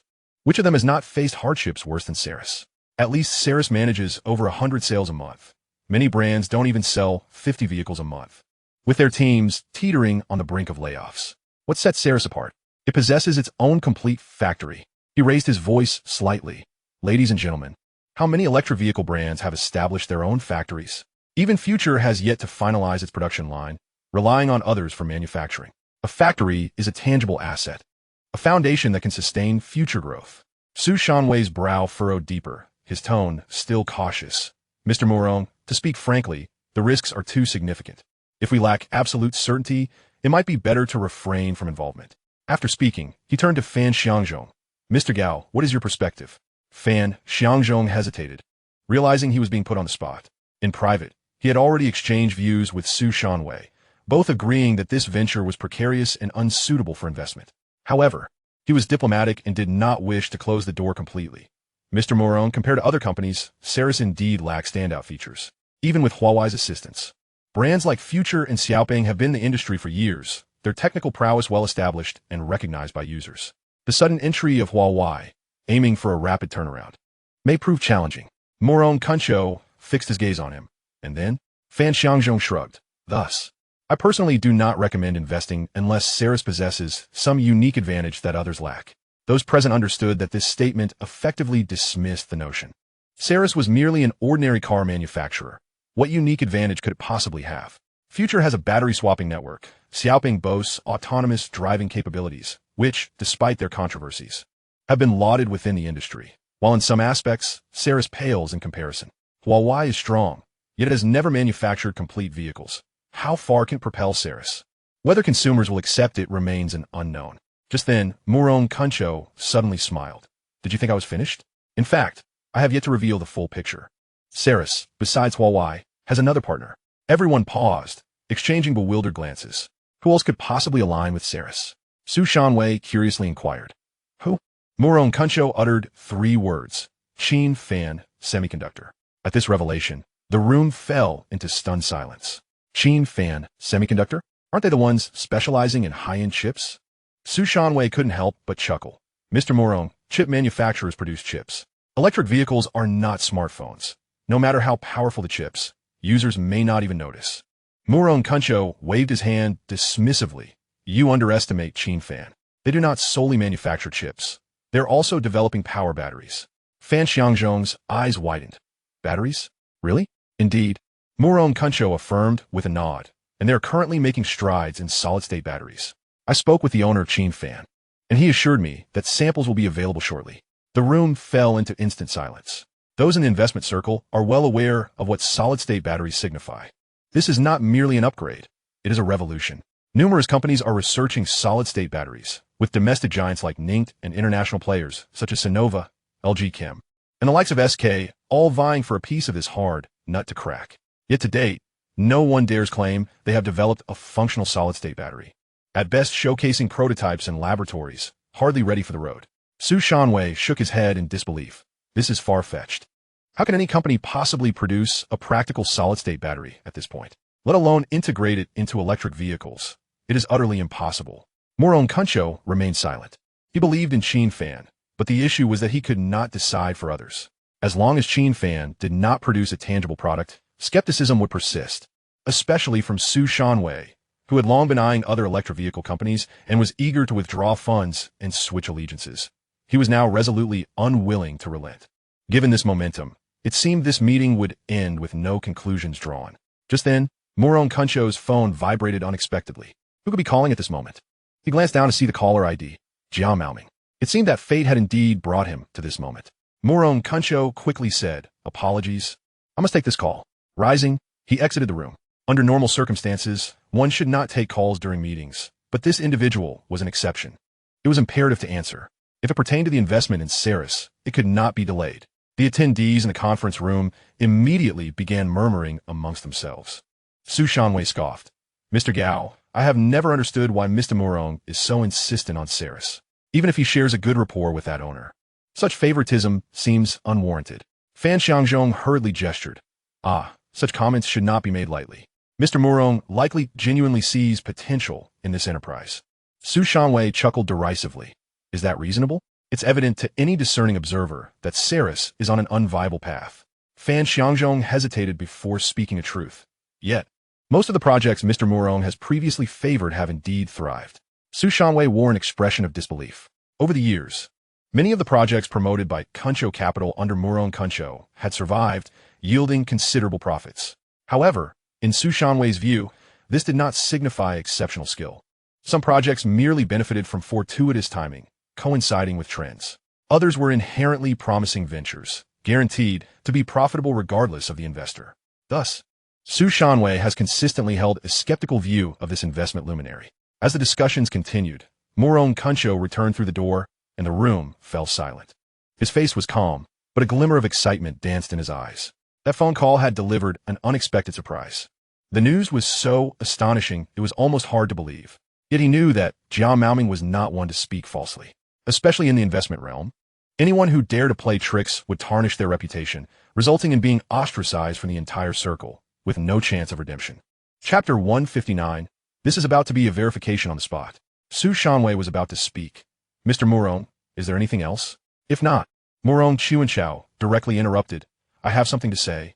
Su Shanwei was momentarily taken aback and had no choice but to sit down again. Murong Chuanchao continued, just now. President Jia called me and passed on some news. Fan Xiangzhong was momentarily stunned. President Jia? You mean the one from Ceres? Indeed, Jia Maoming, he confirmed. He informed me that the prototype equipped with solid-state batteries has been completed. What? Is that true? Are you saying that Qin Fan Semiconductor has succeeded in developing it? That's impossible. Such technology cannot yield results so swiftly. Could it be a case of using another technology to masquerade as this one? A cacophony of voices erupted among the group. Murong Chuanchao stood there, feeling somewhat reassured. To be honest, he had not seen it with his own eyes and dared not make any guarantees until the tangible product was presented. No one could be certain of the reliability of what Qin Fan had created. However, at this juncture, there was no turning back. They had to press forward. Su Shanwei scoffed. I suspect there is something fishy about this. Either Qin Fan is boasting, or Ceres is merely creating spectacle. Murong Chuanchao waved his hand dismissively. Let us not rush to conclusions. Seeing is believing, and the truth will soon reveal itself. Su Shanwei was momentarily silenced. Fan Xiangzhong quickly inquired, so, does this mean we can go see the prototype? Can we see it now? Murong Chuanchao smiled. I have already spoken with President Jia. He will send a prototype over. It is likely already on its way. Upon hearing this, everyone's eyes widened in anticipation.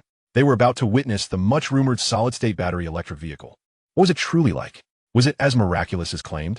Only Su Shanwei maintained a cold smirk, thinking that merely viewing the prototype wouldn't change anything. What solid-state battery? It was likely just a name, a mere facade. Even if it had some merit, it was probably only a half-baked project, light years away from mass production. Such tactics were all too familiar in the industry. They could fool outsiders, but not seasoned veterans like them. A little investigation could unearth the truth. Before long, Murong Chuanchao's phone rang again. He answered, Yes, it's me. You are. He suddenly stood up, his tone shifting. All right, we'll head down immediately. Everyone exchanged glances, understanding that the vehicle had indeed arrived. With a wave of his hand, Murong Chuanchao commanded, Let us go downstairs to see what this electric vehicle, said to be equipped with solid-state batteries, really looks like. Thus, with a raised hand, Murong Chuanchao led Su Shanwei, Gao Changju, and a dozen or so individuals crowded in the conference room out the door. The scene was quite imposing. Those in the know remarked that it was a visit from the investment tycoons, while those unaware might think it was a gang preparing to collect at the docks. The prototype equipped with solid-state batteries was brought back by Zheng Xianglin, the technical director of Ceres, accompanied by technician Rao Tianshi. Upon reaching the building's entrance, they spotted a pristine white SUV parked in a nearby space, immaculate and devoid of a license plate, clearly a newly minted vehicle. Zheng Xianglin immediately opened the door and exited the vehicle, quickly making his way over. Having previously met Murong Chuanchao, he recognized him instantly and extended his hand without hesitation. Hello, Mr. Murong. I am Zheng Xianglin from Sieres. I oversee the technical side, and we've met before. Morong Chuanchao smiled and nodded. Ah, I remember. Is this the vehicle? Yes, indeed, Zheng Xianglin exclaimed, raising his hand. Ladies and gentlemen, allow me to show you. Morong Chuanchao acknowledged with a hum, saying little more. Zheng Xianglin was somewhat taken aback by the number of people present, but maintained his composure. He felt confident, especially about the battery, which seemed so extraordinary that even he felt as though he were dreaming. He quickly maneuvered the vehicle out of the parking space, positioning it for everyone to inspect. However, merely looking at the exterior revealed little. It appeared quite ordinary, much like any other electric vehicle. Morong Chuanchao prompted Director Zheng. Please explain to everyone what sets this vehicle apart, particularly that solid-state battery. Zheng Xianglin straightened up and cleared his throat. Mr. Morong and distinguished guests. While the exterior may look unremarkable, what lies within is truly formidable. The solid-state battery we have developed is nothing short of revolutionary. Su Shanwei grinned and interjected. Then tell us, what is so impressive about it? Not only he, but everyone else leaned in with heightened curiosity. The term solid-state battery had circulated for years, yet no one had witnessed its reality. They claimed it could change the landscape, but in what ways remained unclear. How did it compare to current lithium batteries? Was it more enduring? Did it charge faster? Was it safer? The external proclamations were grand, yet the astute knew that mere words without action were empty promises. Now, with Sieres suddenly unveiling a prototype, who could refrain from skepticism? Yet, Zheng Xianglin remained unfazed. He raised his voice, ladies and gentlemen. This solid-state battery can power the vehicle to run a full 1,000 kilometers on a single charge. As soon as the words left his lips, the room erupted in disbelief. 1,000? You can't be serious. Don't mislead us. Electric vehicles often fall short of their advertised ranges. That is common knowledge. My car claims 500, but barely exceeds 400. My friend's 600-kilometer vehicle struggles to reach 400. Even major manufacturers can't escape this trend. What makes Sieres any different? Zheng Xianglin remained calm and composed. I understand your skepticism, but we have indeed conducted the tests. Over the past few days, we drove from Beijing to Shanghai and back, covering approximately 2,400 kilometers while only charging once. The crowd fell silent, momentarily astonished. Only charging once? That means a one-way trip would exceed 1,000 kilometers? This was no trivial matter. Immediately, someone protested, impossible. Driving on the highway consumes a tremendous amount of energy. How could it last that long? Zheng Xianglin chuckled. That is exactly the point. Our solid-state battery performs exceptionally well at high speeds. As long as the speed does not exceed 150, the energy consumption remains almost unchanged. At this, the crowd exchanged skeptical glances, none daring to believe it. However, Zheng Xianglin spoke the truth. Over those 2 days, the 6 of them took turns driving, pushing the battery to its limits. The results exceeded their expectations, leaving them pleasantly surprised. If paired with Huawei's 3-in-1 system, they estimated it could achieve even greater performance. Su Shanwei was not so easily swayed and immediately sensed a flaw. You didn't actually complete the journey, he remarked with a smirk. Zheng Xianglin was taken aback. What do you mean? Su Shanwei fixed his gaze upon him. You said you started driving the day before yesterday, correct? Yes, around 4 o'clock in the afternoon, Zheng Xianglin replied. Chapter 160. The timeline does not add up. At that time, they had just finished installing the battery at the maintenance point in the capital and had set off right after the adjustments. Hearing this, Su Senia smiled widened. Morong Chuanchao remained silent, his expression darkening. Su Shanwei leisurely continued, and therein lies the problem. You only set off at 4 o'clock the day before yesterday. And how much time has passed since then? The round trip from Beijing to Shanghai, even without eating or sleeping, would take over 30 hours. Were you not charging, not eating, not using the restroom? Do you think you were made of iron? Those around them suddenly realized the implications.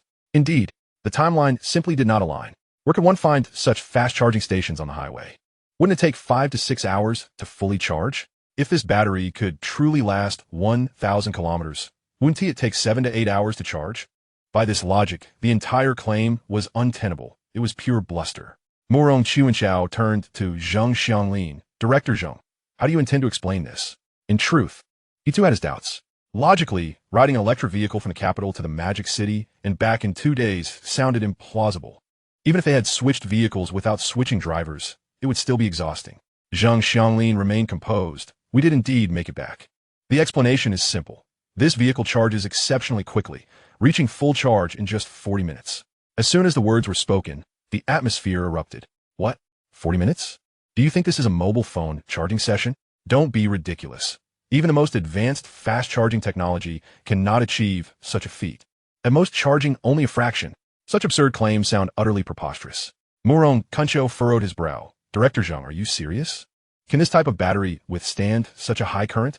Or even travel 1,000 kilometers?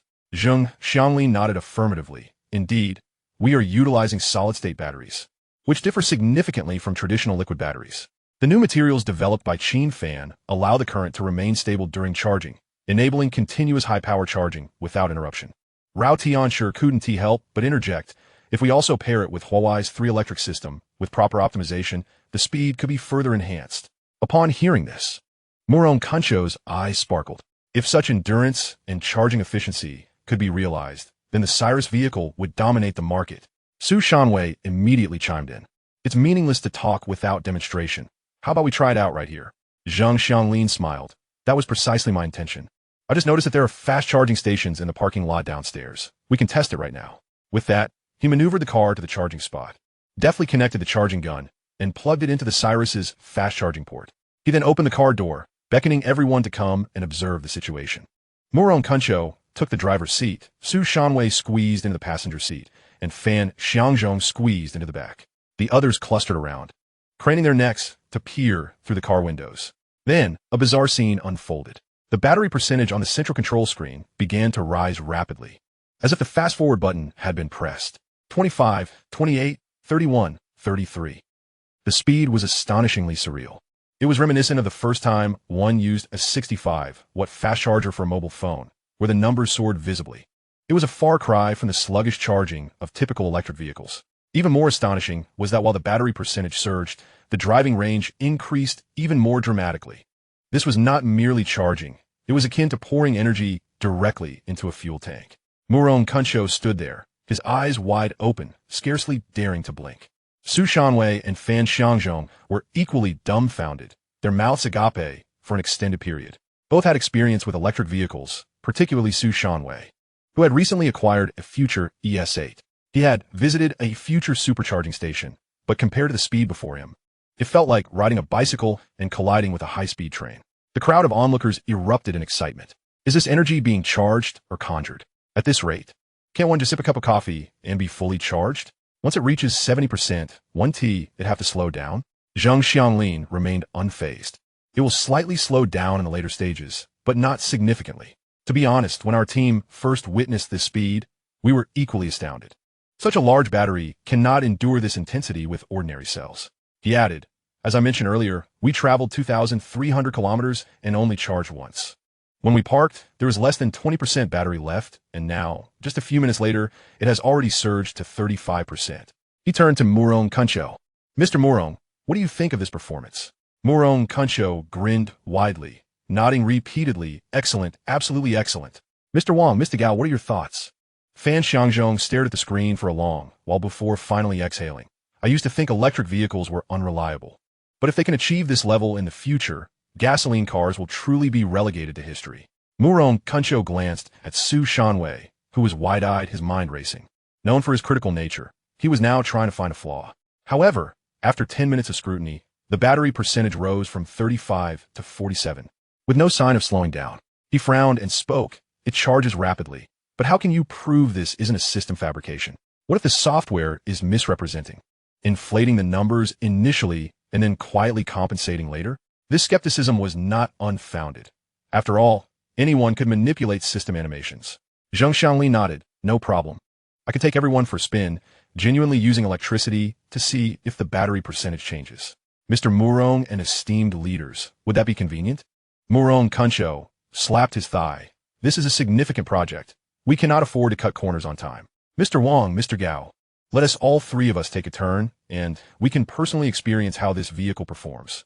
Zheng Xianglin responded with a smile. Sure. But the other components of the vehicle are still not fully adjusted. The primary focus remains on the battery and endurance, so please bear with us on other aspects. Murong Kuncho waved his hand dismissively. Understood, we are well aware. Su Shanwei and Fan Xiangzhong naturally had no objections. Despite Su Shanwei's penchant for debate and his skepticism towards Murong Kuncho, when faced with an undeniable product, he was more invested than anyone. This is an old adage in the investment circle. As long as there is profit to be made and significant returns are at stake, any issue can be set aside. The key was to silence Su Shanwei, rendering him speechless. At that moment, the central control screen displayed the battery percentage rising to 51. The vehicle's total range suddenly soared to 550 kilometers. This figure was astonishing, yet Zheng Xianglin assured the investors that the display had an additional buffer, with the actual capacity potentially allowing for an extra 50 to 80 kilometers. Zheng Xianglin stated, "We'd rather have the drivers know when to charge early than leave them stranded on the road."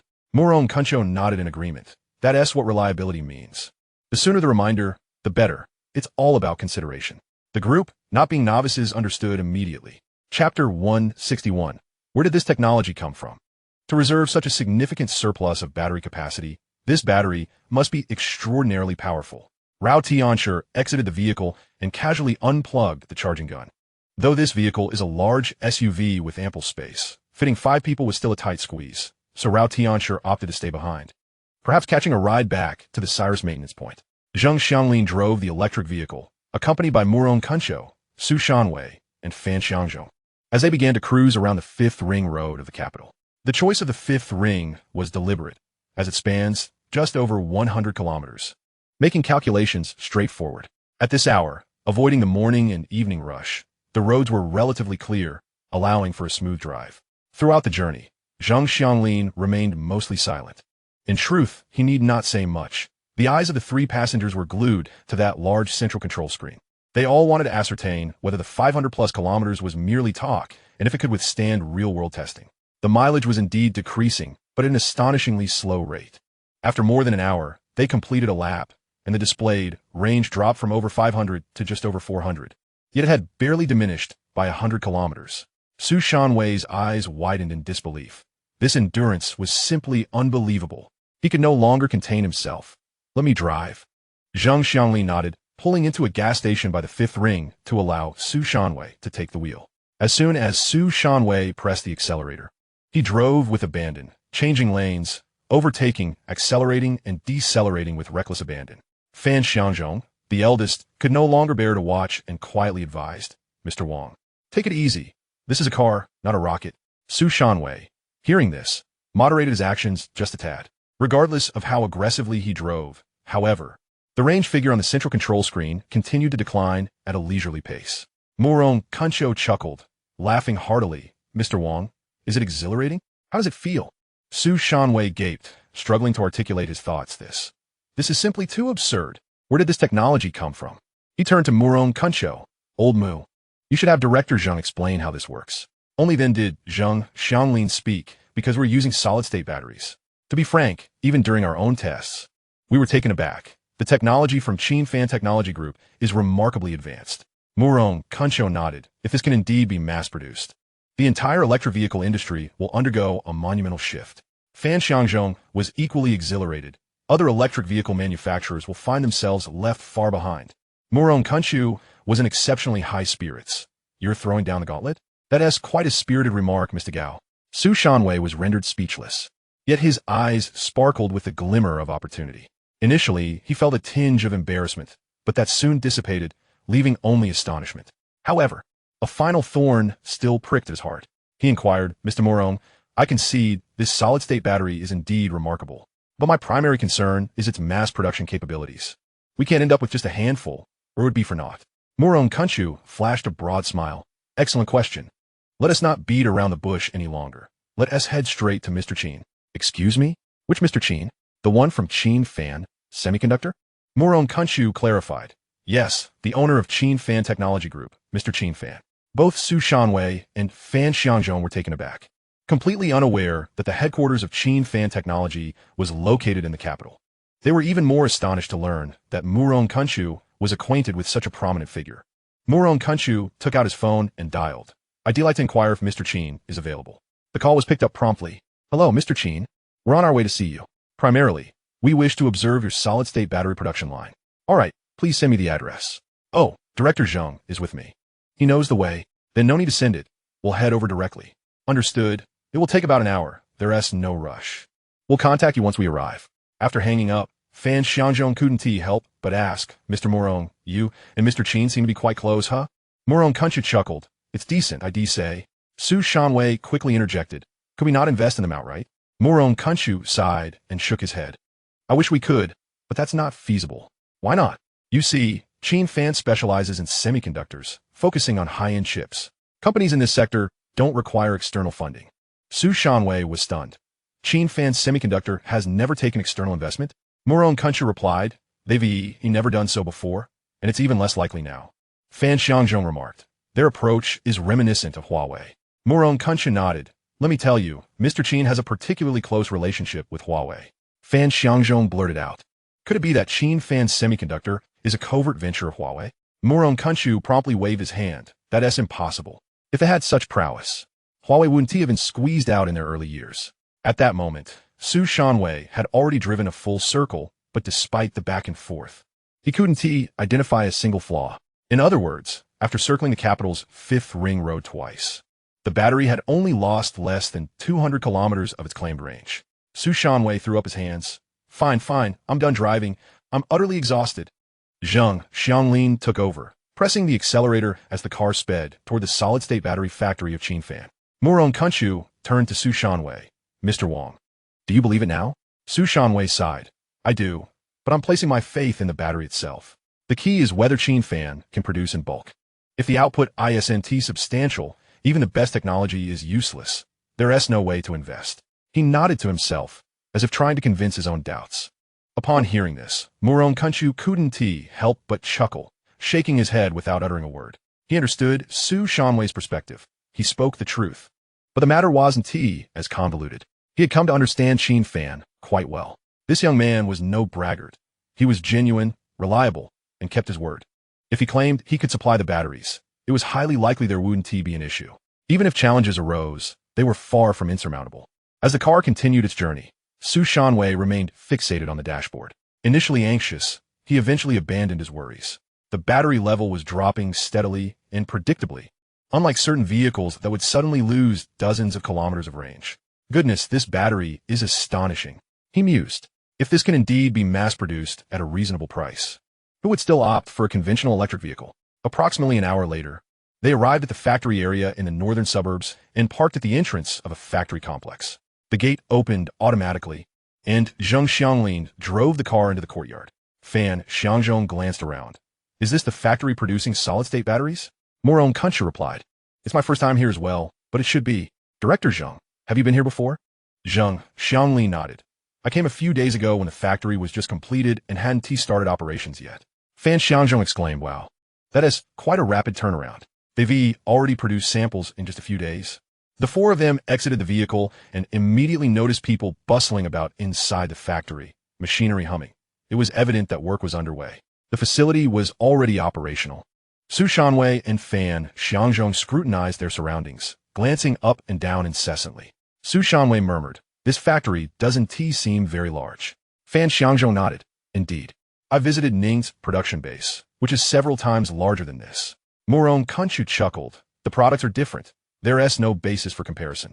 As they spoke, Qin Fan approached, first greeting Moron Kunchu with a handshake, then introducing himself to Su Shanwei and Fan Xiangzhong.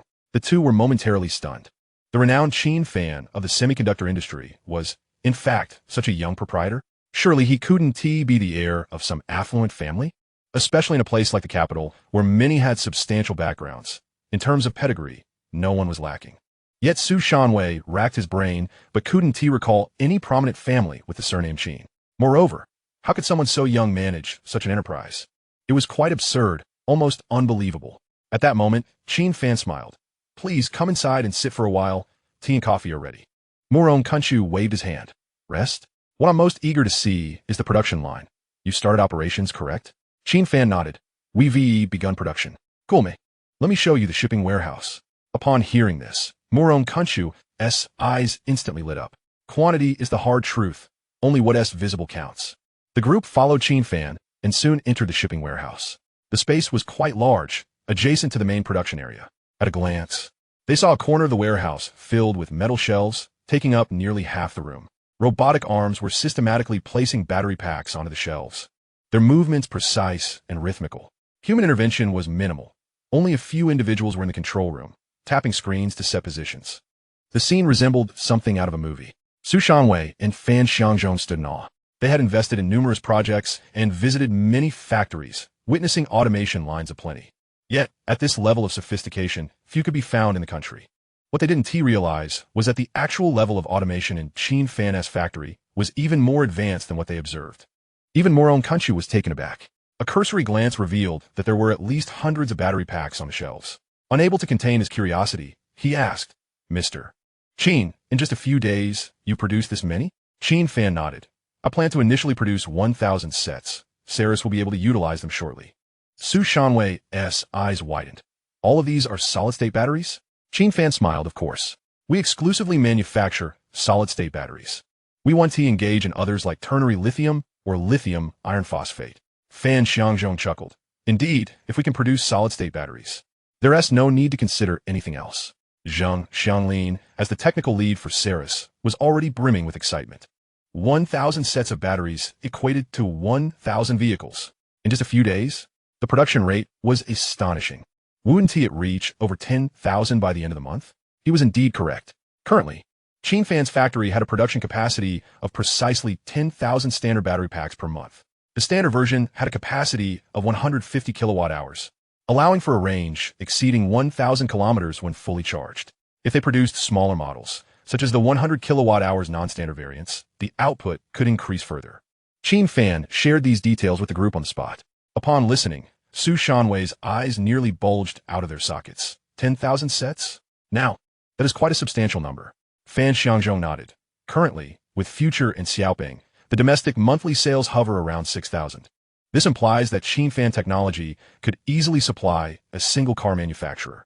Murong Kuncheos remarked, Mr. Gao, Mr. Wang, we should contemplate that the batteries for electric vehicles can actually be tiered. More affordable cars could be equipped with standard lithium batteries, while premium vehicles could utilize solid-state batteries. This way, wouldn't the price range be distinctly broadened? Once the suggestion was voiced, everyone found it quite reasonable. Solid-state batteries are not mere trifles. They are emblematic of future technology, and it is only fitting that they be priced accordingly. Those who have utilized them know that once these batteries are installed, the performance skyrockets, providing a driving experience that is even more exhilarating than that of traditional fuel vehicles. Even Su Shanwei had to nod in acknowledgement. After pondering for a moment, he spoke. I believe that electric vehicles equipped with solid-state batteries could easily be priced at 400,000. There would be no issues whatsoever. If I were to purchase one myself, I would gladly pay that amount. Murong Kuncheos cast him a sidelong glance. Oh, Mr. Wang has softened his stance? Are you considering an investment? Su Shanwei exhibited no trace of embarrassment, responding straightforwardly. Mr. Murong, I truly have no objections to this project anymore. Previously, my perspective was limited, and I misjudged the situation. I acknowledge my mistake. Is that satisfactory? Murong Kuncheos waved his hand. As long as you understand. Su Shanwei possesses the commendable trait of admitting his errors without hesitation, which is precisely why the three of them are capable of achieving great things together. Qin Fan smiled and inquired, Mr. Murong, it seems you are about to place your bets on Cyrus? Murong Kuncheos patted Qin Fan on the shoulder. Indeed. To pass on such a project would be akin to being blind and muddle-headed. Suddenly, Su Shanwei exclaimed, Wait. Fan Xiangzhong was taken aback. Mr. Wang, what is the matter? Didn't we agree on everything? Su Shanwei raised a finger. One last question. I would like to ask Mr. Qin. Qin Fan, please go ahead. Su Shanwei, is the solid-state battery currently only supplied to Cyrus? This indeed is a pivotal point. If Qin Fan Technology aims to be a battery supplier, theoretically, anyone could purchase them. What then remains of Cyrus's unique advantage? Zhang Xianglin also held his breath, fixated on Qin Fan. Truth be told, Zhang Xianglin had scarcely slept over the past few days, his eyes red as if he had just pulled an all-nighter. Yet even if he were to lie down now, sleep would elude him. The matter Su Shanwei inquired about was precisely his greatest concern. Whether Cyrus could turn the tide hinged on whether this battery could maintain its standing. However, such formidable technology would undoubtedly attract other manufacturers. Once everyone acquired it, Cyrus would revert to square one. Qin Fan chuckled. Rest assured, we have already signed a strategic agreement with Cyrus. The procurement price will be particularly favorable. Su Shanwei pressed. So, only Cyrus will enjoy this low price? Qin Fan nodded. At least for the next year, they will be the sole beneficiaries of this pricing. Other manufacturers wishing to buy? Sure. But the price will be at least doubled. Su Shanwei was momentarily stunned, but he quickly grasped the implications. This indicated that Cyrus would have absolute leverage in pricing, significantly increasing profit margins. Although the agreement lasts only a year, there's an abundance of opportunities within that time frame. Chapter 163. This investment is substantial. During this period, Cyrus could easily ascend to the forefront of the industry. Qin Fan cheerfully asked, "So what do you think? Are these terms acceptable?" Fan Xiangzhong immediately exclaimed, "Absolutely splendid. I am thoroughly satisfied." Morong Kuncheos turned to ask, "Mr. Wang, how about you? Are you on board?" Su Shanwei nodded vigorously. "I have no reservations. We must invest. To forego this project would be foolish." Zhang Xianglin, filled with excitement, clenched his fists, a surge of fervor rising within him. The day when Cyrus turns the tide is finally approaching. With the backing of Qin Fan Technologies' solid-state batteries and Huawei's prowess in the 3 electric systems and autonomous driving technologies, the substantial investment from Kuncheo's capital appears secure. Under such a configuration, if they fail to make progress, it would truly defy logic. The 3 magnates, Morong Kuncheos, Su Shanwei, and Fan Xiangzhong, unanimously agreed, leaving no room for dissent among others. Investing in Cyrus had become a foregone conclusion. Morong Kuncheos promptly pulled out his phone and dialed Jia Maoming. The call was answered almost immediately, suggesting that Jia had been eagerly awaiting this very news. Morong Kuncheos smiled and said, "Old Jia, I have something to share." Jia Maoming replied hurriedly, "Mr. Morong, please, go ahead. Let us get straight to the point." Morong Kuncheos chuckled. "Your words sound as if someone's head is on the chopping block." Jia Maoming sighed. "No jokes, Mr. Morong. Please hurry. Has a decision been made?" Morong Kuncheos laughed. "Indeed, we have decided to invest in Cyrus." On the other end of the line, an eerie silence fell, as if the connection had been severed. Morong Kuncheos glanced at his phone. "Odd. The signal is perfectly fine. Hello? Old Jia, are you still there?" After several seconds, Jia Maoming inhaled sharply and quietly replied, "I'm here, Mr. Morong. Thank you." Morong Kuncheos waved his hand dismissively. "No need for thanks. It's business. If Cyrus had no prospects, we wouldn't be getting involved." Jia Maoming's voice trembled. "You're right. This is a collaboration, and we will not let you down."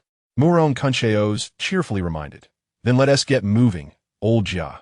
The new vehicles need to be launched quickly, and Mr. Qin has a mountain of batteries ready." Qin Fan rolled his eyes at this remark. Such is the charm of Morong Kuncheos. Even boastfulness exudes an extraordinary gravitas.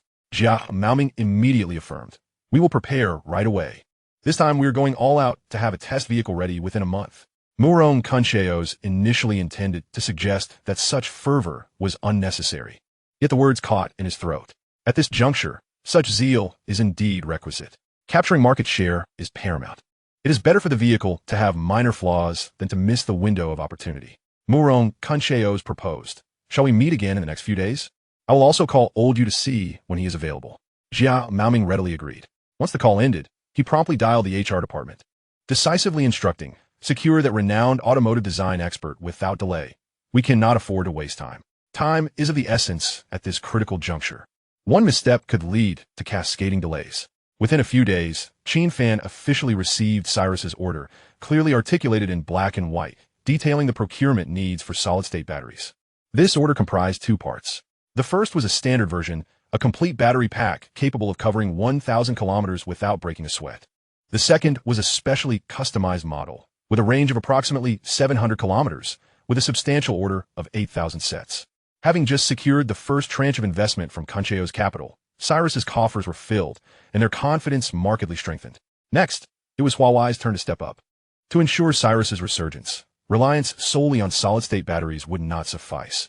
The 3 electric systems must keep pace. Yu Jiechi had been actively forging connections and pushing projects within Huawei. However, within Huawei, there was not unanimous agreement on the direction for electric vehicles. Discrepancies persisted. With numerous companies emerging in the electric vehicle sector, why should they relinquish their top-tier technology to Cyrus?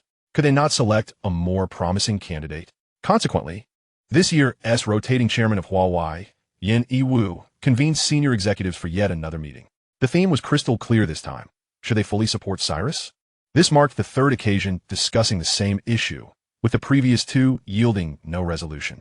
In attendance were primarily the core personnel associated with the 3 electric systems and autonomous driving. Besides Yin Yiwu and Yu Jiechi, there was Yin Zhaoping, head of Huawei Haishi Semiconductor, Zhong Yuanli, head of the 3 electric systems, Quan Kaijiang, the chief commander of autonomous driving, and Cheng Qinliang, the director of the technical promotion department. The leaders from the technical department had no objections to supporting Cyrus, yet Cheng Qinliang held a different perspective. He cleared his throat and asserted, "As I mentioned last time, I have confidence in our technology. Precisely for this reason, we should seek collaborations with several companies. While Cyrus can assist us, there is no need to stake all our assets on it." Yu Jiechi immediately retorted, "Mr. Peng, that statement is rather skewed. We have not hindered you from seeking partnerships with other automotive firms, have we? We are merely suggesting that we should allocate more resources towards Cyrus, aiming to establish it as a benchmark in the industry." Cheng Qinliang frowned, "But the investment is substantial. Is it truly worthwhile?" Yu Jiechi smiled. "It is indeed worthwhile. And we need not expend actual funds, merely some personnel and technology." Cheng Qinliang displayed a hint of disdain. "It's not that I underestimate Cyrus. Possessing technology without funds or connections will not turn the tide." Upon hearing this, many nodded in silent agreement. The tech-savvy individuals, typically reticent, understood the underlying truth. Yin Xiaoping, Zhong Yuanli, and Quan Kejiang also felt apprehensive. Cyrus's foundation was too fragile. Could it truly be salvaged solely with Wawela support? However, Yu Jiechi had come prepared this time. He was ready to lay everything on the table. Standing tall, he proclaimed, "Before we debate this, I have two matters to address." The meeting room fell silent, all eyes turning towards him. Yu Jiechi continued, "Firstly, Kuncha Capital has made their decision to invest in Cyrus. The specific amount remains unclear, but it is certainly not a trifling sum." At this revelation, the room erupted in astonishment. Rumors had circulated about Kuncha Capital's assessment of Cyrus, yet no one had taken them seriously, nor did anyone believe the investment would pass scrutiny. Cheng Qinliang could not help but exclaim, "This is illogical. How could they approve it?" Yu Jiechi waved his hand dismissively. "Why would they approve it? This relates to the second matter I wish to discuss." Instantly, everyone perked up, eager for more. Yu Jiechi continued, "Our old acquaintance, Qin Fan Technology Group, has successfully developed solid-state batteries, which will soon be utilized in Cyrus's new vehicles." Chapter 164. Randomly Assembling Reasons? At this announcement, chaos ensued. "What? Solid-state batteries? Have you been drinking, old you? How could such a thing possibly be produced at this time? Look at his expression. He must be pulling our leg." Yu Jiechi, flustered, responded, "Who am I deceiving? Have I ever uttered a falsehood in my life?" Laughter erupted among the group. "Old you, I acknowledge your thick skin, but please don't fabricate facts. Solid-state batteries? Are you jesting? The technology is simply not there yet. Qin Fan specializes in chips. When did he pivot to battery production? Are you truly out of arguments? Resorting to flimsy excuses?" Yu Jiechi remained unruffled. "What are you all arguing about? Cyrus has completed the prototype. Just wait a couple of days for 2 vehicles to arrive, and we can test them ourselves. We will know the truth then." He himself had yet to see this so-called solid-state battery, and was quite curious. The following day, Cyrus indeed sent representatives to deliver the electric vehicles to Wawela's headquarters in Shenhua City. The project remained highly confidential, with only key figures like Yenny Wu, Yu Jiechi, and Yin Xiaoping participating in the test drive. After a round of testing, everyone was left speechless. Over 1,000 kilometers of range? In the realm of electric vehicles, that was an unprecedented achievement. Moreover, this battery could be fully charged in just half an hour. The capabilities of the solid-state battery developed by Qin Fan left everyone dumbfounded. Their mouths agape. Even Yu Jiechi was momentarily stunned. He had long known that Qin Fan had the potential to achieve something remarkable, but he had not anticipated the unveiling of such a game-changing innovation. It was one thing to excel in chip production, but to conquer the cutting-edge solid-state battery technology that even major manufacturers struggled with was simply astounding. Cheng Qinliang was rendered speechless, unable to utter a single word. On the spot, Yenny Wu made the decisive call to invest all technical resources into Cyrus, collaborating to create an intelligent electric vehicle that would dominate the market. At that moment, Qin Fan was sitting in his spacious office, leisurely sipping coffee brewed by Xiao Xiaoping. Over the past few days, the solid-state battery factory had been operating in 3 shifts around the clock, with efficiency soaring and costs gradually decreasing. The production line had stabilized and was now on track. Qin Fan opened his notebook and connected to the chip factory system to check on their progress. Everything was running smoothly. After upgrading to level 4, production capacity had surged, and the manufacturing pace for high-precision chips for Wawela, Shuego, and Gaodu was rapid. Other orders were also progressing steadily. He contemplated initiating a batch of basic solid-state batteries. Battery type, solid-state battery. Battery grade, standard. Battery specifications, low configuration. Battery capacity, 100 kilowatt hours. Production quantity, 8,000 units. Production cycle, 960 hours. Battery cost, 120 million renminbi. At the sight of the total cost, 120 million renminbi seemed daunting at first glance. However, for 8,000 units, that amounted to merely 15,000 RMB each. How much could they sell to Cyrus? 50,000 RMB. This transaction alone could yield a net profit of 280 million renminbi. Such profits were on par with chips. If they sold to other automotive companies in the future, the price could be even higher. Qin Fan was well aware that this solid-state battery would become a reliable source of revenue. The company's operational speed would only accelerate. Lost in thought, he was interrupted by a couple of knocks on the door. "Come in," Qin Fan called. Lu Lufeng entered, carrying a stack of documents. "Mr. Qin, here are the new employee files for next week. Would you like to take a look?" Qin Fan nodded. "Sure, place them on the desk." Lu Lufeng gently set the documents on the office table. Today, she wore a tailored purple professional suit that accentuated her competence, exuding a quintessential office demeanor. After placing the files down, she added, "Boss, there's one more thing." Qin Fan reclined in his chair, smiling as he asked, "What is it?" Lu Lufeng replied, "There's a large auto show in Beijing early next month. Should we consider making an appearance?" Qin Fan paused momentarily. "An auto show? Is it significant?" "Quite significant. Nearly all automotive brands will be attending." That could be an opportunity." Qin Fan stroked his chin. "Are you suggesting we showcase our batteries?" Lu Lufeng shook her head. "I haven't thought that far yet." Qin Fan pondered for a few seconds. "In that case, please reach out to Wawela and Cyrus in the next couple of days to explore potential collaboration." "Understood, boss." Lu Lufeng nodded. "I'll head out now." "Wait a moment." Qin Fan suddenly smiled. "It's been a while since we played cards, hasn't it?" Lu Lufeng was taken aback. "Play cards here? Come on. Let's go to my car for a few rounds." After their card game, Qin Fan returned to his office, his thoughts shifting once more. An auto show was indeed an ideal venue for visibility. It was not only a gathering for automotive companies, but also attended by major automotive media, influential bloggers, and car enthusiasts. His current plan was for Qin Fan Technology, Wawela, and Cyrus to collaborate on a booth, showcasing their vehicles, technologies, and highlights all at once. Such a large-scale presentation would generate significant buzz and publicity, benefiting all three parties. After all, aside from Cyrus needing to sell cars, both Qin Fan's batteries and Wawela's 3 electrical systems deserved recognition. Naturally, numerous competitors would also be present. Would this be too premature to reveal their hand? As this thought crossed his mind, Qin Fan swiftly dismissed it. With their current strength, who could they fear?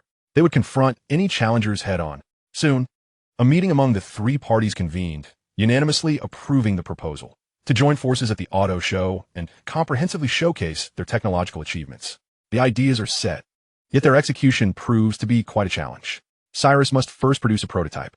Not only does he need to replicate the original model, but he must also incorporate new designs. Fortunately, both Cyrus and Huawei are making steady progress. The top-tier designer hired by Cyrus has produced 3 new vehicle proposals in one go: a family sedan, a sleek coupe, and a city SUV. Ultimately, they decided to initially launch the SUV, temporarily named SF51, as domestic consumers are particularly fond of spacious vehicles that offer comfort. Huawei's technical team has also been dispatched to Cyrus, working closely with their technical director, Zheng Xianglin, in a race against time to develop the new models, aiming to unveil several prototypes before the auto show.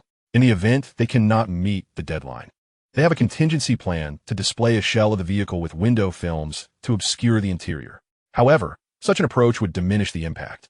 Attendees at the auto show, especially enthusiasts and media, primarily come for 2 reasons: to see the vehicle's exterior and to evaluate its interior design. Nowadays, electric vehicles boast striking aesthetics, each more attractive than the last. Ultimately, the competition hinges on whose interior captivates more. Chapter 165. No temptation should compromise integrity. The interior of an electric vehicle must not only feel comfortable to the touch, but also exude a futuristic allure, embodying a sense of advanced technology. If the interior remains hidden, what purpose does attending an auto show serve? The promotional effect would undoubtedly suffer. However, this time, the 3 companies are jointly showcasing their platform, with several technical highlights to discuss, leaving it to the automotive media and enthusiasts to determine their reception. Just then, a couple of knocks echoed from outside. Qin Fan looked up and said, "Come in." Xiao Xiaoping pushed the door open and entered. "Boss, a television station wishes to conduct an interview," she announced. Qin Fan was taken aback. "Which station?" Xiao Xiaoping replied, Dragon and Phoenix TV from the island, a well-known media outlet. Suddenly, Qin Fan recalled that during his visit to the capital for a technology forum, a female host named Wang Wanqing had expressed interest in conducting a special interview. She had mentioned that she was a reporter for the current affairs program at Dragon and Phoenix TV. All right, no problem. Will they arrive? Qin Fan inquired. Xiao Xiaoping glanced at her phone. It's scheduled for tomorrow. Is that acceptable? Qin Fan nodded. That works. Xiao Xiaoping acknowledged and turned to busy herself with preparations. The following morning, 3 representatives from Dragon and Phoenix TV arrived. In truth, they had been in the capital for a few days, having just completed another interview. Alongside Wang Wanqing were 2 others, Jiang Longsheng, who managed equipment, and Lu Baishan, the cameraman. The trio had secured an interview permit and drove over. Not in a rented vehicle, as Dragon and Phoenix TV already had an office in the capital. To be frank, the 3 were quite curious about the Qin Fan Technology Group. This company had emerged just a year prior, like mushrooms sprouting after rain. Such rapid growth is not uncommon in the country. With sufficient investment, it is not unusual for a company to expand from dozens to thousands of employees within a year. However, Qin Fan's company was different. Within less than a year, it had burst onto the global stage, capturing worldwide attention. It had even outperformed the semiconductor giant, TSMC, leaving it struggling to regain its footing. Such occurrences are exceedingly rare, which is why Dragon and Phoenix TV decided to delve deeper for substantial insights. As they traveled, the trio engaged in conversation. Wang Wanqing, having met Qin Fan, found him both intelligent and dignified, a rare gem among men. Yet, Jiang Longsheng and Lu Baishan remained skeptical. Jiang Longsheng remarked, Wang, don't be swayed by appearances. It's entirely possible that the true mastermind behind this company is not him at all. Wang Wanqing was taken aback. Is that so? I hadn't heard of any other hidden owners of Qin Fan technology. Lu Baishan interjected, precisely because no one knows. It suggests there may be more than meets the eye. Wang Wanqing frowned. What do you mean by that? Jiang Longsheng explained. Haven't you heard? There's rampant speculation online that Qin Fan Semiconductor is actually being covertly supported by TSMC, implying they have a backing. Wang Wanqing widened her eyes in disbelief. You're saying TSMC would create a rival to undermine itself? That's absurd. Jiang Longsheng chuckled. The more illogical something appears, the closer it often is to the truth. Lu Baishan added, I've seen similar claims more than once. Some even suggest that a disgruntled employee from TSMC, a technical expert, absconded with secrets, leading to the establishment of Qin Fan Semiconductor. Jiang Longsheng chimed in, it's not beyond reason that TSMC might one day cut off technical support, leaving Qin Fan in dire straits. Wang Wanqing was left speechless. Where are you getting all this information? Jiang Longsheng shrugged. Where else? The internet, social media, these assertions abound. Over the past 2 months, rumors about this company have proliferated. Some are downright fantastical, even claiming Qin Fan is an advanced vanguard sent by aliens to conquer Earth. The theories proposed by Jiang Longsheng and Lu Baishan were surprisingly believed by many, who speculated that Qin Fan was merely a ploy orchestrated by TSMC, which had momentarily faltered, allowing the competitor to leap ahead with 3 nanometers technology. However, the general consensus was that TSMC's solid foundation would eventually enable a comeback. Wang Wanqing shook her head. I believe all of this to be mere hearsay, not to be taken seriously. Jiang Longsheng grinned. As journalists, we'll find out the truth when we arrive. We'll surely uncover some leads. Lu Baishan nodded in agreement. Exactly. This is a perfect opportunity to thoroughly investigate this company and expose its reality to the light of day. Wang Wanqing felt a twinge of doubt. I wonder what these 2 are truly after. In fact, a couple of days prior, both Jiang Longsheng and Lu Baishan had received an anonymous email urging them to take advantage of the interview to capture extensive footage of the Qin Fan Technology Group's facilities, ideally uncovering any evidence of inhumane practices. What constitutes inhumane practices? The possibilities are numerous. For instance, excessively long working hours, continuous overtime until midnight without compensation, or suppression of wages. They could even resort to employing child labor, a grave legal offense. Additionally, instances of management verbally abusing or physically assaulting employees could be documented. Everyone understands that within such a large corporation, with thousands of employees, it would not be challenging to find some fault and extract information. If Jiang Longsheng and Lu Baishan could capture any damning evidence, be it photographs or videos, and send it to the mysterious benefactor, they would receive a generous reward, one that would undoubtedly be substantial and prompt. Such effortless opportunities for profit are hard to resist. As for the identity of the email sender, they were completely in the dark. The email address appeared to be a randomly registered account, clearly designed to conceal the sender's identity. Concealment aside, their motives were not personal. Who would turn down the allure of money? That said, both were journalists and held their own standards. If Qin Fan technology truly harbored any secrets, capturing evidence for personal gain wouldn't be unreasonable. However, should they find nothing, fabricating stories would be unacceptable. This would not only jeopardize their careers, but could also result in the revocation of their press credentials and interview rights, severely hindering their future prospects. Such a venture would be far too risky and unwise. Some matters, regardless of temptation, must not be touched. The trio drove to the Qin Fan Technology Group's headquarters, located in the Jinhua Technology Park. Wang Wanqing leaned against the car window, gazing eagerly at their surroundings, exclaiming, "This place is truly impressive. It certainly exudes opulence." Jiang Longsheng took the opportunity to elaborate. Jinhua Technology Park. I've visited a few times. It's under the jurisdiction of Gao Tuan and is reputedly Huawei's territory. Wang Wanqing was taken aback. Huawei's territory? Could it be that Qin Fan has some connection to Huawei? Liu Baishun chuckled.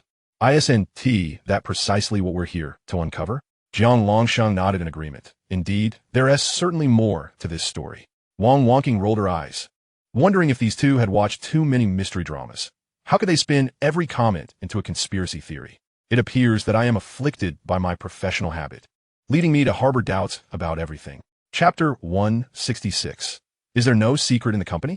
As they spoke, the vehicle came to a halt at Building 5, the headquarters of Qin Fan Technology Group. They alighted and entered the lobby, ascending the escalator directly to the second floor. Upon reaching the front desk, they proceeded with registration. Seated at the front desk was a spirited young lady, who politely asked them to wait a moment. The trio seized the opportunity to survey their surroundings. Wang Wanqing couldn't help but ponder. She was aware of Qin Fan Technology's wealth, yet manufacturing companies in the tech sector typically maintain a rather austere office environment, devoid of extravagance. However, the scene before her was entirely different. Lush greenery adorned the workstations, complemented by clusters of vibrant, blooming flowers, genuine flora, not artificial. The entire office space resembled a flourishing garden, brimming with vitality. Employees worked amidst this verdant ambience, breathing in the crisp and refreshing air. Of course, the pleasant atmosphere was not solely due to the plants. The building's advanced ventilation system played a significant role. While they were observing, a casually dressed young woman approached them. It was Xiao Qiaoping, the assistant to the boss. Xiao Qiaoping greeted them with a smile. "Hello, you must be reporters from Longphone TV?" Wang Wanqing quickly affirmed, "Yes, that is us. You must be assistant name?" With a smile, Xiao Qiaoping replied, "I am Xiao Qiaoping. Please follow me. The boss is awaiting you in his office." The trio followed her into the boss's office. Qin Fan, having previously exchanged glances with Wang Wanqing, exhibited a more familiar demeanor. Meanwhile, Jiang Longsheng and LV Baishun gazed intently at Qin Fan, finally encountering the legendary CEO in person. Wang Wanqing had mentioned Qin Fan's youth, but seeing him in the flesh left both men momentarily astonished. Was this remarkably youthful individual truly capable of managing such a vast enterprise? How could such a novice thrive in the international semiconductor arena? It simply made no sense. This only solidified their suspicions. The rumors circulating online were likely grounded in truth. Whether it was Qin Fan Semiconductor or Qin Fan Technology Group, while it appeared that Qin Fan was at the helm, it was evident that there were unseen forces pulling the strings behind the scenes. Perhaps it was not merely one or two individuals, but rather an entire organization, a clandestine team. Verifying this would not prove difficult. As seasoned veterans, they knew better than to delve directly. They could always employ subtle inquiries. For instance, engaging an older executive in conversation could likely yield valuable insights. The true power brokers might be hidden in the shadows, preferring to keep a low profile while allowing Qin Fan to serve as the public figurehead. With a commendable image and eloquent speech, he was merely there to uphold appearances. Who would believe that this young man was genuinely in charge of the entire company? That was absurd. At that moment, Qin Fan was engaged in a discussion with Wang Wanqing regarding the particulars of the interview. Wang Wanqing inquired, "May we capture some footage in the office area? We will ensure that any computer content is obscured to prevent any leaks." Qin Fan readily responded with a smile, "No problem at all. Feel free to film, for we have nothing to conceal." Jiang Longsheng abruptly interjected, "Mr. Qin, we would like to make a request, if that is permissible." Qin Fan graciously nodded, "Go ahead. As long as it is feasible, I am open to discussion." Jiang Longsheng fixed his gaze upon him. "Could we conduct a live broadcast? We wish to stream the internal workings of the company in real time."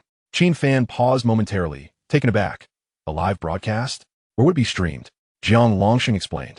We possess accounts on various major domestic video platforms and can start broadcasting at any moment. With Qin Fan Technology's prominence, viewers would surely be eager to witness the true nature of your company. Wang Wangking turned to glance at Jiang Longsheng, astonished by his audacity in making such a direct request. Typically, companies of this stature were reluctant to engage in live broadcasts, fearing the exposure of core technologies or internal information. However, to her utter disbelief, Qin Fan contemplated briefly before nodding in agreement. Wang Wangking was momentarily stunned. Mr. Qin, are you truly considering this?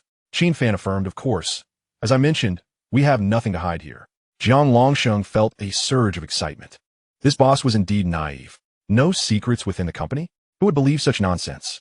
In reality, no one, not even a fool, would accept that premise. Surely, in such an establishment, there must be some hidden truths lurking beneath the surface, just waiting for professional journalists like them to unearth. Were Qin Fan to be aware of their thoughts, he would likely chuckle. Indeed, the company harbored significant secrets of a nature that could leave one utterly astounded. The challenge, however, lay in the fact that they would never uncover them, even if they were to dig through the ground with shovels. They should not expect to stumble upon such revelations. Who could have anticipated that Qin Fan's mind was occupied by a peculiar system known as the light of civilization? This matter had long transcended the comprehension of ordinary individuals. Qin Fan's consent to the live broadcast left Wang Wangking quite satisfied. This method of dissemination promised exceptional effectiveness.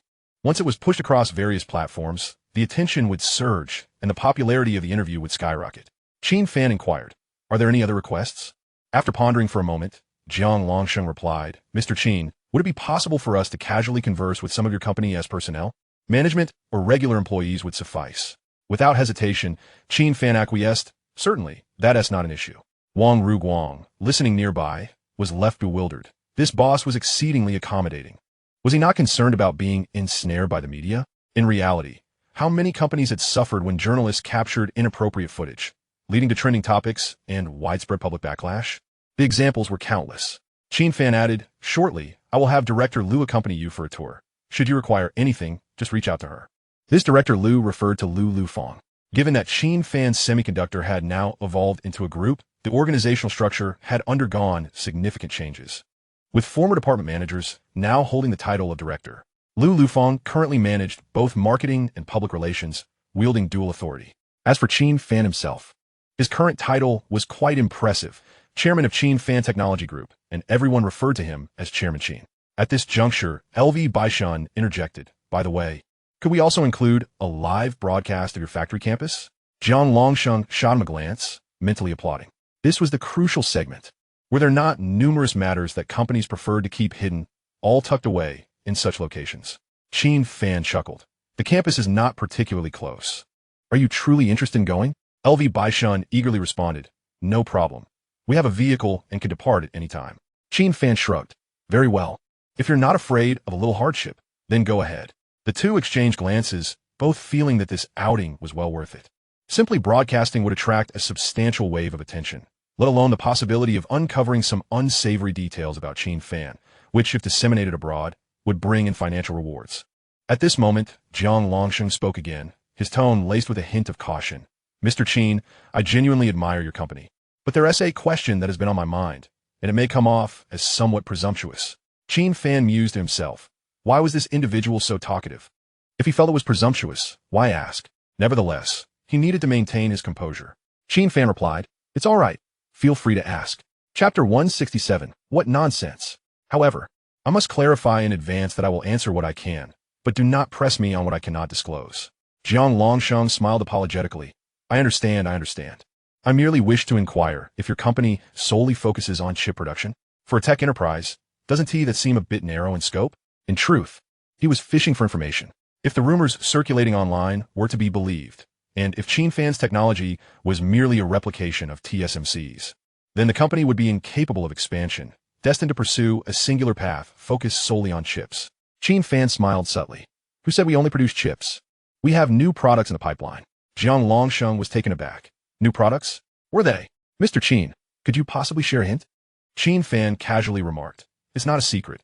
We are developing solid-state batteries. The two men instantly froze. Jiang Longxing's mind went blank for a second. LV Baishun's mouth fell open, nearly unable to close it. Solid-state batteries? These two were seasoned internet dwellers, well-versed in the latest technological news. They were fully aware of the significance of such cutting-edge technology. Many large corporations were engaged in research, yet no one had yet managed to produce a viable product. Jiang Longsheng chuckled lightly. Oh dear, General Manager Qin, solid-state batteries are indeed the technology of the future. However, I have heard that the barriers to entry are exceedingly high, making it quite a challenge to achieve success. I wish you all the best in your endeavors. Qin Fan waved his hand dismissively. No need for well wishes. We have already commenced mass production. Soon, you will witness our electric vehicles, powered by our batteries, gracing the roads. Upon hearing this, the expressions on both men's faces froze in disbelief. What? Mass production? Is this a jest? Had the boss perhaps confused concepts, or was he merely boasting? Yet, in Qin Fan's presence, they dared not refute him.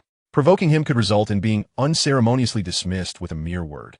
This assignment required both live broadcasting and interviews. If it all fell through, how could they report back? Thus, despite their skepticism regarding the outrageous claim of mass-produced solid-state batteries, they refrained from probing further. After all, the truth would eventually emerge. Since their primary task was to interview Qin Fan, they decided to proceed with that first. To facilitate this, Lu Lufeng had meticulously arranged an interview corner, featuring two single sofas facing each other with a small coffee table adorned with exquisite trinkets in between. The backdrop was graced with the prominent logo of Qin Fan Technology Group. As Qin Fan settled onto the sofa on the right, Wang Wanqing took her place on the left, and the two engaged in a question-and-answer session. The interview stretched on for nearly half an hour, addressing a series of conventional inquiries. For instance, how did you manage to grow the company from nothing to its current stature? Why did you choose to delve into the semiconductor industry? What is your relationship with Huawei, and are there any significant plans behind it? Qin Fan responded flawlessly, his tone reminiscent of a formal press release. This was hardly surprising, as Lu Lufeng had prepared these responses for him the day prior. Qin Fan merely needed to familiarize himself with the gist and articulate accordingly. Remarkably, the outcome exceeded expectations, as he infused his replies with a touch of personal flair, rendering them natural rather than stilted. Once the interview concluded, Qin Fan's responsibilities were fulfilled. Next, it was Jiang Longsheng and Lu Baishuan's turn to take the stage and initiate their live broadcast segment. Hello, everyone. We are currently en route to the Qin Fan semiconductor facility. Pay attention, it's Qin Fan Semiconductor, one of the hottest enterprises right now. If you have anything you'd like to see or inquire about, feel free to drop your comments, and we'll do our best to accommodate. He continued. Allow me to introduce my partner. The stunning lady sitting in the back is our leading host, Wang Wanqing. Is anyone tuning in just for her? If you like her, send us a 520. The driver, a rugged fellow and one of Jiang Longsheng's colleagues, was not worth the audience's attention. Jiang Longsheng, seated in the passenger seat, was live-streaming with his phone. This broadcast was markedly different from the formal interview, adopting a more relaxed and casual tone, even eschewing the official account of long-phone television. Journalists like them often maintained personal accounts on video platforms, and Jiang Longsheng was thriving on a popular domestic site with over 200,000 followers. This live stream utilized his personal account, which also bore the verification of a long-phone TV reporter, thus qualifying as a prominent account. As soon as the broadcast began, numerous viewers quickly joined in, eager to partake in the excitement. Brother Hua, it's incredible that you can film at Qin Fan Semiconductor. Brother Hua, show us some of the lovely ladies in the factory. Capture more eye candy for us. I've heard there's an alien corpse hidden at Qin Fan Semiconductor. Can you uncover it? Someone upstairs said the aliens are fleeing. I reckon you're the undercover agent sent by them. Are you all blind? Can't you see how stunning Miss Wang Wanqing is? She's a celestial goddess. Why would you look for factory girls? Those who refer to factory girls were clearly harboring ulterior motives, hoping to enter the factory under the guise of factory tours to find romance, as if they were worthy of entering Qin Fan Semiconductor. That's high-tech manufacturing, not just any electronic factory open to all. Jiang Longsheng chuckled, sensing that this live broadcast was bound to be a hit, potentially propelling it into the top 10 trending on the platform. This was hardly surprising. Qin Fan Semiconductor was presently a hot topic, attracting immense interest. A company that had carved its own path, successfully pulling Huawei from the depths and causing significant troubles for American firms like Wall Street. Such a company piqued curiosity both domestically and internationally. However, the manufacturing sector is inherently low-key, making it challenging for the average person to gain insights. Jiang Longxing's live stream struck a chord with netizens. Most viewers were still unaware that the company had rebranded itself as Qin Fan Technology Group, continuing to refer to it as Qin Fan Semiconductor. With such a tumultuous enterprise, opinions online were naturally polarized. Some lauded Qin Fan Semiconductor as a national treasure, a pillar of the technology sector, while others accused it of stealing technology and being a fraud, a disruptor of the established order.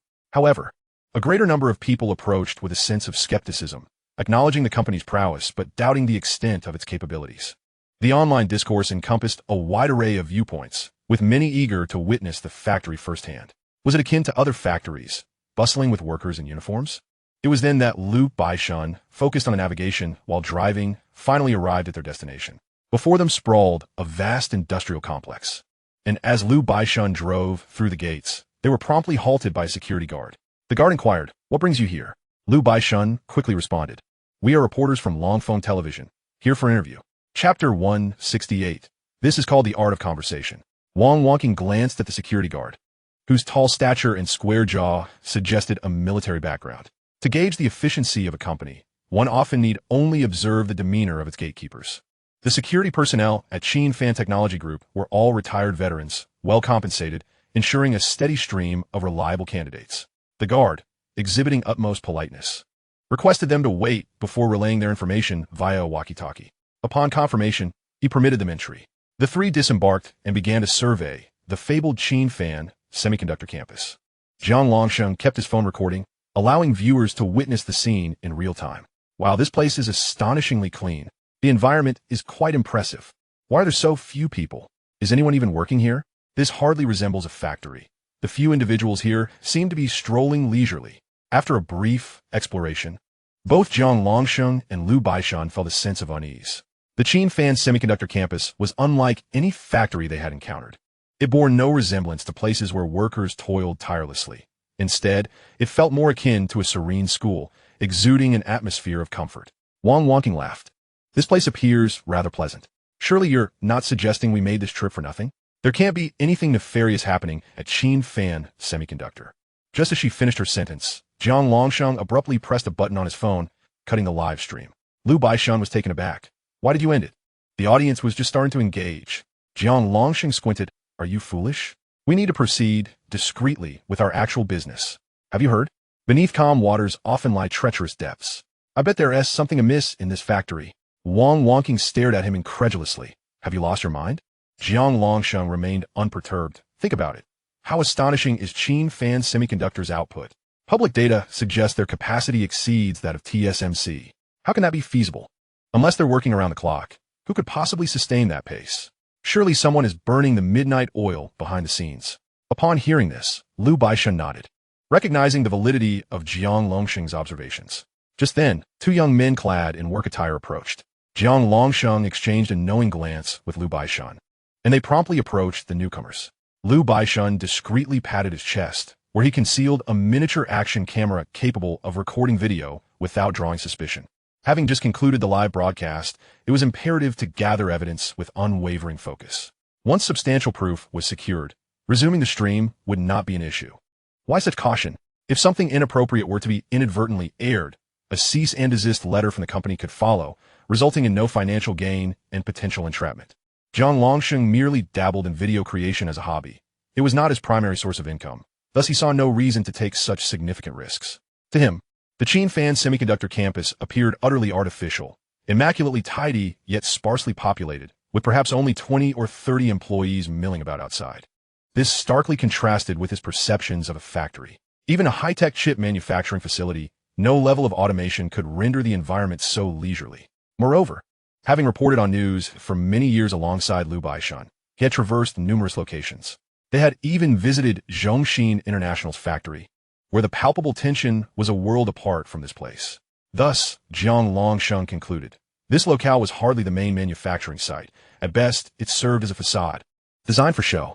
The true core operations must undoubtedly be concealed in some unseen corner, and he was determined to unearth it.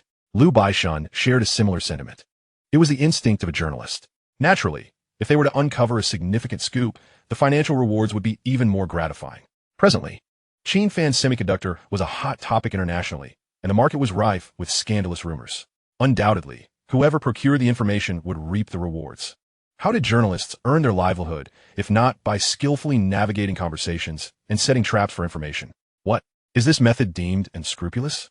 Nonsense. This is a matter of conversational finesse, an art form. Do you not understand? At that moment, the two employees drew nearer, and opportunity beckoned. Both Jiang Longsheng and Liu Baishan felt a rush of anticipation. The two appeared to be ordinary staff members, while they might not possess classified information. A casual chat could yield valuable insights. Wang Wanqing stood aside, observing coolly. She held little faith that anything substantial could be uncovered here. Of course, it would be unrealistic to claim the factory was devoid of flaws. Yet, any issues were likely to be trivial and could hardly stir significant waves. In fact, she held a favorable impression of Qin Fan, perceiving him as one of the few reliable individuals among the younger generation. At this juncture, Jiang Longsheng stepped forward with a smile. "Excuse me, gentlemen, may I ask a few questions?" The taller employee scrutinized the trio. "Who are you?" Jiang Longsheng quickly replied. "We just joined the company, having completed our paperwork, and we're still unfamiliar with the place. May I seek your guidance on a few matters?" The tall employee chuckled. "New recruits? Which department are you from? Can't you just consult your supervisor?" Jiang Longsheng feigned a smile of exasperation. "The supervisor is in a meeting, quite busy, and my colleagues are rather unapproachable. It's quite frustrating." He played the part of a newcomer to lower their guard. If he revealed his identity as a journalist, who would dare speak candidly? This script had been honed through countless attempts, specifically tailored for undercover inquiries, and it had always proven effective. Typically, once the other party heard it, they would begin to vent their frustrations and spill the beans. However, these two employees occasionally cast glances at Wang Wanqing, evidently captivated by her appearance. They simply found her attractive and had not recognized her as a host from Longfeng Station, likely due to their infrequent viewership of Hong Kong television. The tall employee said, "If there is something you don't understand, just ask. I'll share what I know." Jiang Longsheng quickly inquired, "I'd like to know where the actual chip production takes place? I've been searching but can't seem to locate it." The two exchanged glances, their expressions puzzling Jiang Longsheng. What was wrong? The tall employee smirked. "You might want to get your eyesight checked." The shorter employee chuckled. "Don't scare him. He is new here, and doesn't he know what a factory looks like?" As he spoke, the shorter employee pointed towards several large buildings in the distance. "Do you see those? Those three are all production facilities. You've seen them, right?" Jiang Longsheng and Chen Luqing were momentarily dumbfounded.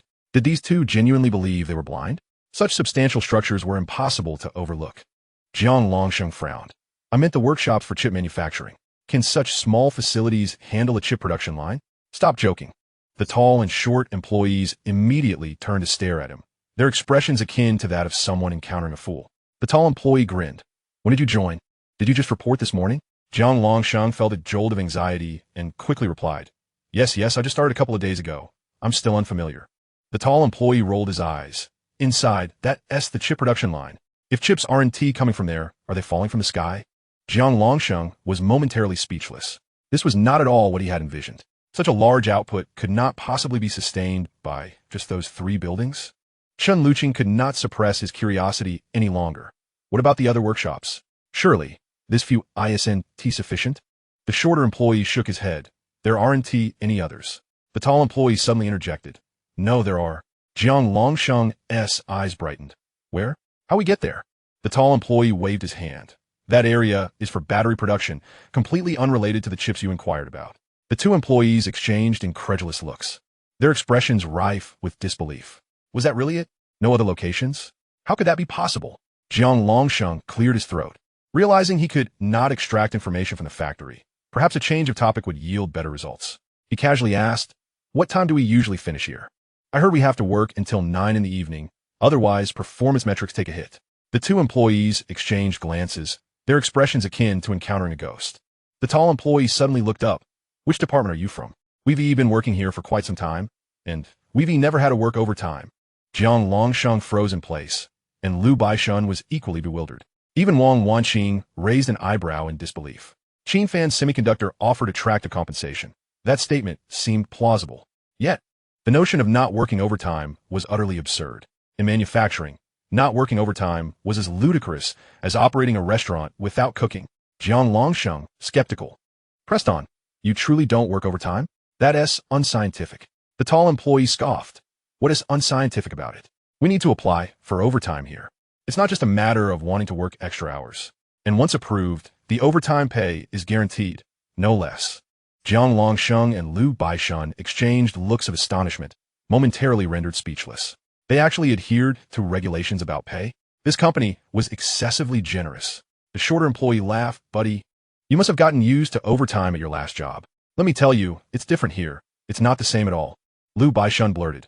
What manufacturing plant doesn't have overtime? Aren't we? This is a chip factory, right? The shorter employee nodded. Yes, so what?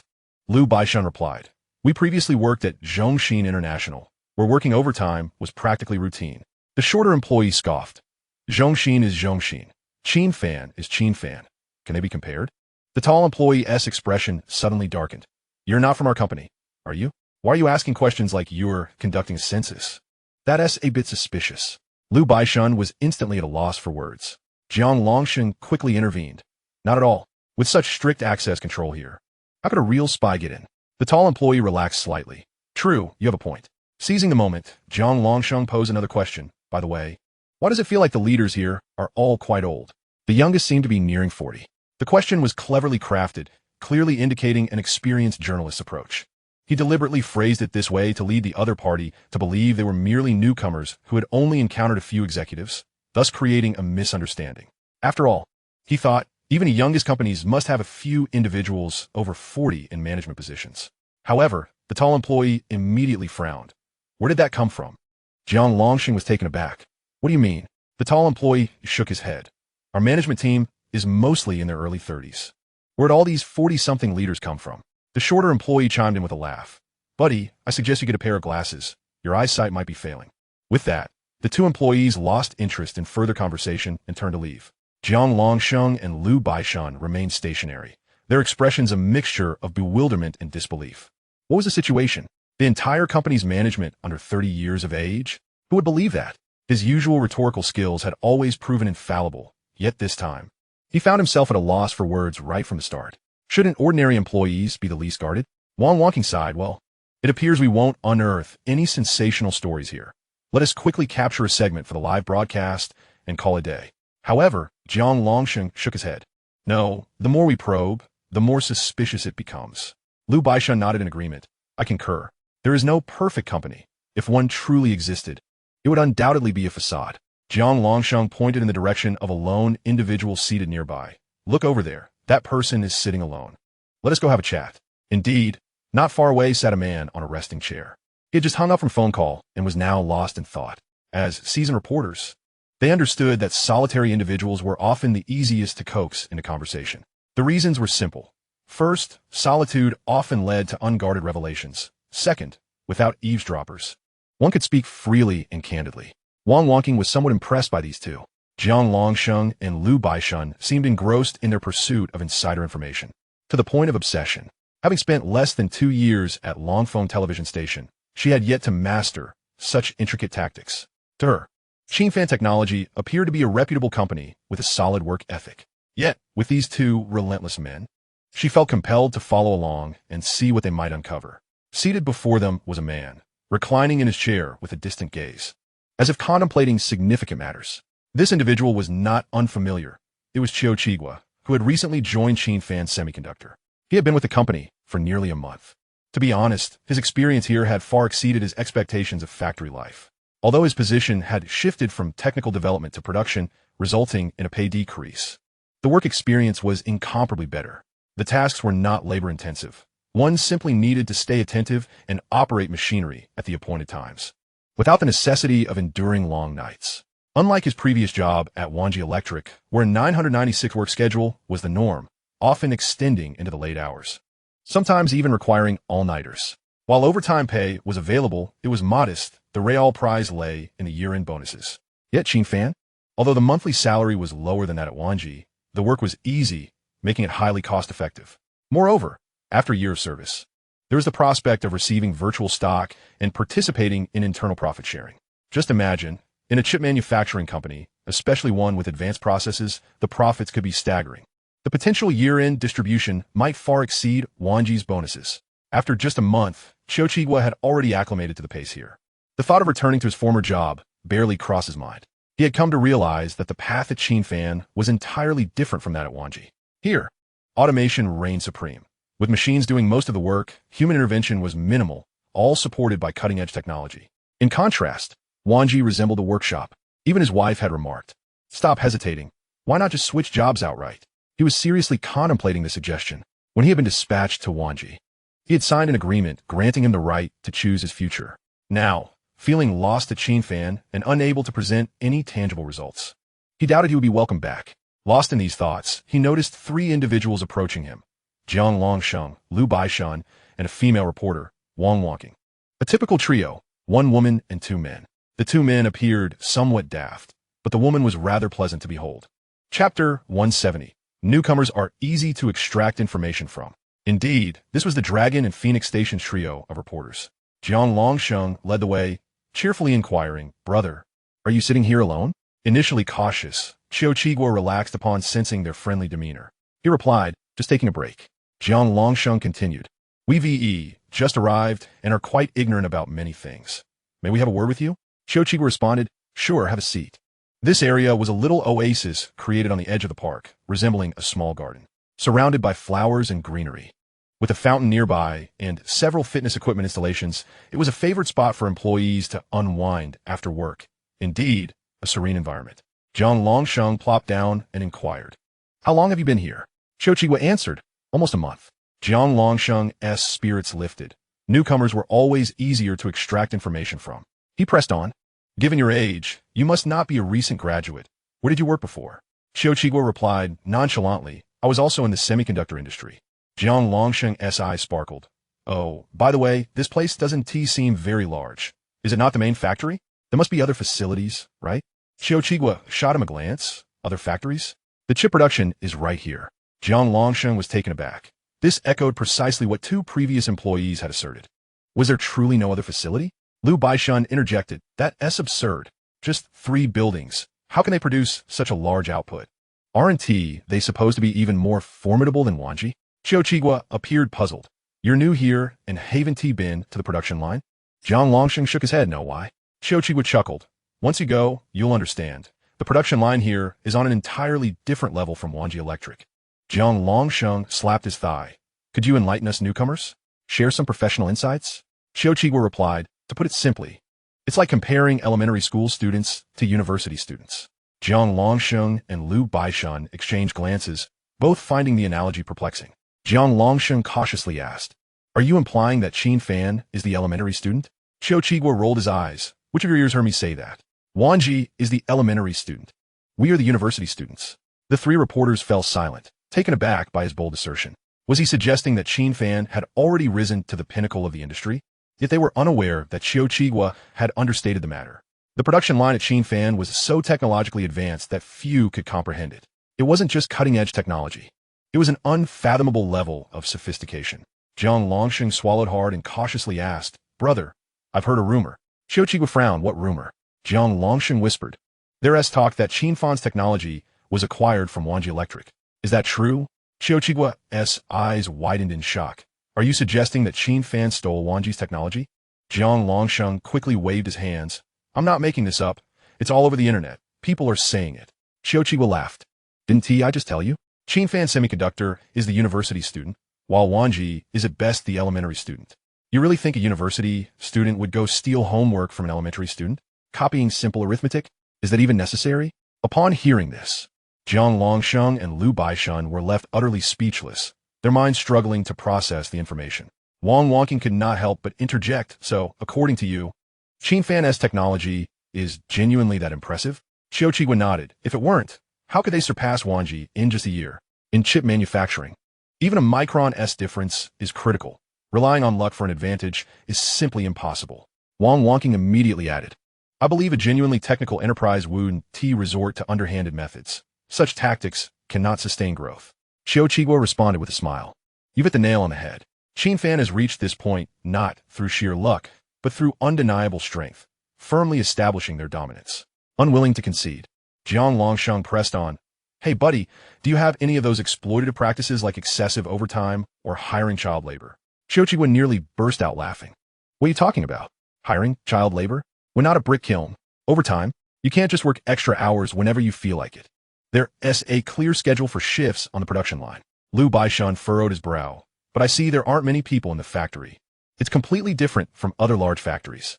Xiaoqi shrugged. Our production line is highly automated. The fewer people, the better.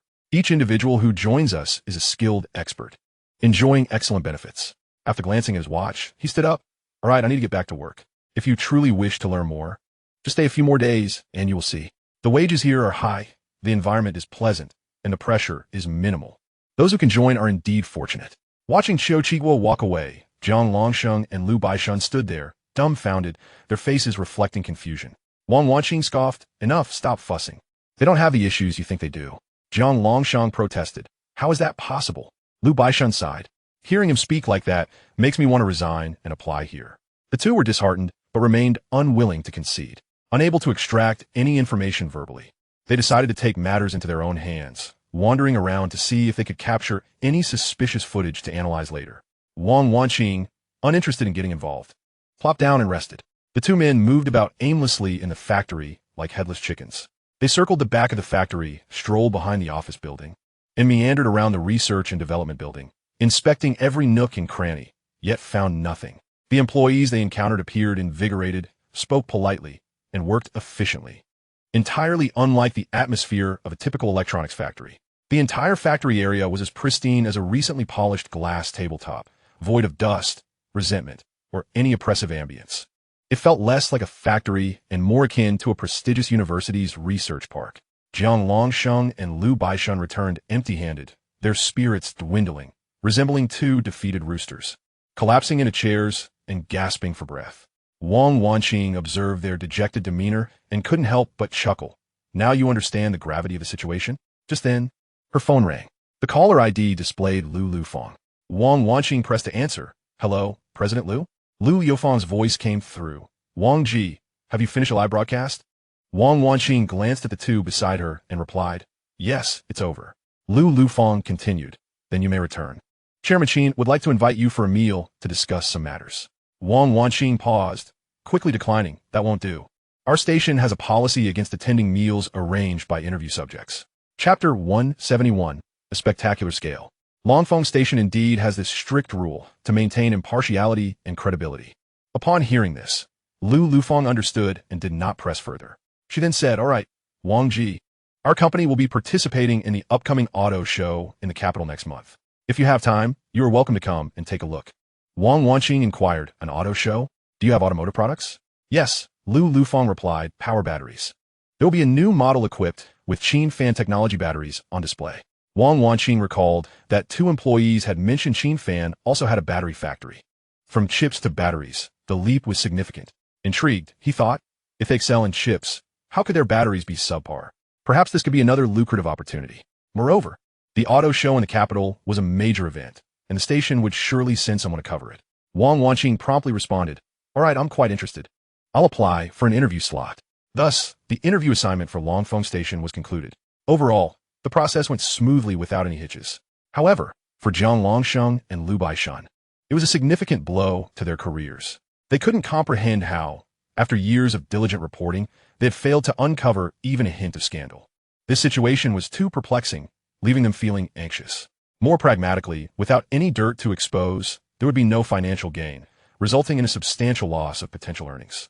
Particularly for Jiang Longsheng, shortly after returning to the hotel, his email chimed.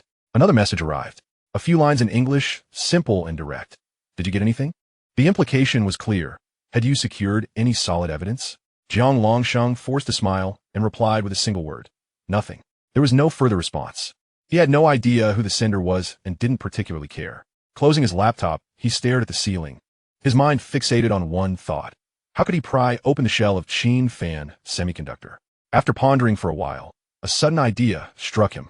He promptly sat up straight, reopened his computer, and messaged that elusive email address. The content was straightforward. Qin Fan Technology will be participating in the auto show in early next month and will be showcasing. Guess what happened? A few days later, someone actually sent money. Though not a large sum, it was better than nothing. Jiang Longsheng felt satisfied. At least it indicated that someone believed him, marking a small success. As for Qin Fan, he remained blissfully unaware that someone was monitoring his every move. No, to be precise, he was aware. After all, Qin Fan Technology's semiconductor business had grown too large, attracting envy from many. Numerous companies, organizations, and even individuals were secretly plotting against him, hoping to see him falter. But so what? Qin Fan was utterly unconcerned. To him, his technology conglomerate resembled an invincible machine, devoid of vulnerabilities. Want to take it down? Unless someone were to bomb the factory and obliterate the entire production line. Even then, who knew what materials those devices were encased in? Perhaps they were both explosion-proof and shock-resistant. He chose to ignore the external chaos, firmly maintaining his position. During this period, he had been keeping in touch with Huawei and Cyrus. Progress on Cyrus's end was promising. The new model SF51 had taken shape, with only a few final steps remaining before completion. Producing several prototype vehicles before the auto show was entirely feasible. Before long, the day of the Capital Auto Show arrived. This event was a premier spectacle in the country, held at the National Exhibition Center. 2 exhibition halls, 1 main and 1 auxiliary. All participating entities were related to the automotive industry, hundreds in total, both large and small. The main hall was the centerpiece, featuring nearly all renowned car manufacturers. Foreign brands like Volkswagen, Toyota, Mercedes-Benz, BMW, Audi, and Ford were all present in droves. Domestic giants were equally well represented. Notably, this year saw a significant increase in new energy vehicle companies, reaching an all-time high. The scale was quite impressive. Brands such as Future Electric Vehicles, Xiaoping, Dream, and Wanyo, all well known in the domestic market, had established grand exhibition booths. 4 electric vehicle companies were not to be outdone either. Most notably, the globally popular company Godzilla had set up an enormous booth in the most prominent location of the main hall. Their setup was particularly extravagant, resembling a space base, complete with rocket and spacecraft models and even a realistic Mars habitat in the corner. The design was quintessentially Godzilla, as they had always loved to promote themselves as pioneers of the future. However, what was unexpected was that directly opposite Godzilla, a sizable booth had also been erected. Who was it? The sign displayed 3 large characters, Cyrus Automotive. Most people were puzzled by this name, having never heard of it, especially in northern regions. Almost no one knew what brand it was, but upon closer inspection, 2 logos hung beside the booth. This revelation was explosive. One was Huawei, a leading domestic technology giant, renowned for its strength and reputation, recognized by all. The other was Qin Fan Technology, the new star in the semiconductor arena, making waves on the international stage. Huawei, needless to say, had an astonishingly high profile both domestically and abroad, particularly in the mobile phone sector. It had long since shaken off the shadow of chip supply disruptions and was surging toward the top of global sales charts. The momentum was strong, clearly signaling a return to prominence. As for Qin Fan Technology, it was nothing short of a miracle. This company only emerged last year, producing the most sought-after commodities in the world, high-end chips. In simpler terms, Huawei's survival hinges entirely on the chips supplied by Qin Fan, which have liberated it from the fate of being throttled.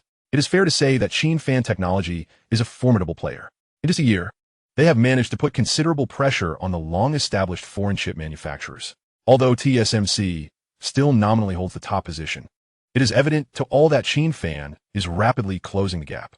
The key lies in their technological prowess. They have already mastered the mass production of 3-nanometer chips, while TSMC is still toiling away in the laboratory, barely grasping the concept. Numerous journalists and automotive enthusiasts on-site were puzzled. Why was Qin Fan Technology present at the auto show this time? Furthermore, why were they appearing alongside Huawei and Sears? At that moment, Sears' booth had yet to be unveiled, surrounded by thick advertising drapes, shrouded in mystery. This tantalizing setup immediately drew the attention of many. Crowds gathered nearby, engaging in animated discussions. How did Huawei and Qin Fan come to collaborate? Could they possibly share the same owner? That seemed implausible. Otherwise, how could Huawei have been stifled by chip shortages just 2 years ago? But what connection do these 2 companies have with vehicle manufacturing? What connection indeed? Allow me to enlighten you. Huawei has been quietly delving into the realm of smart electric vehicles. As this revelation spread, onlookers were left in stunned silence. For news of this venture had yet to circulate widely, with only a select few privy to such information. Chapter 172. Finally, someone has broached the pertinent topic. Only a handful of media personnel and fans closely monitoring Huawei's movements had vaguely heard whispers of their involvement in the electric vehicle's 3-electric system. As for the autonomous driving technology, that remained highly confidential, with scarcely any details leaked to the public. The speaker was a renowned automotive reviewer, Qin Fan, who founded the 39th Car Review Center, a popular online platform, earning him the nickname Brother Gio. He is a prominent figure in the automotive review community, boasting millions of followers and considerable influence. Moreover, Brother Gio prides himself on refusing sponsorships, maintaining an impartial stance in his evaluations. Why do crowds flock to Qin Fan? It is simply because he is renowned as a wealthy individual with a family background that enables him to purchase cars as easily as children acquire toys. He possesses nearly 100 vehicles combined from both domestic and international markets. Who wouldn't regard him as a big shot? And how did he come up with a name for his channel, the 39 Car Review Center? Rumor has it that he has particularly small feet, fitting a size 39 shoe perfectly. So he adopted this as his moniker, which adds a unique personal touch. Presently, the 39th Car Review Center has gained immense popularity online, and wherever he goes, he is recognized. Upon entering the auto show, numerous car enthusiasts and media colleagues greeted him enthusiastically. Some even halted him in his tracks. Brother Gio, wait, can we take a photo together? And maybe you could sign an autograph? Just moments ago, he had been walking incognito, but once he spoke, he was immediately recognized. Oh, isn't that Brother Gio? Are you here to join the excitement? You look much more spirited in person. What car are you planning to review next? By the way, your belly seems to have grown quite a bit. You ought to take a few more laps. And your face has gotten rounder. Life must be treating you well. Qin Fan rolled his eyes at their comments. These people truly had no filter. Fortunately, it wasn't long before someone finally posed the relevant question. Brother Gio, are you suggesting that Huawei is genuinely venturing into electric vehicles? Qin Fan nodded. They have been at it for a while. However, they are not manufacturing complete vehicles themselves, but are focusing on the 3 electric system, acting as a behind-the-scenes supplier. Upon hearing this, the crowd suddenly comprehended the situation. No wonder the Huawei logo was visible near the Sears booth. It became clear that Sears was likely utilizing Huawei's electric technology, with the entire powertrain possibly being supplied directly by them. At that moment, another voice piped up. So what about Qin Fan Semiconductor's involvement?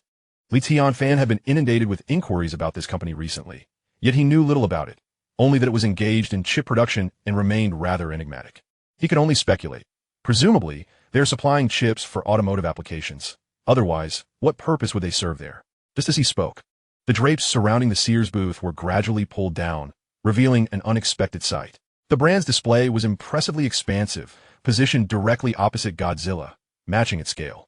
However, their design aesthetic was rather understated, eschewing flashy light shows in favor of a minimalist approach that was pleasing to the eye and did not overshadow the others. Qin Fan found this style quite commendable. In contrast, Godzilla's booth, with its laser shows and mist effects, resembled a scene from a sci-fi film, bordering on excessive. Of course, the allure was undeniably significant, as Godzilla boasted an extensive fan base in China, with a Model 3 and Model Y on display, drawing throngs of admirers. While Qin Fan found Godzilla's vehicles acceptable, upon inspecting the interior, he felt it was rather underwhelming, lacking any element of surprise. Turning his attention back to Sears, he noted several cars already arranged on their booth.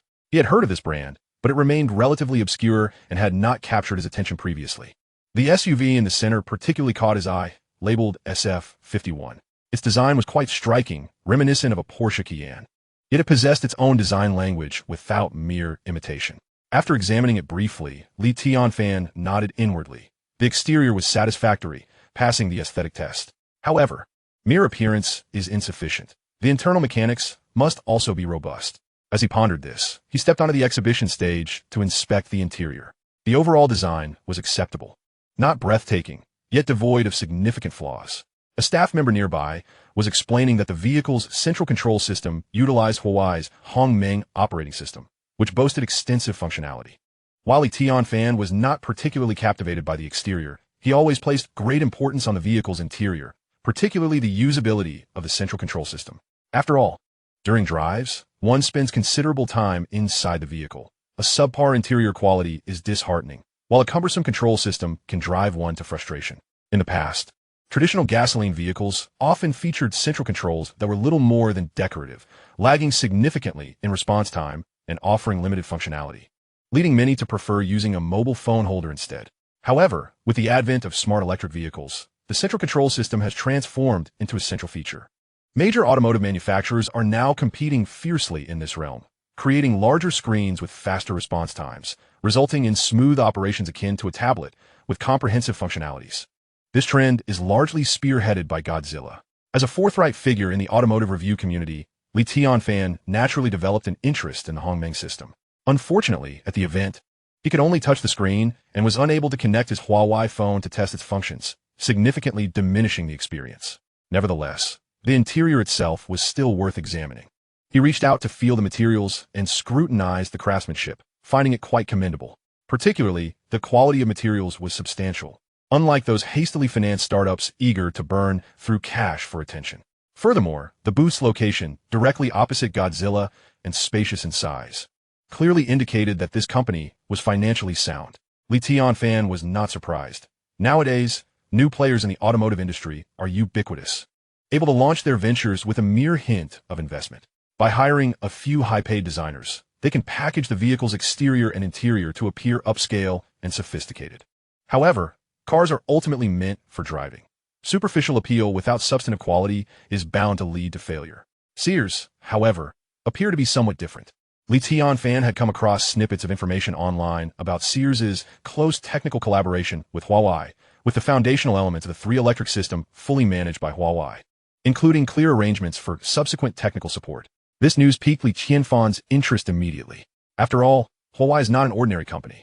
They are known for their substantial investments in research and development, possessing a formidable technological foundation. Yet the question remains, Huawei has never ventured into the automotive sector before, let alone electric vehicles. Regardless of their technical prowess, whether they can establish themselves in the automotive realm remains a significant question mark.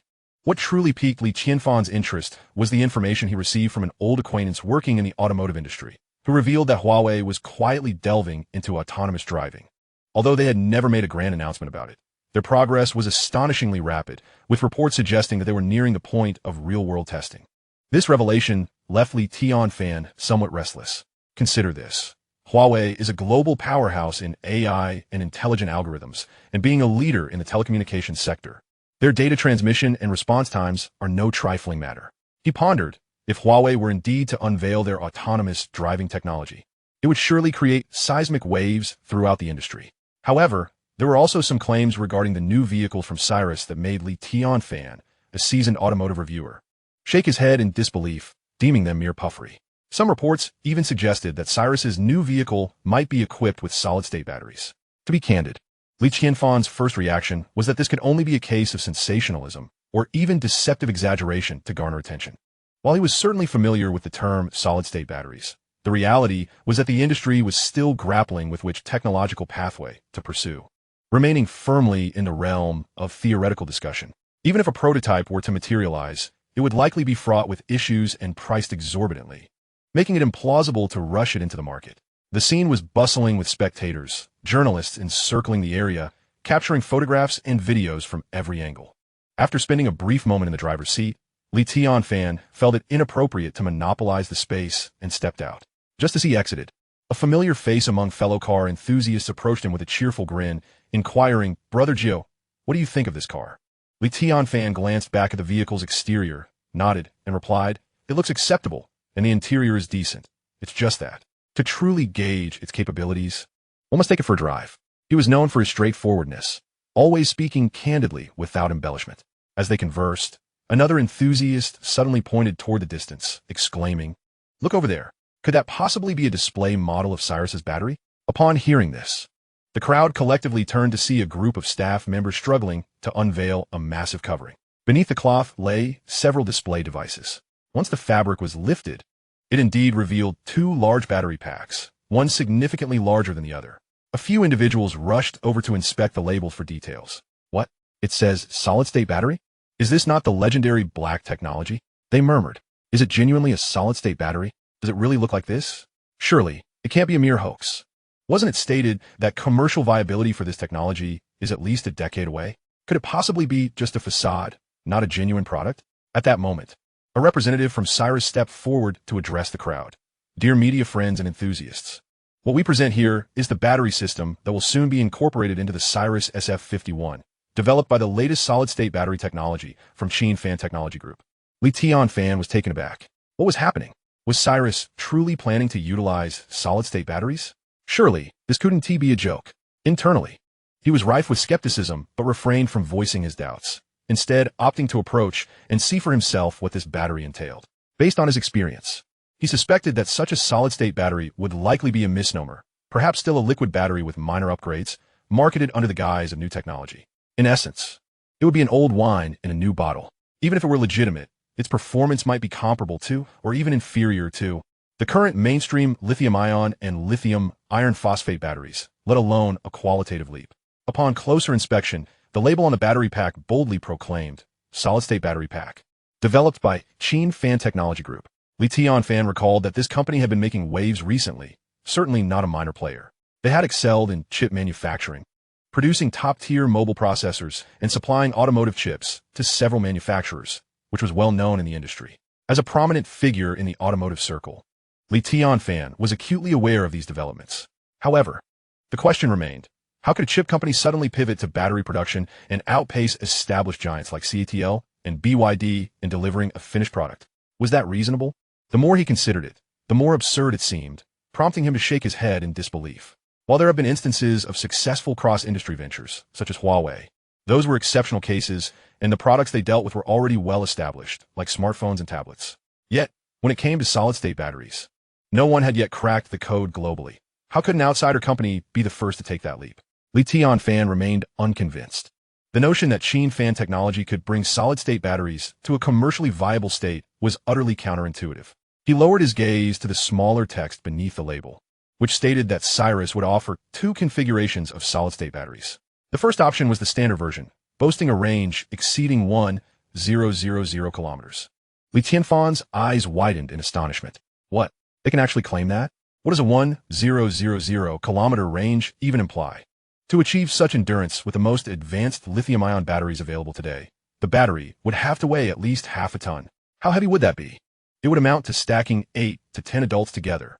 How cumbersome would such a vehicle be, if it could indeed travel 1,000 kilometers? The weight of the battery alone would likely consume a significant portion of the energy. Next, he scrutinized the charging time, and upon reading the specifications, he nearly had his eyes pop out in disbelief. Good heavens, what is this? A power battery with over 1,000 kilometers of range that can be fully recharged in as little as 30 minutes? What a joke. No one would even believe such a claim. Qin Fan's mind was racing, feeling overwhelmed by the audacity of the exaggerations. However, he quickly managed to temper his anger and calm himself. Wait a minute. It says solid-state battery. If they have truly mastered the legendary solid-state technology, perhaps such outrageous claims could be feasible. But therein lies the issue. No one has yet achieved that. He continued to scan the information. There is also another type of battery referred to as the economical solid-state battery pack, with a starting range of 700 kilometers. At this point, beads of sweat began to form on Qin Fan's forehead. Goodness gracious, even the budget version can achieve 700 kilometers? The popular electric vehicle models currently on the market, such as the trending Godzilla, typically advertise ranges of 500 to 600 kilometers at best, and even then, that is merely a theoretical value, with real-world performance often falling short. Yet here, Cyrus, or rather Qin Fan Technology Group, was presenting their so-called economical battery with a starting range of 700 kilometers. This was an outrageous claim. Even Brother Gio, known for his candidness, found it hard to digest. He then glanced at the charging time for this economical version. Upon seeing the parameters, he almost rolled his eyes in disbelief. Depending on the configuration of the charging station, it could be fully charged in as little as 20 minutes or as long as 40 minutes. My goodness, Qin Fan's company has no qualms about spinning tall tales. They could topple the heavens. 20 minutes to fully charge a vehicle capable of traveling 700 kilometers? This was no longer a challenge to common sense. It was a blatant trampling of it. Qin Fan was not the only one taken aback. Many fellow enthusiasts present were also fixated on the display board, engaged in animated discussions. What on earth? A 1,000 kilometer range, fully charged in 30 minutes? How bold of them to write that. Is it real? If they truly possess such capability, traditional fuel vehicles might indeed face extinction. Oh my goodness, can you believe it? They claim it only takes 20 minutes. Who would believe such a thing? Those who do must have water in their brains. Perhaps they are referring to a specialized charging station. But with the rapid development of fast charging technology, it's hard to say. Spare me the nonsense. To fully charge a battery for 700 kilometers in just 20 minutes? I say, anyone who believes that must have had their head caught in a door. The crowd erupted into a cacophony of debate. Some were convinced this was indeed a solid-state battery, but such individuals were rare. The majority, much like Brother Nine, were expressions of disbelief. Amidst this uproar, A staff member approached to provide an explanation. Ladies and gentlemen, he began, please take a look at our new model. The Cyrus SF51, which is equipped with a power battery that is anything but ordinary. It is a genuine solid-state battery. As soon as he uttered these words, someone in the crowd scoffed. What nonsense! Where would you find a solid-state battery? This is pure deception, false advertising, and you should be penalized for it. The staff member remained composed, clearly anticipating such reactions, and responded promptly. I understand your skepticism, for no one has seen a company produce solid-state batteries. However, we at Cyrus can assure you that these two batteries are indeed solid-state battery packs and have received certification from the Ministry of Industry and Information Technology. At this announcement, the crowd fell silent. What? Certified by the Ministry of Industry and Information Technology? That is an authoritative government body. The staff member continued. You may verify this information on the ministry's official website. It is entirely transparent, with no hidden agendas. At this moment, Qin Fan stepped forward and remarked, even with certification, that does not necessarily prove that this is a true solid-state battery. Upon hearing this, the crowd felt a jolt of apprehension. Brother Nine was determined to challenge this assertion. However, upon further reflection, it made sense. While the ministry is credible, some companies might engage in linguistic trickery to exploit loopholes. In essence, it could be a classic case of hanging a sheep's head while selling dog meat. To everyone's surprise, the staff member nodded and admitted, honestly, I was skeptical at first as well. If other manufacturers cannot produce this technology, why should we be able to? The audience nodded in agreement. This sentiment resonated deeply.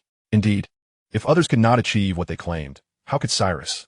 The staff member proceeded. However, after the test prototypes were released, we conducted internal assessments. And the results were astonishing, like a resounding slap to the face. He pointed to the previously mentioned signboard. You may find these figures unbelievable, but every single number is derived from rigorous testing, with no embellishments. The crowd fell into a stunned silence. This young man spoke with such conviction that it almost felt authentic. Were a common person to hear this, they would likely harbor some doubts, pondering whether there might be some truth to the matter.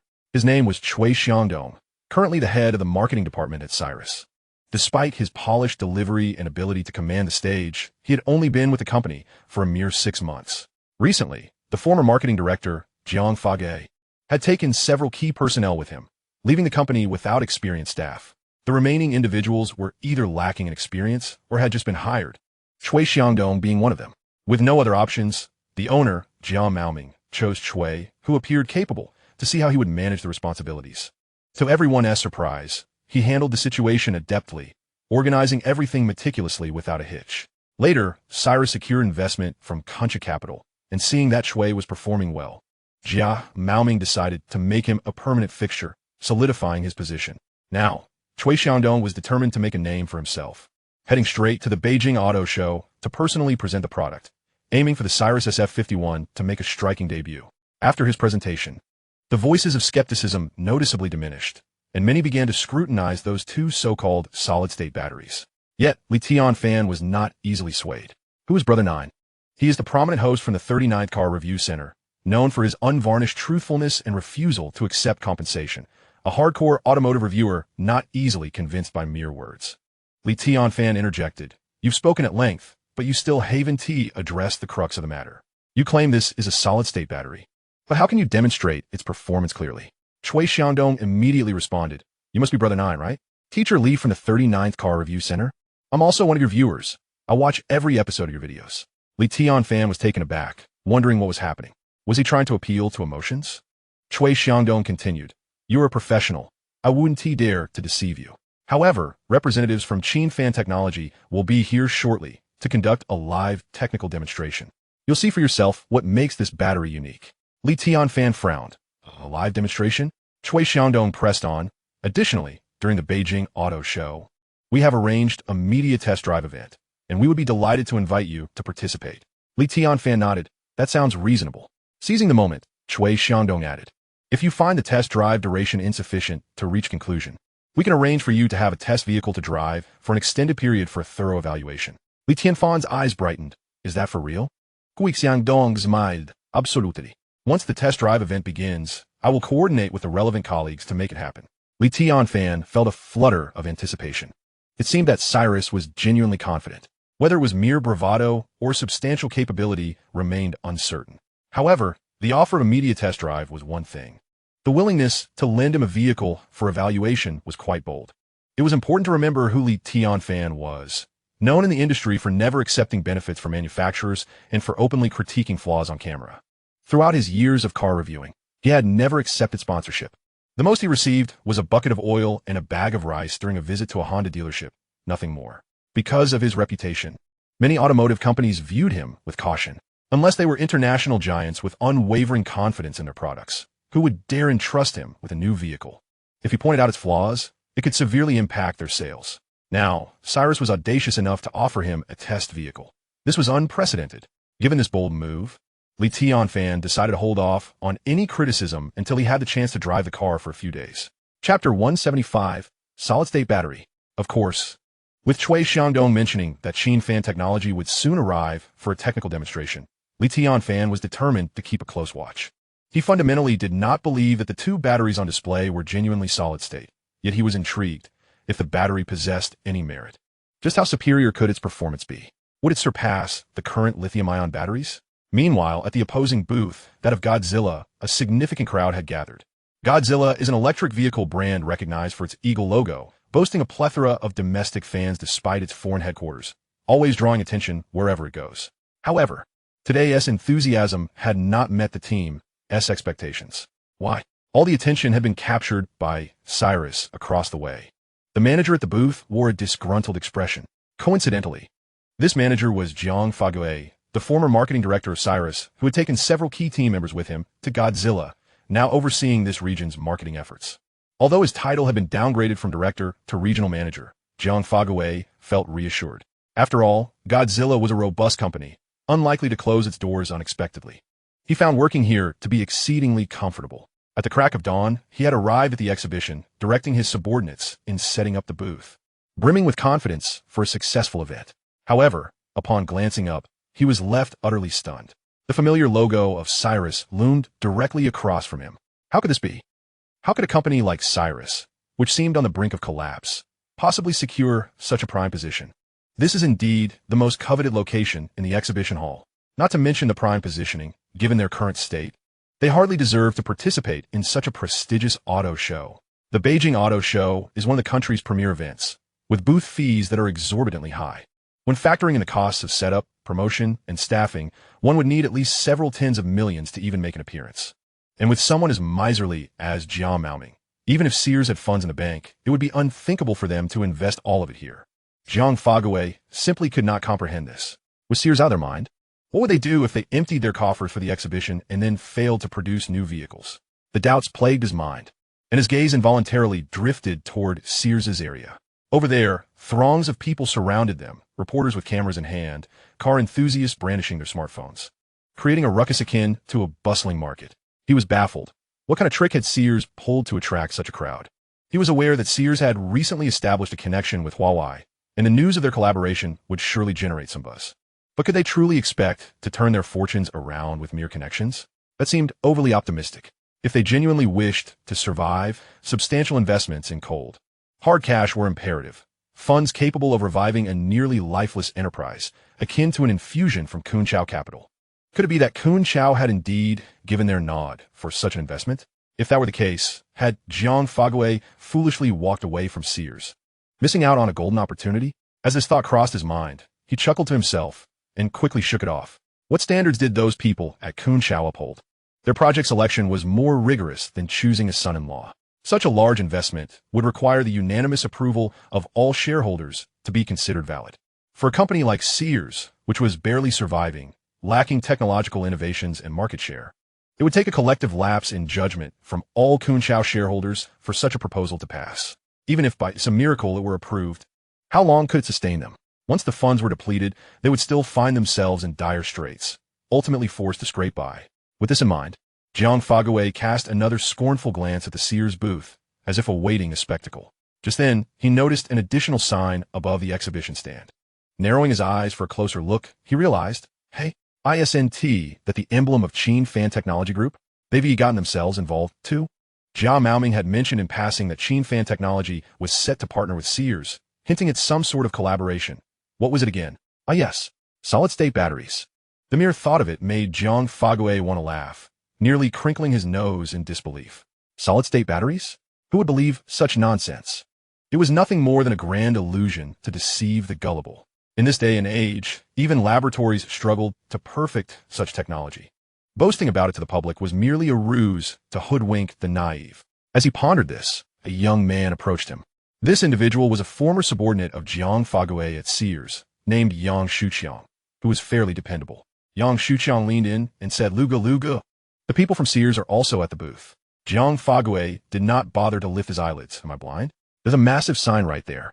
How could I not see? Yang Shuqiang shrank his neck and continued, "I just circled around and took a glance. Their area is packed with people, and many media outlets have gathered there." Jiang Fague snorted, "I don't lack legs. I can walk over myself to take a look. Speak plainly." After a pause, he shifted his tone. "Did you see anything else? Any noteworthy developments?"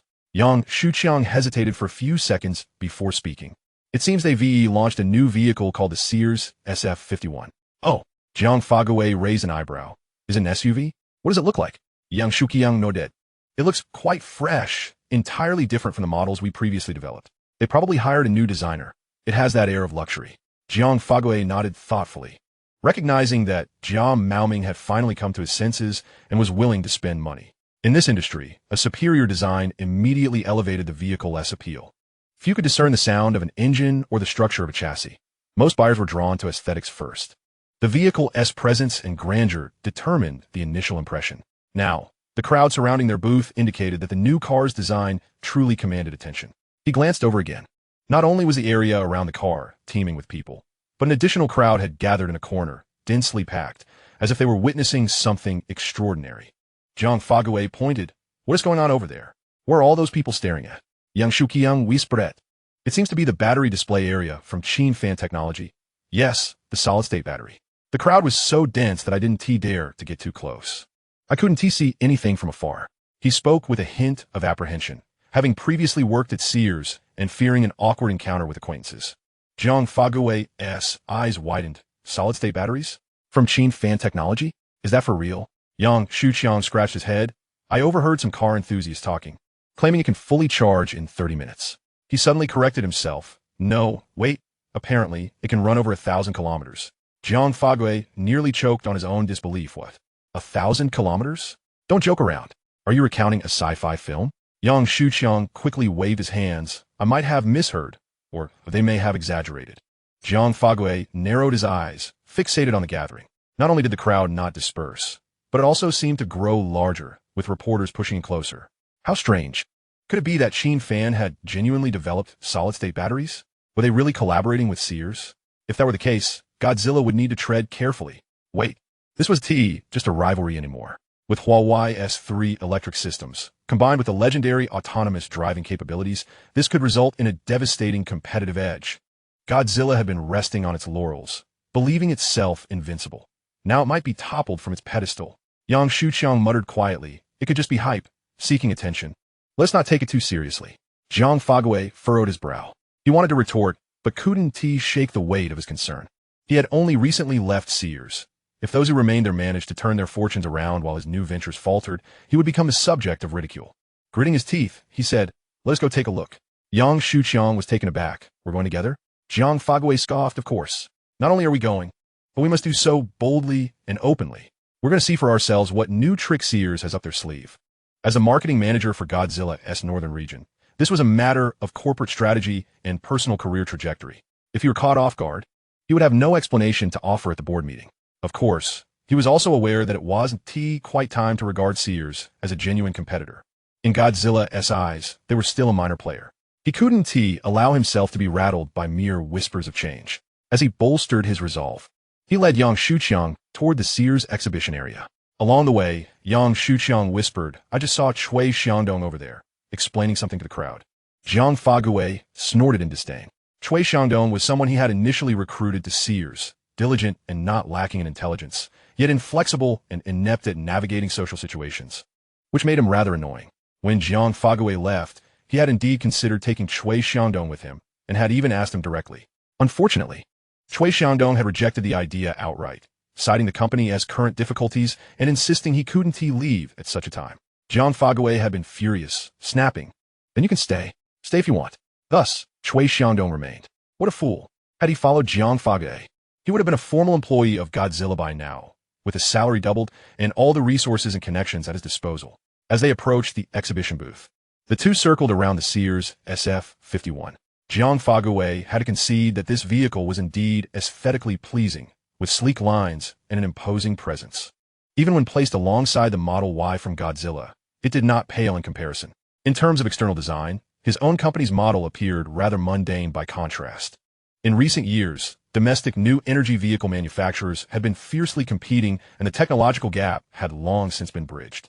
The reason Godzilla continued to thrive in sales was not due to product strength, but rather its brand, its logo, and the sense of superiority it conferred to those who could afford it. Brands hold significant value, and there are those willing to pay for mere reputation. Lost in thought, he was approached by Cui Xiangdong, who greeted him with a smile. Luga, Yangge, you're here as well. Jiang Fage cast him a cursory glance. Yes. Our company is also exhibiting. Cui Xiangdong paused, surprised. Which company is Luga with now? Jiang Fage responded. You truly don't know? Cui Xiangdong shook his head. I genuinely have no idea. Things have been hectic around here, leaving me no time to inquire about others. His words were the stark truth. The recent promotional arrangements at Cyrus had been as tightly packed as a sieve, with activities filling every hour of the day. More bustling than a peak hour in a market. However, to Jiang Fage and Yang Shuqiang, these words carried an unsettling undertone. Yang Shuqiang immediately interjected, Cui Xiangdong. What are you all so busy with? It's just an auto show, not a first-time speech on stage. Cui Xiangdong froze for a moment, realizing he might have stepped on someone's toes. Nevertheless, he was unperturbed. Everyone was on their own path now, and no one had to answer to anyone else. It's not just the auto show. In the coming days, we also have media test drives and a press conference to arrange. Naturally, there is a lot to do.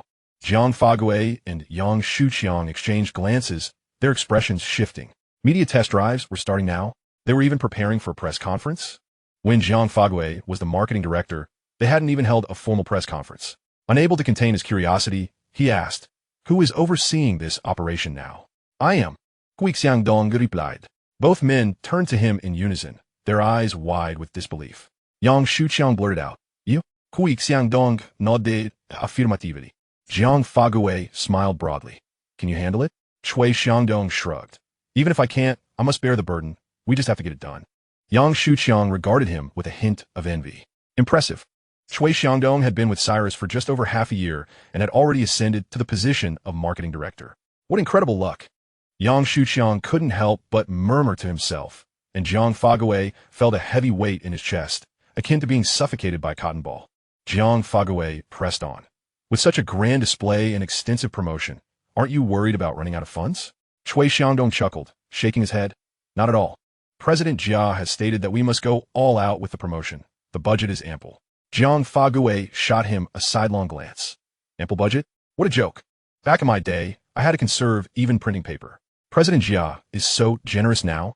Cui Xiangdong laughed. The company is in a more comfortable position now, so we can afford to spend a little more. Yang Shuqiang's jaw dropped in disbelief. No way. Are you really not short on funds? How did that happen? Cui Xiangdong smiled enigmatically, his expression suggesting that some matters were best kept confidential. Suddenly, Jiang Fage connected the dots. Could it be that Kun Chao Capital has invested? Cui Xiangdong remained silent, but his demeanor indicated that this was not something to be disclosed. Jiang Fage realized that this tactic was one he had previously taught. Goodness, the bigwigs at Kun Chao Capital, dozens of shareholders, could they have collectively lost their minds? Did they dare to invest in a struggling company like Cyrus? Did they truly believe in the notion that merely associating with Huawei technology would elevate the company from mediocrity? As he pondered, three individuals approached from distance. Cui Xiangdong quickly raised his hand. Luga Yangge, excuse me, I must go greet them. With that, he turned to meet them. Jiang Fage squinted at the trio, two men and a woman, exuding an air of importance, clearly not ordinary individuals. The woman, particularly, was young and striking, radiating an authoritative presence, evidently the leader of the group. All three wore green exhibition badges issued by the organizers, specifically for members of participating enterprises. To Jiang Fage's surprise, the badge bore the logo of Qin Fan Technology Group. Chapter 177, a technical newcomer. The representatives from Qin Fan had arrived. Cui Xiangdong was already smiling and engaging with them, and they appeared to be enjoying a lively conversation. Jiang Fage's frown deepened. Cyrus was already an inconspicuous small car manufacturer, And now they were acting as if they were an international brand. Has money made them arrogant? What was Qin Fan Technology doing here? Were they planning to push their so-called solid-state batteries? Nonsense. Those in the industry were well aware that it was merely a package concept, not genuine solid-state technology. Jiang Fagui tugged at Yang Shuqiang. Let us go over and see what they're up to. The three newcomers were indeed key members of Qin Fan Technology: Geng Xiaojun, Lu Lufang, and the newcomer, Chun Goen, a technical novice who had recently joined the company. Previously, he worked at a domestic power battery factory, specializing in battery performance testing, and was quite experienced. His arrival at Qin Fan for the solid-state battery project was a perfect fit. At least the testing process would be standardized, and the data would be credible, making it difficult for others to question it. As soon as the Qin Fan representatives made their appearance, reporters flocked to them like cats sensing fish. Enthusiasts also sensed something significant was about to happen and quickly moved to the front. The internet-famous car reviewer, Jiao Gu Li Tianfan, who claimed to only speak the truth and never accept bribes, was also present. He had always been curious about Qin Fan. Did they truly possess the capability, or were they merely riding on hot air? He was determined to find out today. Lu Lufang stepped forward to address the crowd. Dear friends, we are the team from Qin Fan Technology. We understand that many of you have questions regarding solid-state batteries. Today, instead of merely talking, we will conduct a live test to let the results speak for themselves. The crowd erupted in excitement. It seemed they were serious about this. Serious? Please don't just throw out a bunch of parameters and expect us to take it at face value. What do numbers matter? No matter how appealing they look, they cannot prove that this is indeed a solid-state battery. Who would buy it? Are you kidding? Do you know how much an electric vehicle with a range of 1,000 kilometers costs?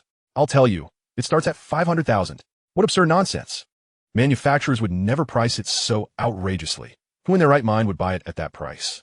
As these thoughts raced through the crowd, Chen Goen stepped onto the stage. He announced, "Next, we will conduct a charging experiment with this solid-state battery." He referred to the battery pack that boasted a range exceeding 1,000 kilometers. Upon hearing this, the venue fell silent, with everyone straining to listen. Charging an electric vehicle's battery, right here?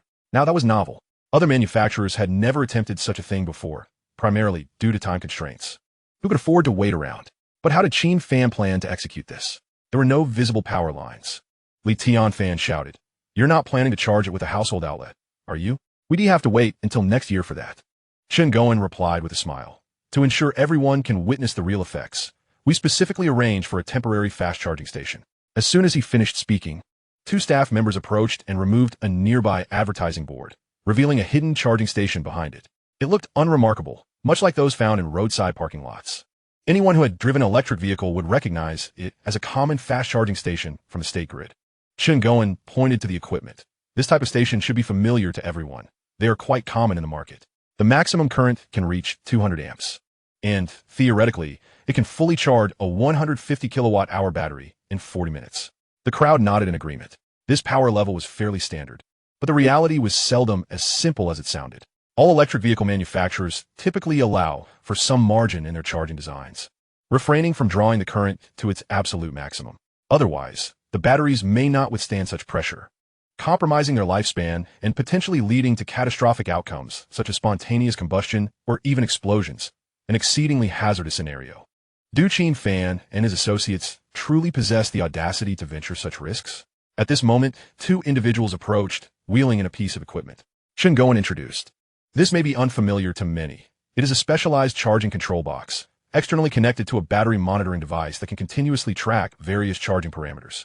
Someone from the audience immediately interjected. "Your explanation is rather vague. What specific metrics are you monitoring?" Chen Goen replied, "For instance, we can observe real-time current levels, the trajectory of the charging curve, and the increase in battery capacity. We are recreating the actual charging environment of the Cirrus SF51, nearly identical to what is experienced in the vehicle itself." Upon hearing this, the crowd became increasingly intrigued, regardless of the verity of the claims. The ability to view such data was indeed a rarity. After all, at an auto show, one could only appreciate the exterior and interior design without any experiential engagement. It was indeed uncommon for a manufacturer to be willing to showcase the invisible charging process. Just then, a voice emerged. "You're not seriously intending to charge this battery with a maximum output from the charging station, are you?" The speaker was Jiang Fagui, the marketing director for the northern region of Godzilla. Chen Goen nodded affirmatively. Indeed. Jiang Fagui scoffed lightly. "Aren't you concerned about the battery catching fire?" To be frank, Such incidents have occurred before, even under limited current conditions. Upon hearing this, many in the audience felt a surge of anxiety. Rapidly charging a battery with extreme current does indeed pose significant risks. News reports have not been devoid of instances where electric vehicles caught fire or even exploded during charging. Endangering surrounding vehicles. Such harrowing scenes are enough to instill fear. Qin Fan had also intended to pose this question, but someone else beat him to it. Yet, upon observing Qin Fan and his companions, there was no trace of nervousness on their faces. Instead, they appeared remarkably composed, as if they were assured of something. Chun Goen smiled and remarked, "Had I not joined Qin Fan, I would certainly be apprehensive. However, having acquired an understanding of our product, I am entirely untroubled." He gestured toward the battery pack. This is a solid-state battery, with stability far surpassing that of traditional liquid batteries. Even when charged at maximum power, the likelihood of combustion is minimal. After a brief pause, he added, "Of course, we have implemented ample safety measures." With that, he pointed towards the fire hydrant and fire extinguishers nearby. Should a fire indeed occur, these provisions would be readily available for immediate response. However, if a fire were to ignite, even if extinguished swiftly, the exhibition hall would still endure considerable turmoil. Do these individuals genuinely possess confidence? Or are they merely putting on a facade for promotional purposes? Chun Goen continued, "Nonetheless, I firmly believe that there will be no incidents. We possess that much confidence." The automotive enthusiasts in the audience were eager for excitement and quickly began to converse animatedly. "If a fire breaks out, we can assist in extinguishing it. Oh, please. The first to flee will be you. If I were the organizer, I would expel all of you on the spot. The compensatory fees would barely cover it." Given Qin Fan's financial prowess, such trivial sums barely registered on their radar. While ordinary attendees sought enjoyment, the media would undoubtedly relish any incident. What a joke. No problem. It implies that Qin Fan's technology is impressive, and the publicity is on point. If it truly explodes? Even better, the headlines are guaranteed. I can already envision the title. Qin Fan Technology's auto show eruption. Is the so-called solid-state black technology a breakthrough, or just hot air? After all, most attendees at the auto show were merely seeking entertainment, with few genuinely intending to purchase a vehicle. This isn't a marketplace where one casually picks up a head of cabbage. The vehicles on display start at several $100,000. Such a substantial expenditure cannot be decided on a whim. Jiang Fagawei scoffed internally. While it is true that Qin Fan technology possesses some capabilities, particularly in the realm of semiconductors, it was perplexing how they abruptly diverted to battery manufacturing. If they were to produce automotive control chips, that would be justifiable due to customer demand. Yet, suddenly unveiling a solid-state battery seemed like sheer folly. It was evident to any discerning observer that this was a mere publicity stunt, parading under the banner of high technology to capture attention. Now, publicly demonstrating the charging process at an auto show was an audacious gamble. What if things went awry? Fires, explosions, or electrical leaks could spell disaster. Would the Cyrus SF-51 still be marketable? What about the brand's reputation? It was reckless for Cyrus to partner with such a company. Qin Fan, automotive had conducted numerous tests. He glanced at the equipment that had been brought in. It appeared quite legitimate. The apparatus was divided into two components. One was the main control system installed in the vehicle, responsible for managing the entire charging process, while the other was the external current monitoring device, which, once calibrated, could read the battery's real-time status. Several technicians efficiently connected this setup to the solid-state battery. Observing the preparations, it seemed they were indeed about to conduct a live test. Initially, onlookers merely passing by were drawn in by the gathering crowd, curious about the unfolding spectacle. Upon inquiry, it became clear they were preparing to charge the power battery on site. While test drives and prize draws were common at auto shows, conducting a live charging experiment was a rarity. Interest peaked, people began to stop and observe. What do you think happened? The Cyrus booth suddenly became the most popular spot in the entire venue. Jiang Fagawei glanced back at his own Titila display, his heart sinking. Oh no, just moments ago, the Godzilla booth was bustling with activity, and now it's desolate, with only a handful of devoted fans lingering. This was hardly surprising, as their location was closest to Cyrus. Upon witnessing the crowd's enthusiasm, visitors naturally gravitated towards the excitement. Ironically, even Jiang Fagawei, the head of the Godzilla booth, found himself captivated by the scene unfolding at the Cyrus display. At this moment, Chun Goen announced, "The monitoring equipment is now connected. Everyone can view the data on the screen at any time." The car enthusiasts craned their necks to see, and indeed, the screen was alive with a flurry of numbers and graphs. Those knowledgeable could easily discern that this reflected the basic status of the solid-state battery. The battery charge displayed 43, slightly over half. Adjacent to it was an estimated range of 485 kilometers. Some murmured, 485? Is that for real?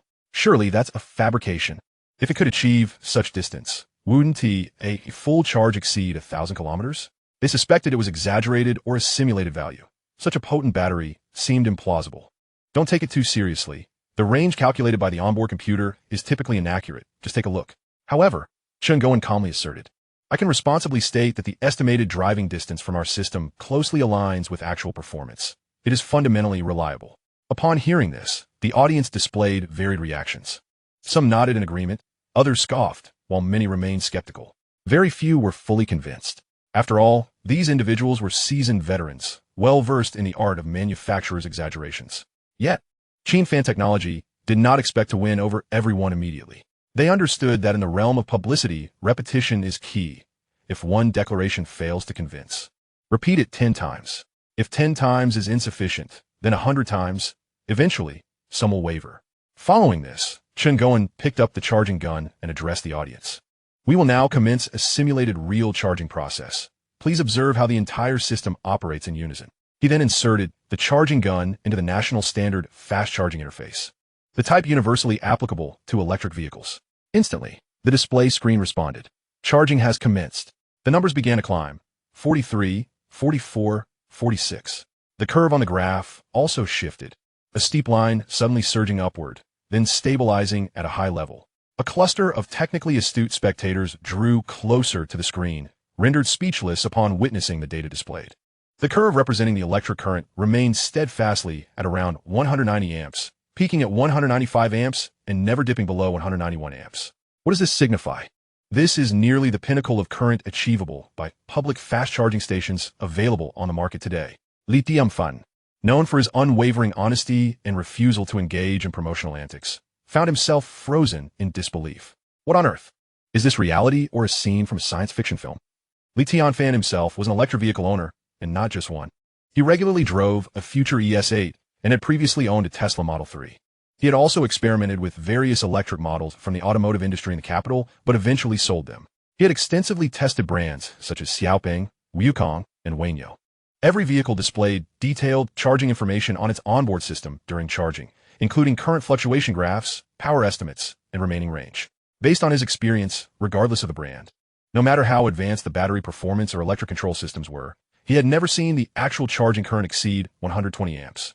And even reaching that number was a challenge. Typical DC fast charging usually fluctuated between 68 and 100 amps. Even the Tesla's proudly touted V3 supercharger, claimed to be the most powerful globally with the ability to provide 120 kilometers of range in just 5 minutes, only achieved a peak current of 170 amps. Moreover, this was under ideal conditions. Generally, when the battery reaches around 70 charge, to prevent damage to the battery cells, the system would automatically reduce the charging speed. Yet, here was Qin Fan's solid-state battery, maintaining a current consistently above 190 amps without faltering. Was it truly safe to inject such a formidable current? As Qin Fan observed, anxiety gnawed at him. He glanced at the fabled battery pack, which appeared remarkably calm, showing no signs of smoke or heat, seemingly normal. At that moment, Qin Fan spoke up. Ladies and gentlemen, this is not even its limit. Our laboratory has measured this battery's maximum capacity at 225 amps. With further optimization of parameters, it might even push higher. Among the audience, some were knowledgeable while others were not.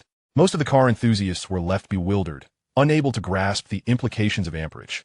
But a few seasoned electric vehicle owners had already begun to pale. 225 amps? What does that mean?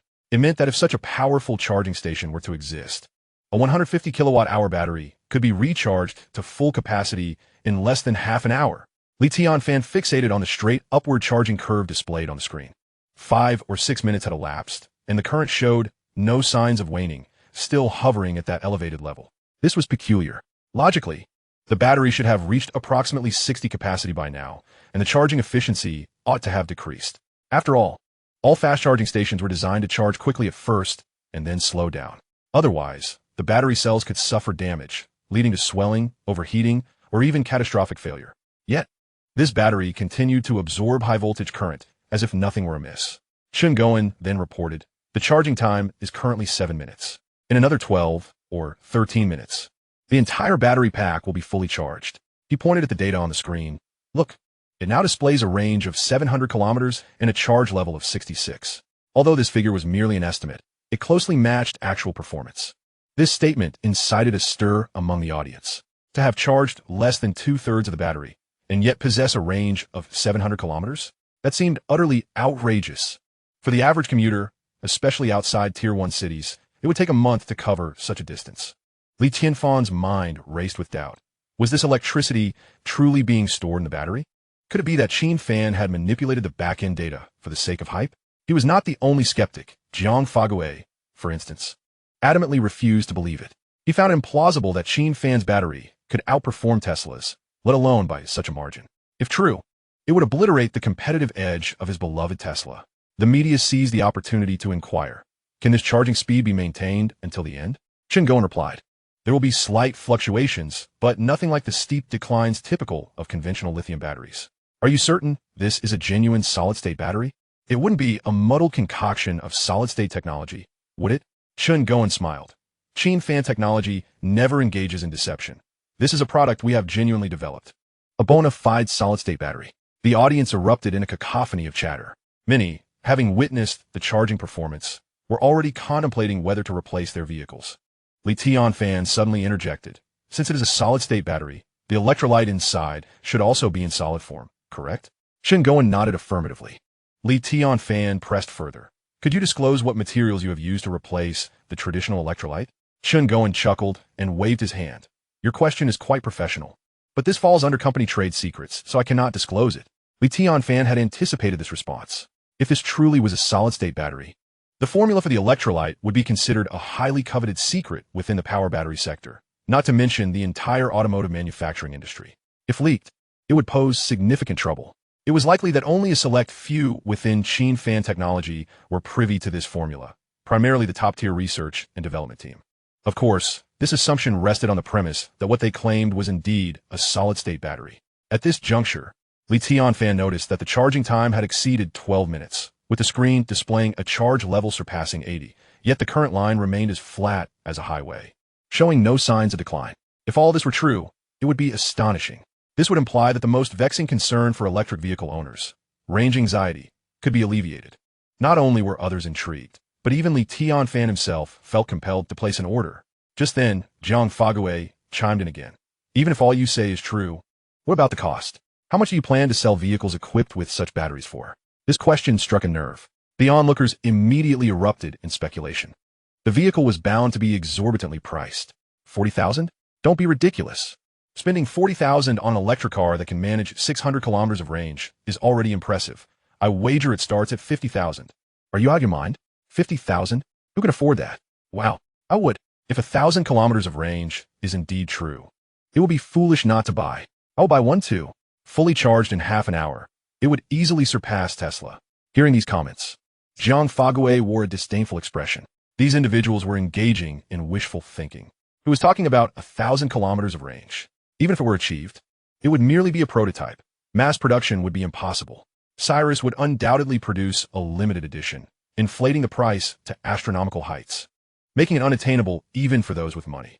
At that moment, Qin Fan, with a cheerful demeanor, interjected, as for the price of the vehicle, let's allow Cyrus's marketing chief, Cui Xiangdong, to address that. Cui Xiangdong stepped forward, taking the microphone and positioning himself at the forefront of the stage. Zhang Fagui regarded him with a sidelong glance, his expression one of disdain. This individual was putting on quite the act, delivering his lines with flair, yet in reality, he was no more than that. Just like Cyrus. Even if they had some funding, they were merely a makeshift automotive manufacturer, incapable of making a significant impact. At this moment, Cui Xiangdong, unfazed, stated, in principle, we cannot disclose the price beforehand. It must be revealed at the official launch event. However, given the overwhelming enthusiasm from all of you, I won't beat around the bush and will share a figure to give everyone a sense of what to expect. Upon hearing this, the audience perked up, intrigued by the prospect of a launch event of considerable scale. Cui Xiangdong continued, our model, the SF51, will feature solid-state batteries across the entire lineup. There are two variants available. One is the standard model, which can effortlessly cover 700 kilometers, while the other is the long-range version. The very one that was just charged on-site, capable of exceeding 1,000 kilometers in a single charge. He paused momentarily and then declared, "Now, let me reveal the price of the model with a range of 1,000 kilometers." The audience fell into an immediate hush, all ears attuned to his words. A range of 1,000 kilometers and a full charge in half an hour. Such performance is simply mesmerizing. Cui Xiangdong enunciated with precision. 298,000. The crowd was momentarily stunned. Someone exclaimed, "Is that an RMB?" Cui Xiangdong chuckled. "Of course, we don't deal in US dollars, nor do we recognize any cryptocurrency." At first glance, 298,000 might not seem inexpensive, but when one considers that this vehicle can travel 1,000 kilometers and can be fully charged in just half an hour, the price appears almost a gift. Jiang Fague's mind buzzed with disbelief. This is astonishingly cheap. 1,000 kilometers. The top-tier version of their Godzilla barely surpasses 650 kilometers. And its price is nearly on par with this. The Cyrus brand is not even a blip on the radar in the electric vehicle sphere, utterly incomparable to Godzilla's esteemed reputation. Yet, this astonishing range sets it leagues apart. Chapter 180, Life is a Struggle. Even the so-called incorruptible and impartial car reviewer, Brother 9, Qin Fan, stared wide-eyed in disbelief. This price is ludicrously low.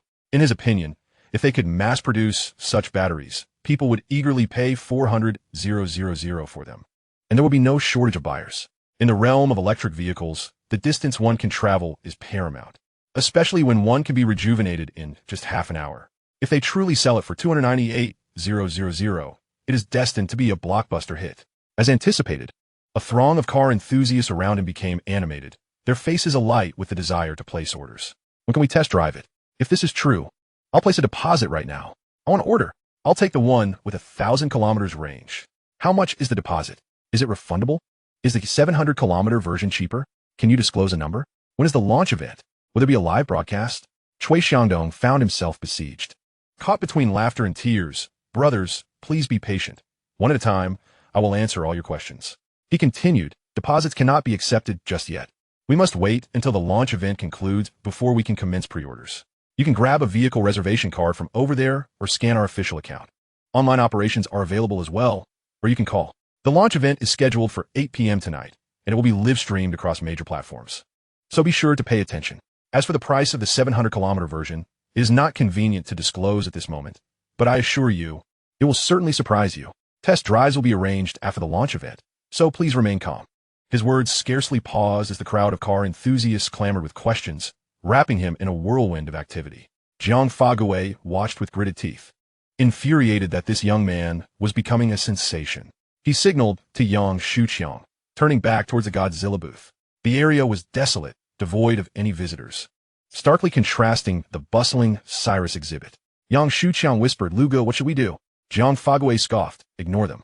Whoever wants to see someone fail should first allow them to revel in their own madness. The higher they leap now, the harder they will fall later." Though he spoke with bravado, he turned and pulled out his phone, retreating to a corner to make a call. The situation felt amiss. Immediate communication with the Godzilla headquarters was necessary, as Cyrus's commotion was too significant to overlook. Simultaneously, Qin Fan arrived at the auto show, accompanied by his adept assistant, Xiao Xiaoping, exuding an air of competence. Initially, he had no intention of attending, but since he had a free moment today, he decided to peruse the exhibition. Approaching the Cyrus booth, he observed that the setup surpassed his expectations. Qin Fan smiled. "This looks quite impressive. I believe this vehicle has potential, don't you think?" Xiao Xiaoping nodded. "Not just potential. With our solid-state battery technology, we stand on a track unreachable by our competitors, leaving them with no rivals." Her words rang true. With this technological trajectory, the entire game has shifted. Qin Fan, today, was not in the mood to discuss work. He merely wished to explore like an ordinary car enthusiast. Reflecting on a year prior, he had been merely a worker, unable to even consider attending an auto show, let alone purchasing a vehicle, living a life of financial constraint. Now, circumstances had transformed. His position and mindset were no longer what they once were. With his current wealth, the vehicles showcased at the exhibition were within his purchasing power. As long as he was willing to spend, limited editions and top-tier models were well within reach. Even the notoriously difficult licenses in the capital posed no obstacle. Sales representatives were eager for customers to spend more, handling all the paperwork. All one had to do was nod and pay. Qin Fan turned to Xiao Xiaoping. If you feel tired, you could go sit over there and take a break. Xiao Xiaoping replied, sure, I'll go chat with Lu Fong and take a moment. Boss, feel free to look around. With that, she made her way to the Cyrus booth to engage in casual conversation with Lu Fong and Geng Xiaoju. Qin Fan, on the other hand, cast a glance toward the Godzilla exhibit. To be candid, he found the most striking aspect of Godzilla to be its emblem, undeniably bold. Other areas had once been impressive, yet now, in the fierce competition of domestic electric vehicles, competitors were closing in rapidly, with some even surpassing them. Particularly in the realm of autonomous driving, Godzilla had once boasted significantly, but now it faced a multitude of issues and accidents. Brands like Future and Xiaoping were aggressively pursuing advancements in this field, and traditional manufacturers were not idle, conducting in-depth research. Moreover, Qin Fan was well aware that Huawei's autonomous driving system was on the verge of deployment and would likely soon be tested on a certain vehicle, possibly the Cyrus SF-51. Given his understanding of Huawei, any technology they released would undoubtedly be of top-notch caliber, potentially causing quite a stir upon its debut. If this came to fruition, Godzilla's autonomous driving might swiftly become obsolete. Naturally, Godzilla remains a formidable name in the electric vehicle industry. This is undisputed. However, with Qin Fan's introduction of solid-state batteries, not only the audience, but also figures like Mashika at the helm would find it difficult to sleep soundly. That said, if Godzilla wished to procure batteries, negotiations were still possible. Business is business. If you are willing to pay, I am willing to supply. There's no reason it cannot be done. However, Qin Fan had no intention of visiting the Godzilla booth. They merely showcased a few models with interchangeable shells, either a Model 3 or a Model Y. The pricier options were simply imports, lacking novelty. Given that Qin Fan Technology Group had already entered the solid-state battery race, he naturally focused his attention on other electric brands. He first made his way to the Future Automotive section, admiring the ES8, which indeed looked impressive, and the new EC6 Coupe also caught his eye. Next, he approached the Baiyangdi booth. This company was no ordinary player. Not only did they manufacture vehicles, but they also engaged in electronic outsourcing, providing long-term supplies to Huawei. During the pandemic, they even exported masks in bulk, with countries like the Eagle Nation sourcing from them. More impressively, they developed and manufactured their own chips, achieving near self-sufficiency in automotive-grade chips. Most critically, their battery technology was robust. They had adhered to the lithium iron phosphate route for years. And their recently launched blade batteries were remarkable. With a range comfortably exceeding 650 kilometers, they did not exaggerate their claims. Their actual performance was even more stable than Godzilla's. In a sense, Baiyangdi could be considered a competitor to Qin Fan Technology. Nevertheless, even so, Qin Fan had to concede that this company was becoming increasingly impressive.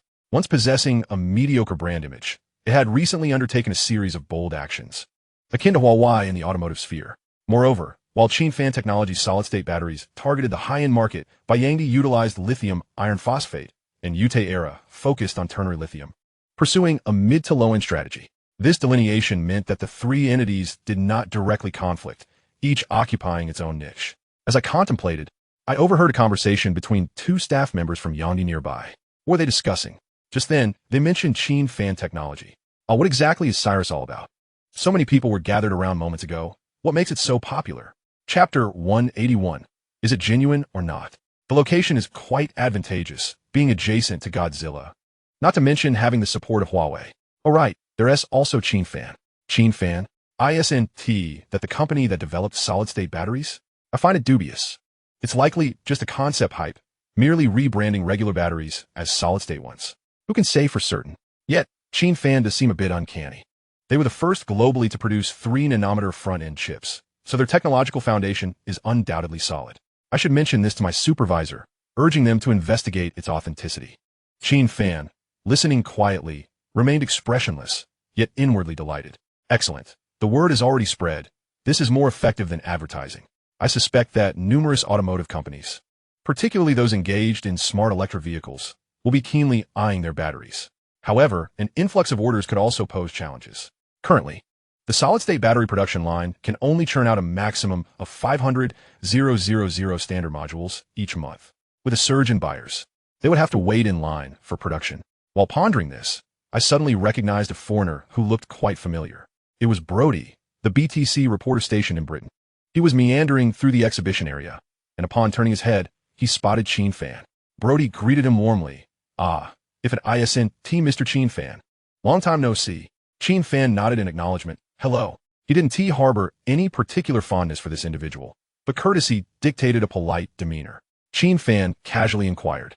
So, reporter, has BTC begun to take an interest in our auto show? Brody clapped his hands with a smile. Of course. We're concerned about any significant developments. Reporting the truth is BTC's principle. As a correspondent, that's my job. Qin Fan lightly scoffed. All right, then report at your leisure. I'll take my leave now. Mr.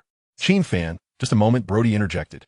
Is Qin Fan Technology participating in the exhibition this time? Qin Fan hesitated for a moment. Oh, you're quite well informed. Where did you hear that?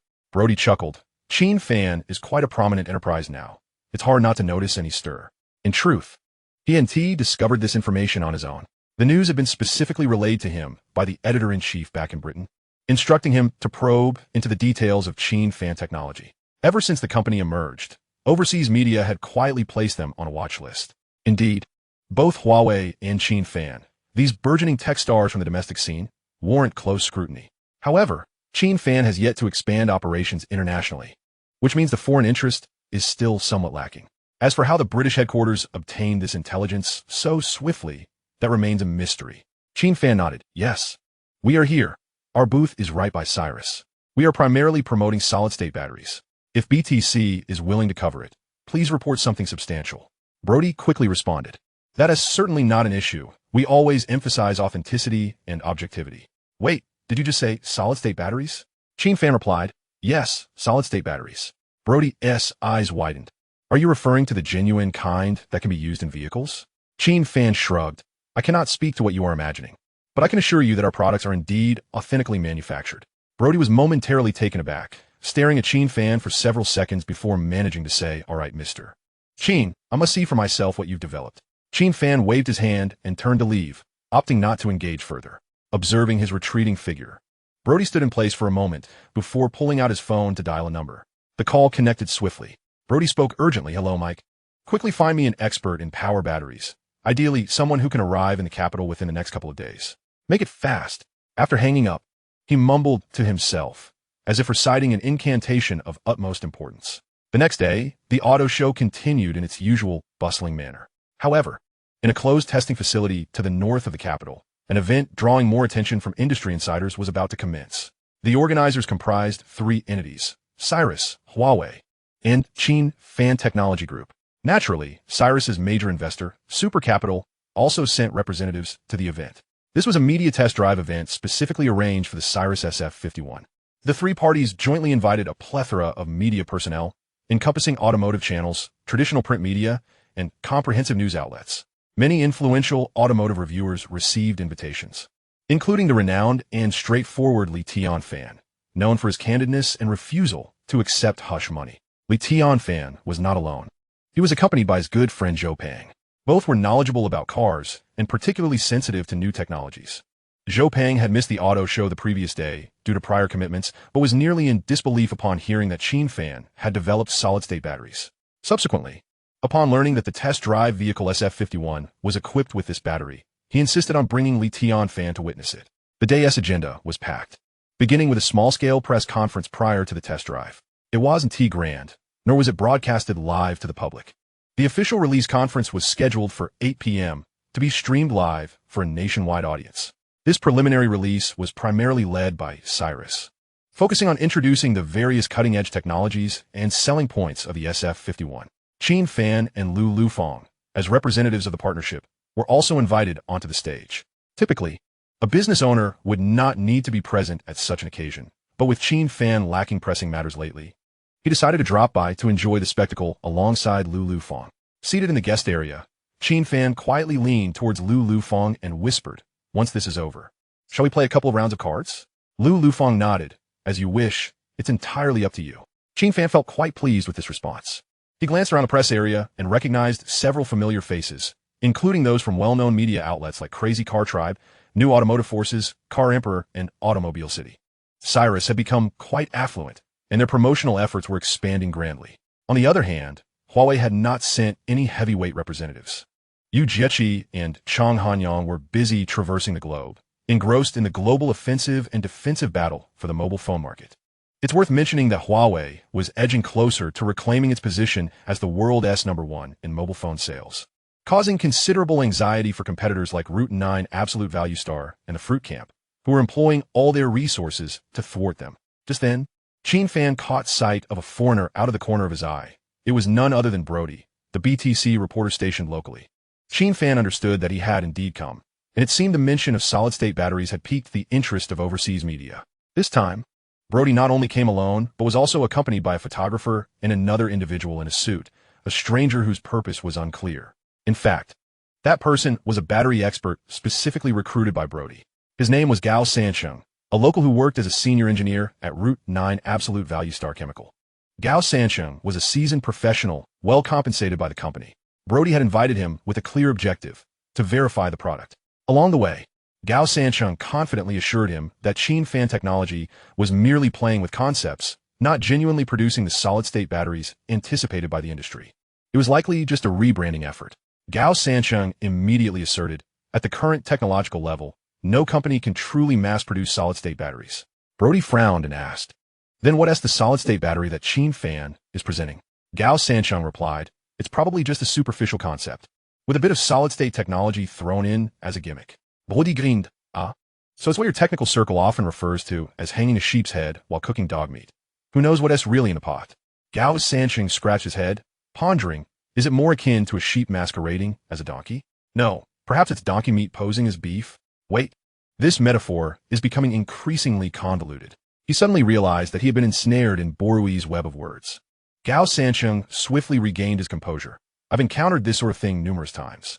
Especially with smaller firms, they often boast of having developed groundbreaking battery technology, only for further investigation to reveal either mere theoretical musings or outright deception. His observation was indeed accurate. The evolution of batteries has reached a daunting plateau over the decades. The mainstream options have dwindled to just two: ternary lithium and lithium iron phosphate. Researchers can only grapple with energy density to meet the ever-escalating demand for electricity. Gao Sansheng continued, solid-state batteries have made some headway, but the costs are exorbitant and their performance remains unstable. I estimate we won't see them on the market for at least another 5 or 6 years. He paused briefly before adding, of course, they can be produced in a laboratory setting, but practical application is a distant reality. Commercial viability is out of the question. Upon hearing this, Borui's eyes sparkled with excitement. He grinned and asked, Old Duan, are you suggesting that Qin Fan is up to tricks? Gao Sansheng nodded emphatically, most likely engaged in fabrication. We at Samsung Chemical have been researching this for over a decade and have only managed to produce a few experimental samples for data collection. Qin Fan technology has only been established for a few years. Even if they claim breakthroughs, I need to review the testing reports first. Borui, invigorated by this, could barely contain his mirth. Dear Duan, let us unveil Qin Fan's true colors, revealing to all keyboard warriors, nay, to the global audience, that Qin Fan technology is nothing more than a master of illusions. He added, we at BTC spare no expense when it comes to compensating our consultants. Our generosity is well known. Gao Sansheng chuckled lightly. Rest assured, I shall give it my utmost effort. After spending so many years in this industry, I have encountered every conceivable trick. No matter how adept the con artist, they shan't deceive me. With this, Borui felt an overwhelming surge of confidence. In his eyes, only those experts who are adept at networking and collaboration are worthy of the title. At this moment, Borui, Gao Sansheng, and a young man shouldering a camera were seated in the mid-rear section of the conference hall. This location afforded a clear view of the entire stage while remaining inconspicuous, allowing them to go unnoticed. The press conference commenced, beginning with Cyrus' marketing director, Shui Xiangdong, who took the stage to deliver a brief welcome address. He spoke concisely before stepping down, aware that the audience, being industry insiders, had little patience for lengthy discourses. Their primary concern lay in the technical specifications of the Cyrus SF-51, its strengths and highlights. Once Shui Xiangdong concluded, he invited the technical director, Zheng Xianglin, to provide a detailed introduction of the new vehicle. Zheng Xianglin, naturally, was Director Zheng. Although the core 3-electric system, motor, electronic control, and electric drive, was entirely supplied by Huawei, Zheng Xianglin's role was indispensable. He was tasked with ensuring the seamless integration of Huawei's technology with their vehicle. Consequently, he had the most intimate familiarity with the entire car. As the PPT presentation unfolded on the large screen, Zhang Xianglin stood at the forefront, commencing his discourse. As you have all observed, this is an SUV, boasting a spacious interior that perfectly aligns with the everyday needs of the general public. He continued, moreover, its power performance is quite formidable. Everyone knows that electric vehicles accelerate faster than gasoline ones. Our SF51 employs Huawei's 3-electric system across its entire range. Available in 2 versions, a 2-wheel drive family model and a 4-wheel drive performance variant. The 2-wheel drive version accelerates from 0 to 96 km/h in 56 seconds, not particularly astounding. However, the 4-wheel drive performance model is impressive, achieving this in just 3.28 seconds. The media present nodded in acknowledgement. Yet many understood that as long as the 3-electric system was robust, attaining such results was hardly remarkable. Zhang Xianglin seemed to anticipate the audience's tepid response and continued. Some may consider this performance acceptable, but let me highlight a crucial point. Even when driving the 4-wheel drive beast, the energy consumption is no greater than that of the 2-wheel drive family vehicle. At this statement, many in the audience perked up, realizing that this was the true essence of the innovation. Huawei's 3-electric system was not only powerful, but also energy efficient, maximizing effectiveness. With a swift motion, Zhang Xianglin transitioned the PPT to the next slide. When the new page appeared, an anticipatory silence enveloped the room. The screen prominently displayed the power battery released by Qin Fan Technology Group. Zhang Xianglin proclaimed, "This battery is exclusively provided by Qin Fan Technology. This company should be familiar to all. It has risen to become a leading global chip manufacturer. Additionally, they are long-standing partners of Huawei, with an exceptionally close and harmonious collaboration." Qin Fan, seated in the audience, couldn't he help but muse. In truth, our partnership with Huawei has yet to reach a year. However, the bond we share is indeed solid, forged through life and death experiences. Zhang Xianglin continued. Qin Fan Technology excels not only in chip production, but has also accumulated considerable expertise in the field of power batteries. Gao Sancheng emitted a derisive snort. Considerable expertise? That is quite a bold claim. Borui immediately chimed in. Old Duan, I was just thinking the same. At that moment, Zhang Xianglin raised his voice. Today, Qin Fan Technology officially unveils the world's most advanced power battery, the legendary solid-state battery. With that, Zhang Xianglin clicked the mouse, and the PPT advanced to the next slide, revealing a schematic of the internal structure of the power battery. The audience leaned in, their eyes nearly glued to the screen. Qin Fan felt a twinge of anxiety. To be honest, the image was entirely fabricated. The genuine solid-state battery technology remained a closely guarded secret, and aside from him, no one had access to the core data. Thus, he had merely commissioned someone to sketch a representation that appeared plausible, complete with labeled components like electrode layers and separators, while the essential parts were left blank. While the laymen were captivated, the experts found themselves even more bewildered.